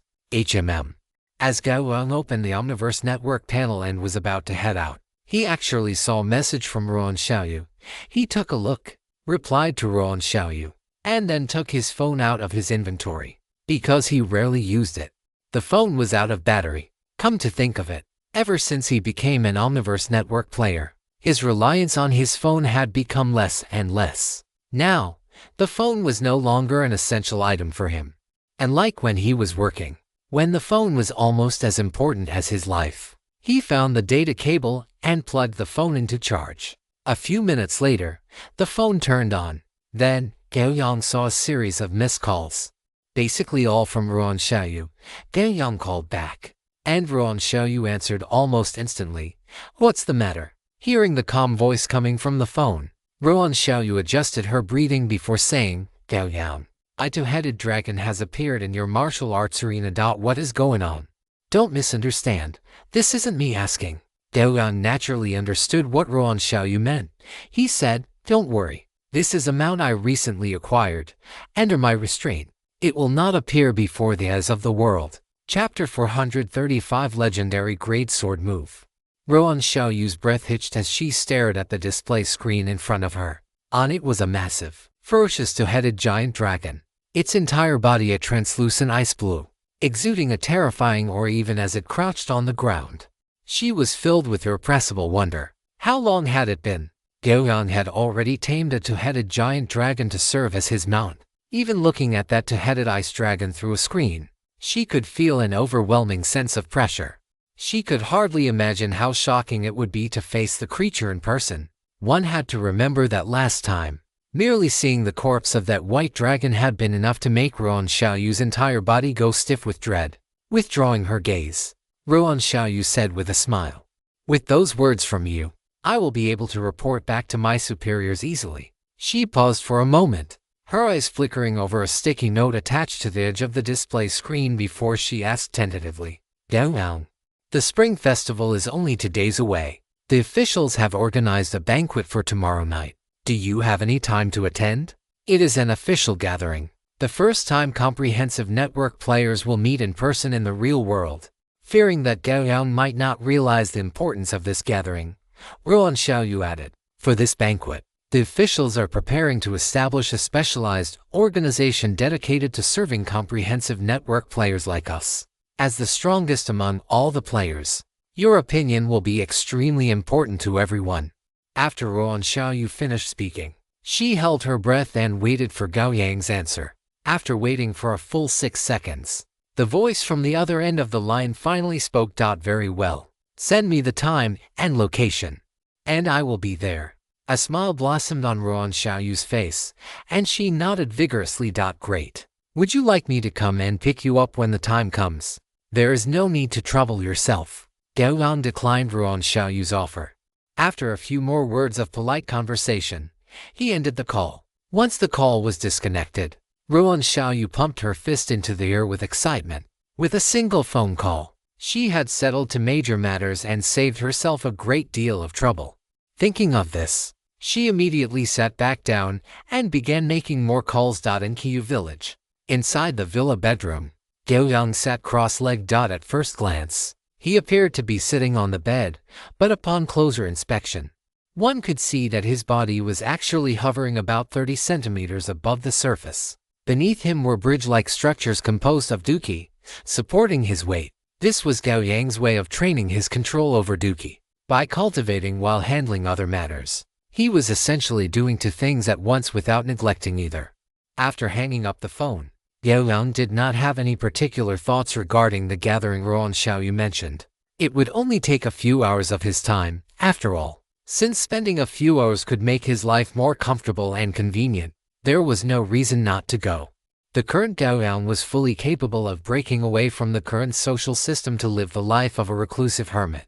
However, there was simply no need for that. Furthermore, he had already grown accustomed to life in Qiyu village. Setting this matter aside, Gao Yang connected his consciousness to the comprehensive network. In the next moment, the familiar sensation of being pulled away occurred, and he appeared on the multiverse trading platform.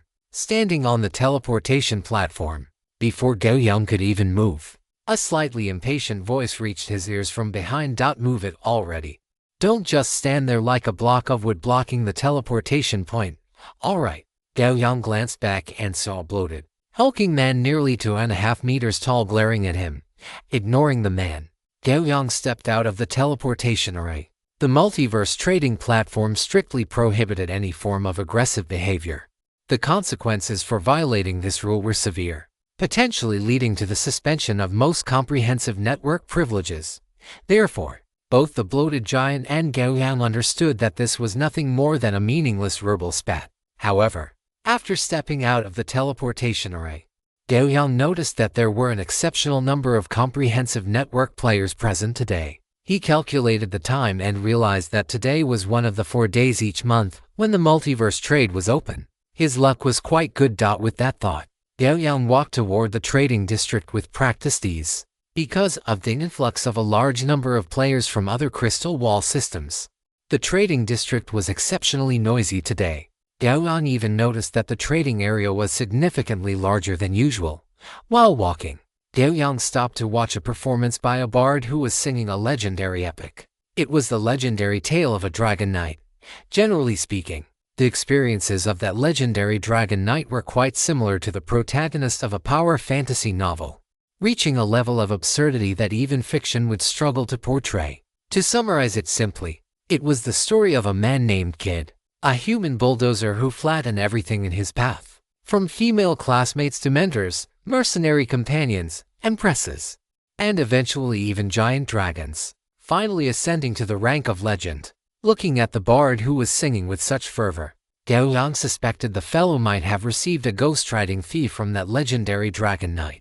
Otherwise, it made little sense to put in so much effort. After spending some time, Gao Yang finally arrived at the trading area for scrolls, skills, and books. Many players had already set up small stalls here. Simple advertising signs hung in front of the booths, and some of the more socially outgoing players were shouting loudly to attract customers. Gao Yang walked among them, browsing casually. With the support of his talent, Fate's choice, he did not need to search deliberately. Given a little time, he would eventually encounter exactly what he wanted at the right moment. Soon, Gao Yang stopped in front of a stall with a wide variety of items. The stall owner belonged to a humanoid race. Gao Yang did not recognize the specific race, but seeing the owner's skin, which seemed to have starlight flowing through it, he knew this race was not simple. He looked down at a corner of the stall where many books and scrolls were placed. Gao Yang crouched down, picked up a scroll embossed with golden lightning patterns, and looked at the stall owner. "How much for this scroll?" The stall owner glanced at Gao Yang, and then an ethereal voice entered Gao Yang's ears. 30,000 comprehensive network disaster coins, and it is yours. I also support bartering. You may exchange it for 1-star stone. Gao Yang weighed the scroll in his hand and sent a trade request to the other party. A few seconds later, the payment of 30,000 comprehensive network disaster coins was completed. Gao Yang put away the scroll, stood up, and left the stall. After spending half a day wandering through the trading district, Gao Yang returned home with a full harvest. Back in the bedroom, Gao Yang sat cross-legged on the bed, a faint smile appearing at the corner of his mouth. The trading platform today could be said to have come at just the right time. Not only did he manage to collect 2 advanced sword techniques, but he also spent 30,000 multiverse disaster coins to purchase a scroll of sword arts. Although the price was a bit steep, this sword art scroll was worth every coin. The moment he saw this scroll, he had already decided that he must secure it. The reason was simple. This was a legendary grade sword art, or in other words, an ultimate move. Gao Yang flipped his hand, and the golden lightning pattern scroll he had just purchased appeared in his palm. As the scroll materialized, wisps of electric arcs began to spread outward. Thunderclap Eternal Night Legendary Grade Chapter 436 Arrangements Thunderclap Eternal Night Quality Legendary Grad Restriction Lightning Control Skill Effects 1. Thunderclap. Upon activating this skill, lightning is gathered onto the weapon to perform a high-intensity multi-stage strike. This strike contains multiple checks. If the enemy fails any of these checks, there is a 15% to 25% probability of executing the enemy instantly. Current checks: lightning resistance, willpower, and defense. Before the strike, there is a maximum charging time of 5 seconds. For every second charged, the power of the strike increases by 33%. And for every second charged, the consumption rate of battle chi and stamina increases significantly. 2. Eternal Night. Upon activating this skill, the user uses their own lightning as a conduit to attract lightning from the surrounding environment, gathering all of it onto the weapon. The weapon is then used to perform a super high-intensity slash, with all the gathered lightning bombarding the target, causing massive slashing damage, lightning damage, and piercing damage. Note: activating the Eternal Night skill requires the user to possess extremely high lightning resistance, otherwise, it will be life-threatening. Thunderclap Eternal Night was an incredibly formidable move. If Gao Yang had not mastered lightning abilities beforehand, he would not even have been able to learn this technique. What Gao Yang had not expected was that Thunderclap Eternal Night actually contained 2 separate moves. The first sword move, Thunderclap, was relatively milder. It primarily utilized the lightning he controlled to amplify the next attack, and this attack could be charged. if it were charged for the full 5 seconds. The power of this strike would become truly exaggerated. Most importantly, this strike also carried an execution effect. Of course, even without the execution effect, one would likely be near death after taking such a blow. The only drawback was that the consumption of battle chi and stamina would increase drastically during the charging process. In conventional combat, one could use the instant cast method without charging. While in a life or death struggle, one could choose to charge it. Currently, if he truly needed to fight for his life, he had even better options. Eternal Night could gather all the lightning from the surrounding environment. One could imagine that the total amount of lightning gathered would be far more terrifying and violent than Gao Yang's own lightning reserves. The attack formed from this would likely reach a terrifying level of damage, coupled with the sword combat compass he had just obtained. Gao Yang was confident that he could make improvements based on it that would be better suited to himself. However, this scroll did not come with an attached super speed learning effect. Gao Yang took a super speed learning scroll from his inventory and selected Thunderclap Eternal Night as the target, only to find that the multiverse system prompted him that this scroll could not be used with a super speed learning scroll. Gao Yang was somewhat puzzled, but he could only set the super speed learning scroll aside and pick up Thunderclap Eternal Night again to examine it carefully. He had previously only seen the brief skill introduction provided by the multiverse system. Now that he had opened the scroll, Gao Yang discovered that the amount of information contained within was no less than that of an advanced sword technique book. A vast amount of text and diagrams were densely packed onto the scroll, which was barely a meter long. It even utilized some information condensation technology, generally similar to the form of a compressed file.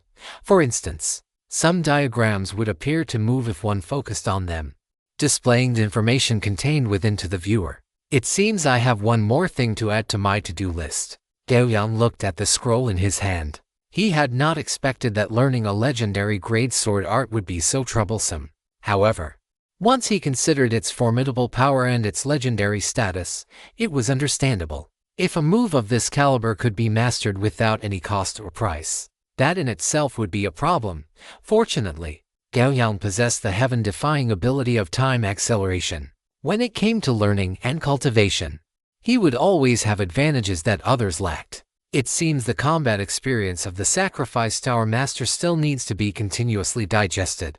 Gao Yang silently raised the status of the Sacrifice Tower Master in his mind, then let out a low grunt. He skillfully activated time acceleration and began to flip through the scroll in his hands. Thunderclap Eternal Night Mastery Progress. An hour later, Gao Yang rubbed his brow and put down the scroll. Under 20 times time acceleration. With focused and undistracted reading, it had taken him 20 hours to barely increase his reading progress by 5%. One had to realize that this was under the premise of the focus effect provided by the focus necklace, as well as the sword combat compass significantly increasing his comprehension efficiency for sword techniques. Under these circumstances, it would take 20 days to fully master the Thunderclap Eternal Night move. If he did not have the sword combat compass, the time required to master Thunderclap Eternal Night would likely be 10 times longer. Gao Yang took a deep blue kello fruit from his inventory and took a bite. This high-intensity learning placed an extremely heavy burden on his spirit. The ice blue kello fruit could restore mental energy, which helped alleviate quite a bit of the mental strain. As the kello fruit entered his stomach, wisps of cool air flowed through his blood to his brain. The refreshing sensation allowed Gao Yang's tightly furrowed brows to relax slightly. Exhaling a breath of stale air, Gao Yang stood up and walked out of the bedroom. There were a little over 20 days left until the banquet of the Devil Duke Mephitos. Before the banquet arrived, he would be able to master the Thunderclap Eternal Night legendary sword art. For his upcoming trip to the banquet, this would significantly increase his ability to protect himself. And before that, there were still a few things he needed to do. For instance, traveling once again to the Eberondro wasteland to find the master dwarven blacksmith, Daragon, to have his black obsidian reforged. A good weapon could significantly increase his attack power. At this stage, Black Obsidian was already struggling to keep up with Gao Yang's pace. Additionally, he needed to learn the 2 high-level sword techniques he had just acquired and strive to master at least one of them to the Great Success stage. Although a sword technique at the Great Success stage did not offer a massive boost to Gao Yang, Integrating it into his catastrophe sword technique would allow the latter to undergo an upgrade. And an upgrade to the catastrophe sword technique would be a tremendous improvement for Gao Yang. However, before that, he needed to attend tomorrow night's banquet. Once the banquet concluded tomorrow night, he would be able to set off for the Eberondro wasteland. The day after tomorrow was the Spring Festival, and Gao Yang planned to head directly to the Dro wasteland after the holiday. Arriving at the training grounds, Gao Yang began to practice his swordsmanship. Compared to the other forms of training Gao Yang engaged in, practicing swordplay was already considered a very relaxing leisure activity for him. There was still a difference between training in the cultivation space and practicing in the real world. Now, he could fully feel the surging of power within his body and the rush of his blood, and his grasp of his own strength was much clearer. In this process, he could also quickly master his current physical state, thereby enabling himself to exert his current power at 100%, or even beyond his limits. Chapter 437. The Banquet and Old Friends. The winter in Jinghu City was relatively mild. It was not as biting as the harsh winters of the north, nor did it carry the bone-chilling dampness typical of winters in the south. The water of Jinghu Lake did not freeze, but it remained something people preferred to avoid. Its clear surface reflecting the bright, white noon in the night sky. Splash. The moon scattered along with the ripples as a strong, well-honed body surfaced from the water. The bone-chilling lake water seemed to have no effect on him. With a slight exertion of his large, open hand, his powerful frame propelled itself out of the water, landing as lightly and gracefully as a black cat onto the ironwood platform suspended above the surface. A faint crimson battle aura flared, instantly evaporating the moisture from his body. Gao Yang took a set of clothes from his inventory and dressed neatly. He then looked up at the sky and toward the center of the training grounds. It was about time. He walked toward the two-headed ice dragon in the center of the training grounds, which remained as still as a small hill even while crouching. The creature obediently lowered its head, allowing Gao Yang to step onto its back. Once Gao Yang was seated, the two-headed ice dragon's massive body stirred. With a gentle flap of its wings, it stirred up a gust of wind and quickly merged into the night. In the northeastern part of Jinghu City, there was a scenic area far from the hustle and bustle of the city. Nestled against the mountains and by the water, it boasted excellent scenery, making it a popular destination for the wealthy. Eventually, it developed to the point where ordinary people, or even the moderately wealthy, had no way of entering. But tonight, the usually quiet scenic area suddenly became lively. Looking down from high above, one could see black sedans parked in an orderly fashion in the parking lot, while men in black suits walked into the Central Resort Hotel one after another, their faces filled with anticipation and seriousness. As for the other commercial establishments, they were rarely given a day off today. A young man with a somewhat youthful appearance followed behind a security guard in a crisp suit wearing an earpiece, walking toward the hotel ahead with a sense of restraint. This was his first time here, in the past, let alone coming to such a place. He hadn't even heard of it. Upon entering the hotel lobby, Yu Mao's eyes lit up, and he couldn't help but sigh that it was truly good to be rich. Yu Mao had arrived in Jinghu City by private car this morning. After meeting with Ruan Xiaoyu in the city, he continued by private car to this scenic area. Tonight would be the first gathering of all the comprehensive network players in reality. Yu Mao had been a comprehensive network player for some time now, but he was still incredibly excited about tonight's banquet, because he heard from Sister Xiaoyu that the big shot Gao Yang would also be attending tonight's banquet. Following the guidance of the security staff, Yu Mao passed through the hotel lobby and the front hall, arriving at the open-air garden located behind the hotel, where tonight's banquet would be held. In this open-air garden, there were only a few security guards in suits, and even the chefs carried a hint of sharpness in their demeanor. After arriving at the open-air garden, the first thing Yu Mao saw was an ordinary-looking man holding a bottle of soda, standing in front of a flower bed and looking at something. He walked over, glanced at the man's face, and then said in a somewhat uncertain voice, "He can, Brother Canlin." The latter's body stiffened. He turned around to look at Yu Mao, smiled, nodded, and asked, "Are you Yu Mao?" "It's me, Brother Canlan." Seeing a familiar face, the smile on Yu Mao's face immediately widened, and his movements became a bit more relaxed. Both of them were third-batch comprehensive network players, so they were somewhat familiar with each other. Yu Mao leaned in toward Yikan and said, "Tonight's banquet is so serious, it's making me a bit nervous."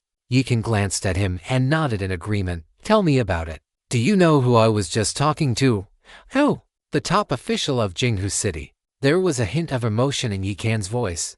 Given his background, it would have been impossible for him to speak a single word to such a big shot in his entire life. Yet now, the other party was actually showing concern for his life in a friendly manner. One could only say that fate was truly miraculous. "Oh," Yu Mao was startled, and then he heard Yikan continue.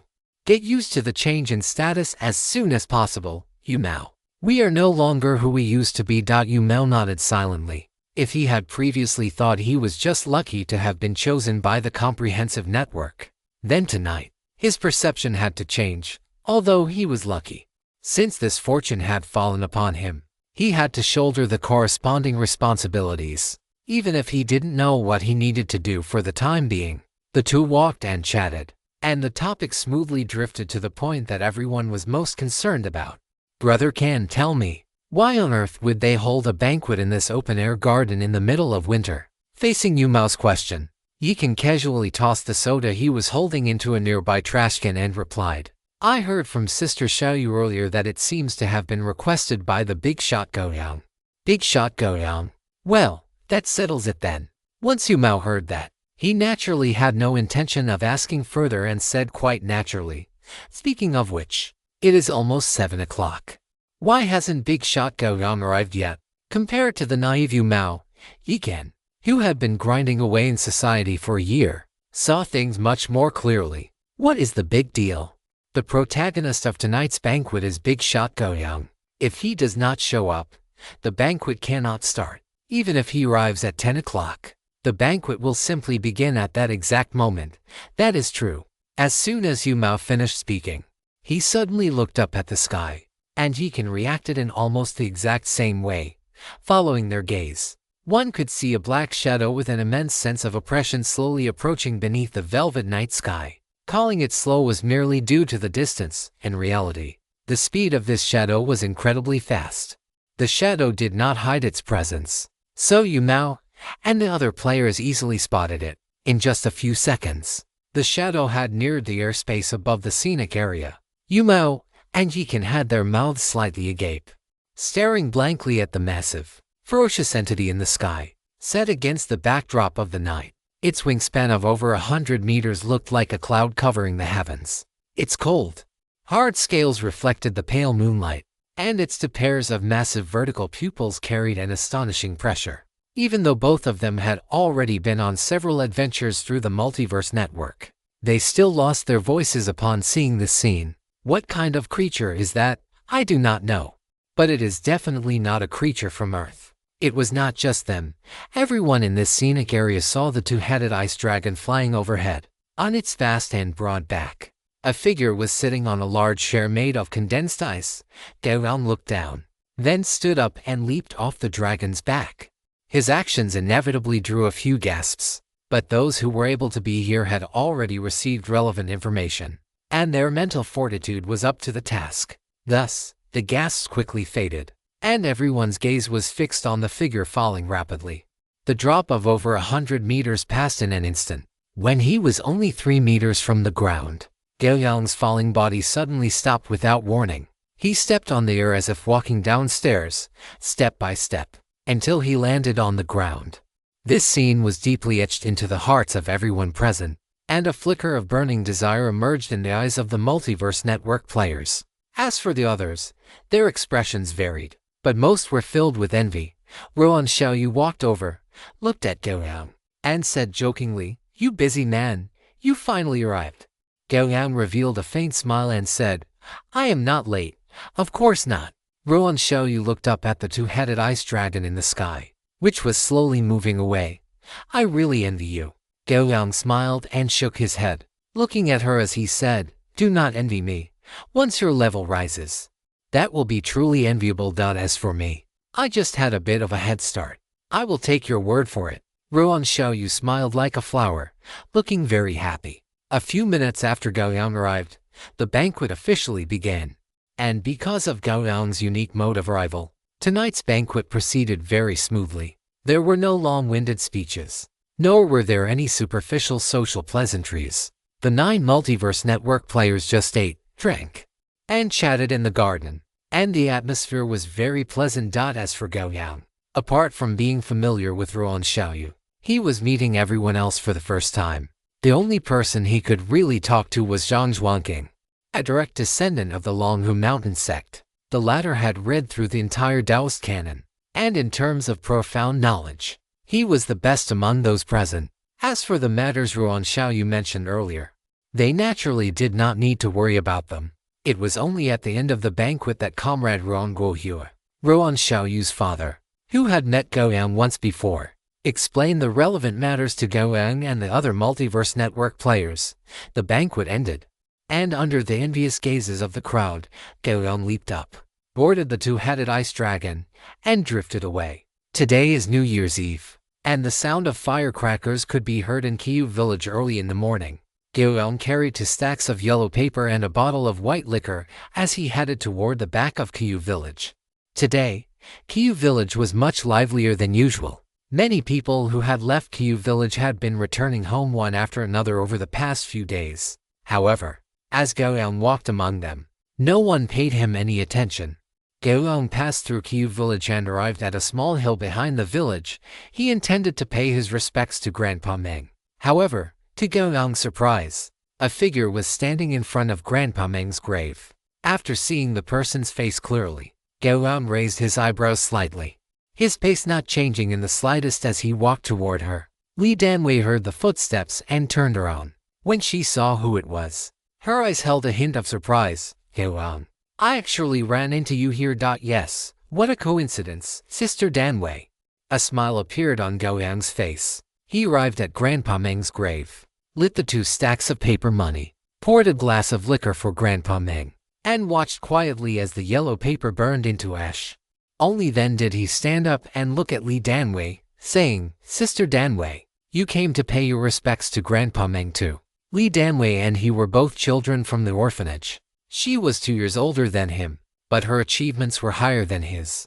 He heard that she joined a major corporation right after graduation, and by now, she was likely a middle-level manager at that company. Chapter 438. Do not be scared. Li Danwei nodded slightly, a trace of sadness in her eyes. I only found out about Grandpa Meng's passing this year.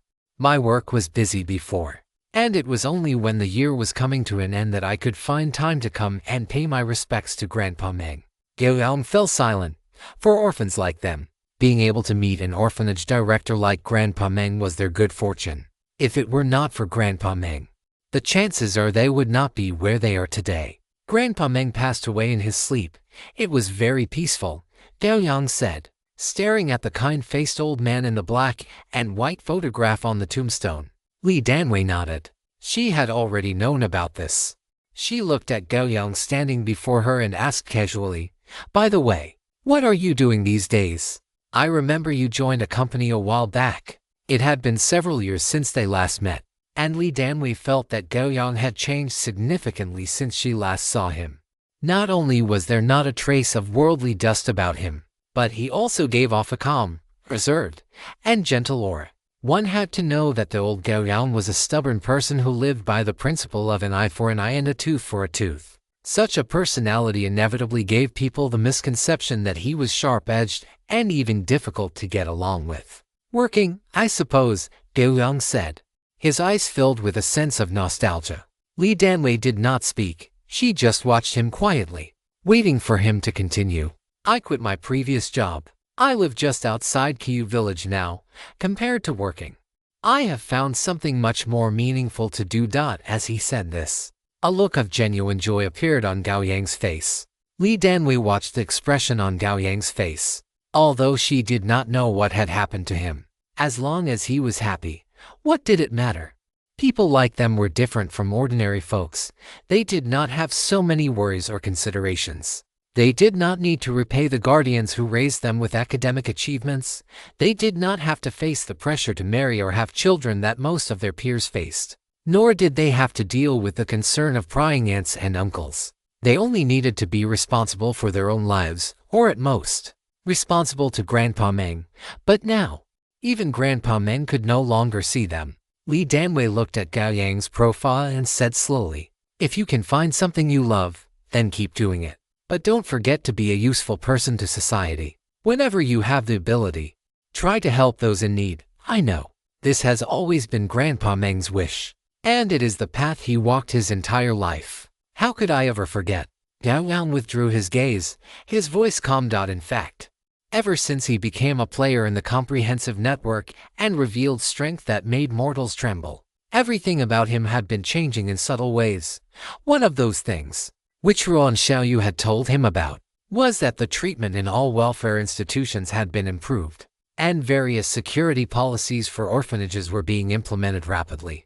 The authorities were using this method to show Gao Yang their efforts. Although Gao Yang did not express his stance after hearing this, sometimes not expressing a stance was the best stance of all. A smile appeared on Li Danwei's capable face, and she took the initiative to end this slightly serious topic. "Speaking of which, Gao Yang, you're already 20 for this year. Have you found a girlfriend?" Gao Yang glanced at her, and only then did he feel a hint of the familiarity from when they lived together in the orphanage. "I remember Sister Danwei is 2 years older than me, right?" Gao Yang chuckled, implying that since she was older than him, she should be the one to find someone first. A look of shy annoyance appeared on Li Danwei's face. She glared at Gao Yang fiercely and said indignantly, "I'm older than you. So what's wrong with caring about your lifelong happiness? As the saying goes, an elder brother is like a father, and an elder sister is like a mother. Since Grandpa Director is no longer with us, as your sister, shouldn't I be concerned about you?" Gao Yang gave her a sidelong glance but did not refute her. "Even so, I think Grandpa Director would be more concerned about your personal affairs." Li Danwei froze, her mouth twitching twice.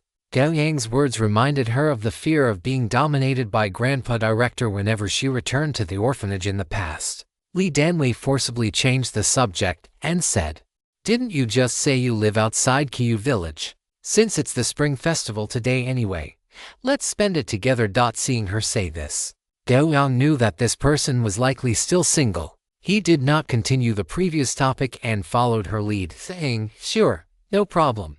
Li Danwei breathed a sigh of relief and then asked, "By the way, where is your place? Is it big enough for me to stay? If not, I might as well head back to the county while it's still early. I didn't see any houses outside the village when I came in." "How could there be no houses outside Qiyu village?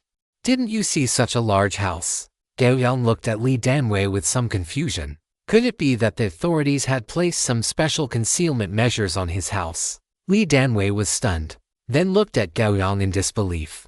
"Are you saying that the villa outside Qiyu village is yours?" Gao Yang grinned and did not deny it. Li Danwei looked at Gao Yang with a strange expression. Even if he were a genius, it would be impossible for him to build such a large villa outside Qiyu village so soon after graduation. When she arrived earlier, she had assumed it was built by some wealthy tycoon to enjoy life, so she never associated it with Gao Yang. "Gao Yang, tell me the truth. You haven't done anything illegal or immoral, have you?" Li Danwei's expression was somewhat serious. "Don't worry. I'm not at the point where I need to do things like that." Gao Yang waved his hand, signaling Li Danwei not to worry. While they were talking, the yellow paper had turned to ash.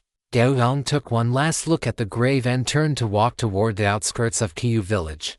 "Let's go. Whether it's mine or not, we'll know once we go and see," Gao Yang said, turning his head to look at Li Danwei. "But you need to prepare yourself mentally. Don't get scared." Li Danwei curled her lips and said dismissively, "It's just a villa. I'm not someone who hasn't seen the world." She naively thought that what Gao Yang meant by "don't get scared" was for her not to be intimidated by the interior decoration or furniture in the villa. Seeing her say this, Gao Yang smiled and did not explain. He was already looking forward to the scene when she entered the villa with him later. He imagined it would be quite a shocking experience. With the arrival of the spring festival, the quiet Qiyu village seemed to have been pressed on the play button, with the sounds of fireworks and firecrackers echoing incessantly. Yet, amidst this boisterous atmosphere, Gao Yang and Li Danwei walked quietly through the noise. Soon, The two left Kyiv village and followed the narrow wooden bridge toward that massive villa. Li Danwei looked at Gao Yang, wanting to say something but hesitating. However, the villa was right before her eyes, suppressing the words she wanted to speak. Chapter 439. Heading to the demon wasteland again. Is this your home? Li Danwei sat on the sofa in the first floor lobby, still feeling somewhat incredulous. You have said that sentence no less than 5 times in the last 3 minutes. Gao Yang stood in front of the refrigerator, using the fridge door as cover to take an energy drink from his inventory and pour it into a glass. I'm just surprised, that is all. Li Danwei reached out to take the glass Gao Yang handed her. The pale blue liquid inside emitted a faint, enchanting luster. She took a small sip to mask her previous embarrassment. As the drink went down, Li Danwei's eyes widened abruptly. She looked at the glass in her hand, very curious. Gao Yang, what kind of drink is this? It tastes quite good. If you like it, drink more. Gao Yang sat opposite Li Danwei and replied with a smile. Then, I won't stand on ceremony with you. Li Danwei leaned back on the sofa, sipping the drink bit by bit. By the way, do you have any ingredients at home? What are we going to eat for New Year's Eve dinner? Gao Yang waved his hand and said casually, you don't need to worry about that, we'll arrange it. As for how he would arrange it, he would naturally spend money to have the landlady take care of it. Gao Yang pointed upstairs and said, there are several guest rooms on the 2nd floor that have never been used. You can choose any one to stay in. Li Danwei gave him an okay gesture and was about to speak when a sound suddenly entered her ears. It was a sound similar to the howling of a gale outside the window at night. But when they returned, there was no wind outside. She looked at Gao Yang in confusion and asked, Gao Yang, did you hear any sound? Gao Yang had naturally heard it. It was the voice of Audreyville. Before he could respond, an even louder roar echoed through the lobby. Li Danwei shuddered, a sense of immense fear welling up in her heart. Her hand loosened involuntarily, and she fell into a daze. Gao Yang held his hand out, using a trace of battle energy to catch the glass before it hit the floor. He frowned, and a magic circle lit up on his left palm. As the magic circle glowed, Audreyville instantly lay flat on the ground, no longer moving about. In the lobby, Li Danwei came back to her senses. She stared blankly at the glass on the coffee table in front of her. After a long while, she looked at Gao Yang and said softly, Gao Yang, you haven't been possessed by some hidden ancient monster, have you? Although she had been dazed earlier, her eyes were not blind. She had clearly seen the glass freeze in midair before moving onto the coffee table by itself. Not at all, Sister Danwei. Gao Yang smiled, then stood up and walked toward the back door. Follow me. Remember what I told you before. Don't be scared. Li Danwei suddenly realized the meaning behind Gao Yang's words. The other side of the world seemed to be about to be revealed before her. She stood up and followed behind Gao Yang, walking toward the back door of the villa. Click. A crisp mechanical sound rang out, and the tightly closed door was opened from the inside out. Sunlight crept into the room through the gap, and Li Danwei's gaze looked toward the outside through the widening opening. The first thing that caught her eye was a giant tree over 100 meters tall, and one could see fruits emitting a halo flickering in and out of sight within the canopy. Li Danwei's eyes widened. She did not understand why she hadn't seen this giant tree when she and Gao Yang walked in just a moment ago. Such a conspicuous tree was something that no existence could ignore. In fact, this was the ability of the clove fruit tree itself. After absorbing the heart of 10,000 trees, the clove fruit tree possessed some peculiar abilities, including this one that could shift the perception of other living beings. Of course, its ability was weak, just enough to be effective against ordinary people. This is the clove fruit tree. The fruits it bears have different effects after being eaten, all of which are beneficial to the human body. But for an ordinary person, one bite at a time is enough. Gao Yang did not stop walking, speaking as he went. When you leave, take one with you. Eat a bite every day. By the time you finish it, your physical fitness should see a significant improvement. Physical fitness improvement. Does that mean I will turn into a superhero? Li Danwei's eyes lit up. Then she looked somewhat distressed. If I turn into a superhero, will I grow a lot of muscles? Gao Yang turned his head to look at her, then nodded seriously. You will grow muscles, but it will allow you to live to 70 or 80 without illness or disaster. Then. I guess I'll pass. Li Danwei said, feeling conflicted. But when she saw the corner of Gao Yang's mouth lift, she immediately realized he was trying to scare her. So, it won't grow muscles, right? Li Danwei arched her eyebrows and looked at Gao Yang with feigned anger. Rest assured. It definitely won't, Gao Yang said with a smile, then pointed toward the woods nearby. Li Danwei followed the direction of his finger and saw a massive head poking out from the treetops in the woods. In the center of that head, which resembled a horse's, a sturdy, single horn pointed straight toward the sky. A circle of ghostly blue flames burned silently in those eye sockets, as if it were a bloodthirsty demonic beast that had broken free from hell. That is Thunder, a lazy guy who only thinks about eating and sleeping. Gao Yang's voice rang in her ears, and Li Danwei nodded mechanically. Thunder snorted, then lay back down. Watching Thunder disappear into the woods, Li Danwei finally accepted it a little. So, this world is not as we see it, is it? Of course not. As far as the current situation goes, our world is still as peaceful as it seems. These guys come from other worlds, or rather planes. Gao Yang shook his head, denying Li Danwei's speculation. Li Danwei patted her chest, feeling greatly relieved. That's good. I almost thought our world was going to fall into chaos. Set your mind at ease. With me here, our world will not fall into chaos. Li Danwei looked up at Gao Yang, her eyes filled with an indescribable luster. The once stubborn little guy had truly grown into an adult. New Year's Day, Li Danwei didn't wake up until near noon. After a hasty breakfast, she said her goodbyes and left. Gao Yang watched her retreating figure until it was no longer visible before returning to his bedroom, communicating with the Multiverse Network through his thoughts. Gao Yang headed to the player's social platform.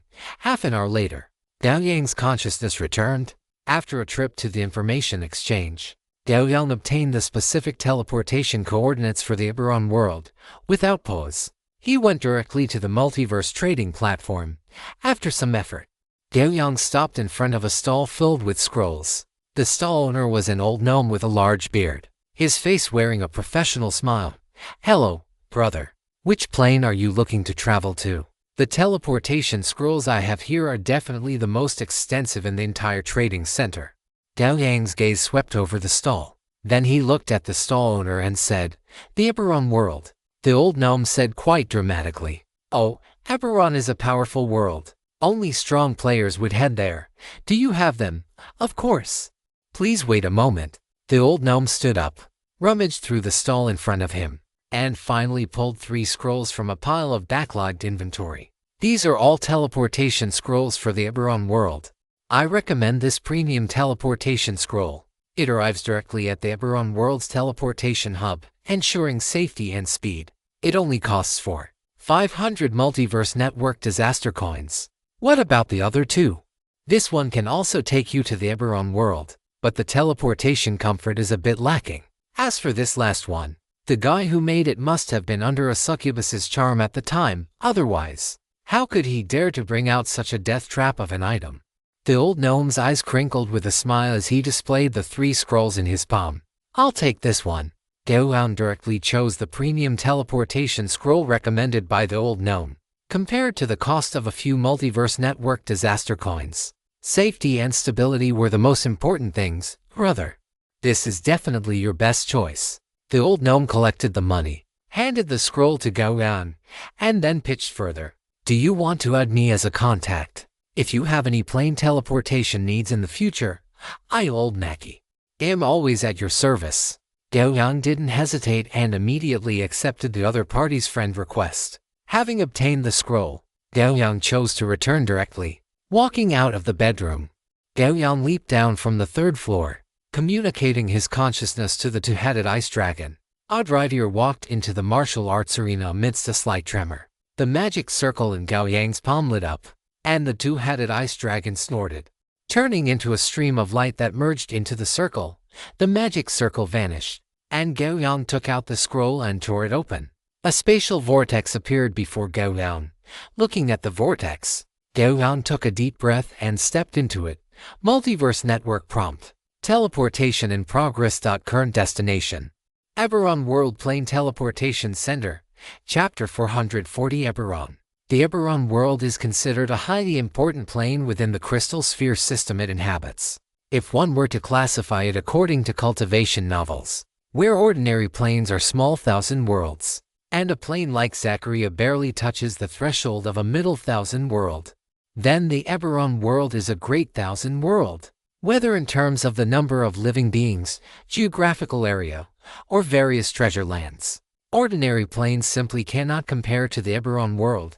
The gap between them is immeasurable. The most important point is that there are true gods in the Eberron world, as everyone knows. The great power of a deity cannot be manifested wantonly in the material realm. Ordinary deities cannot freely use their authority in other planes. If they are stubborn and force a descent into a plane where they were not born, they will instead be instinctively suppressed by the consciousness of that plane due to their foreign divinity. Deities who can only freely display their authority in the plane where they were born are called local deities. And what is a true god? They are those who can be called powerful among deities. They have penetrated the rules. In return, such deities can naturally and freely use the power of their authority in other worlds as well. And such deities are given a widely recognized concept in the multiverse true god. Of course, this also has a lot to do with the fact that the Eberron world possesses vast, boundless lands. If it weren't for this vast land nurturing countless living beings, it would be absolutely impossible to give birth to so many deities and support some of the powerful ones in penetrating the rules to become true gods. Naturally, in the current Eberron world, because the number of deities is so large, the demand for faith is extremely massive. Therefore, a long time ago, the gods erupted into a terrifying war to compete for faith. That war swept through every corner of the Eberron world, and the number of casualties was countless. Some deities even fell into eternal slumber. Since that war, the gods reached an agreement. All deities must remain in their divine kingdoms, and faith can only be collected by sects in the mortal world on their behalf. This is also the reason why the Eberron world has flourished once again. The discomfort of teleportation vanished, and Gao Yang stepped out of the teleportation array. After glancing at the Multiverse Network prompt and confirming that he had arrived in the Eberron world, Gao Yang breathed a slight sigh of relief. It seems that old Mackie the gnome is reliable. If there are any plane teleportation needs in the future, he can continue to look for him. He looked at the surrounding environment, and then walked toward the staff nearby. A moment later, Gao Yang followed the massive crowd out of the Eberron world's plane teleportation center. This was his first time coming to the Eberron world outside of the Dro wasteland. The first thing he needed to understand was the map of the Eberron world. This was not a difficult task. Gao Yang looked toward the side of the road, under a lamppost. A canine beastman draped in a hyena skin coat stood with his hands tucked into his sleeves, his eyes darting around as he gazed toward the direction of the plane teleportation center. The moment his eyes met Gao Yang's, a professional smile instantly appeared on his face, and he trotted over toward Gao Yang. "My lord, do you need a guide? No matter where you wish to go, Coda can take you to your destination. You only need to pay me a small, meager guiding fee." The beastman stood about 2 meters in front of Gao Yang and spoke with great enthusiasm. Gao Yang stared into his eyes, his voice cold. "I need a map of the Eberron world. The more detailed, the better. If you can do that, then this is yours." As he spoke, an irregular diamond-shaped crystal appeared in Gao Yang's palm. Under the light of the star overhead, the crystal refracted a beautiful luster that left Coda dazzled and mesmerized. Coda looked greedily at the magic crystal in Gao Yang's hand. This single magic crystal alone was worth more than his income from over 10 days of hard work. He carefully lowered his head, trying his best not to let the greed in his eyes be exposed to the human male in front of him. "My lord, please follow me. I know a place that sells maps. It is not far." Gao Yang flipped his palm, and the magic crystal vanished. He stepped forward to follow in Coda's footsteps. In fact, just as Coda had said, the place that sold maps was not far from the Plane Trading Center. The Plane Trading Center was the heart of a massive city. The area of this giant city was comparable to half a province in China, and countless beings of various races lived there, providing all kinds of services to those traveling to and from the Eberron world. As a crisp copper bell rang, the elderly beastman slumped over the counter raised his head. He looked at the canine beastman walking through the door with murky eyes. His words tinged with a hint of malice. "Cunning Coda, What brings you to my place today? Oh, my dear Grandpa Buner, for the sake of the customers I bring you, could you please stop adding prefixes that don't suit my personality? Koda lifted his head slightly and stepped to the side, clearing the space behind him. Only then did Buner notice that there was another person outside the door. The moment the latter stepped across the threshold, Buner's murky old eyes suddenly became much clearer. Although the other party had done nothing, just by standing there, a faint, lingering scent of blood seemed to diffuse into the air. Buner glanced at Koda, who still wore a proud expression. This blind idiot. Buner cursed Koda's long-lost mother 1,000 times in his heart, while simultaneously scurrying out from behind the counter with nimble hands and feet to reach Gao Yang. His wrinkled old face wore a cordial smile as he asked cautiously, "My lord, is there anything this old beastman, who is already half buried in the ground, can do for you?" Koda's eyes widened, surprised by Buner's behavior. In his mind, Buner was a highly respected and knowledgeable beastman, deeply revered and loved by his fellow beastmen, although he did not know the specific situation. Koda still spoke up quickly, "Grandpa Buner, this lord wants a map of the Eberron world." At the end, he did not forget to add emphatically, "the kind that is as detailed as possible." Buner glared at Koda, attempting to sew the dog's mouth shut with his gaze. Afterward, he turned back to Gao Yang with a face full of smiles and said respectfully, "My lord, please wait a moment." Gao Yang nodded slightly. Seeing this, Buner immediately turned and ran toward the storage room at the back of the shop.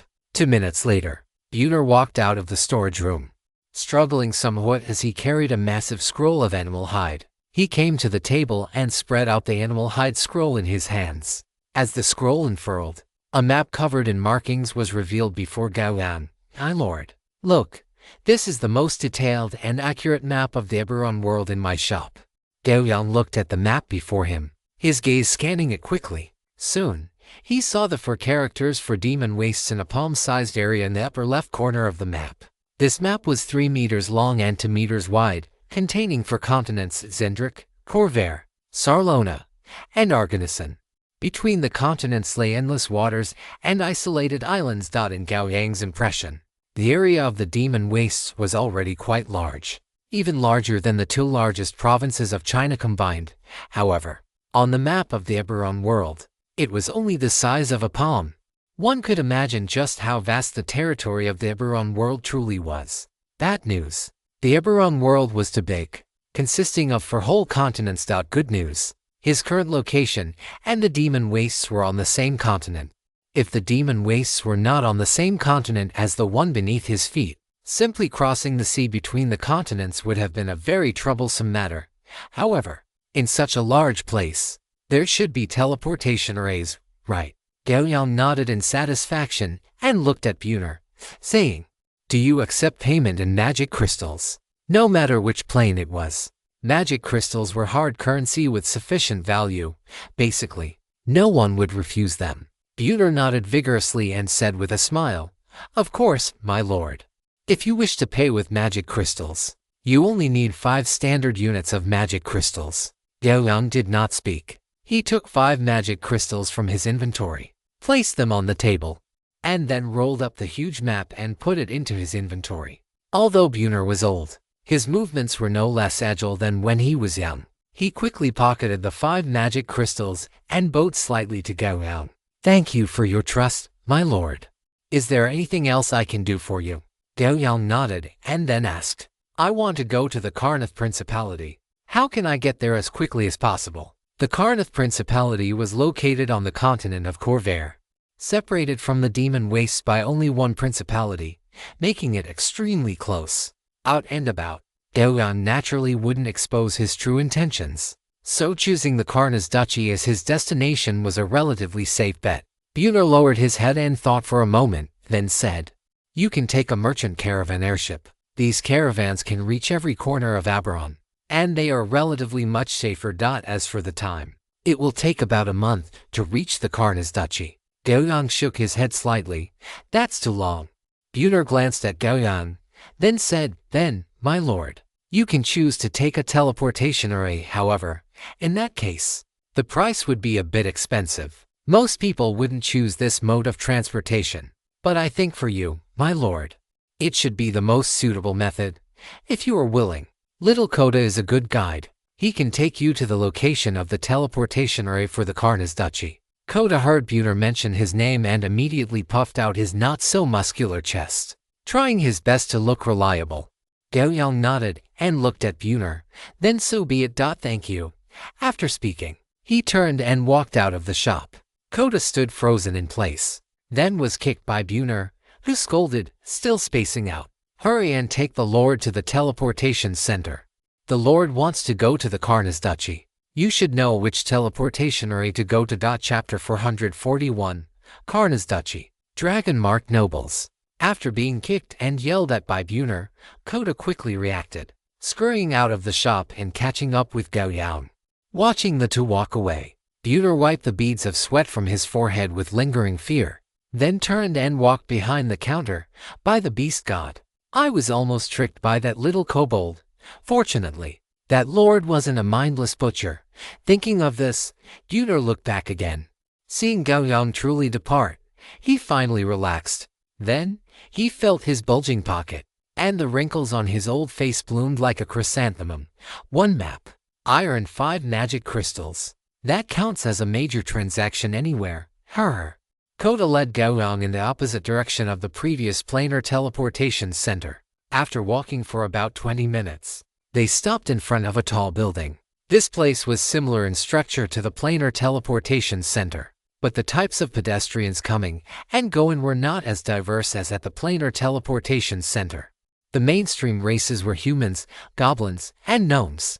Koda led Gao Yang into the building and to the registration desk. He looked at the lazy-looking human male sitting at the desk and said, "This lord wishes to go to the Karna's Duchy." The human male half opened his eyelids.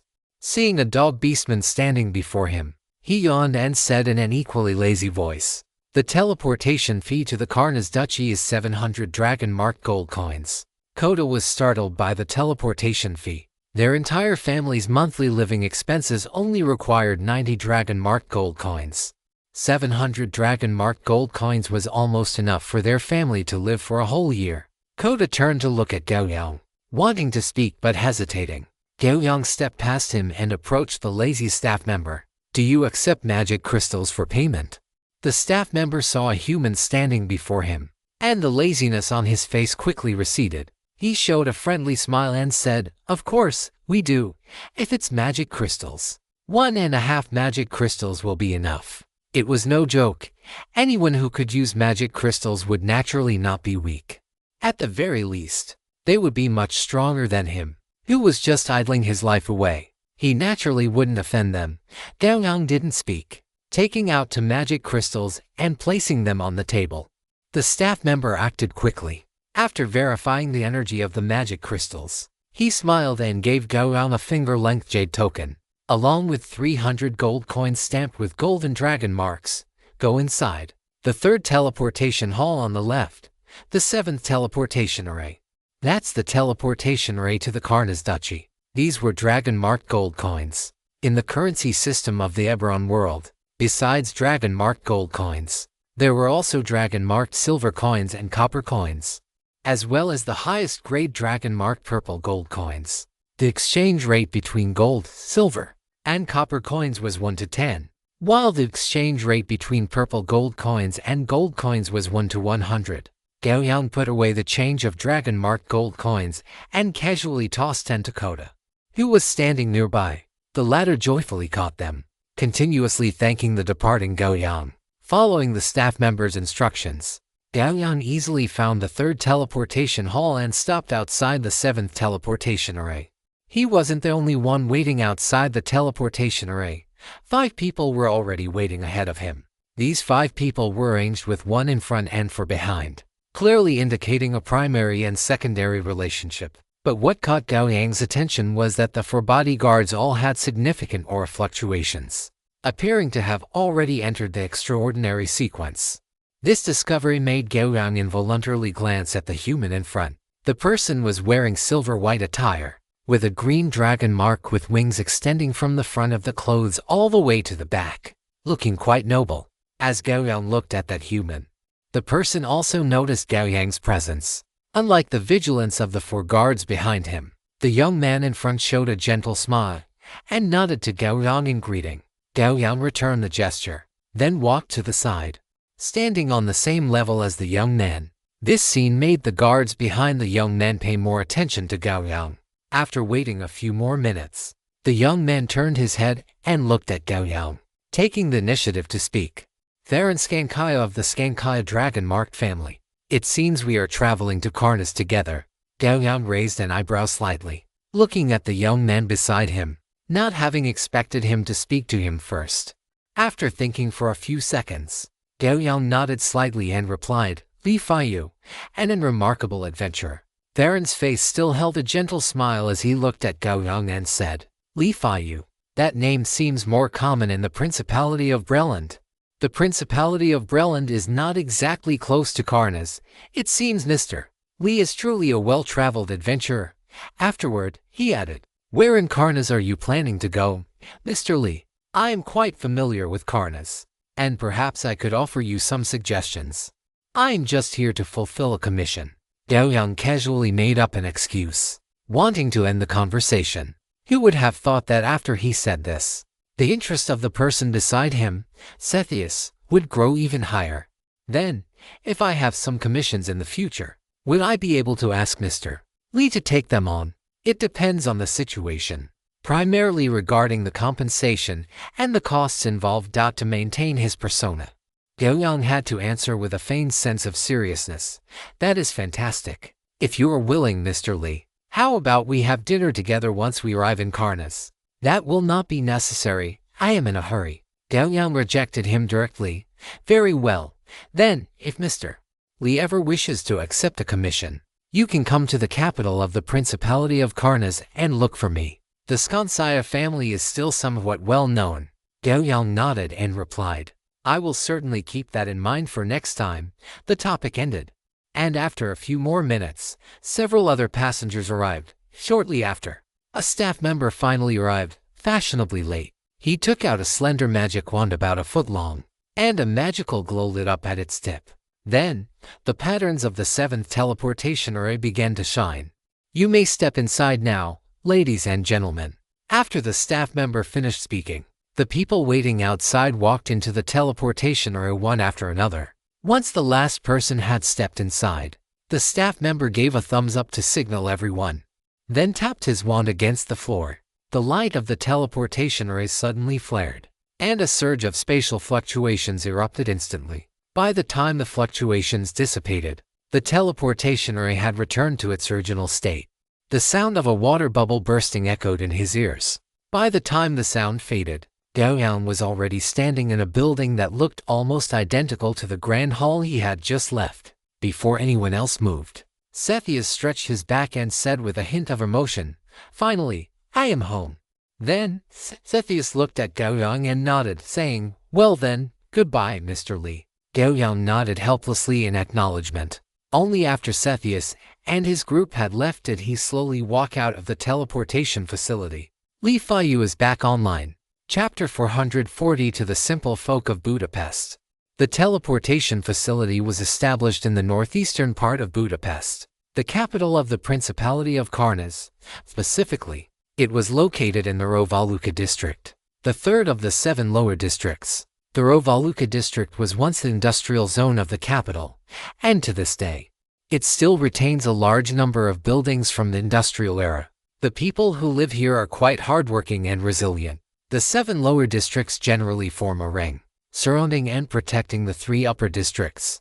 By the time Gao Yang walked out of the teleportation facility, which was as large as an entire university campus, Cepheus and his guards had already vanished from his sight. He looked up at the sky. Under the clear blue expanse, airships of various sizes, shimmering with the glow of magic, were constantly taking off and landing.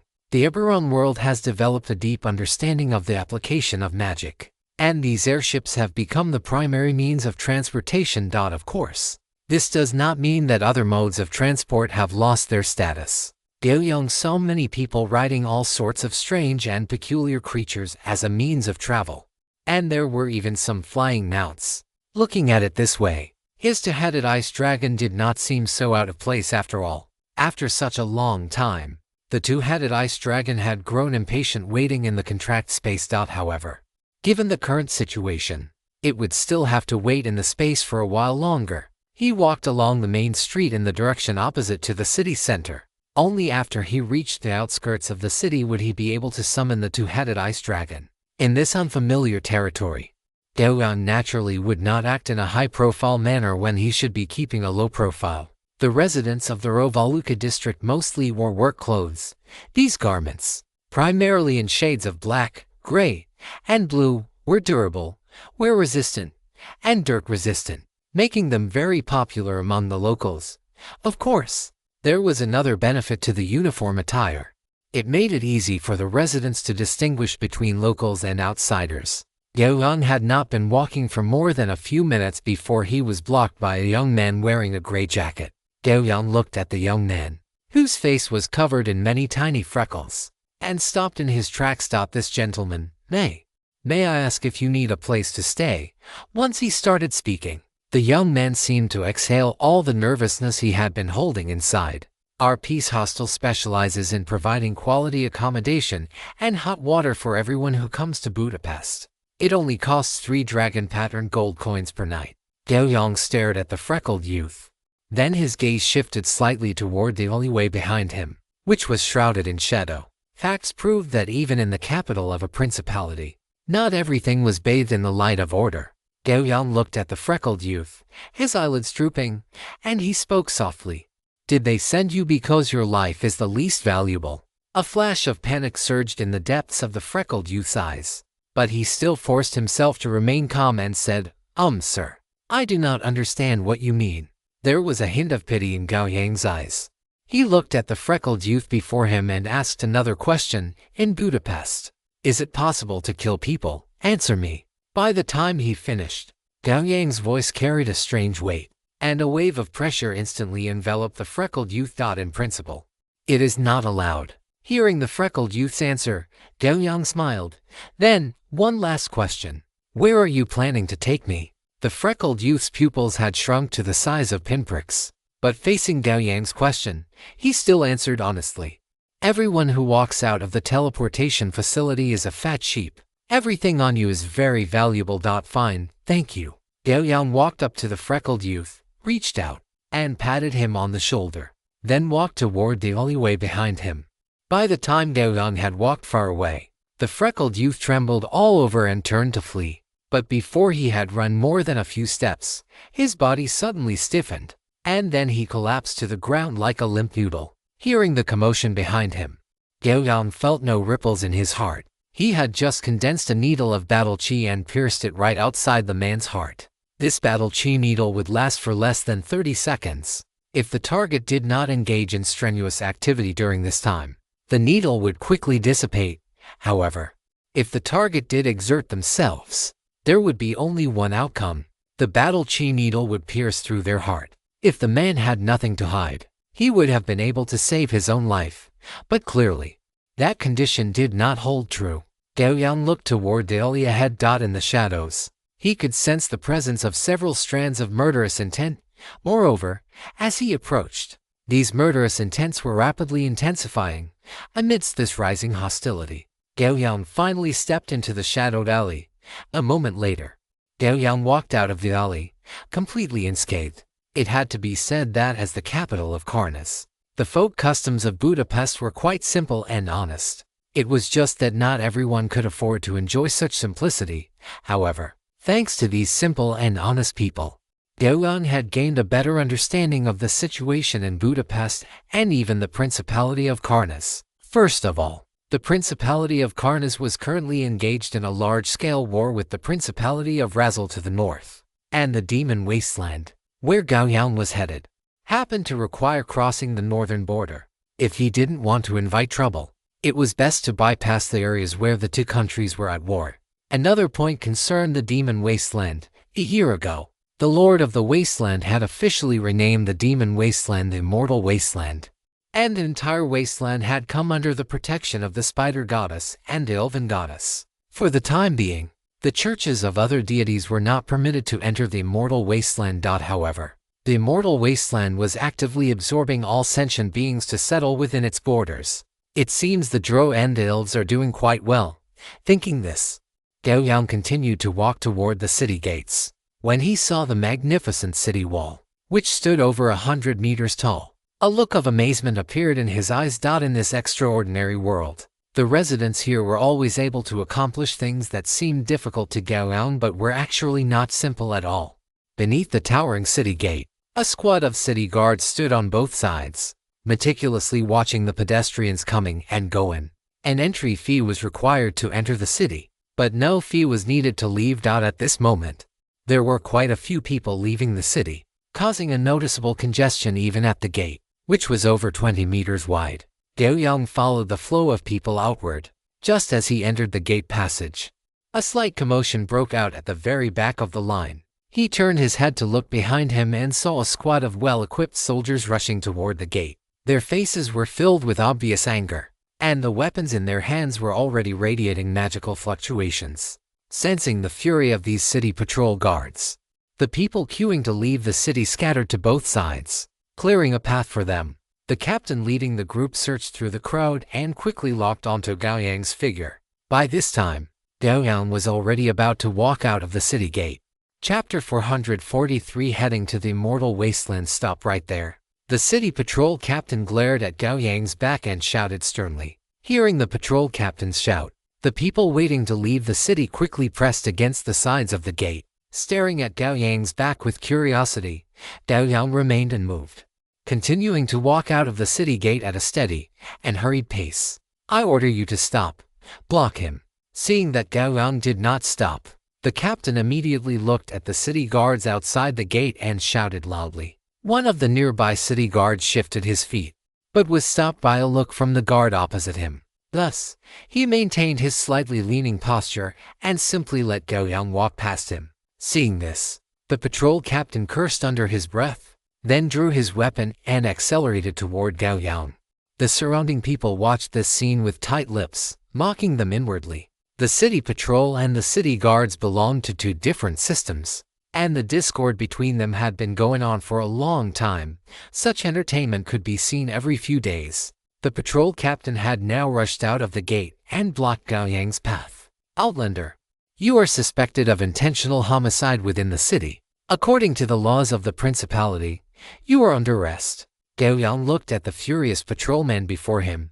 He was already standing outside the city gate. He looked at the patrolman, clenched one hand, and a pitch-black greatsword appeared in his grasp. You want to resist arrest? The patrol captain's eyes widened, and the spear in his hand suddenly erupted with battle chi fluctuations. This surge of battle chi was clearly approaching the extraordinary level. For his position, he was clearly considered quite outstanding. Has no one told you that you've picked the wrong target for your anger? As Gao Yang spoke, he raised his sword. The patrol captain reacted instantly, preparing to block with his spear. But just as he made his move, he felt his shoulder sink. The pitch-black greatsword had already rested on his shoulder, and the snow-white blade caused goosebumps to rise on his neck. This speed was definitely that of an extraordinary tier powerhouse. A drop of cold sweat slid down his forehead. The patrol captain looked at the man before him. His lips pressed tightly together. Drop your weapons. At this moment, the rest of the patrol guards had caught up, and they all raised their weapons and shouted at Gao Yang. Gao Yang tapped the captain's cheek with the spine of his sword, then walked past him. The captain turned around, watching the completely unguarded Gao Yang, and tightened his grip on his spear. In the end, he abandoned this dangerous thought. A wise choice. Gao Yang did not look back. He raised his left hand, and a blinding ice blue light erupted. The intense light forced the people at the gate to squint their eyes. Then, a deafening roar suddenly rang out. A gust of wind swept past, causing many ladies to hurriedly cover their skirts as they were blown upward. Dragon Knight, a pedestrian exclaimed in surprise. The city patrol guards looked at the ferocious giant dragon that suddenly appeared before their eyes, almost only a section shorter than the city wall, especially when they saw the person they had been chasing earlier now standing on the back of this giant dragon. Their blood almost froze. Audreyville looked down at the city gate, let out a disdainful snort, exhaled a wisp of frost, and then flapped its dragon wings, soaring into the sky with a roar. Although it did not specifically unleash its dragon might, The mere trace of dragon might it emanated was already more than these mortals, who had not even reached the transcendent stage, could bear, if it did not fly away quickly. All these mortals present would die under its dragon might. Gao Yang did not wish to become an enemy of a duchy, and leaving now provided an explanation for everyone. Watching the terrifying two-headed giant dragon fly away, the city patrol squad swallowed with difficulty, still somewhat shaken. Just now, they had at least circled the gates of hell several times. The city patrol quickly departed, while the pedestrians waiting there erupted into a clamor. It was likely that the scene they witnessed today would become their topic of conversation during leisure time for a while. On the back of the two-headed ice dragon, Gao Yang sat in a spacious chair, looking at the map in his hand. To travel from the capital of the Karnas Duchy to the Immortal Wasteland, the first step was to cross the 4 provinces in the northern part of Karnas, then pass through the 2 southeastern provinces of the Razil Duchy, before finally reaching the Immortal Wasteland. According to Audreyville's speed, this journey would take approximately 5 days. To avoid disturbance, Audreyville had already ascended to an altitude of 10,000 meters. This height was rarely reached by flying creatures. Only a few large airships would navigate at this altitude. Gao Yang put down the map and slightly corrected Audreyville's flight direction. Then, he put away the map and directly closed his eyes to begin cultivating. In the Immortal City Lord's Mansion, located in the center of the Immortal Wasteland, Lisa, dressed in a luxurious black and gold bishop's robe, took several deep breaths, suppressing her inner excitement, and looked at the female drow kneeling on one knee below her. "You mean, our clansmen stationed at the plane teleportation center seem to have seen Lord Yu?" The female drow, kneeling on one knee, nodded heavily, also with a hint of excitement, and said, "Yes, Your Grace, but it cannot be confirmed, because that being quickly left the plane teleportation center via a teleportation array." "Where did he go?" Lisa pressed. The female drow quickly replied, "The Karnas Duchy, which is not far from us." "Do we need to send someone to the Karnas Duchy to confirm?" Lisa had now regained her composure. Her gaze passed over the clansman in front of her and looked out the window. "No need. If it is him, he will surely come here. If it is not him, finding him would be meaningless. You may withdraw for now, as you command, Your Grace." After the female drow left, Lisa clasped her hands over her flat stomach and sighed leisurely. If only it were you. How wonderful that would be. Although according to Earth time, where Gao Yang resided, only about a year had passed since he left the Aberon world. However, for the Immortal Wasteland, where the flow of time differed greatly, Gao Yang had been gone for nearly 5 years. This was also because the Demon Wasteland had lifted its blockade, causing the time flow in the Demon Wasteland to synchronize with the Aberon world, slowing down from the original 1:10 ratio to the current 1:5. Otherwise, this time span would have been even greater. During these 5 years, the Immortal Church had completely taken control of the Immortal Wasteland. Their footsteps had spread to every corner of the Immortal Wasteland, and they actively cooperated with other forces in Aberon. By now, the Immortal Church had established a firm foothold in the Aberon world, earning a large amount of faith for the 2 deities behind them. In return, Lisa, now the Immortal Bishop, had long since stepped into the Transcendent Realm, and others had also achieved varying degrees of improvement. Withdrawing her gaze, Lisa collected her thoughts and began to handle the various affairs of the Wasteland. Chapter 440 for Regional Bishop. At an altitude of 10,000 meters, Gao Yang overlooked the plain below, which appeared the size of a tabletop. At this moment, on this plain, black and red tides crashed together with a roar. In an instant, the black and red intertwined and mixed, finally turning into a complete dark red. That was the Gandos Plain, the border between Karnas and Razil, and the black and red tides below were naturally the armies of the 2 duchies. Gao Yang merely glanced at it before directly departing. He was not interested in the war between the 2 duchies, and being 10,000 meters in the sky, he would not be affected by the war. As the light of the constant star in the sky gradually dimmed, this world quietly fell into darkness. The earth plunged into darkness, while in the sky, a golden light band spanning the firmament quietly emerged. Gao Yang looked at the golden light band in the sky, which resembled the Milky Way, with a hint of awe in his eyes. Such a magnificent sight was completely unimaginable unless seen with one's own eyes. After quietly appreciating it for a while, Gao Yang slowly closed his eyes and continued his cultivation. On the morning of the 6th day, the first ray of dawn pierced through the darkness, sprinkling onto Audreyville's body, coating it with a layer of golden paint. Gao Yang looked at the vast plain below, a hint of emotion in his eyes. Although he had not been gone long, he felt as if an eternity had passed. The once desolate plain now showed many signs of human activity. It was evident that when the demon wasteland became the immortal wasteland, and the ominous and calamitous aura that had lingered over this land vanished without a trace, such a vast and fertile land became another excellent option for the survival of surrounding races. Even after descending in altitude, Gao Yang could even see some immortal churches with distinct Druid and Elven styles. Thinking this way, those two deities should be able to acquire long-lasting faith from this vast land, as long as this immortal wasteland remained under the rule of the immortal church. Whether it was the spider goddess or the god of elves, their faith would flow continuously. Perhaps, in 1,000 years, they might even advance further.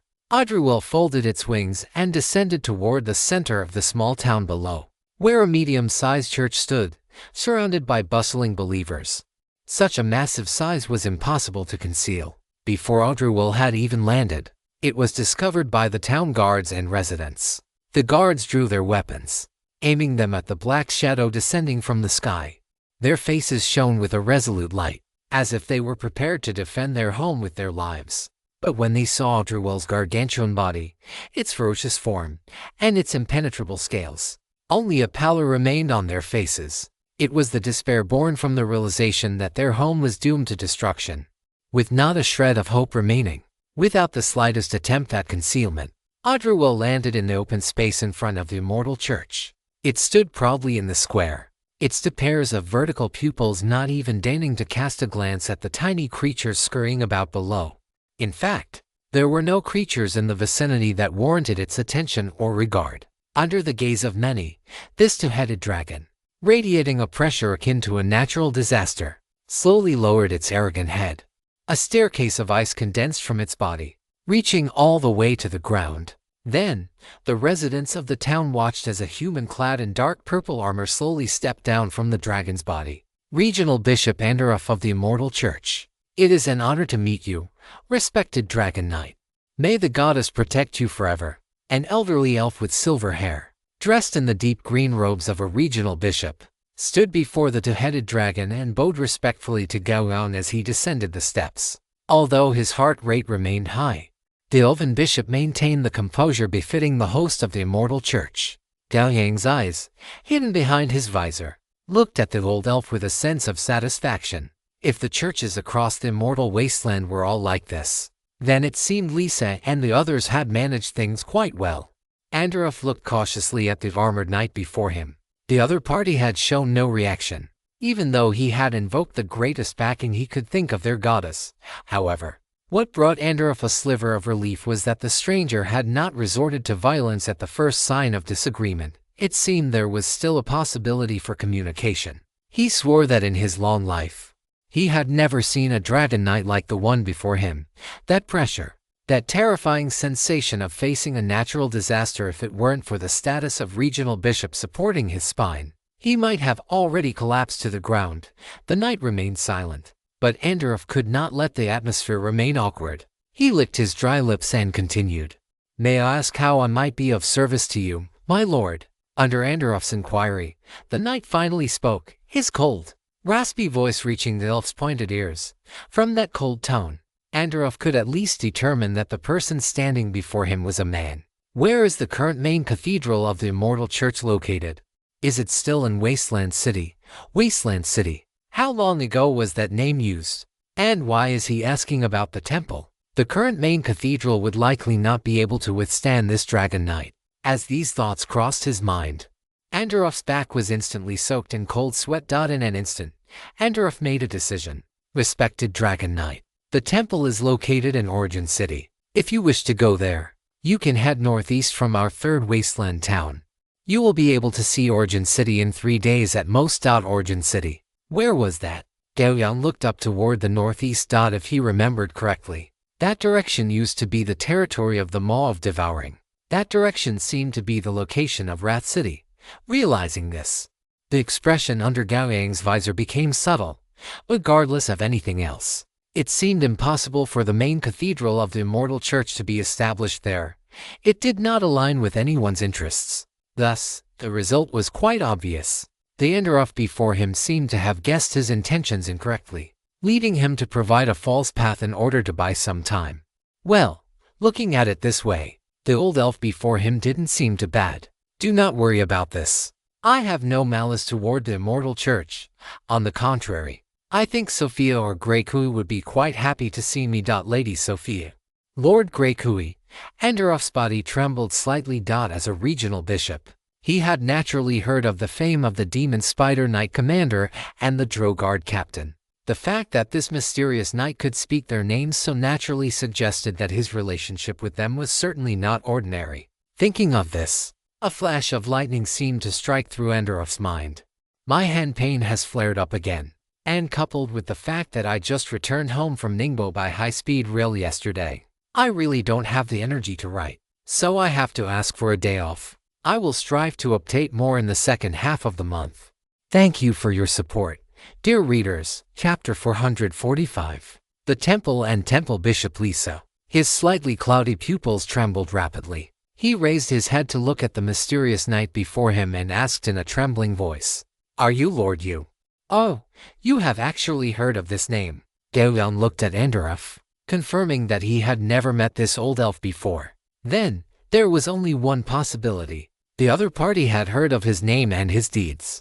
As soon as Gao Yang finished speaking, Enderoff became instantly excited. He was now certain that the person before him was the mysterious knight who had once helped their immortal church take control of the demon wasteland. Only such a powerful knight could tame such a terrifying dragon as a mount. "Lord Yu, your deeds are known to all the members of the Elven race.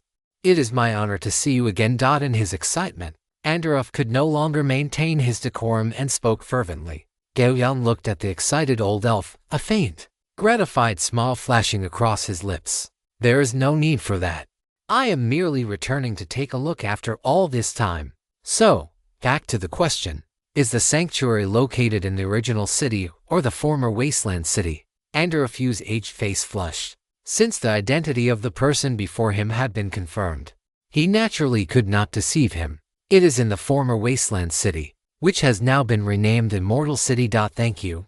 Having confirmed the information, Gao Yang turned and walked toward the back of Olivier. He sat down on the wide ice chair, and Olivier vibrated his dragon wings, taking flight in an instant.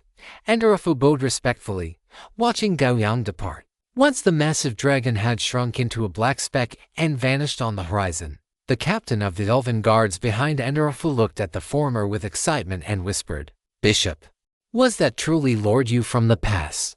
Enderoff cast a glance at him, then dispersed the curious residents nearby and turned to walk toward the immortal cathedral behind him. Inside the cathedral, a statue of a goddess wearing a wreath woven from vines stood in the center. Beside her stood another statue of a goddess with spider legs. These were the two deities of the immortal church, the spider goddess and the goddess of elves. When Enderoff stepped into the cathedral, he finally let out a sigh of relief. Sensing the noisy crowd behind him, he could not help but frown and bark a command. "Silence is forbidden within the cathedral. Silence is forbidden within the cathedral." Inside the spacious and bright sanctuary, the Droguard Captain Huakui held a knightly greatsword, looking sternly at the humans standing in the great hall, seeming to sense that the person before them was not to be trifled with. These luxuriously dressed and arrogant human nobles finally restrained themselves a little, seeing that the situation was barely under control. Huakui whispered a few words to the Droguards beside him and turned to walk out through the back door. Behind the sanctuary was the residence of the sanctuary bishop, a palace only slightly smaller than the sanctuary itself. By the time Huakui arrived, the demon spider knight commander Sophia was already waiting there with her trusted aides. "Huakui, how are those humans doing?" Lisa sat on the main seat, looking at Huakui as he walked in from the door, and asked in a calm tone.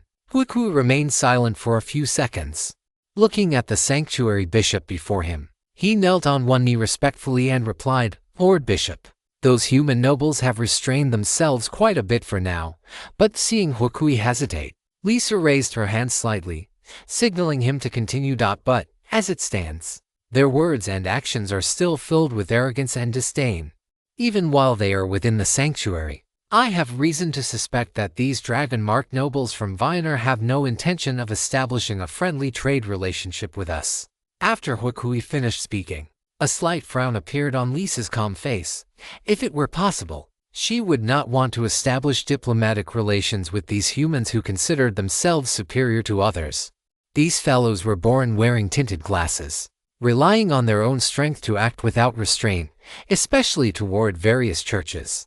In this era where miracles are no longer manifest, the power of the dragon-marked nobles is gradually growing. Just like this time, among the dragon-marked nobles sent by Vienna, there are actually more than 5 humans with peak transcendent strength. This kind of strength is the capital that gives the other party the confidence to be insolent. Combined with the abilities of the dragon-marked nobles, these nobles standing at the peak of the transcendent realm are fully capable of winning against superior numbers. On the other hand, their immortal church, although formed by the union of Drow and elves, still has shallow roots. The strongest combatants within the church are only a few people, such as the Sophia and Hukui standing before her. Among them, only Sophia and Hukui have reached the peak of the transcendent realm under the blessing of the goddess. On the elven side, there are only 2 elves whose strength is comparable to theirs. In terms of high-end combat power, their immortal church is weaker than the current delegation from Vienna, not to mention the entire Duchy of Vienna. This has placed them in a weak position during the exchanges. Lisa frowned. The situation in the immortal wasteland is no longer what it used to be. The entry of various factions has caused the immortal church's control to loosen, although they still possess considerable control for now. If this status quo does not change, the situation will only continue to deteriorate as time passes. Perhaps, in less than 100 years, the immortal wasteland might have to be renamed. If only you were here. Lisa's eyes were firm, but she sighed slightly in her heart. For some reason, even though there had been no news of you for 5 years, she still held absolute confidence in the man who had single-handedly pushed her and the immortal church to the pinnacle of the wasteland. Hukui looked up at Lisa, his eyes filled with firm resolve. Lord Bishop, regarding the invitation to a sparring match proposed by those humans tomorrow, let me go as the representative. No, Hukui. You need to protect Lord Bishop. I will go to tomorrow's sparring match. Sophia shook her head, rejecting Hukui's proposal. Hearing the words of Sophia and Hukui, Lisa felt even more despondent in her heart. In truth, no matter which one of them went, they did not have much chance of winning in tomorrow's sparring match. The only difference was who could lose more gracefully. And with the outcome of tomorrow's battle, the fig leaf of the immortal church would be completely torn away. By that time, it would only be more disadvantageous for the upcoming trade negotiations.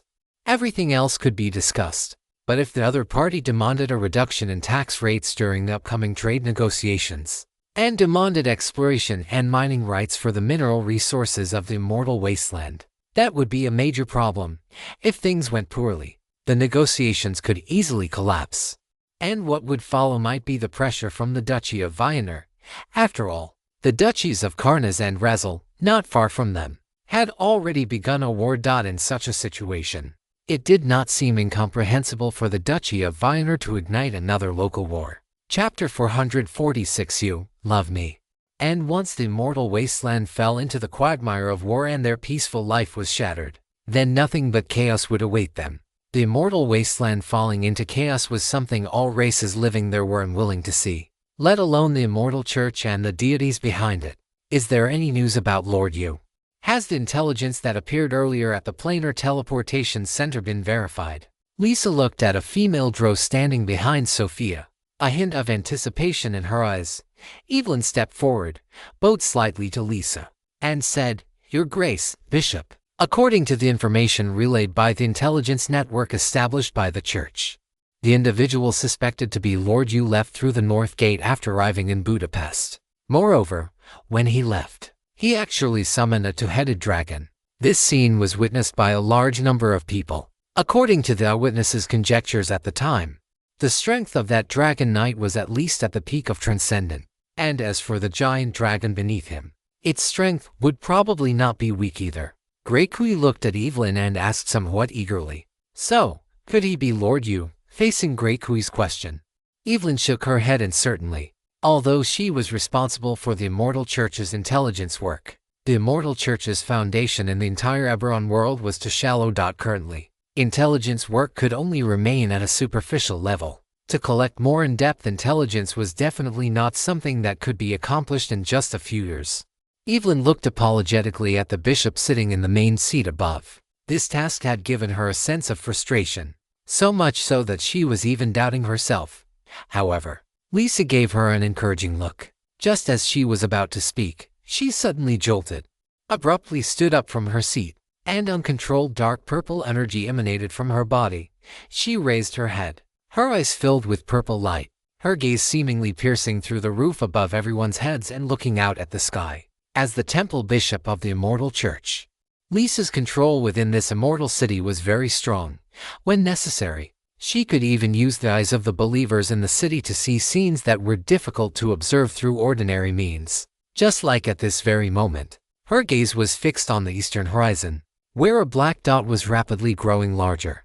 In just a few seconds, that black dot had clearly appeared in Lisa's field of vision. The moment she saw the massive dragon wings, the two ferocious dragon heads, and the figure seated on the dragon's back, Lisa's body suddenly trembled uncontrollably. The next instant, her body abruptly vanished from the great hall. Sophia and Greatsword exchanged glances, seeing surprise and confusion in each other's eyes.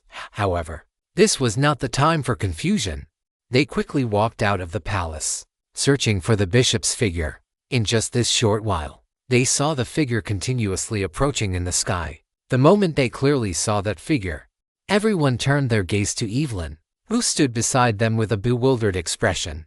The figure rushing towards them was almost identical to what she had described earlier in the hall. "Your Grace, Bishop, do we need to make emergency preparations?" Sophia came behind Lisa, bowing slightly and speaking cautiously. Lisa heard this and slowly turned her head. Sophia was slightly startled, because the bishop's face was beaming with a smile she hadn't seen in a long time. Then, she heard Lisa's somewhat cheerful voice, "Of course not." After Lisa finished speaking, she turned her head again to look at the increasingly clear two-headed dragon in the sky, her voice reaching Sophia's ears. "He's back." Sophia suddenly looked up, gazing at the two-headed dragon diving down, and the knight figure casually seated on the ice-blue throne on its back. That familiar figure was reflected in her magma-red eyes, gradually overlapping with the figure in her memory. Just as Sophia was about to speak, she heard Lisa's slightly stern command, "Sophia, seal off the temple. From now on, no outsiders are allowed to approach the area covered by the temple. Listen carefully, everyone." A light suddenly flared in Sophia's crimson eyes. She immediately knelt on one knee and responded loudly, "As you command, Your Grace, Bishop." Then, Sophia quickly departed to carry out the order. Soon, dissatisfied complaints and angry shouts came from the temple ahead. But under the lances of the demon spider knights, the dragon-marked nobles from Vienna had no choice but to quickly leave. It wasn't until they walked out of the temple that they saw the massive shadow looming overhead. With just one glance, these proud dragon-marked nobles all felt their scalps tingle and their hearts constrict. Gao Yang's gaze swept over the somewhat noisy street below, over the majestic temple, and finally landed on the slender figure standing alone in the open space behind the temple. Silver hair cascaded over the shoulders and back of her black, red, and gold tricolored bishop's robe. The golden crown on her head displayed her supreme status at this moment. The chest of the robe still featured a spiderweb-like hollow design, making the full bosom of the robe's owner almost burst through the spiderweb. Looking further down, there was a suddenly constricted, slender waist that could be grasped with one hand. Below that, the curves rounded out again, and a pair of long legs were faintly visible through the slit in the bishop's robe. Whoosh! Audreyville landed heavily in front of this human female. Out of habit, it was about to flap its wings to display its dragon's majesty. But the moment it was about to make the movement, it looked at the human female's expression and suddenly felt something was slightly off. Out of caution, it immediately stopped its movement. Its massive body slowly lowered, and it conjured an ice staircase. Sure enough, The next moment, it felt its master walk down the steps. Thump, thump, thump. The footsteps were not heavy, but they were exceptionally steady. The footsteps only stopped when Gao Yang stood in front of Lisa. Gao Yang looked at Lisa before him, her hands clasped in front of her abdomen, standing quietly there, but against the backdrop of the bishop's robe. She exuded an aura of sacred majesty, yet it also contained the seductive charm of a drow. These two temperaments blended together flawlessly, like a perfectly mixed Bloody Mary, radiating a lethal allure. Gao Yang reached out, gently stroking Lisa's silver hair, and spoke slowly. "Are you all right?" A single sentence was enough to make the dignity of the highest authority of the Immortal Church, which Lisa had spent years establishing, vanish without a trace. She threw herself into Gao Yang's arms, feeling that clearly audible, intense heartbeat, and that familiar scent.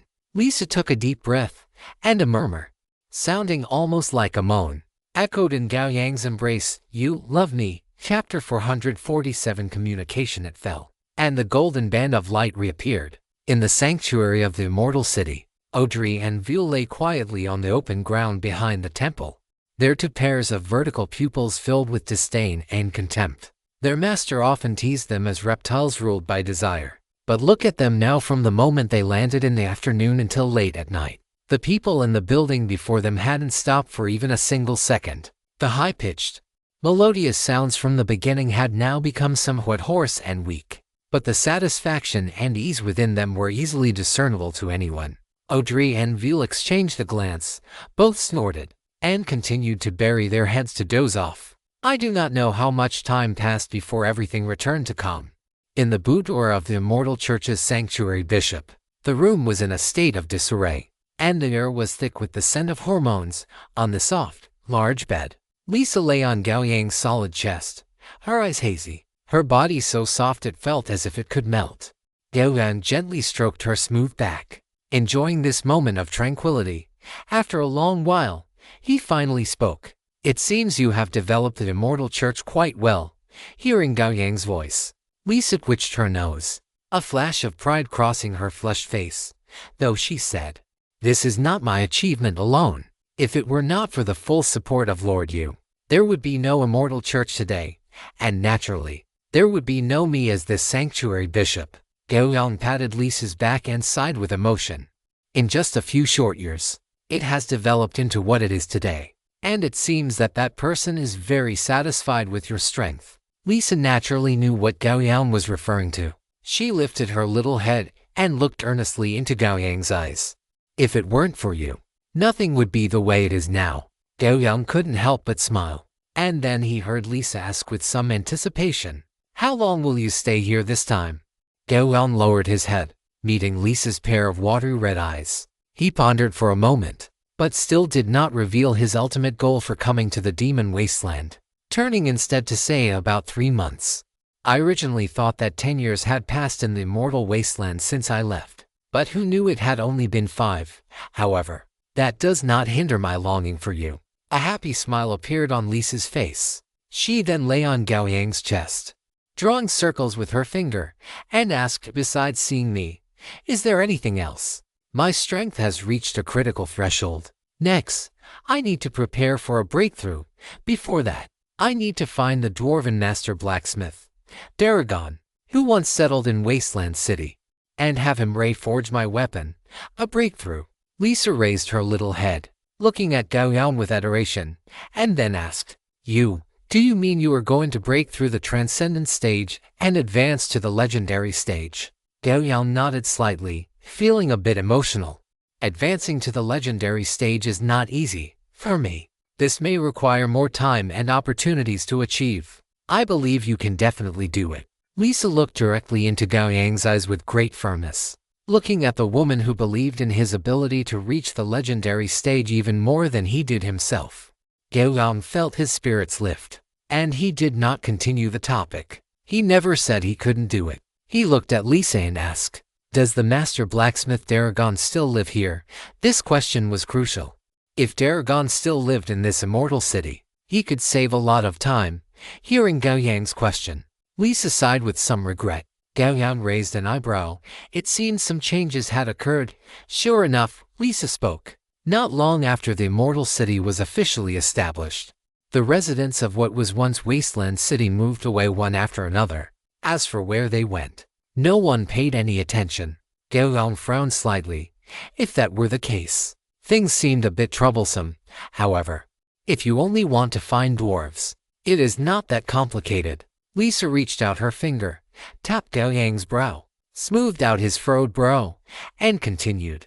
There are not many places where dwarves can go, and as it happens, I know where the dwarves who once lived in Wasteland City migrated to. That is truly great. Gao Yang caught Lisa's small hand, a smile appearing on his face. Lisa let Gao Yang hold her hand and continued.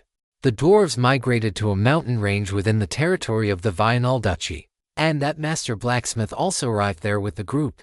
If nothing goes wrong, they should be settling there for decades or even a century. That is good. I will head to that mountain range in a few days to look for them.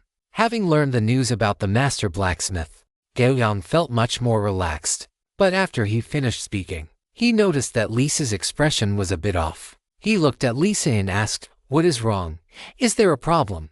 Lisa bit her lip, nodded, and said, "Our relationship with the Vianal Duchy is currently in a fragile state. Recently, we have been pushing to sign a trade agreement, but the people they send are stronger than us, which has put us in a passive position. Most importantly, there will be a friendly sparring match between us tomorrow, but in reality, this match will determine the direction of the trade agreement. If we lose, I am afraid the days ahead will be difficult." There is such a thing.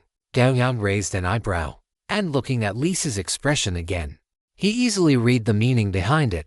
That means, your woman has been bullied, and it is truly pitiful. Thinking of this, Gao Yang revealed a smile. He looked at Lisa and asked with considerable confidence, "So, what is the strength of the Vianer delegation?"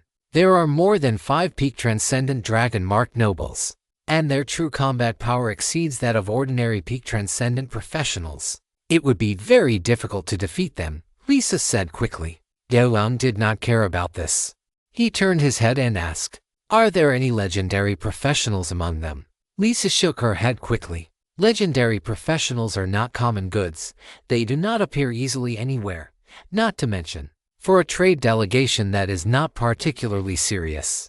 If the other side had dispatched a legendary professional, Lisa would have to think carefully about whether they were really here to trade or if they had some other ulterior motives. If there are none, then there is no need to worry, Gao Yang said relaxedly. Leave it to me to solve tomorrow. Once these matters are settled, I can focus on heading to the Dwarven Master Blacksmith. Lisa looked at the confident Gao Yang and nodded vigorously. As for whether Gao Yang could solve this matter, after seeing his current mount, Lisa no longer had the slightest doubt. Chapter 448 Sparring this night. Not only did Gao Yang sleep very contentedly, but Lisa did as well. By the time the morning light shone into the room through the gaps in the curtains, Gao Yang had already put on the black attire in the Droolf style that Lisa had prepared long ago. Paired with Gao Yang's heroic face and confident temperament, his overall attractiveness had risen by a significant margin. Lisa still had a flush remaining on her face. She looked at the heroic and handsome Gao Yang in the mirror and could not help but purse her lips. We should set off. The Vianer delegation should already be waiting for arrival. Gao Yang nodded. Let's go. Let's go meet these friends from the Grand Duchy.